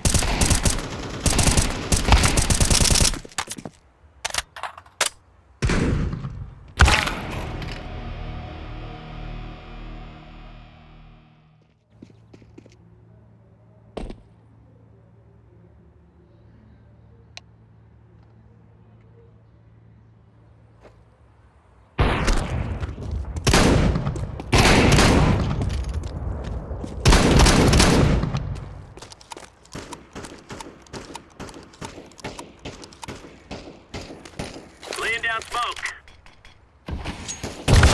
Terrorists win.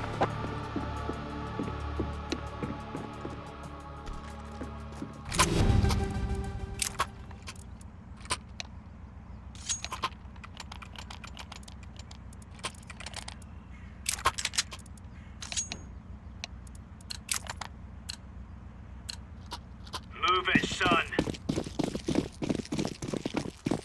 Throwing smoke. Flashbang. Throwing flashbang.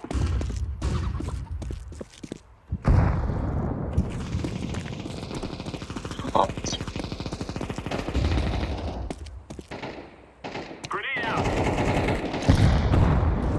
Two shots. Decoy. Punch level.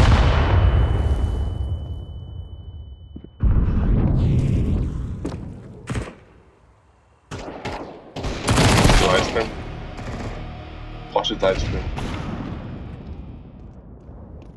Ice cream. One. Counter-terrorists win. Nice. Shoot the piss out of them.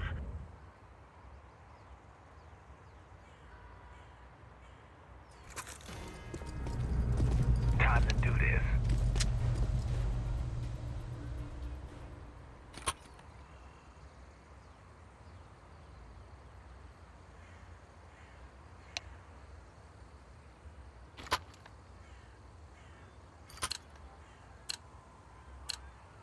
Let us go.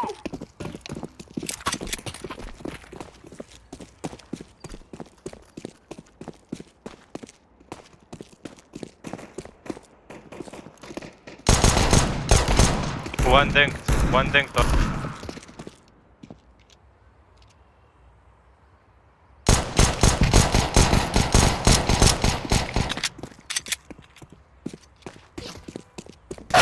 Counter-terrorists win.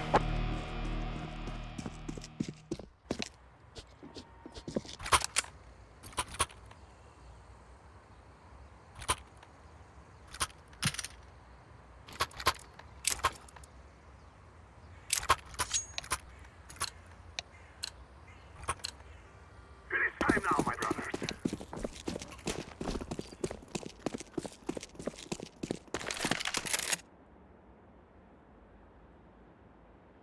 I love Cannon Blue.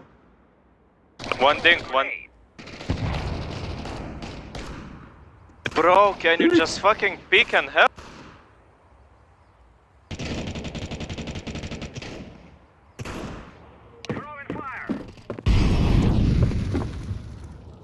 All of them yellow are there.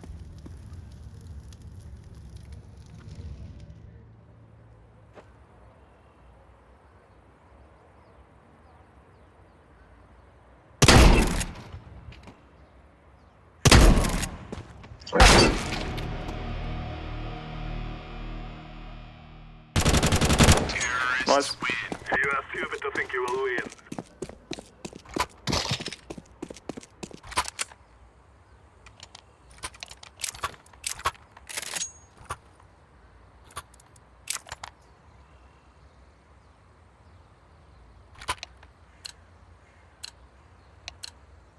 Go, go, go!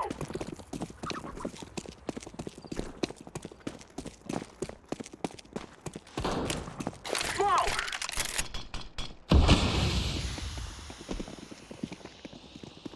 Nothing ups. Right side is also clear. Stair mark.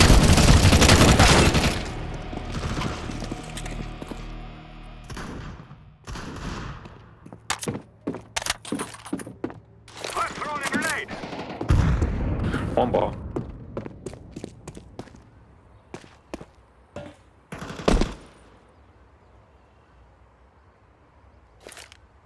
Throwing a Bottom. flashbang!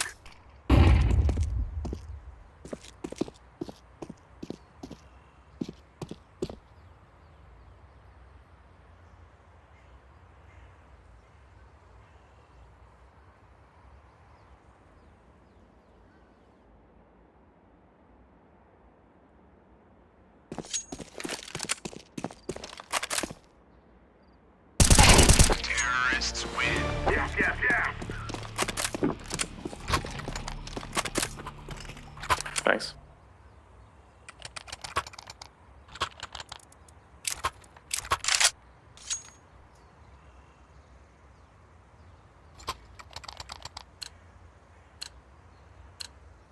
Go, go, go!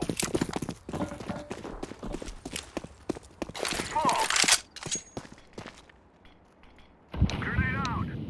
Smoke! I'm laying down some One low. I'm throwing a grenade!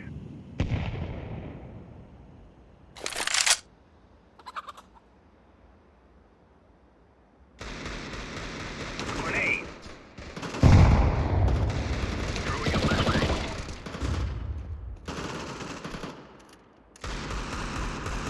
Apps one. Let's set this place on fire!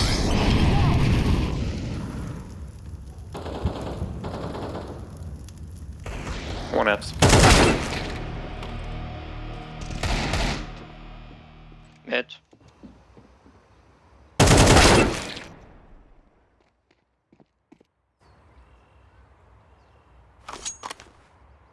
Very beautiful. I like it.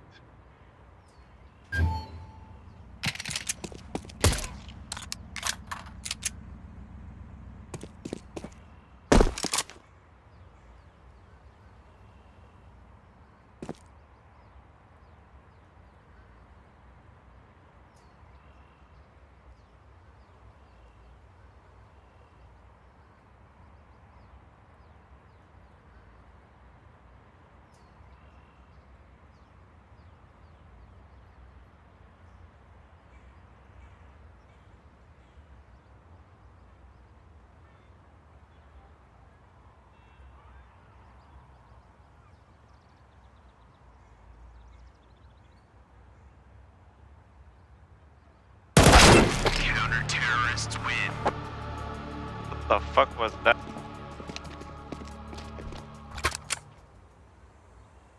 I can drop someone.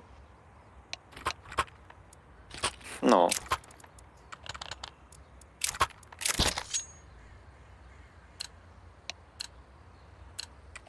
Move it, move it! Throw in smoke!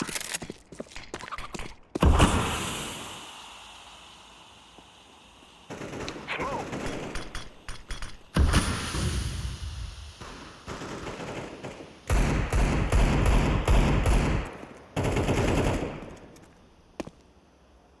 On stairs. Both of them. Paradise. In bed. Absent stairs. Absent.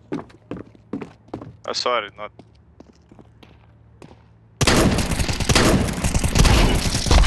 Counter-terrorists win.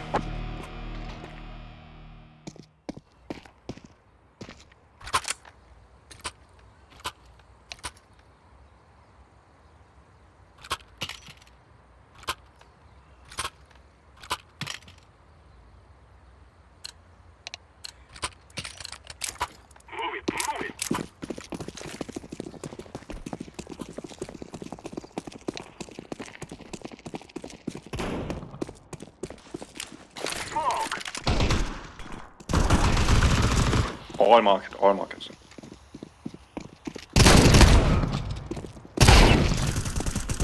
Okay, cool. Two market. Yeah. That was really bad. Terrorists win. We are the best.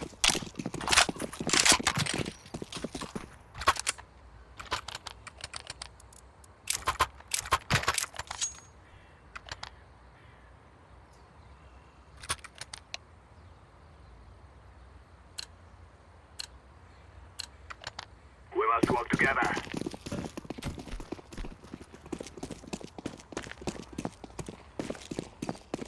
I'm throwing a flashbang. Grenade out.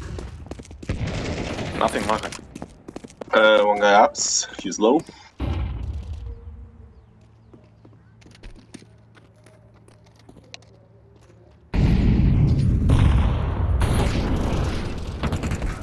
Grenade.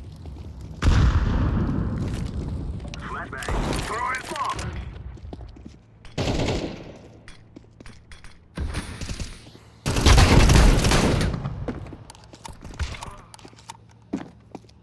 Last hole. Terrorists win.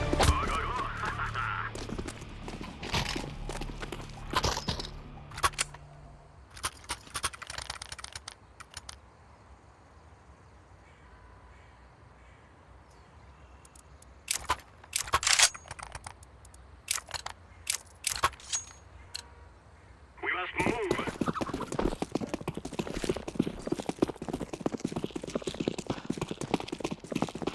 I throw the flashbang.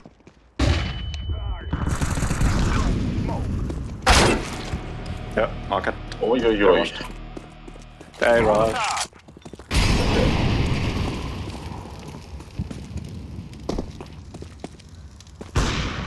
One more.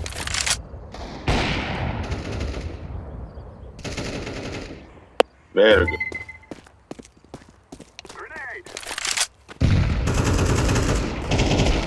He's low. 10 HP. Fucking low. Nice. Before you die.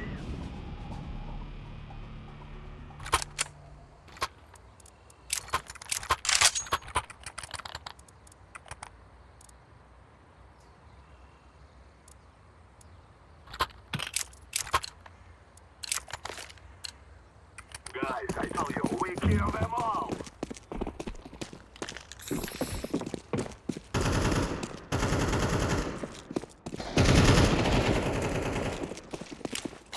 Ice to the side clear.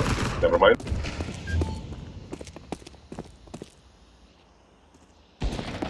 Two more. And one ass.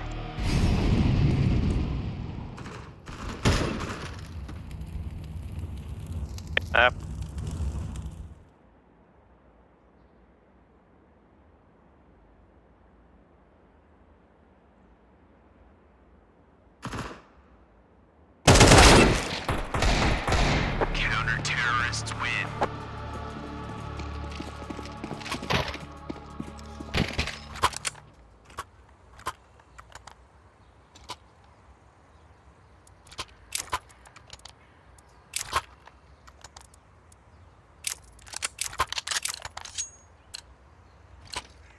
We must move.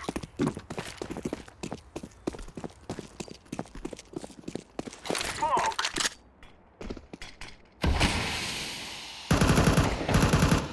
I'm throwing Nice. flashbang. On the bridge. Mid coming.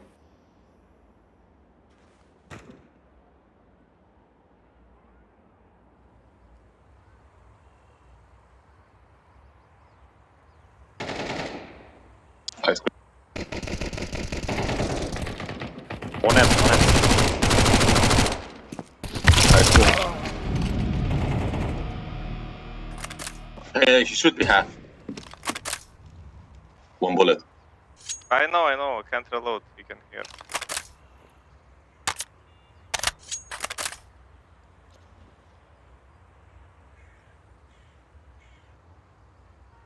Terrorists win. Where are the real men?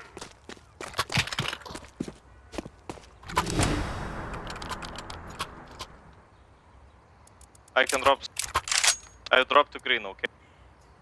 Okay. Thank you. Let's go.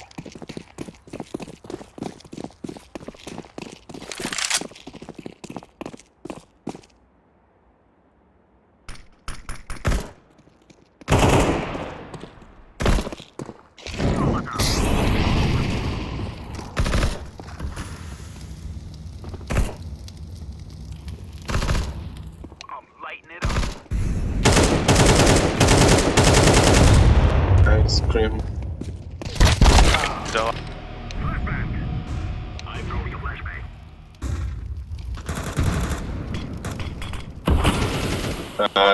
Careful. Hostage.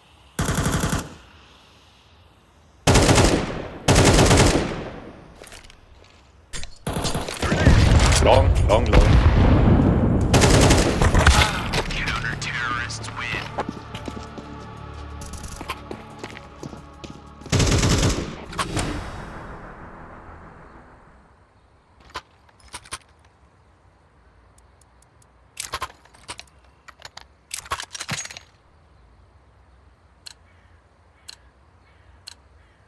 We must win.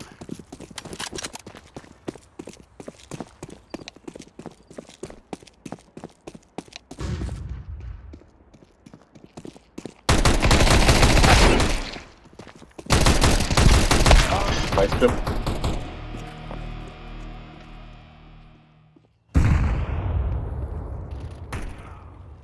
I'm throwing a flashbang. Mid. One low. Hostage.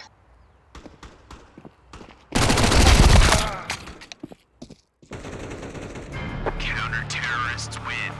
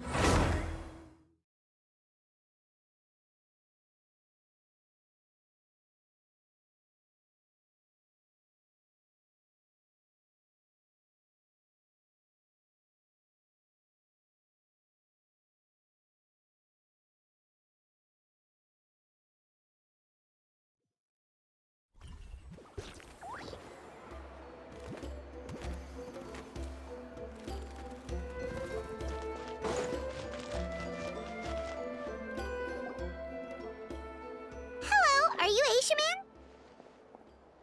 Yep, that's me. Huh? Granny Eatsley? Get up! In a crowded market like this, the only person who should be trying to hide is me. My apologies. Ever since my grandfather's generation, the shamans of my family have given up on passing your trial, Granny Eatsley. Have we offended you in some other capacity?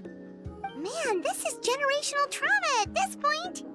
Whenever I misbehaved as a kid, Grandpa would tell me about the thrashing he received from Granny Eastly.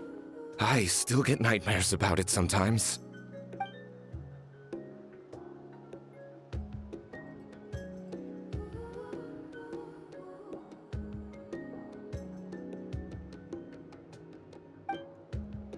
Hey, don't get any funny ideas. This was your idea, remember? Keep asking your questions. I'm going to find somewhere quiet to wait.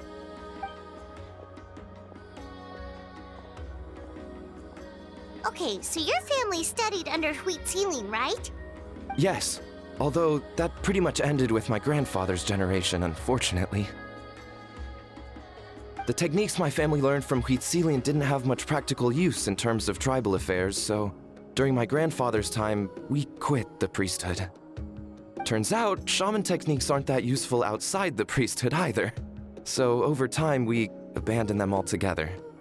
Of course, it's possible that we were just too foolish to understand the true power of those teachings. After all, Huitzilin was a genius. None of her students have been able to fully reproduce her talent. Do you know which techniques were passed on to your family? I'm not sure. As a kid, I remember hearing my grandfather talk about them, but it's not like I can use them myself. Just think about it for a sec. Do you remember anything about a technique that can decide the outcome of a battle? Decide the outcome of a battle? No, I don't remember anything like that. Besides, my family wasn't really known for our talent. If a technique like that exists, I doubt Huitzilin would pass it on to us. You might have better luck asking one of the priests. They're descendants of Huitzilin's most gifted students. Well, looks like we're back where we started. Still no definitive evidence the Battle of Seven Colors took place. Alier, do you think we have enough to draw a conclusion? All we have are non-witness accounts. We could put together an interview, but that's not going to hold up in academic circles. Then we have to keep going. Oh, you're investigating the Battle of Seven Colors? Yeah, you know about it? Not a lot, but there's something special about my family. In addition to shaman techniques, Huitzilin's stories were passed down to us as well. Say what you want about my ancestors' dedication to shamanism, but they definitely paid attention to those stories. And of course, the Battle of Seven Colors is the most exciting story of them all. We don't need another story. We need something concrete. Does no one in your tribe understand that? I'm not sure if this is helpful, but the story passed down in my family is a little different from the one told in the tribe. Really?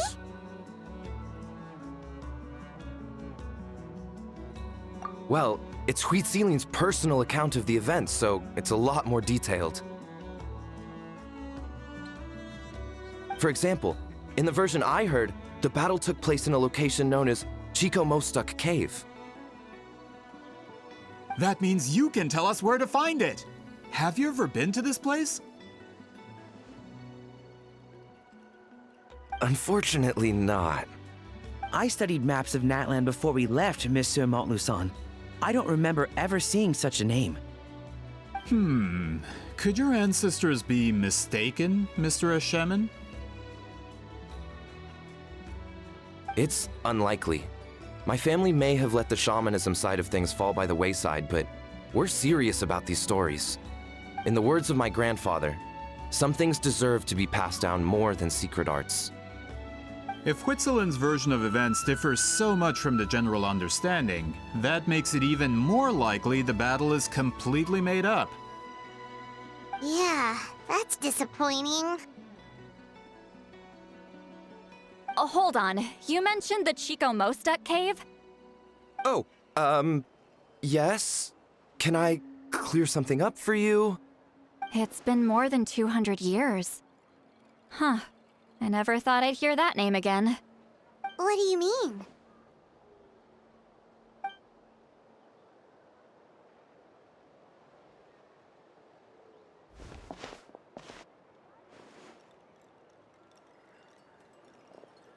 location is now known as the Valley of Fog. The Chico Mostek Cave is what it was called 200 years ago. Precisely when Wheat Ceiling was alive. That means, Monsieur Montluçon, we can confirm the original site of the battle. Once we get there, the evidence we need should be at our fingertips. Just when we thought all hope was lost. I never doubted you, great shaman. Allow me to present you with a gift as thanks. Ah, save it. Flattery won't get you anywhere with me.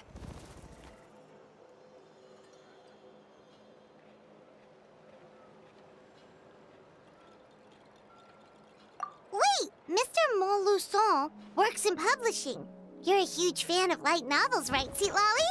Maybe he could get you some that are out of print. Really? Out of print, huh? Sure. Do you have any in mind? Well, if we're talking collectibles, then the first edition of Shogun Almighty Reborn as Raiden with Unlimited Power is a must. It's the first major hit of the isekai genre. Several editions have gone to print, but copies of the first edition are exceedingly rare and valuable. I see. There's also its sister work, Pretty Please Kitsune Guji. It was Yae Publishing House's attempt at gauging the new market trends. It's opened the door to a new genre after readers grew tired of isekais. The sales speak for themselves. Actually, Yae Publishing House released a limited edition not too long ago, but it's almost impossible to get. Anyway, I'll take those two. Sorry, I'm not sure I caught all that. What were the titles again? Reborn as Kitsune Guji? These two titles are among the most successful and well-known works in the entire industry. You're telling me, as someone who works in publishing, you've never heard of them? I'm a merchant from Fontaine, after all.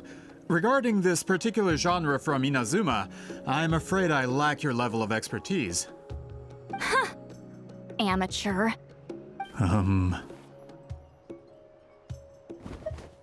Of course! Sounds like a perfect arrangement. Now, there's no time to waste. We should head to the site of the battle right away. Once we get there, it'll take a bit more work to determine the actual location. Right now, all we have is a general idea. Well, I'm sure Miss Sitlali can help us with that. Have you even looked at the time? It's already evening, and I have important plans tonight. You expect me to work through the night? Well, what do you think, traveler? Okay, we'll find a place to rest for the night.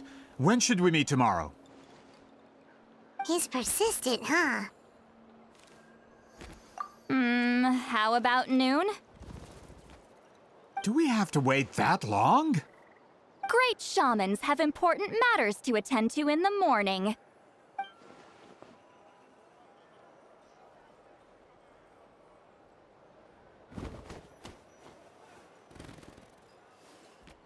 That's only because I have important tasks to complete at night. All right, as Miss Sitlali instructed. Let's meet back up tomorrow at noon. We'll be waiting at the exit of the tribal settlement.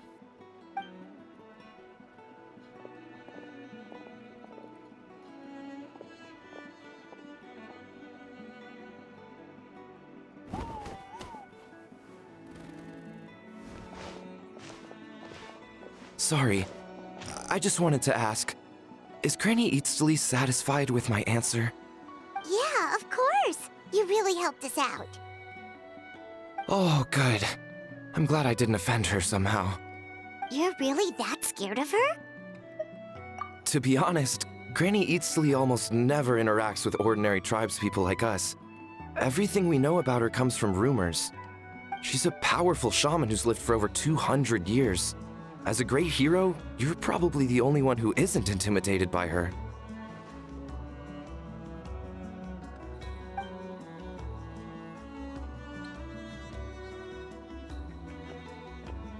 Well, thanks for today, Sweet Lolly.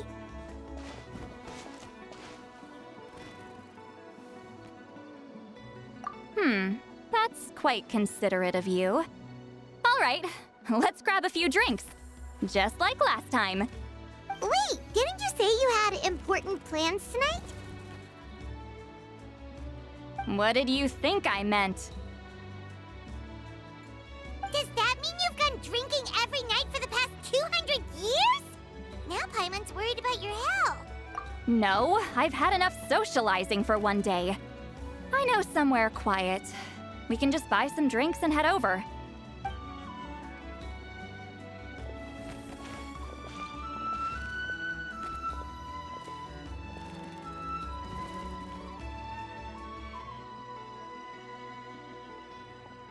Which will also give us a chance to solve the mind reading issue. Considering the necessary spell work, I'd rather do it in private.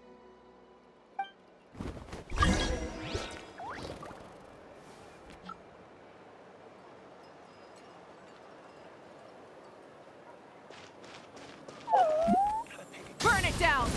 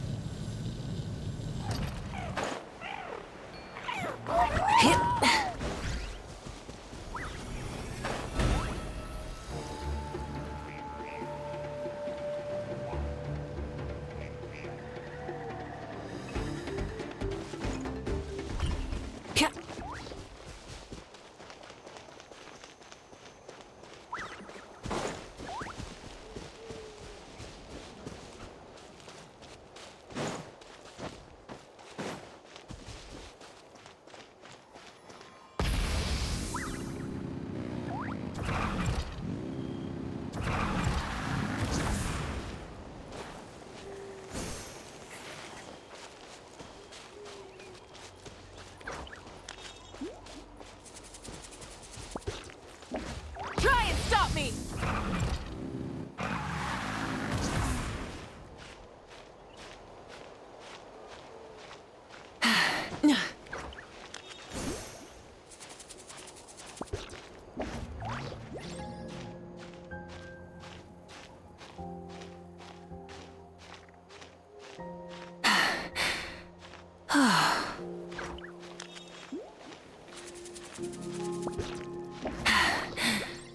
Phew. Is this the place? No, further up. Further up?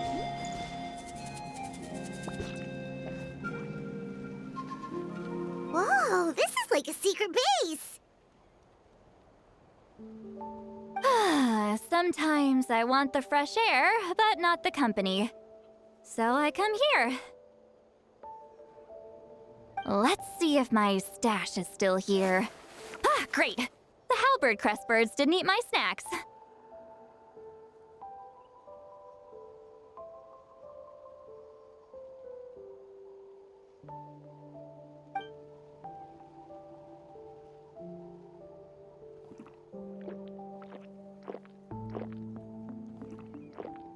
Now for the mind reading issue.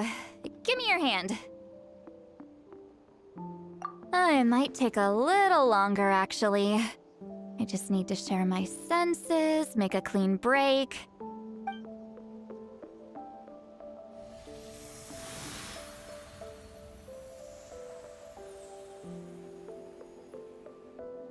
And that should do it, right?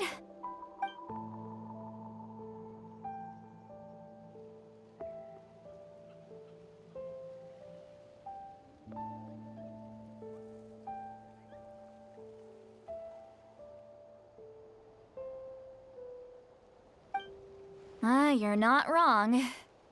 Hold on! Why do I still hear you in my head? Oh, did I not separate our senses completely?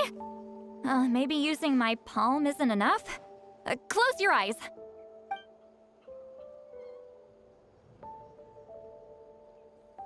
Oh, please work, please work. A great shaman should be able to handle this. Okay, what about now? Huh? And now? Huh. Whenever I try to remove the effect, it just flips direction and gets worse.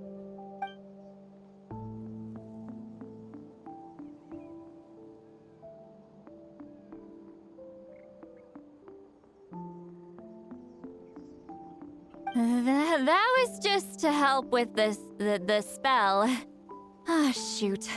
I still hear you.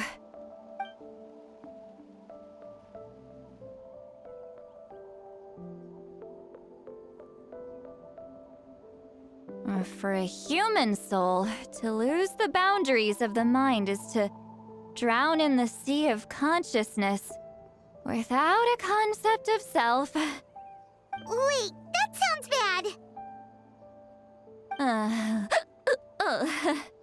I read that in a light novel. When it comes to the real world, I think it's pretty accurate. Is Sweet Lolly drunk? She's not making much sense. Anyway, we'll just have to leave it for now. Hearing the Traveler's thoughts isn't that bad, right? You should just tease her. That's what Paimon would do.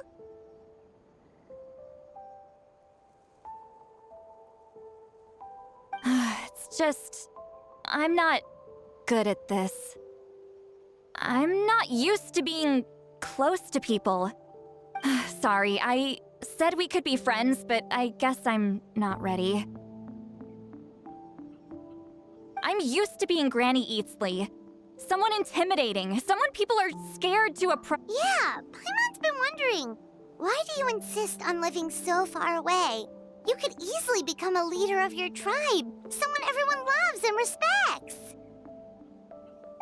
When you live as long as me, a person is like a flower. The color draws you in. You water it to see it bloom. It rewards you with its fragrance, but it doesn't last. With the passing of the seasons, everything withers away. You can try to water it, but it will never bloom again. Even if the same plot of soil is covered in flowers the following year, the one you remember won't be there. That's just how it is. Most of the people in my life will be gone one day, just like a flower. Getting close means losing friend after friend for hundreds of years, until the weight of their memories crushes my soul. If people don't care about me, then I don't have to care about them. It's better if the people in my memories are nothing more than fleeting strangers. Sweet Lolly.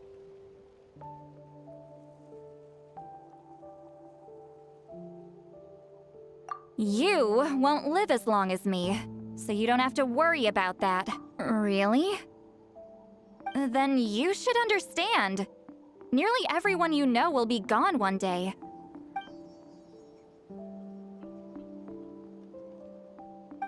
Traveler?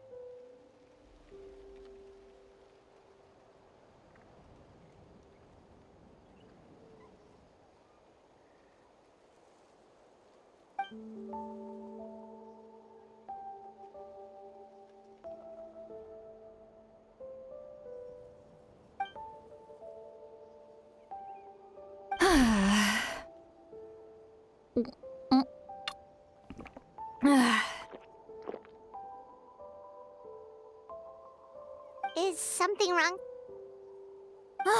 Stupid mind-reading side effect won't go away. It's not like I want to hear you complain about me all the time. Okay, she's definitely drunk. Sweet Lolly, maybe take it easy? At this rate, you might sleep past noon tomorrow. I'm not drunk. I remember everything the Traveler said. Just gotta think of a response.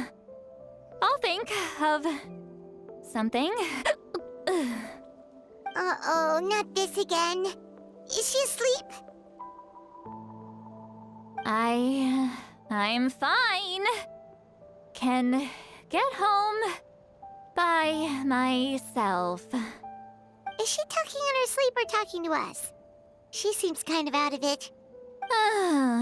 Bye. Gonna walk back alone. All right.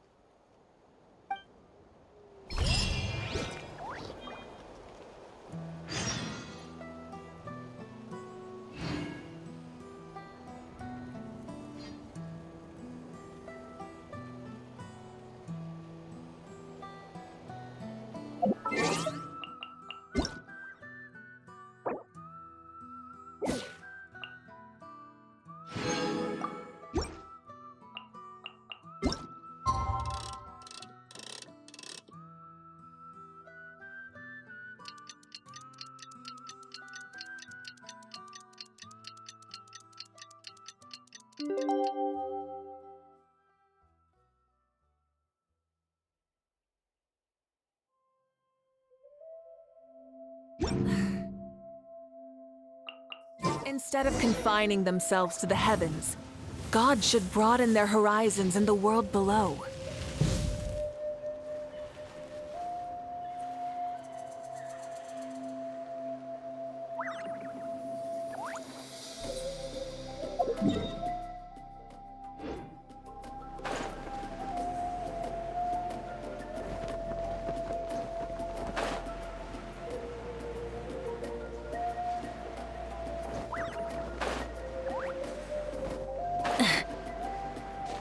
Full throttle!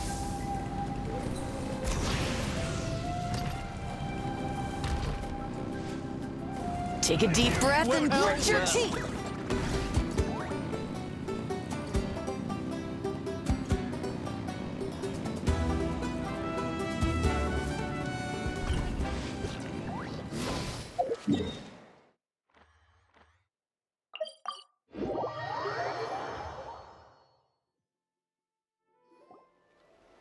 This should be the place we decided to meet yesterday.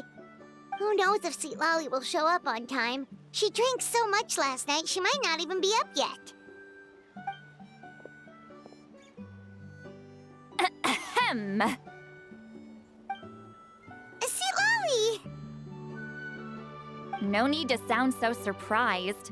Drinking is just a way to pass the time. I mastered the art of moderation long ago.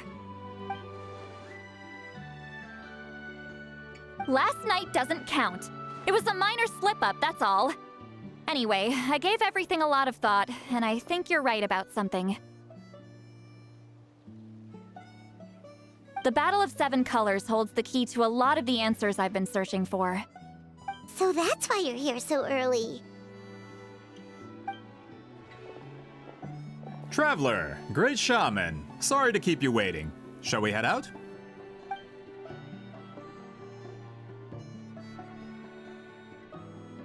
Just follow me.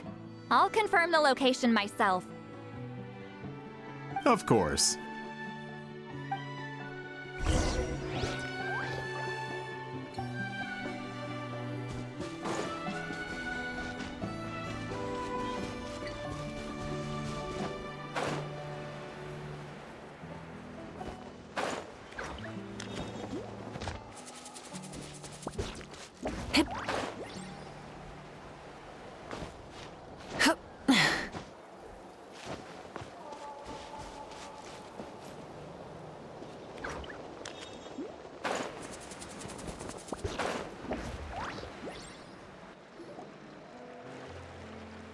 This should be it.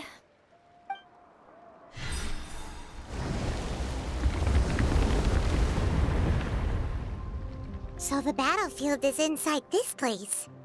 That could explain a lot of our academic questions. Don't lose focus. Once we get to the actual site of the battle, all the evidence needed for publication will be at our fingertips. Everyone ready?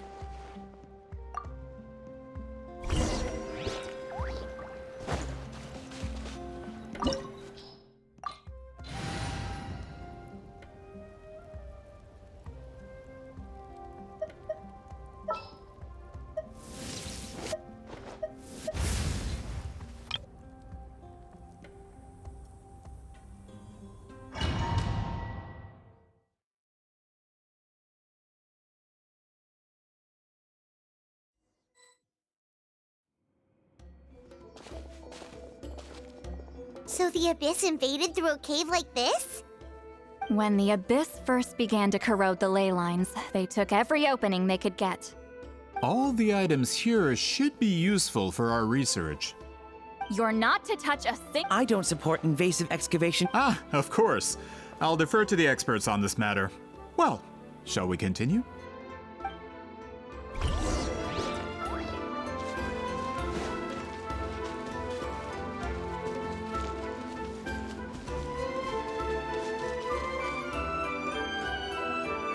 There are weapons here from every tribe in Natlan. The battle must have encompassed the entire nation. Sounds like we're getting closer to what the legend describes. But all we can really say is that a battle took place here. There's still no evidence of any colors or some elaborate maze. Wow, you're really invested in the Battle of Seven Colors. Well, it's the reason I came to Natlan in the first place. Grudok, send some of your men to search the area. We might miss something all grouped together like this. I'd like to cover all our bases. All the bases. You got it. Don't jump to conclusions. Of course this isn't the site of the actual battle. We have to keep going.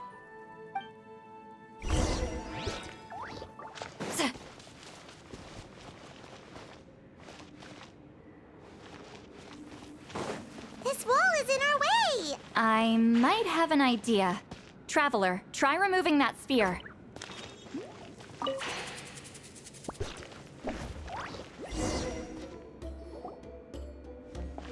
Whoa, we passed straight through! What was that? Some kind of color magic?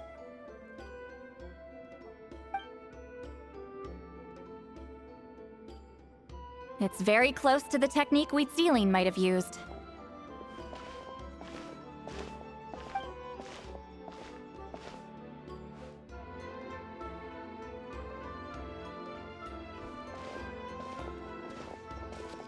That's it?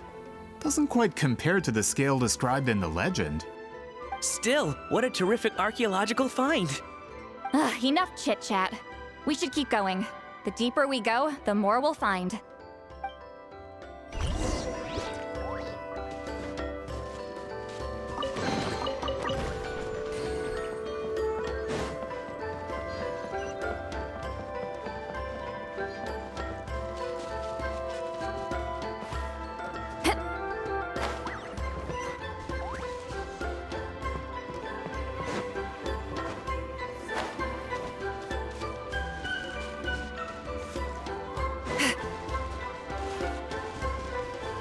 Hold on. If we step here, we might fall through. You mean there are traps in here? Remember how we were able to pass through the wall just now? It must have been because, on our person, we were carrying the same color as the wall. Let's put the sphere down and see what happens.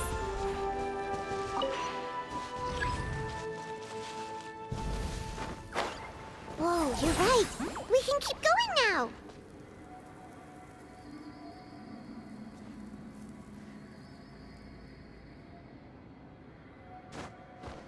Return to the skies!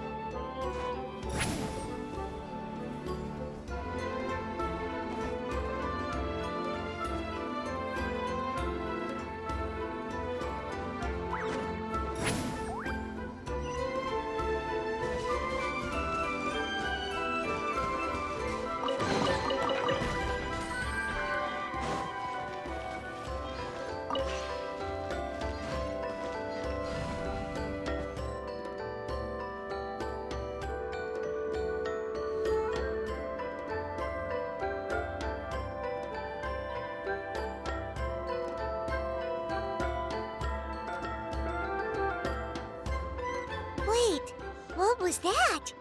What is this place? Look! A maze made of colors. It's real. I can't believe it. Hold on. The quality of this space. This isn't reality. It's a realm of memory. Huh? No. This is a space constructed using memories as a medium. The principle is similar, but the two are not the same. Correct? Wheat ceiling? What? No. It's just a trace of her consciousness left behind after creating this space. Friends, this is my question to you. What is our strongest weapon against the Abyss? In my opinion, it's memory.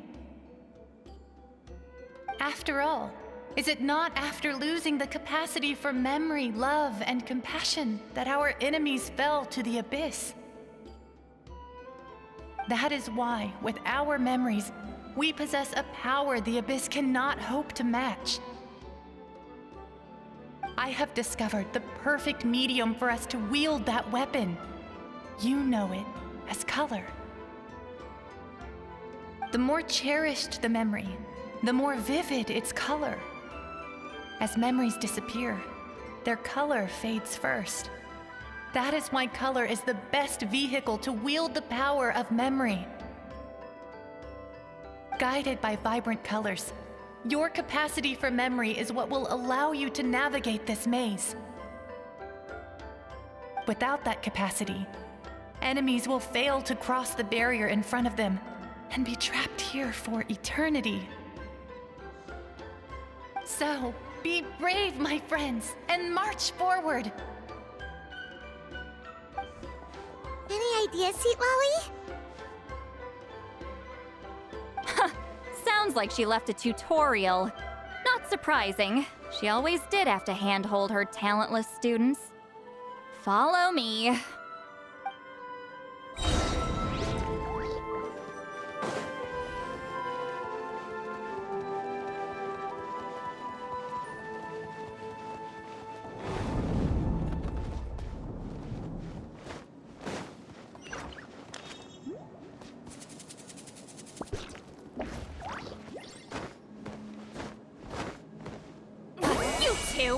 Time to end them!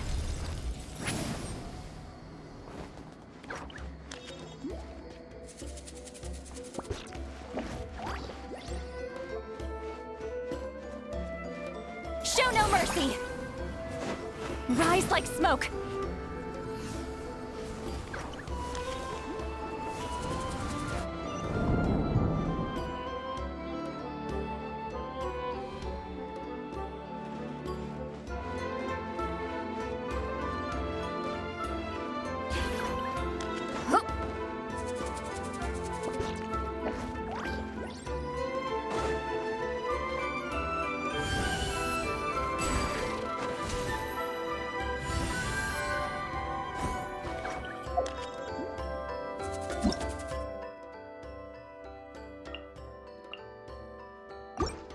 Get to work!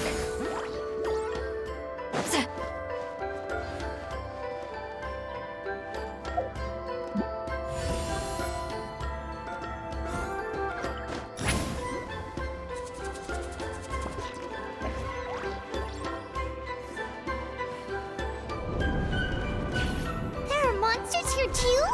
Abyss creatures. Likely trapped here for some time. Looks like a few monsters made it out of the battle all those years ago.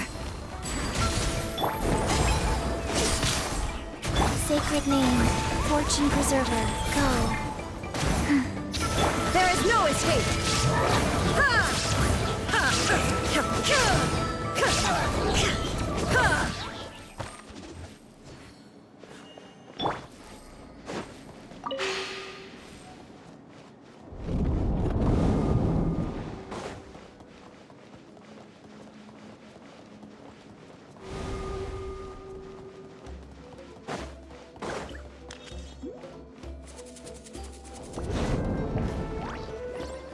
What's with these color-changing blocks?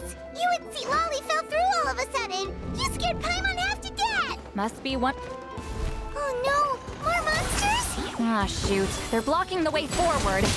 Let's get rid of them.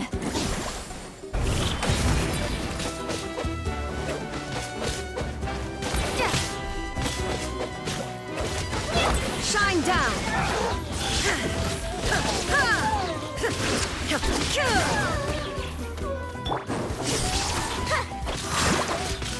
Life goes on.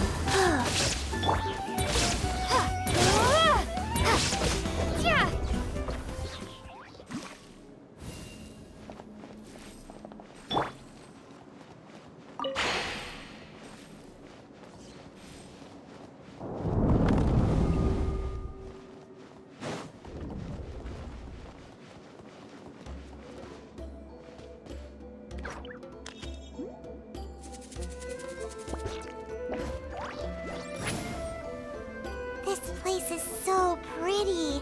If not for those monsters, Paimon would have never guessed this was a battlefield.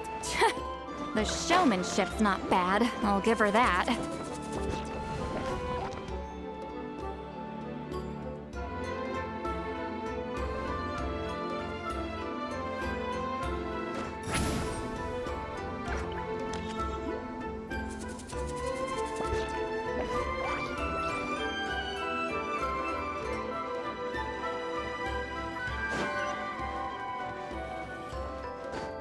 Is this a bridge made of colors? Don't sound so surprised. We just need to cross and we should reach the end.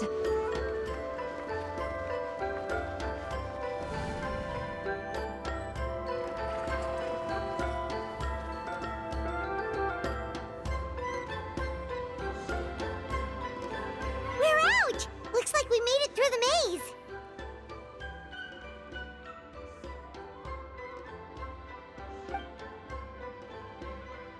Hold on. This is... Whoa, so pretty! The thing inside the sphere looks exactly like the maze! It's like a miniature blueprint made from a special dye. That color.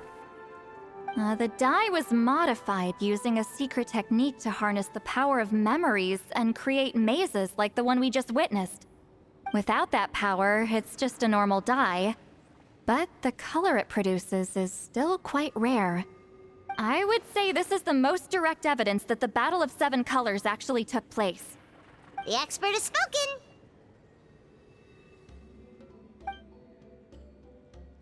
Perhaps I could take a closer look? It's an important piece of physical evidence, after all. No, you may not.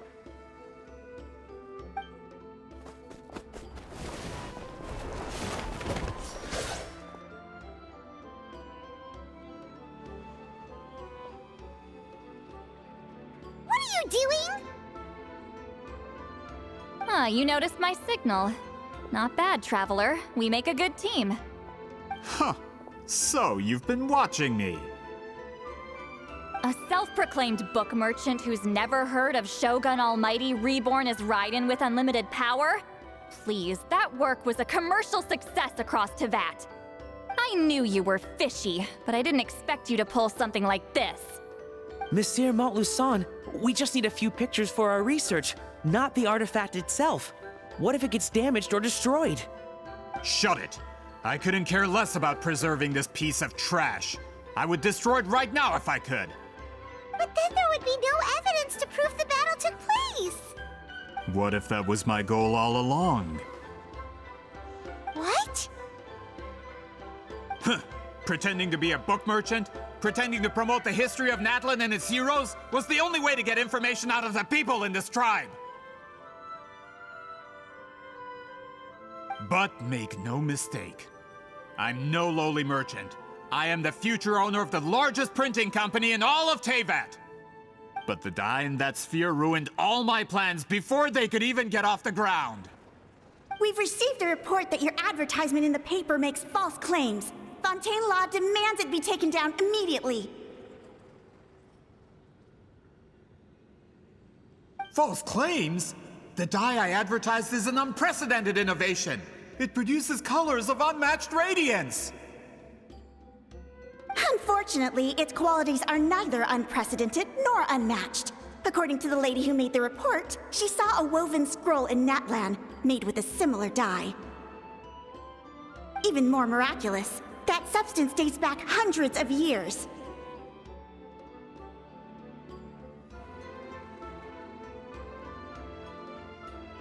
How? Creating this dye is the culmination of my entire life's work! You're telling me I'm hundreds of years too late? Calm down, sir. Sorry, it's just... I know this product will be a hit. The economic boost to Fontaine will be huge! We just need to advertise it as written. Fontaine's publishing industry is one of the best in the world. All we need to do is publish something in the paper, and all of Teyvat will think it was our invention first. We don't need to worry about more reports. Fontaine is far more advanced than Natlan. No one will believe such an innovative product could come from a place like that. That goes against all of Fontaine's advertisement regulations. We can't do that. What if I give you a portion of the profits? All you have to do is let the advertisement stay. You're trying to bribe me? Careful. I'm dangerously close to reporting this to Monsieur Novelette. I knew if I was just allowed to market my product, it would be a hit. A bestseller even. I would be a giant in the printing industry. But now, no one will see it as anything more than a poor imitation marketed centuries too late. No matter how good the product actually is, not a single one will sell. I will never accept that someone from this backwoods, ignorant nation could come up with that dye. Not 200 years before me! Even when the truth is right in front of you? Ha! Truth is in the eye of the beholder. I'm already in the printing industry. I can go into publishing, no problem. All I have to do is destroy this sphere, write a detailed report about my findings, and publish it around the world. Then, the so-called truth becomes your word against mine. Once my report is accepted as fact, no one can accuse me of making false claims. That's awful. What happened to restoring the truth of history?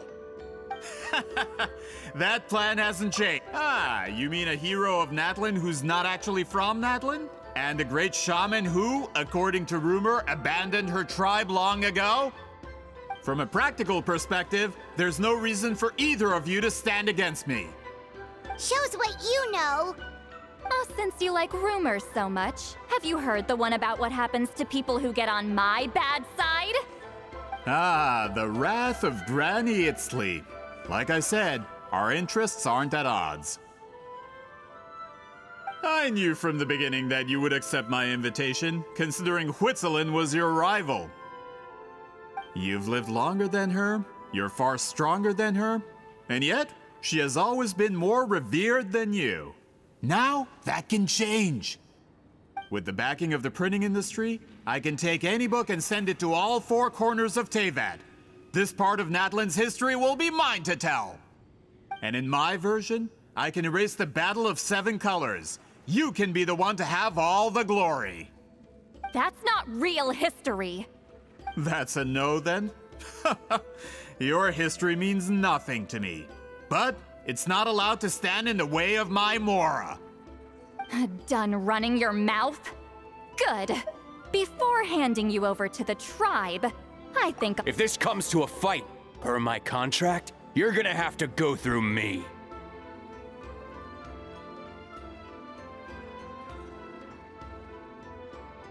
That's right.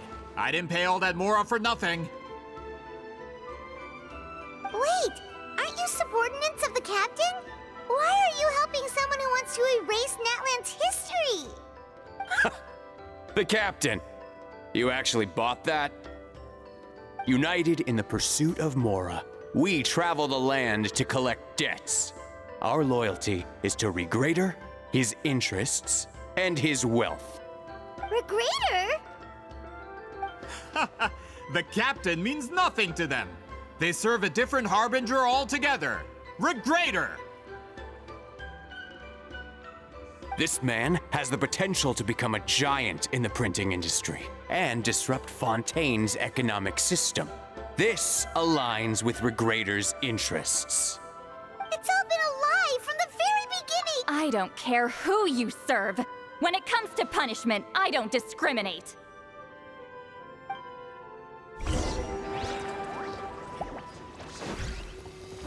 Lolling! Eat Papa! Get him! Show no mercy! Use the spotlight!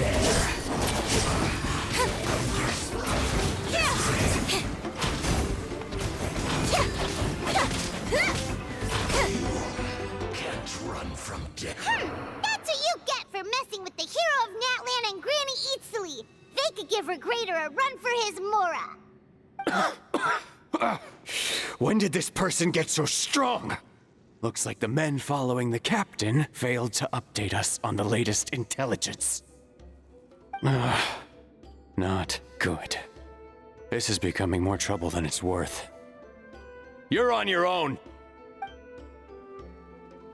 Hey, what about our contract? Your boss signed it himself! Our boss never signs a contract without loopholes. Even a veteran businessman like yourself fell into his trap. That's what makes him the best! Go home and read the fine print. All I did was trigger the exculpatory clause. You! The other stipulations have been fulfilled. I set up explosives around the cave, strong enough to destroy this place, as instructed. Oh, and for security purposes, all explosives have been rigged to blow at a specific time. Shouldn't be too long now.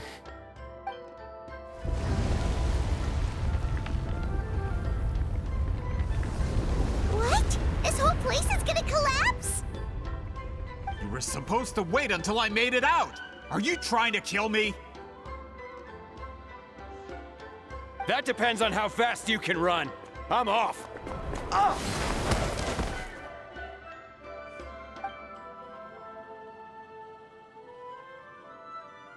You think you can just waltz out of here? Traveler, stop them, and then we'll make a break for it. If I'm caught, I implicate my boss. Time for the backup plan. Wait, don't!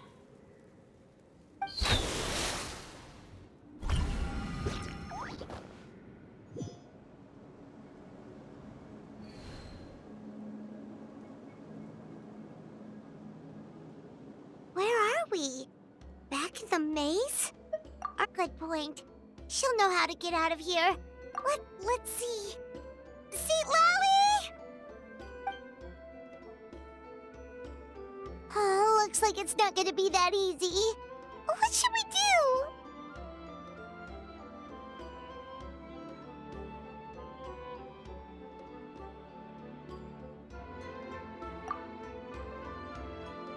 The special color?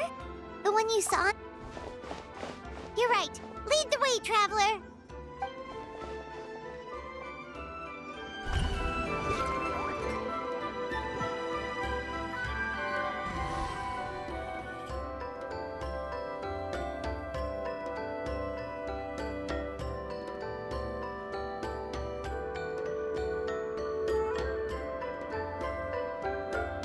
He triggered it just like that? If the technique isn't activated correctly... Instead of a realm of memory, the subjects in question will be trapped in a temporary space like this. If you cannot escape in time, it's mutually assured destruction. But I can't fault someone for using it as a last resort. I knew it! Someone of your skill wouldn't leave behind memory fragments just to parrot instructions. You must have the capacity for conscious thought. I appreciate the compliment. It's been a long time, my friend. This is no time for a reunion! The cave outside is about to collapse. I know time flows differently in this place, but that still doesn't leave us much time. Can you help me get out? You misunderstand, Seat Lolly. I'm nothing more than a fragment of memory. There's not much I can do. What do you mean? This space can be manipulated, right? The exit of your maze. I remember its structure. If I create an exit here, I can leave. You just need to tell me how to manipulate this space. The maze you saw earlier was constructed using the memories of many warriors of Natlan. When people leave deep impressions on each other, their memories form connections. These connections are particularly strong between comrades in arms. That is how I created my maze. The connections between the memories were my needle and thread, and the special color was my fabric. But if that color is crudely combined with an isolated memory, one without connections, you get a place like this. This space is a combination of my color and your memories. There is no way to alter or construct anything within it, because there are no connections at your disposal. Over 200 years, and not a single lasting connection. This is my punishment, huh? Well, at the very least, you have a connection to me. Otherwise, I wouldn't be able to appear in this space. That's only because you never gave me a moment's peace. Still, it's a shame you're not around. You said it yourself. A memory fragment can't be used to create the connections I need. Sweet Lolly. But now that I have the chance to talk to you again, I need you to give me an answer. Your special technique. You didn't pass it on to your students. You passed it on to the rival you could never beat. Me. What I want to know is, why? So you figured it out. After what I saw in the maze and everything you just told me, I'm certain the technique at the center of all this is the same one you taught me all those years ago. But you never brought up the fact that you used it to win a battle. From your description, it might as well have been a simple color trick. I'm getting the feeling you always meant for me to come here. But if this is a foreshadowed event, I'm not happy with the narrative setup. Sweet Lolly, ever since you learned that technique, you've been able to see a special color, haven't you? You mean... That color is the core of the technique. But it isn't my invention. It's something I discovered in the work of our ancestors. More specifically, you could call it the color of memories. In truth, passing on the technique is a process of using that color to tint another person's memories. Yes, the technique has the power to decide victory. But in my opinion, the capacity to add color to someone's memories is where the true value lies. You are fated to live a far longer life than me, Lolly. I couldn't bear the thought of all those years existing as a blank canvas in your memory. So I wanted to leave a little color behind. Your color, you mean? One day, you too will want to leave behind your color in someone else's memory. When that day comes, you will understand my decision. I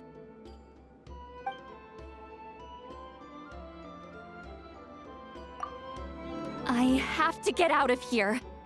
That's the only way to rescue them.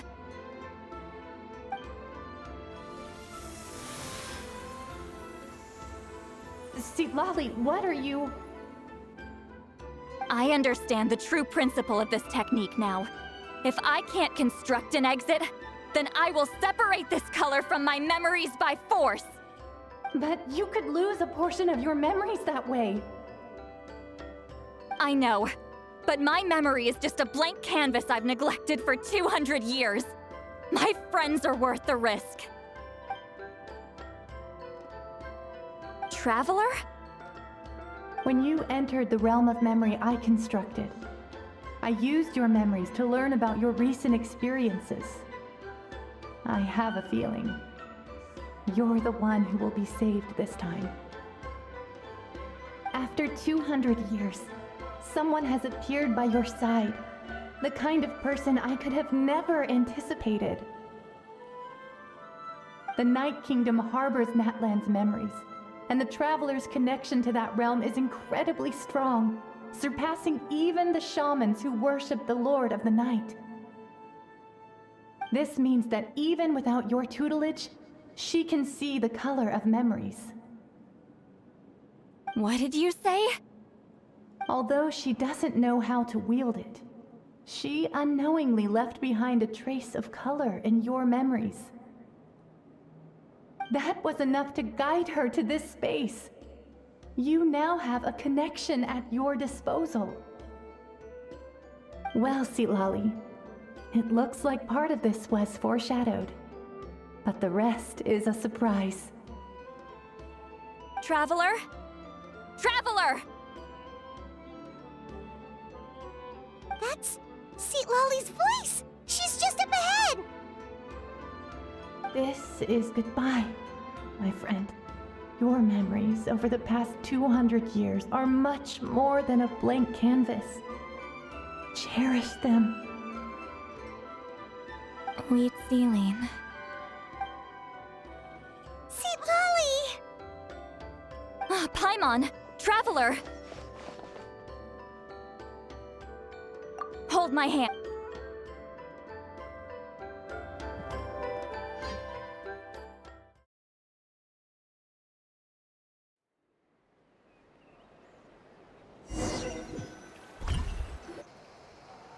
Did we teleport out? Man, that place was so... Woo! We made it out just in time!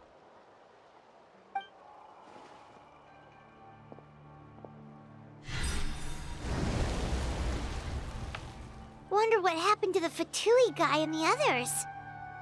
He was most likely trapped inside that space, just like us. The external structures supporting that space would have collapsed with the ruin. Unless he managed to escape, he would have been crushed. He still preferred that to being caught, huh? They were standing a bit further away, right? They probably weren't pulled into the space. Maybe they already made a run for it. Hello? It's one of Malu Son's employees! Quick, restrain him! Oh, I can explain. I had no idea Malu-san was such a terrible person. I couldn't stop him from running, so I stayed behind and tried to find people to help rescue you. I'm so glad you managed to get out of there. Either way, the guards will take you back to the tribe. You'll be their problem. I understand. Anyway, I'm not here to harp on you. I just need to know one thing. Which way did he run? He went that way, but I'm not sure if you can catch up. That way? Unless he suddenly grows a pair of wings, I think we're okay. Traveler, Paimon, come with me.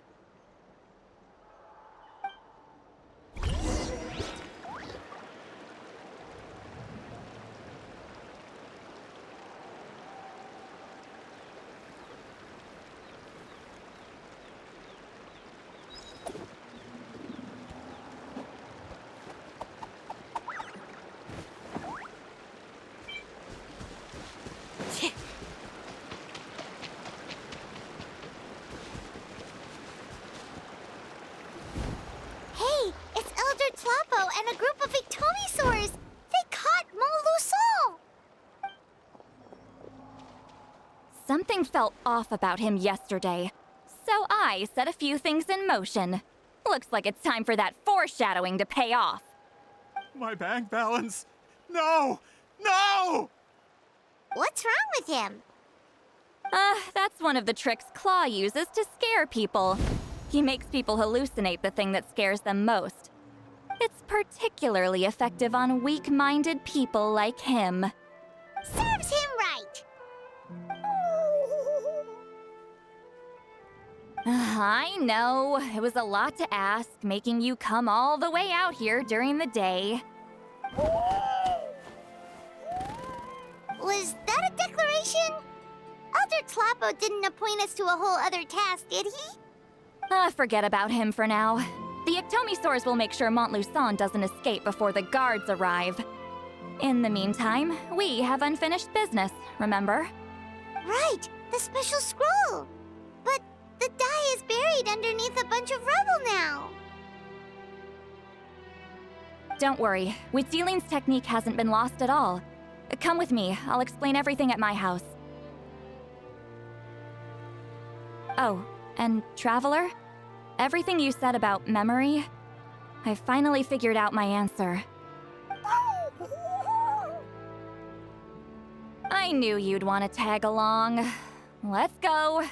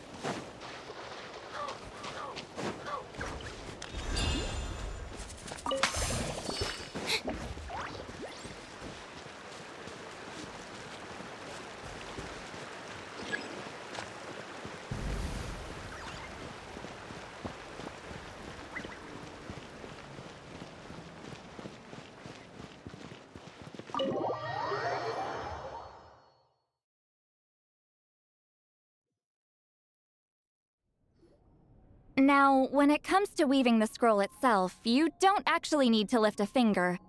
But if we're going to pass on Huitzilin's technique, your participation is critical. What are you saying, Sweet Lolly? Follow me.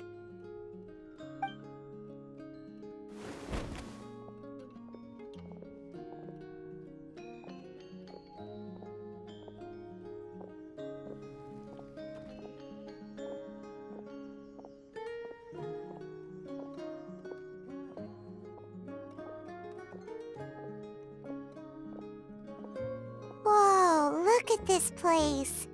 Do you weave scrolls too? Scrolls. Scrolls? I thought you were going to show me your masterpiece. That I am, old friend. The technique I'm about to show you directly relates to woven scrolls. Fine. What is it? Something that can turn the tide of war or prevent a great disaster? You probably want to challenge me, right? I know you don't have the strength for a real fight, so I'll let you beat me with words. Old friend, my life is nearing its end. I'm afraid I don't have time for another match. Hey. Don't worry. I trust in the belief of our tribe that death is not the end, but the beginning of a new existence in the Night Kingdom, where everything is made of memories. So, do you know why our ancestors insisted on using colorful, woven scrolls to record our history? Because history is the memory of a people. We give our scrolls an orange hue, so the dead can still feel the warmth of the setting sun. We decorate them with kernels of grain fruit, so the dead can still enjoy the abundance of our harvests. I know that, but something this important? Why entrust it to me and not one of your students? As your friend, I admit, I'm being a bit selfish. I don't have long, Sipali. Oh, I'm not sure I can truly explain my decision. But I know you will understand one day. For now, will you accept my final request? Just this once. I understand now, Wheat Sealing. Just like you said I would. Claw, help me move this outside. I'm going to color it.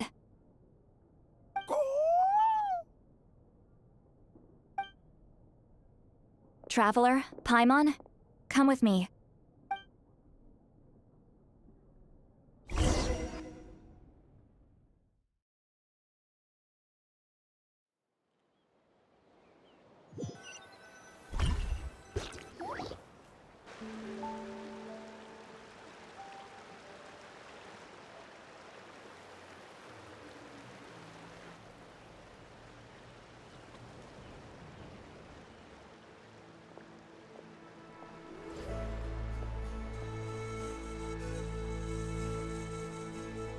We are like birds, soaring through the horizons of time. I linger between brushes of memory, seeking the color of my final journey.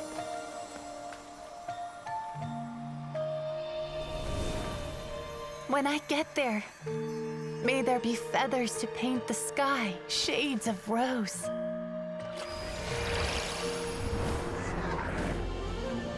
And fields of green to beckon adventurous souls. And azure oceans with which to sail into the unknown. And volcanoes too, where, despite the danger, hidden treasure waits to be found. And graffiti art, of course. Without that color, just imagine the dullness of night. Anything else? In the end, I hope everyone remembers my color too.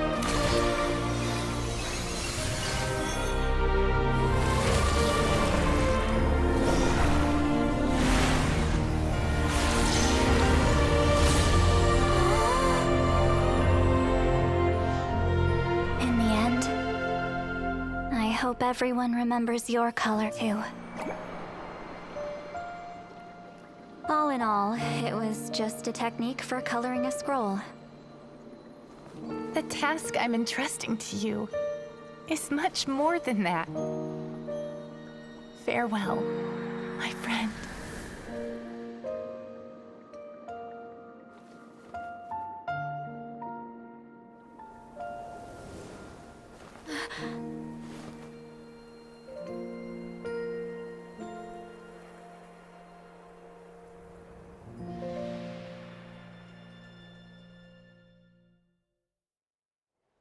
I knew you would understand. This is the special— Hold on! You've lived for more than 200 years. You know how to weave the special scroll. That must mean— you're the one behind the gifts from the spirits! Oh, well, it's not like I wanted to interact with the appointed. So whenever I delivered the scroll, I used illusions to confuse them. The fact that it turned into some kind of divine intervention is because— You've carried the duty alone for all these years? Even if if you don't like interacting with people, why not teach someone else how to do it? Traveler, you can see the special color. The essence of that color is memory.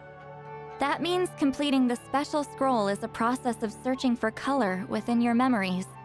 Passing the technique on to someone means sharing your memories with them. You need to leave traces of your color in their memory, and they must do the same. Even though I only confirmed that today, I've had suspicions for a long time. And, well, ever since Sweet Celine died, I haven't wanted to form that kind of connection with people. Oh, yeah. It was her final wish, so I kind of resigned myself to taking on the burden forever. After all, I have all the time in the world.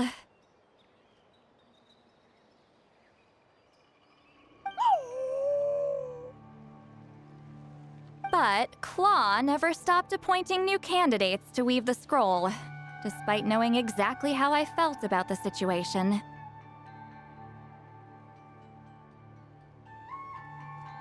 I knew exactly what he was doing. And yeah, if I ever did share my memories with someone, I guess that person would be a friend. But it never got to that point. This time, though, you win, Claw. Take this. I guess it's my response to what you told me the other night. What is it? If I had to choose my color, it would be the color of this handkerchief. Countless people exist in my memories, and I know one day that will be my fate too. A memory living on in someone else's head. Since you have a long lifespan, just keep it safe. Whoa. It's a little early to talk about death, don't you think? Isn't that what friends are for? Okay, this is a serious commitment. Well, Seat Lolly, if the Traveler's going to leave their color in your mind too, it'll probably be gold, right? Actually, their mark is already there. Remember the mind-reading effect I couldn't fix? Well, I finally got to the bottom of it. Sharing senses allows communication to occur between the consciousness of different people. Naturally, memories are also involved in that process. Although I didn't know it at the time, we both have the ability to see the color of memory, which means that when I shared my senses with you, a connection was created between our memories. And that connection is what caused my original spell to go haywire. So, you can hear the Traveler's thoughts because you left traces of color in each other's memories? And that's why the Traveler could hear your thoughts too, because it works both ways, right? Quick thinking, but only those trained in the mystic arts can maintain that level of connection. That's why I can still hear the Traveler's thoughts, but not the other way around. There's no need to worry, though. Now that I've figured out how it works, I'll get rid of it in no time. Oh. I lied. Hearing each other's thoughts actually depends on the strength of the connection between our memories. So, after everything we just went through, I bet you can hear me again. I knew it. Since the connection between our memories is already there... Just messing with you. I'm a legendary shaman of my tribe. Now that I know the cause, of course I can figure out how to fix it. It'll probably take some time, though, so bear with me for now. Besides, I'm an open book. It's not like you're gonna hear anything embarrassing. Oh, unless I've had a few drinks.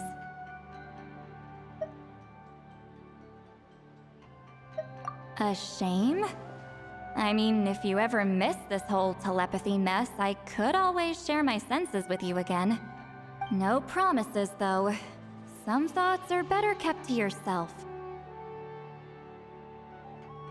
Huh?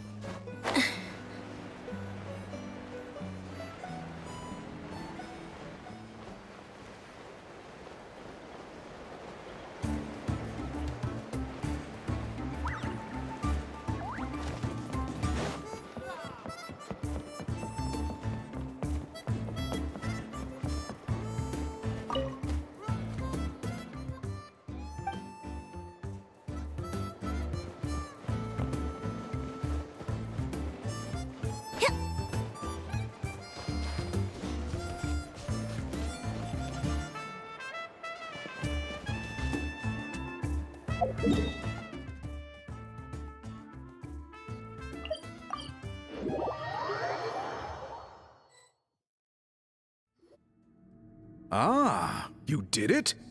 Your investigation into the Battle of Seven Colors must have been fruitful indeed. I do hope you share what you learned. Wow!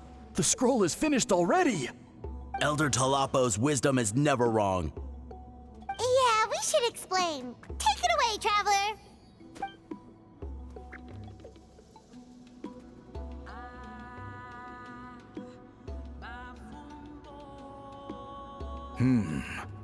I see. You don't look surprised at all. It makes perfect sense. History is the memory of a people. If we want to depict it, a dye derived from people's memories is, of course, the best choice. Now, it's just a matter of preserving this secret technique. From your description, it sounds like learning the technique requires the previous holder to share their memories. Well, yeah. In that case, I must work with our priests to reinvent the technique based on the principles you described. After all, memories are precious things, meant to be shared with those closest to us. I cannot take that choice away from you, Traveler. You completed your task admirably. Finding a way to carry on that legacy is now our duty. All right, we'll leave that to you. Oh, and please pass along my thanks to Granny Eastly. We interrogated the Fontanian merchant she apprehended, and it turns out he's the reason some among our tribe started to question our history. He hired people to spread misinformation about the Battle of Seven Colors. The recent friction within the tribe is entirely his doing. We now have a record of his crimes, and will begin working with Fontaine authorities in a few days. So he was behind the controversy in the first place. Guess it's easier to investigate when people are already questioning something. Anyway, that clears it up. People don't just question their Until we meet again.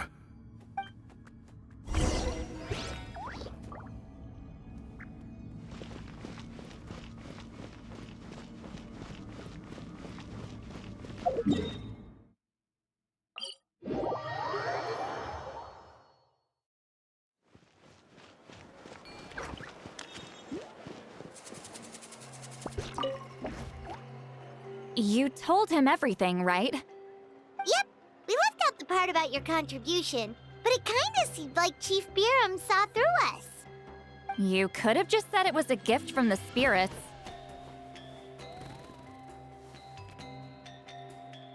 I guess he is different from the previous chiefs.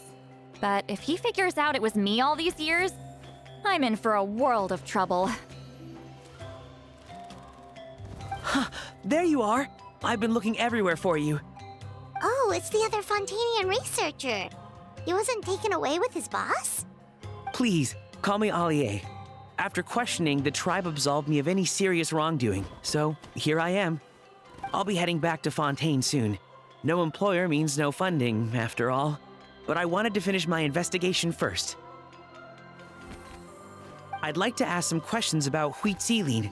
I want people outside of Natland to hear her story, but my understanding still has some holes. Questions? Huh! Why should I let an Outlander tell our stories? Don't misunderstand. I have no intention of twisting your history or using it to make a profit. It's just honest curiosity, I assure you. I believe amazing stories deserve to be shared with the world. Culture thrives through dialogue and exchange.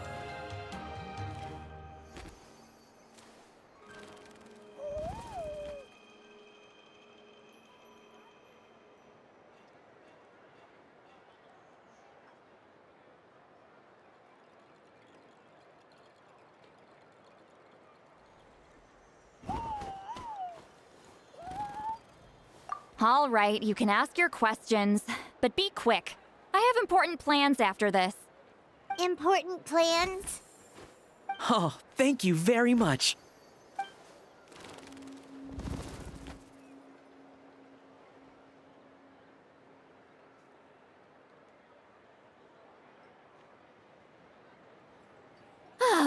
Another day, another drained social battery. Hold on. You owe me a pair of books. Oh, that! When it comes to light novels, your memory is like a steel trap, huh? You're telling me. Yeah, it's not gonna be easy. You might need to go to Yai Publishing House in person. But I don't need them right away. Just don't forget, okay?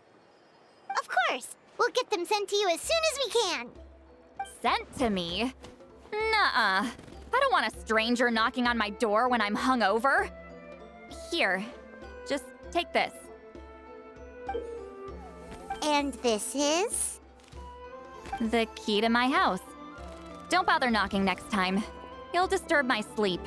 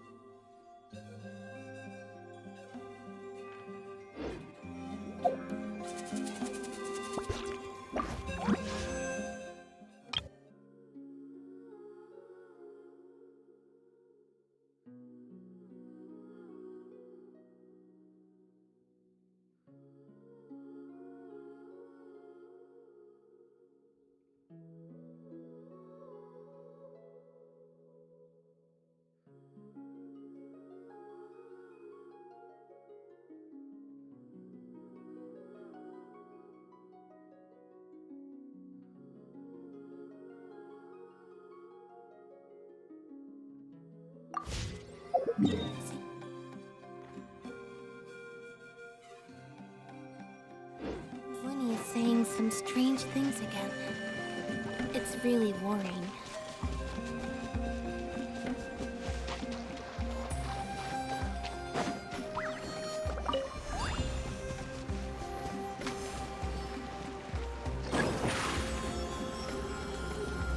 Surprise!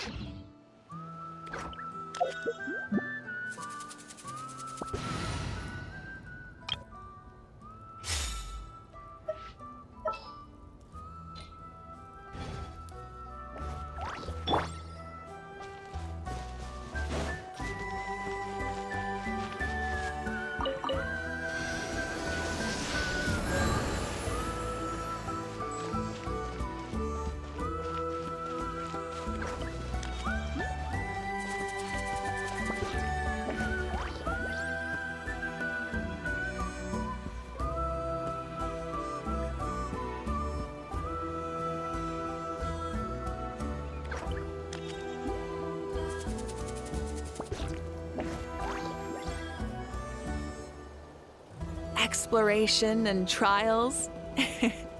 Adventuring is right up my alley.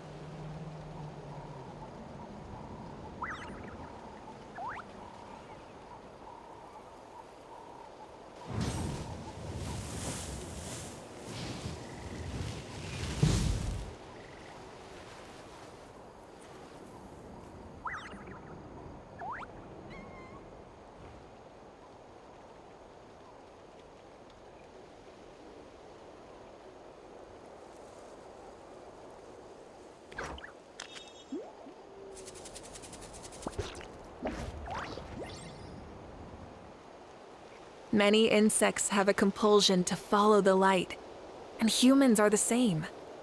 Except we call that light hope.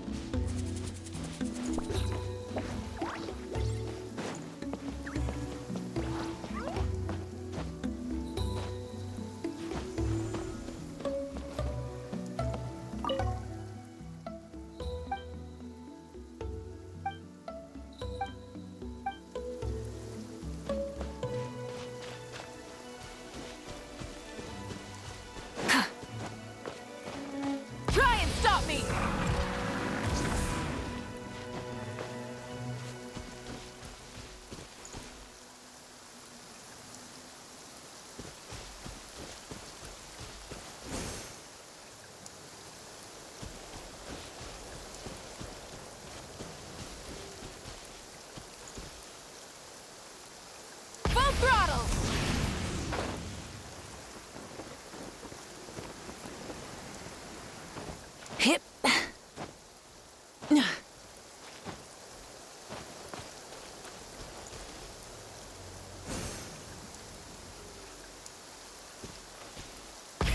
Rev the engines!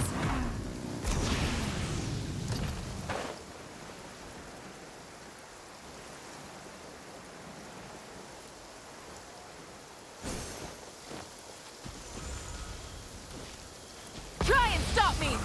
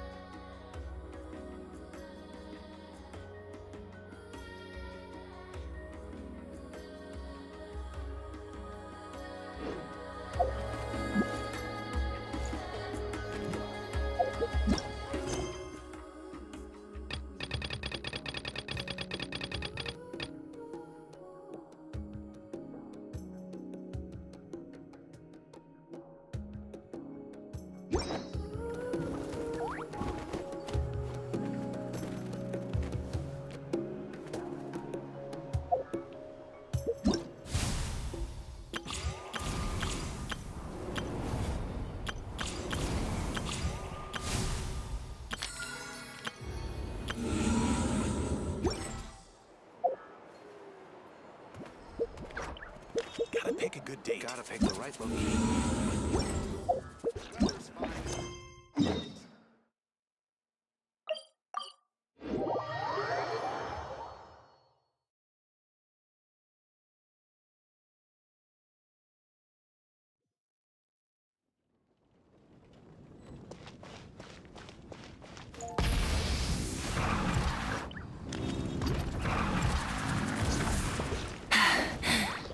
Phew. That's quite a crowd over there. Is someone doing a... Hi everyone. I'm Sansa, and I'm I'm working on becoming a bard. Thanks for coming out today, and yeah, I guess I'll start the song now. All goes quiet on Star Snatch Cliff. High in the trees, all is... Oh, wait. High in the trees, no whiff of the wind, no sign of the birds, no flapping of wings. Oh, then it goes... Pause. Pause for a moment, and... Oh gosh, this is so embarrassing. I'm making a complete mess of this. I didn't get tongue-tied at all on the 42nd time, or the 90th time. So why can't I get it right now? The 42nd and 90th time? Yep. I rehearsed this 100 times to try and perfect my performance. So, this is my 101st time playing this song, but my first time performing it live. I really thought it would go well this time, but nope, I blew it again. Though not for lack of practice, surely. I guess I need to figure out what I was doing right on my 42nd and 90th attempts and keep practicing.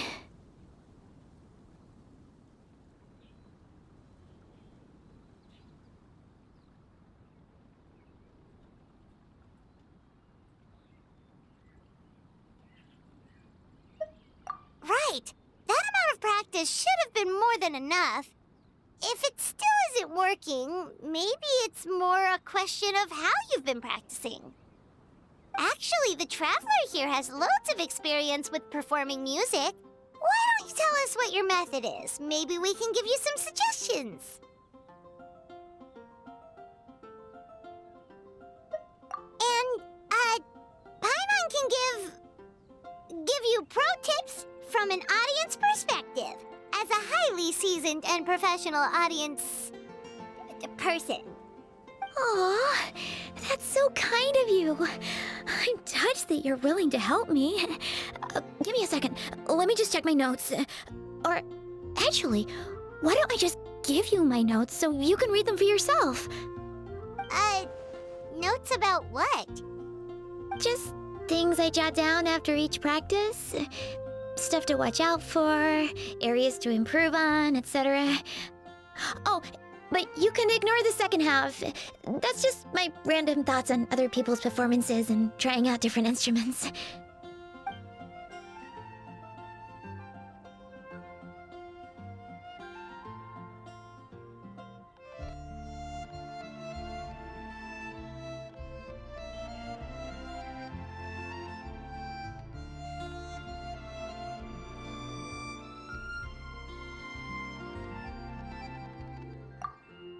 Whoa! This is denser than the encyclopedias in the Mondstadt library! So are you like a music scholar? Collector? Librarian? Well, my parents always hoped I'd become a scholar, so they made me take classes in all of those things and more. But now, I'm applying everything I've learned in academia to becoming a bard.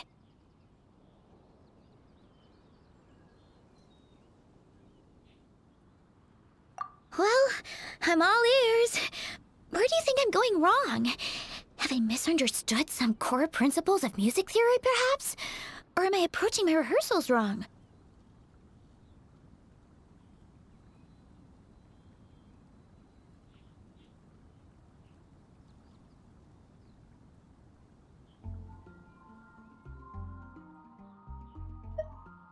Paimon never knew being a bard was such hard work.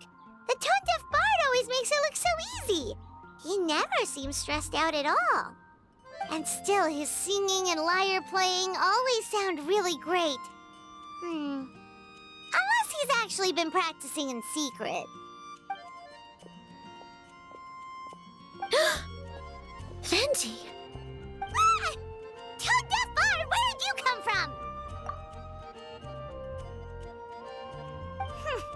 Well, Paimon sure hasn't missed that attitude.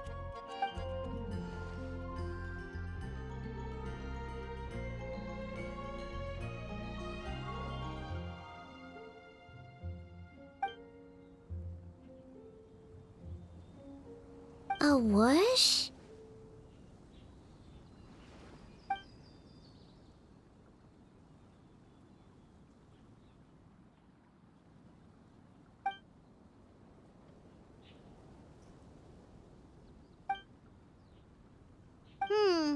So it must have been a cat that stole the leaf, right?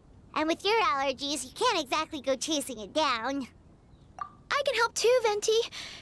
Your music has always been a huge inspiration to me, so it would be my honor. And, after we find it, could I get some advice on songwriting from you? Sorry, I know I shouldn't spring that on you. I was just worried if I stayed quiet now, I might be too shy to ask later, and I didn't want to let the opportunity slip by, so I'm sorry. I hope I didn't make this weird.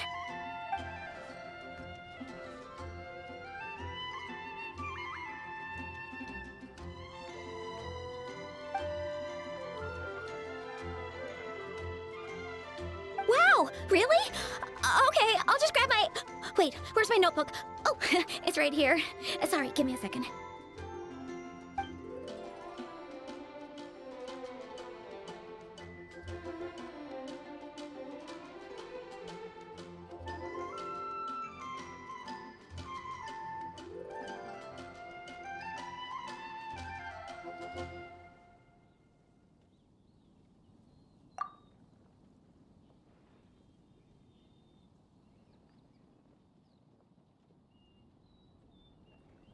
Huh? But then, why did her performance go so badly despite all the effort she put in? There's gotta be a reason for it. I guess I just lack that natural talent. Maybe I'm not meant to be a bard, huh? Oh, let me think. Maybe it was a sense of yearning. Back when my parents forced me to stay in my room and study, I'd always hear this bard singing outside the window. His wonderful melodies and beautiful voice were like a soft breeze that stirred my heart. I remember thinking to myself, if I became a bard, could I be free like him? Yeah, that's it. I wanted to be free and happy just like him. And like him, I wanted to share that joy with the whole world. But I get so nervous when I'm performing in front of a crowd. I try to mitigate that by doing plenty of practice to make sure nothing goes wrong. But it's no use. As soon as the performance starts, I get tongue-tied.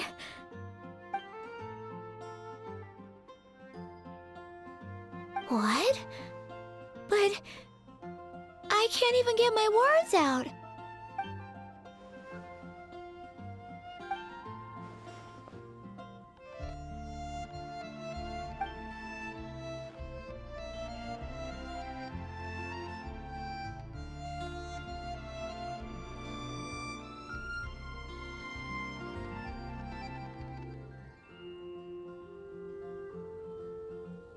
Exactly. If you really want to share freedom and joy with the world, first you need to be the freest and happiest person of them all. So, I've got to be my freest, happiest self in order to share that with others. Yeah! That makes a lot of sense! Oh, thank you all so much. I'll be sure to take that to heart.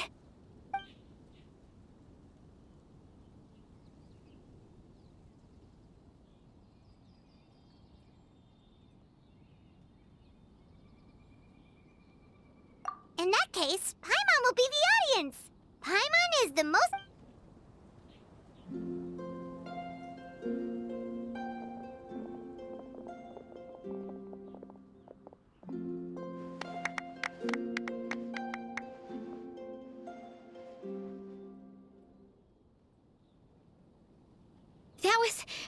That was my first ever successful performance in front of a crowd. For once, I didn't stumble over my words. Oh, I'm so happy. Once the music started, it felt like I became one with the wind. I could roam freely, and nothing could stop me. The audience definitely felt it too. Look, even that cat came to check out the show. Wait, a cat?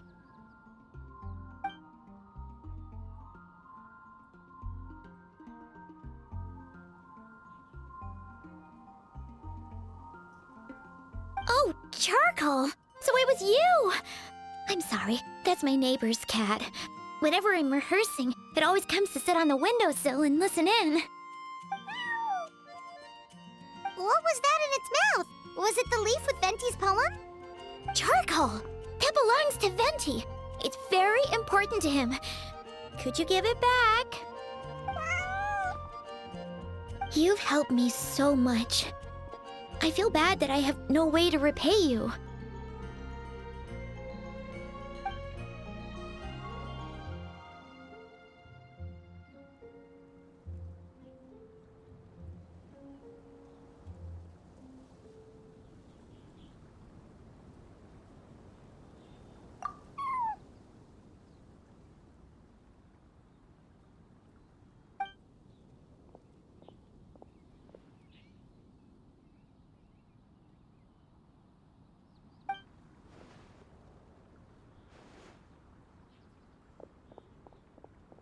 Gone like the wind.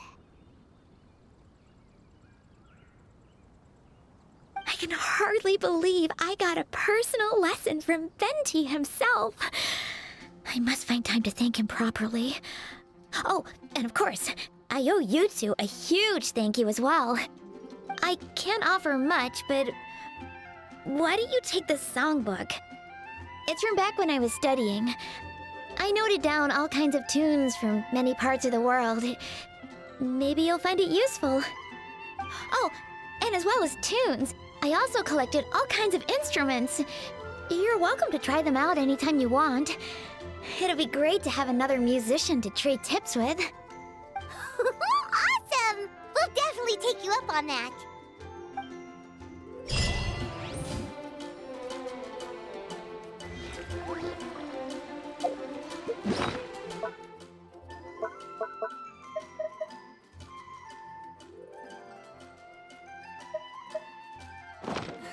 Instead of confining themselves to the heavens, God should broaden their horizons in the world below.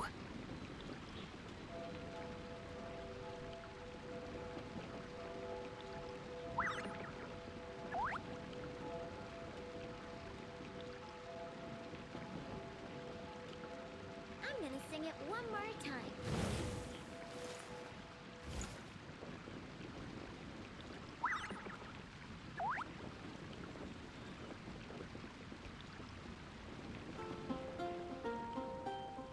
What are you staring at?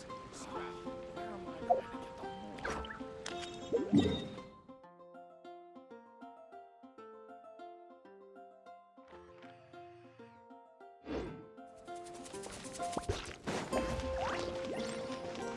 Full throttle!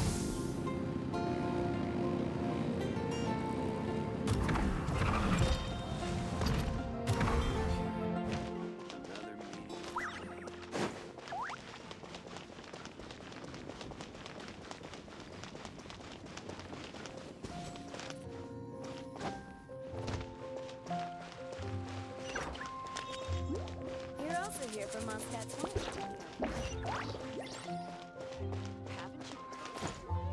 Ad Astra Abyssosk. Welcome.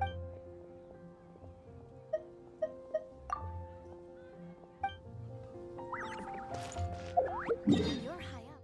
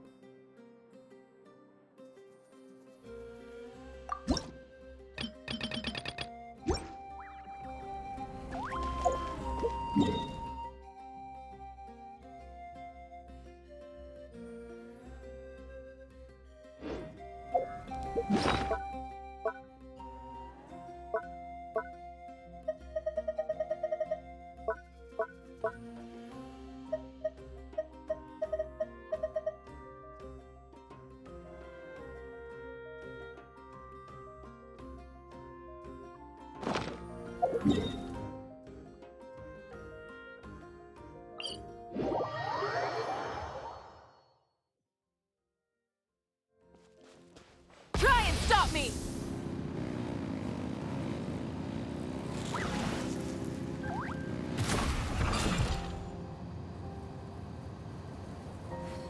All right, let's finish this fast.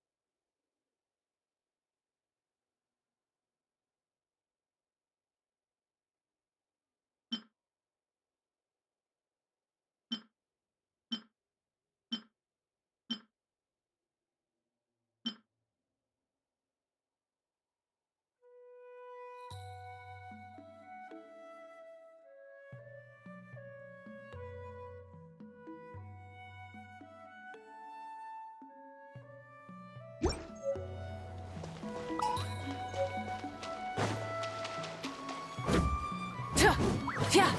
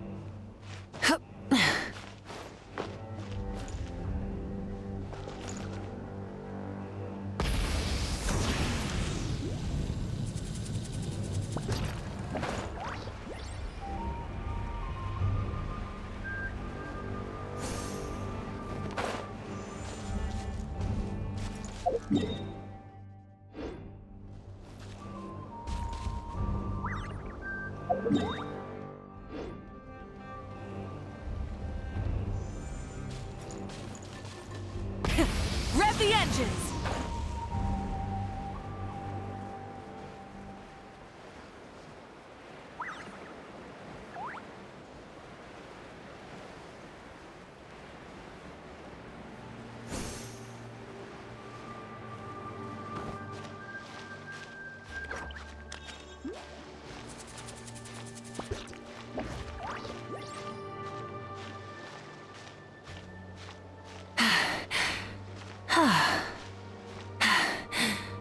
Phew.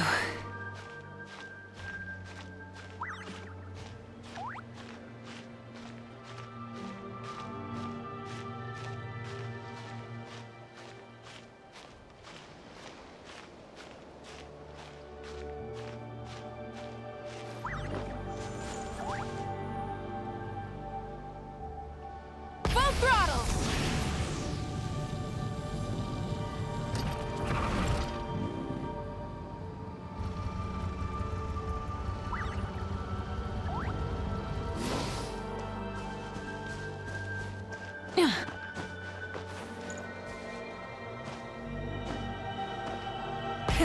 Rev the engines!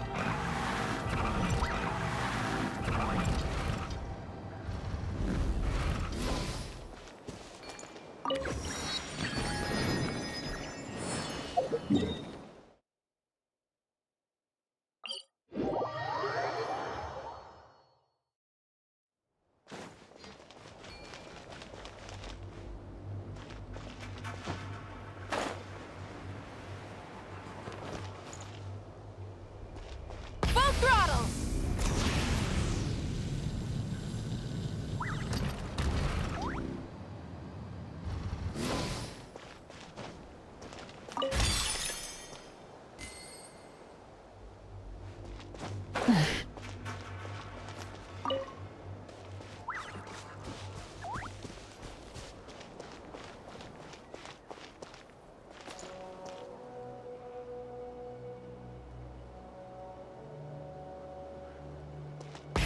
Rev the engines!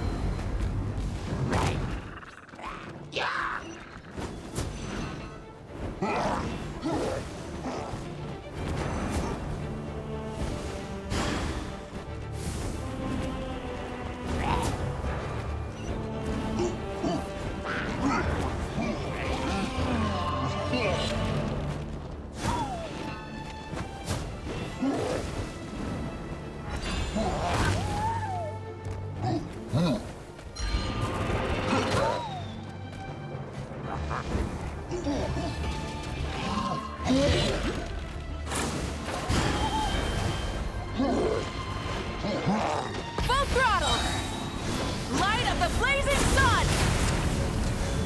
Illusion shattered! Inazuma shines eternal!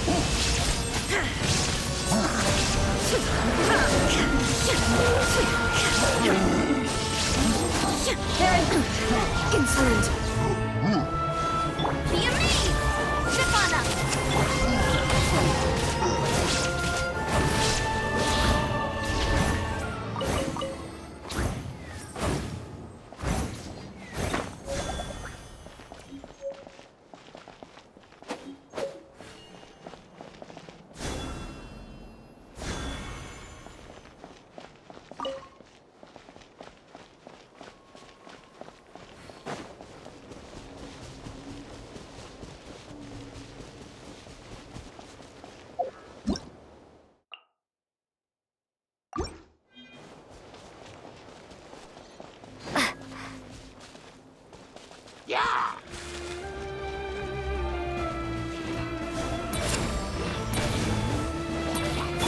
Over here!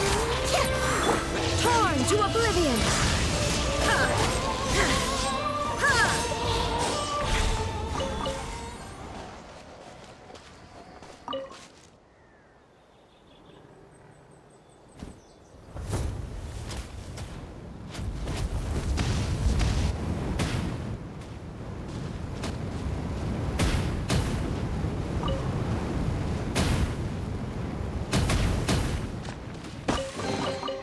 But a momentary distraction.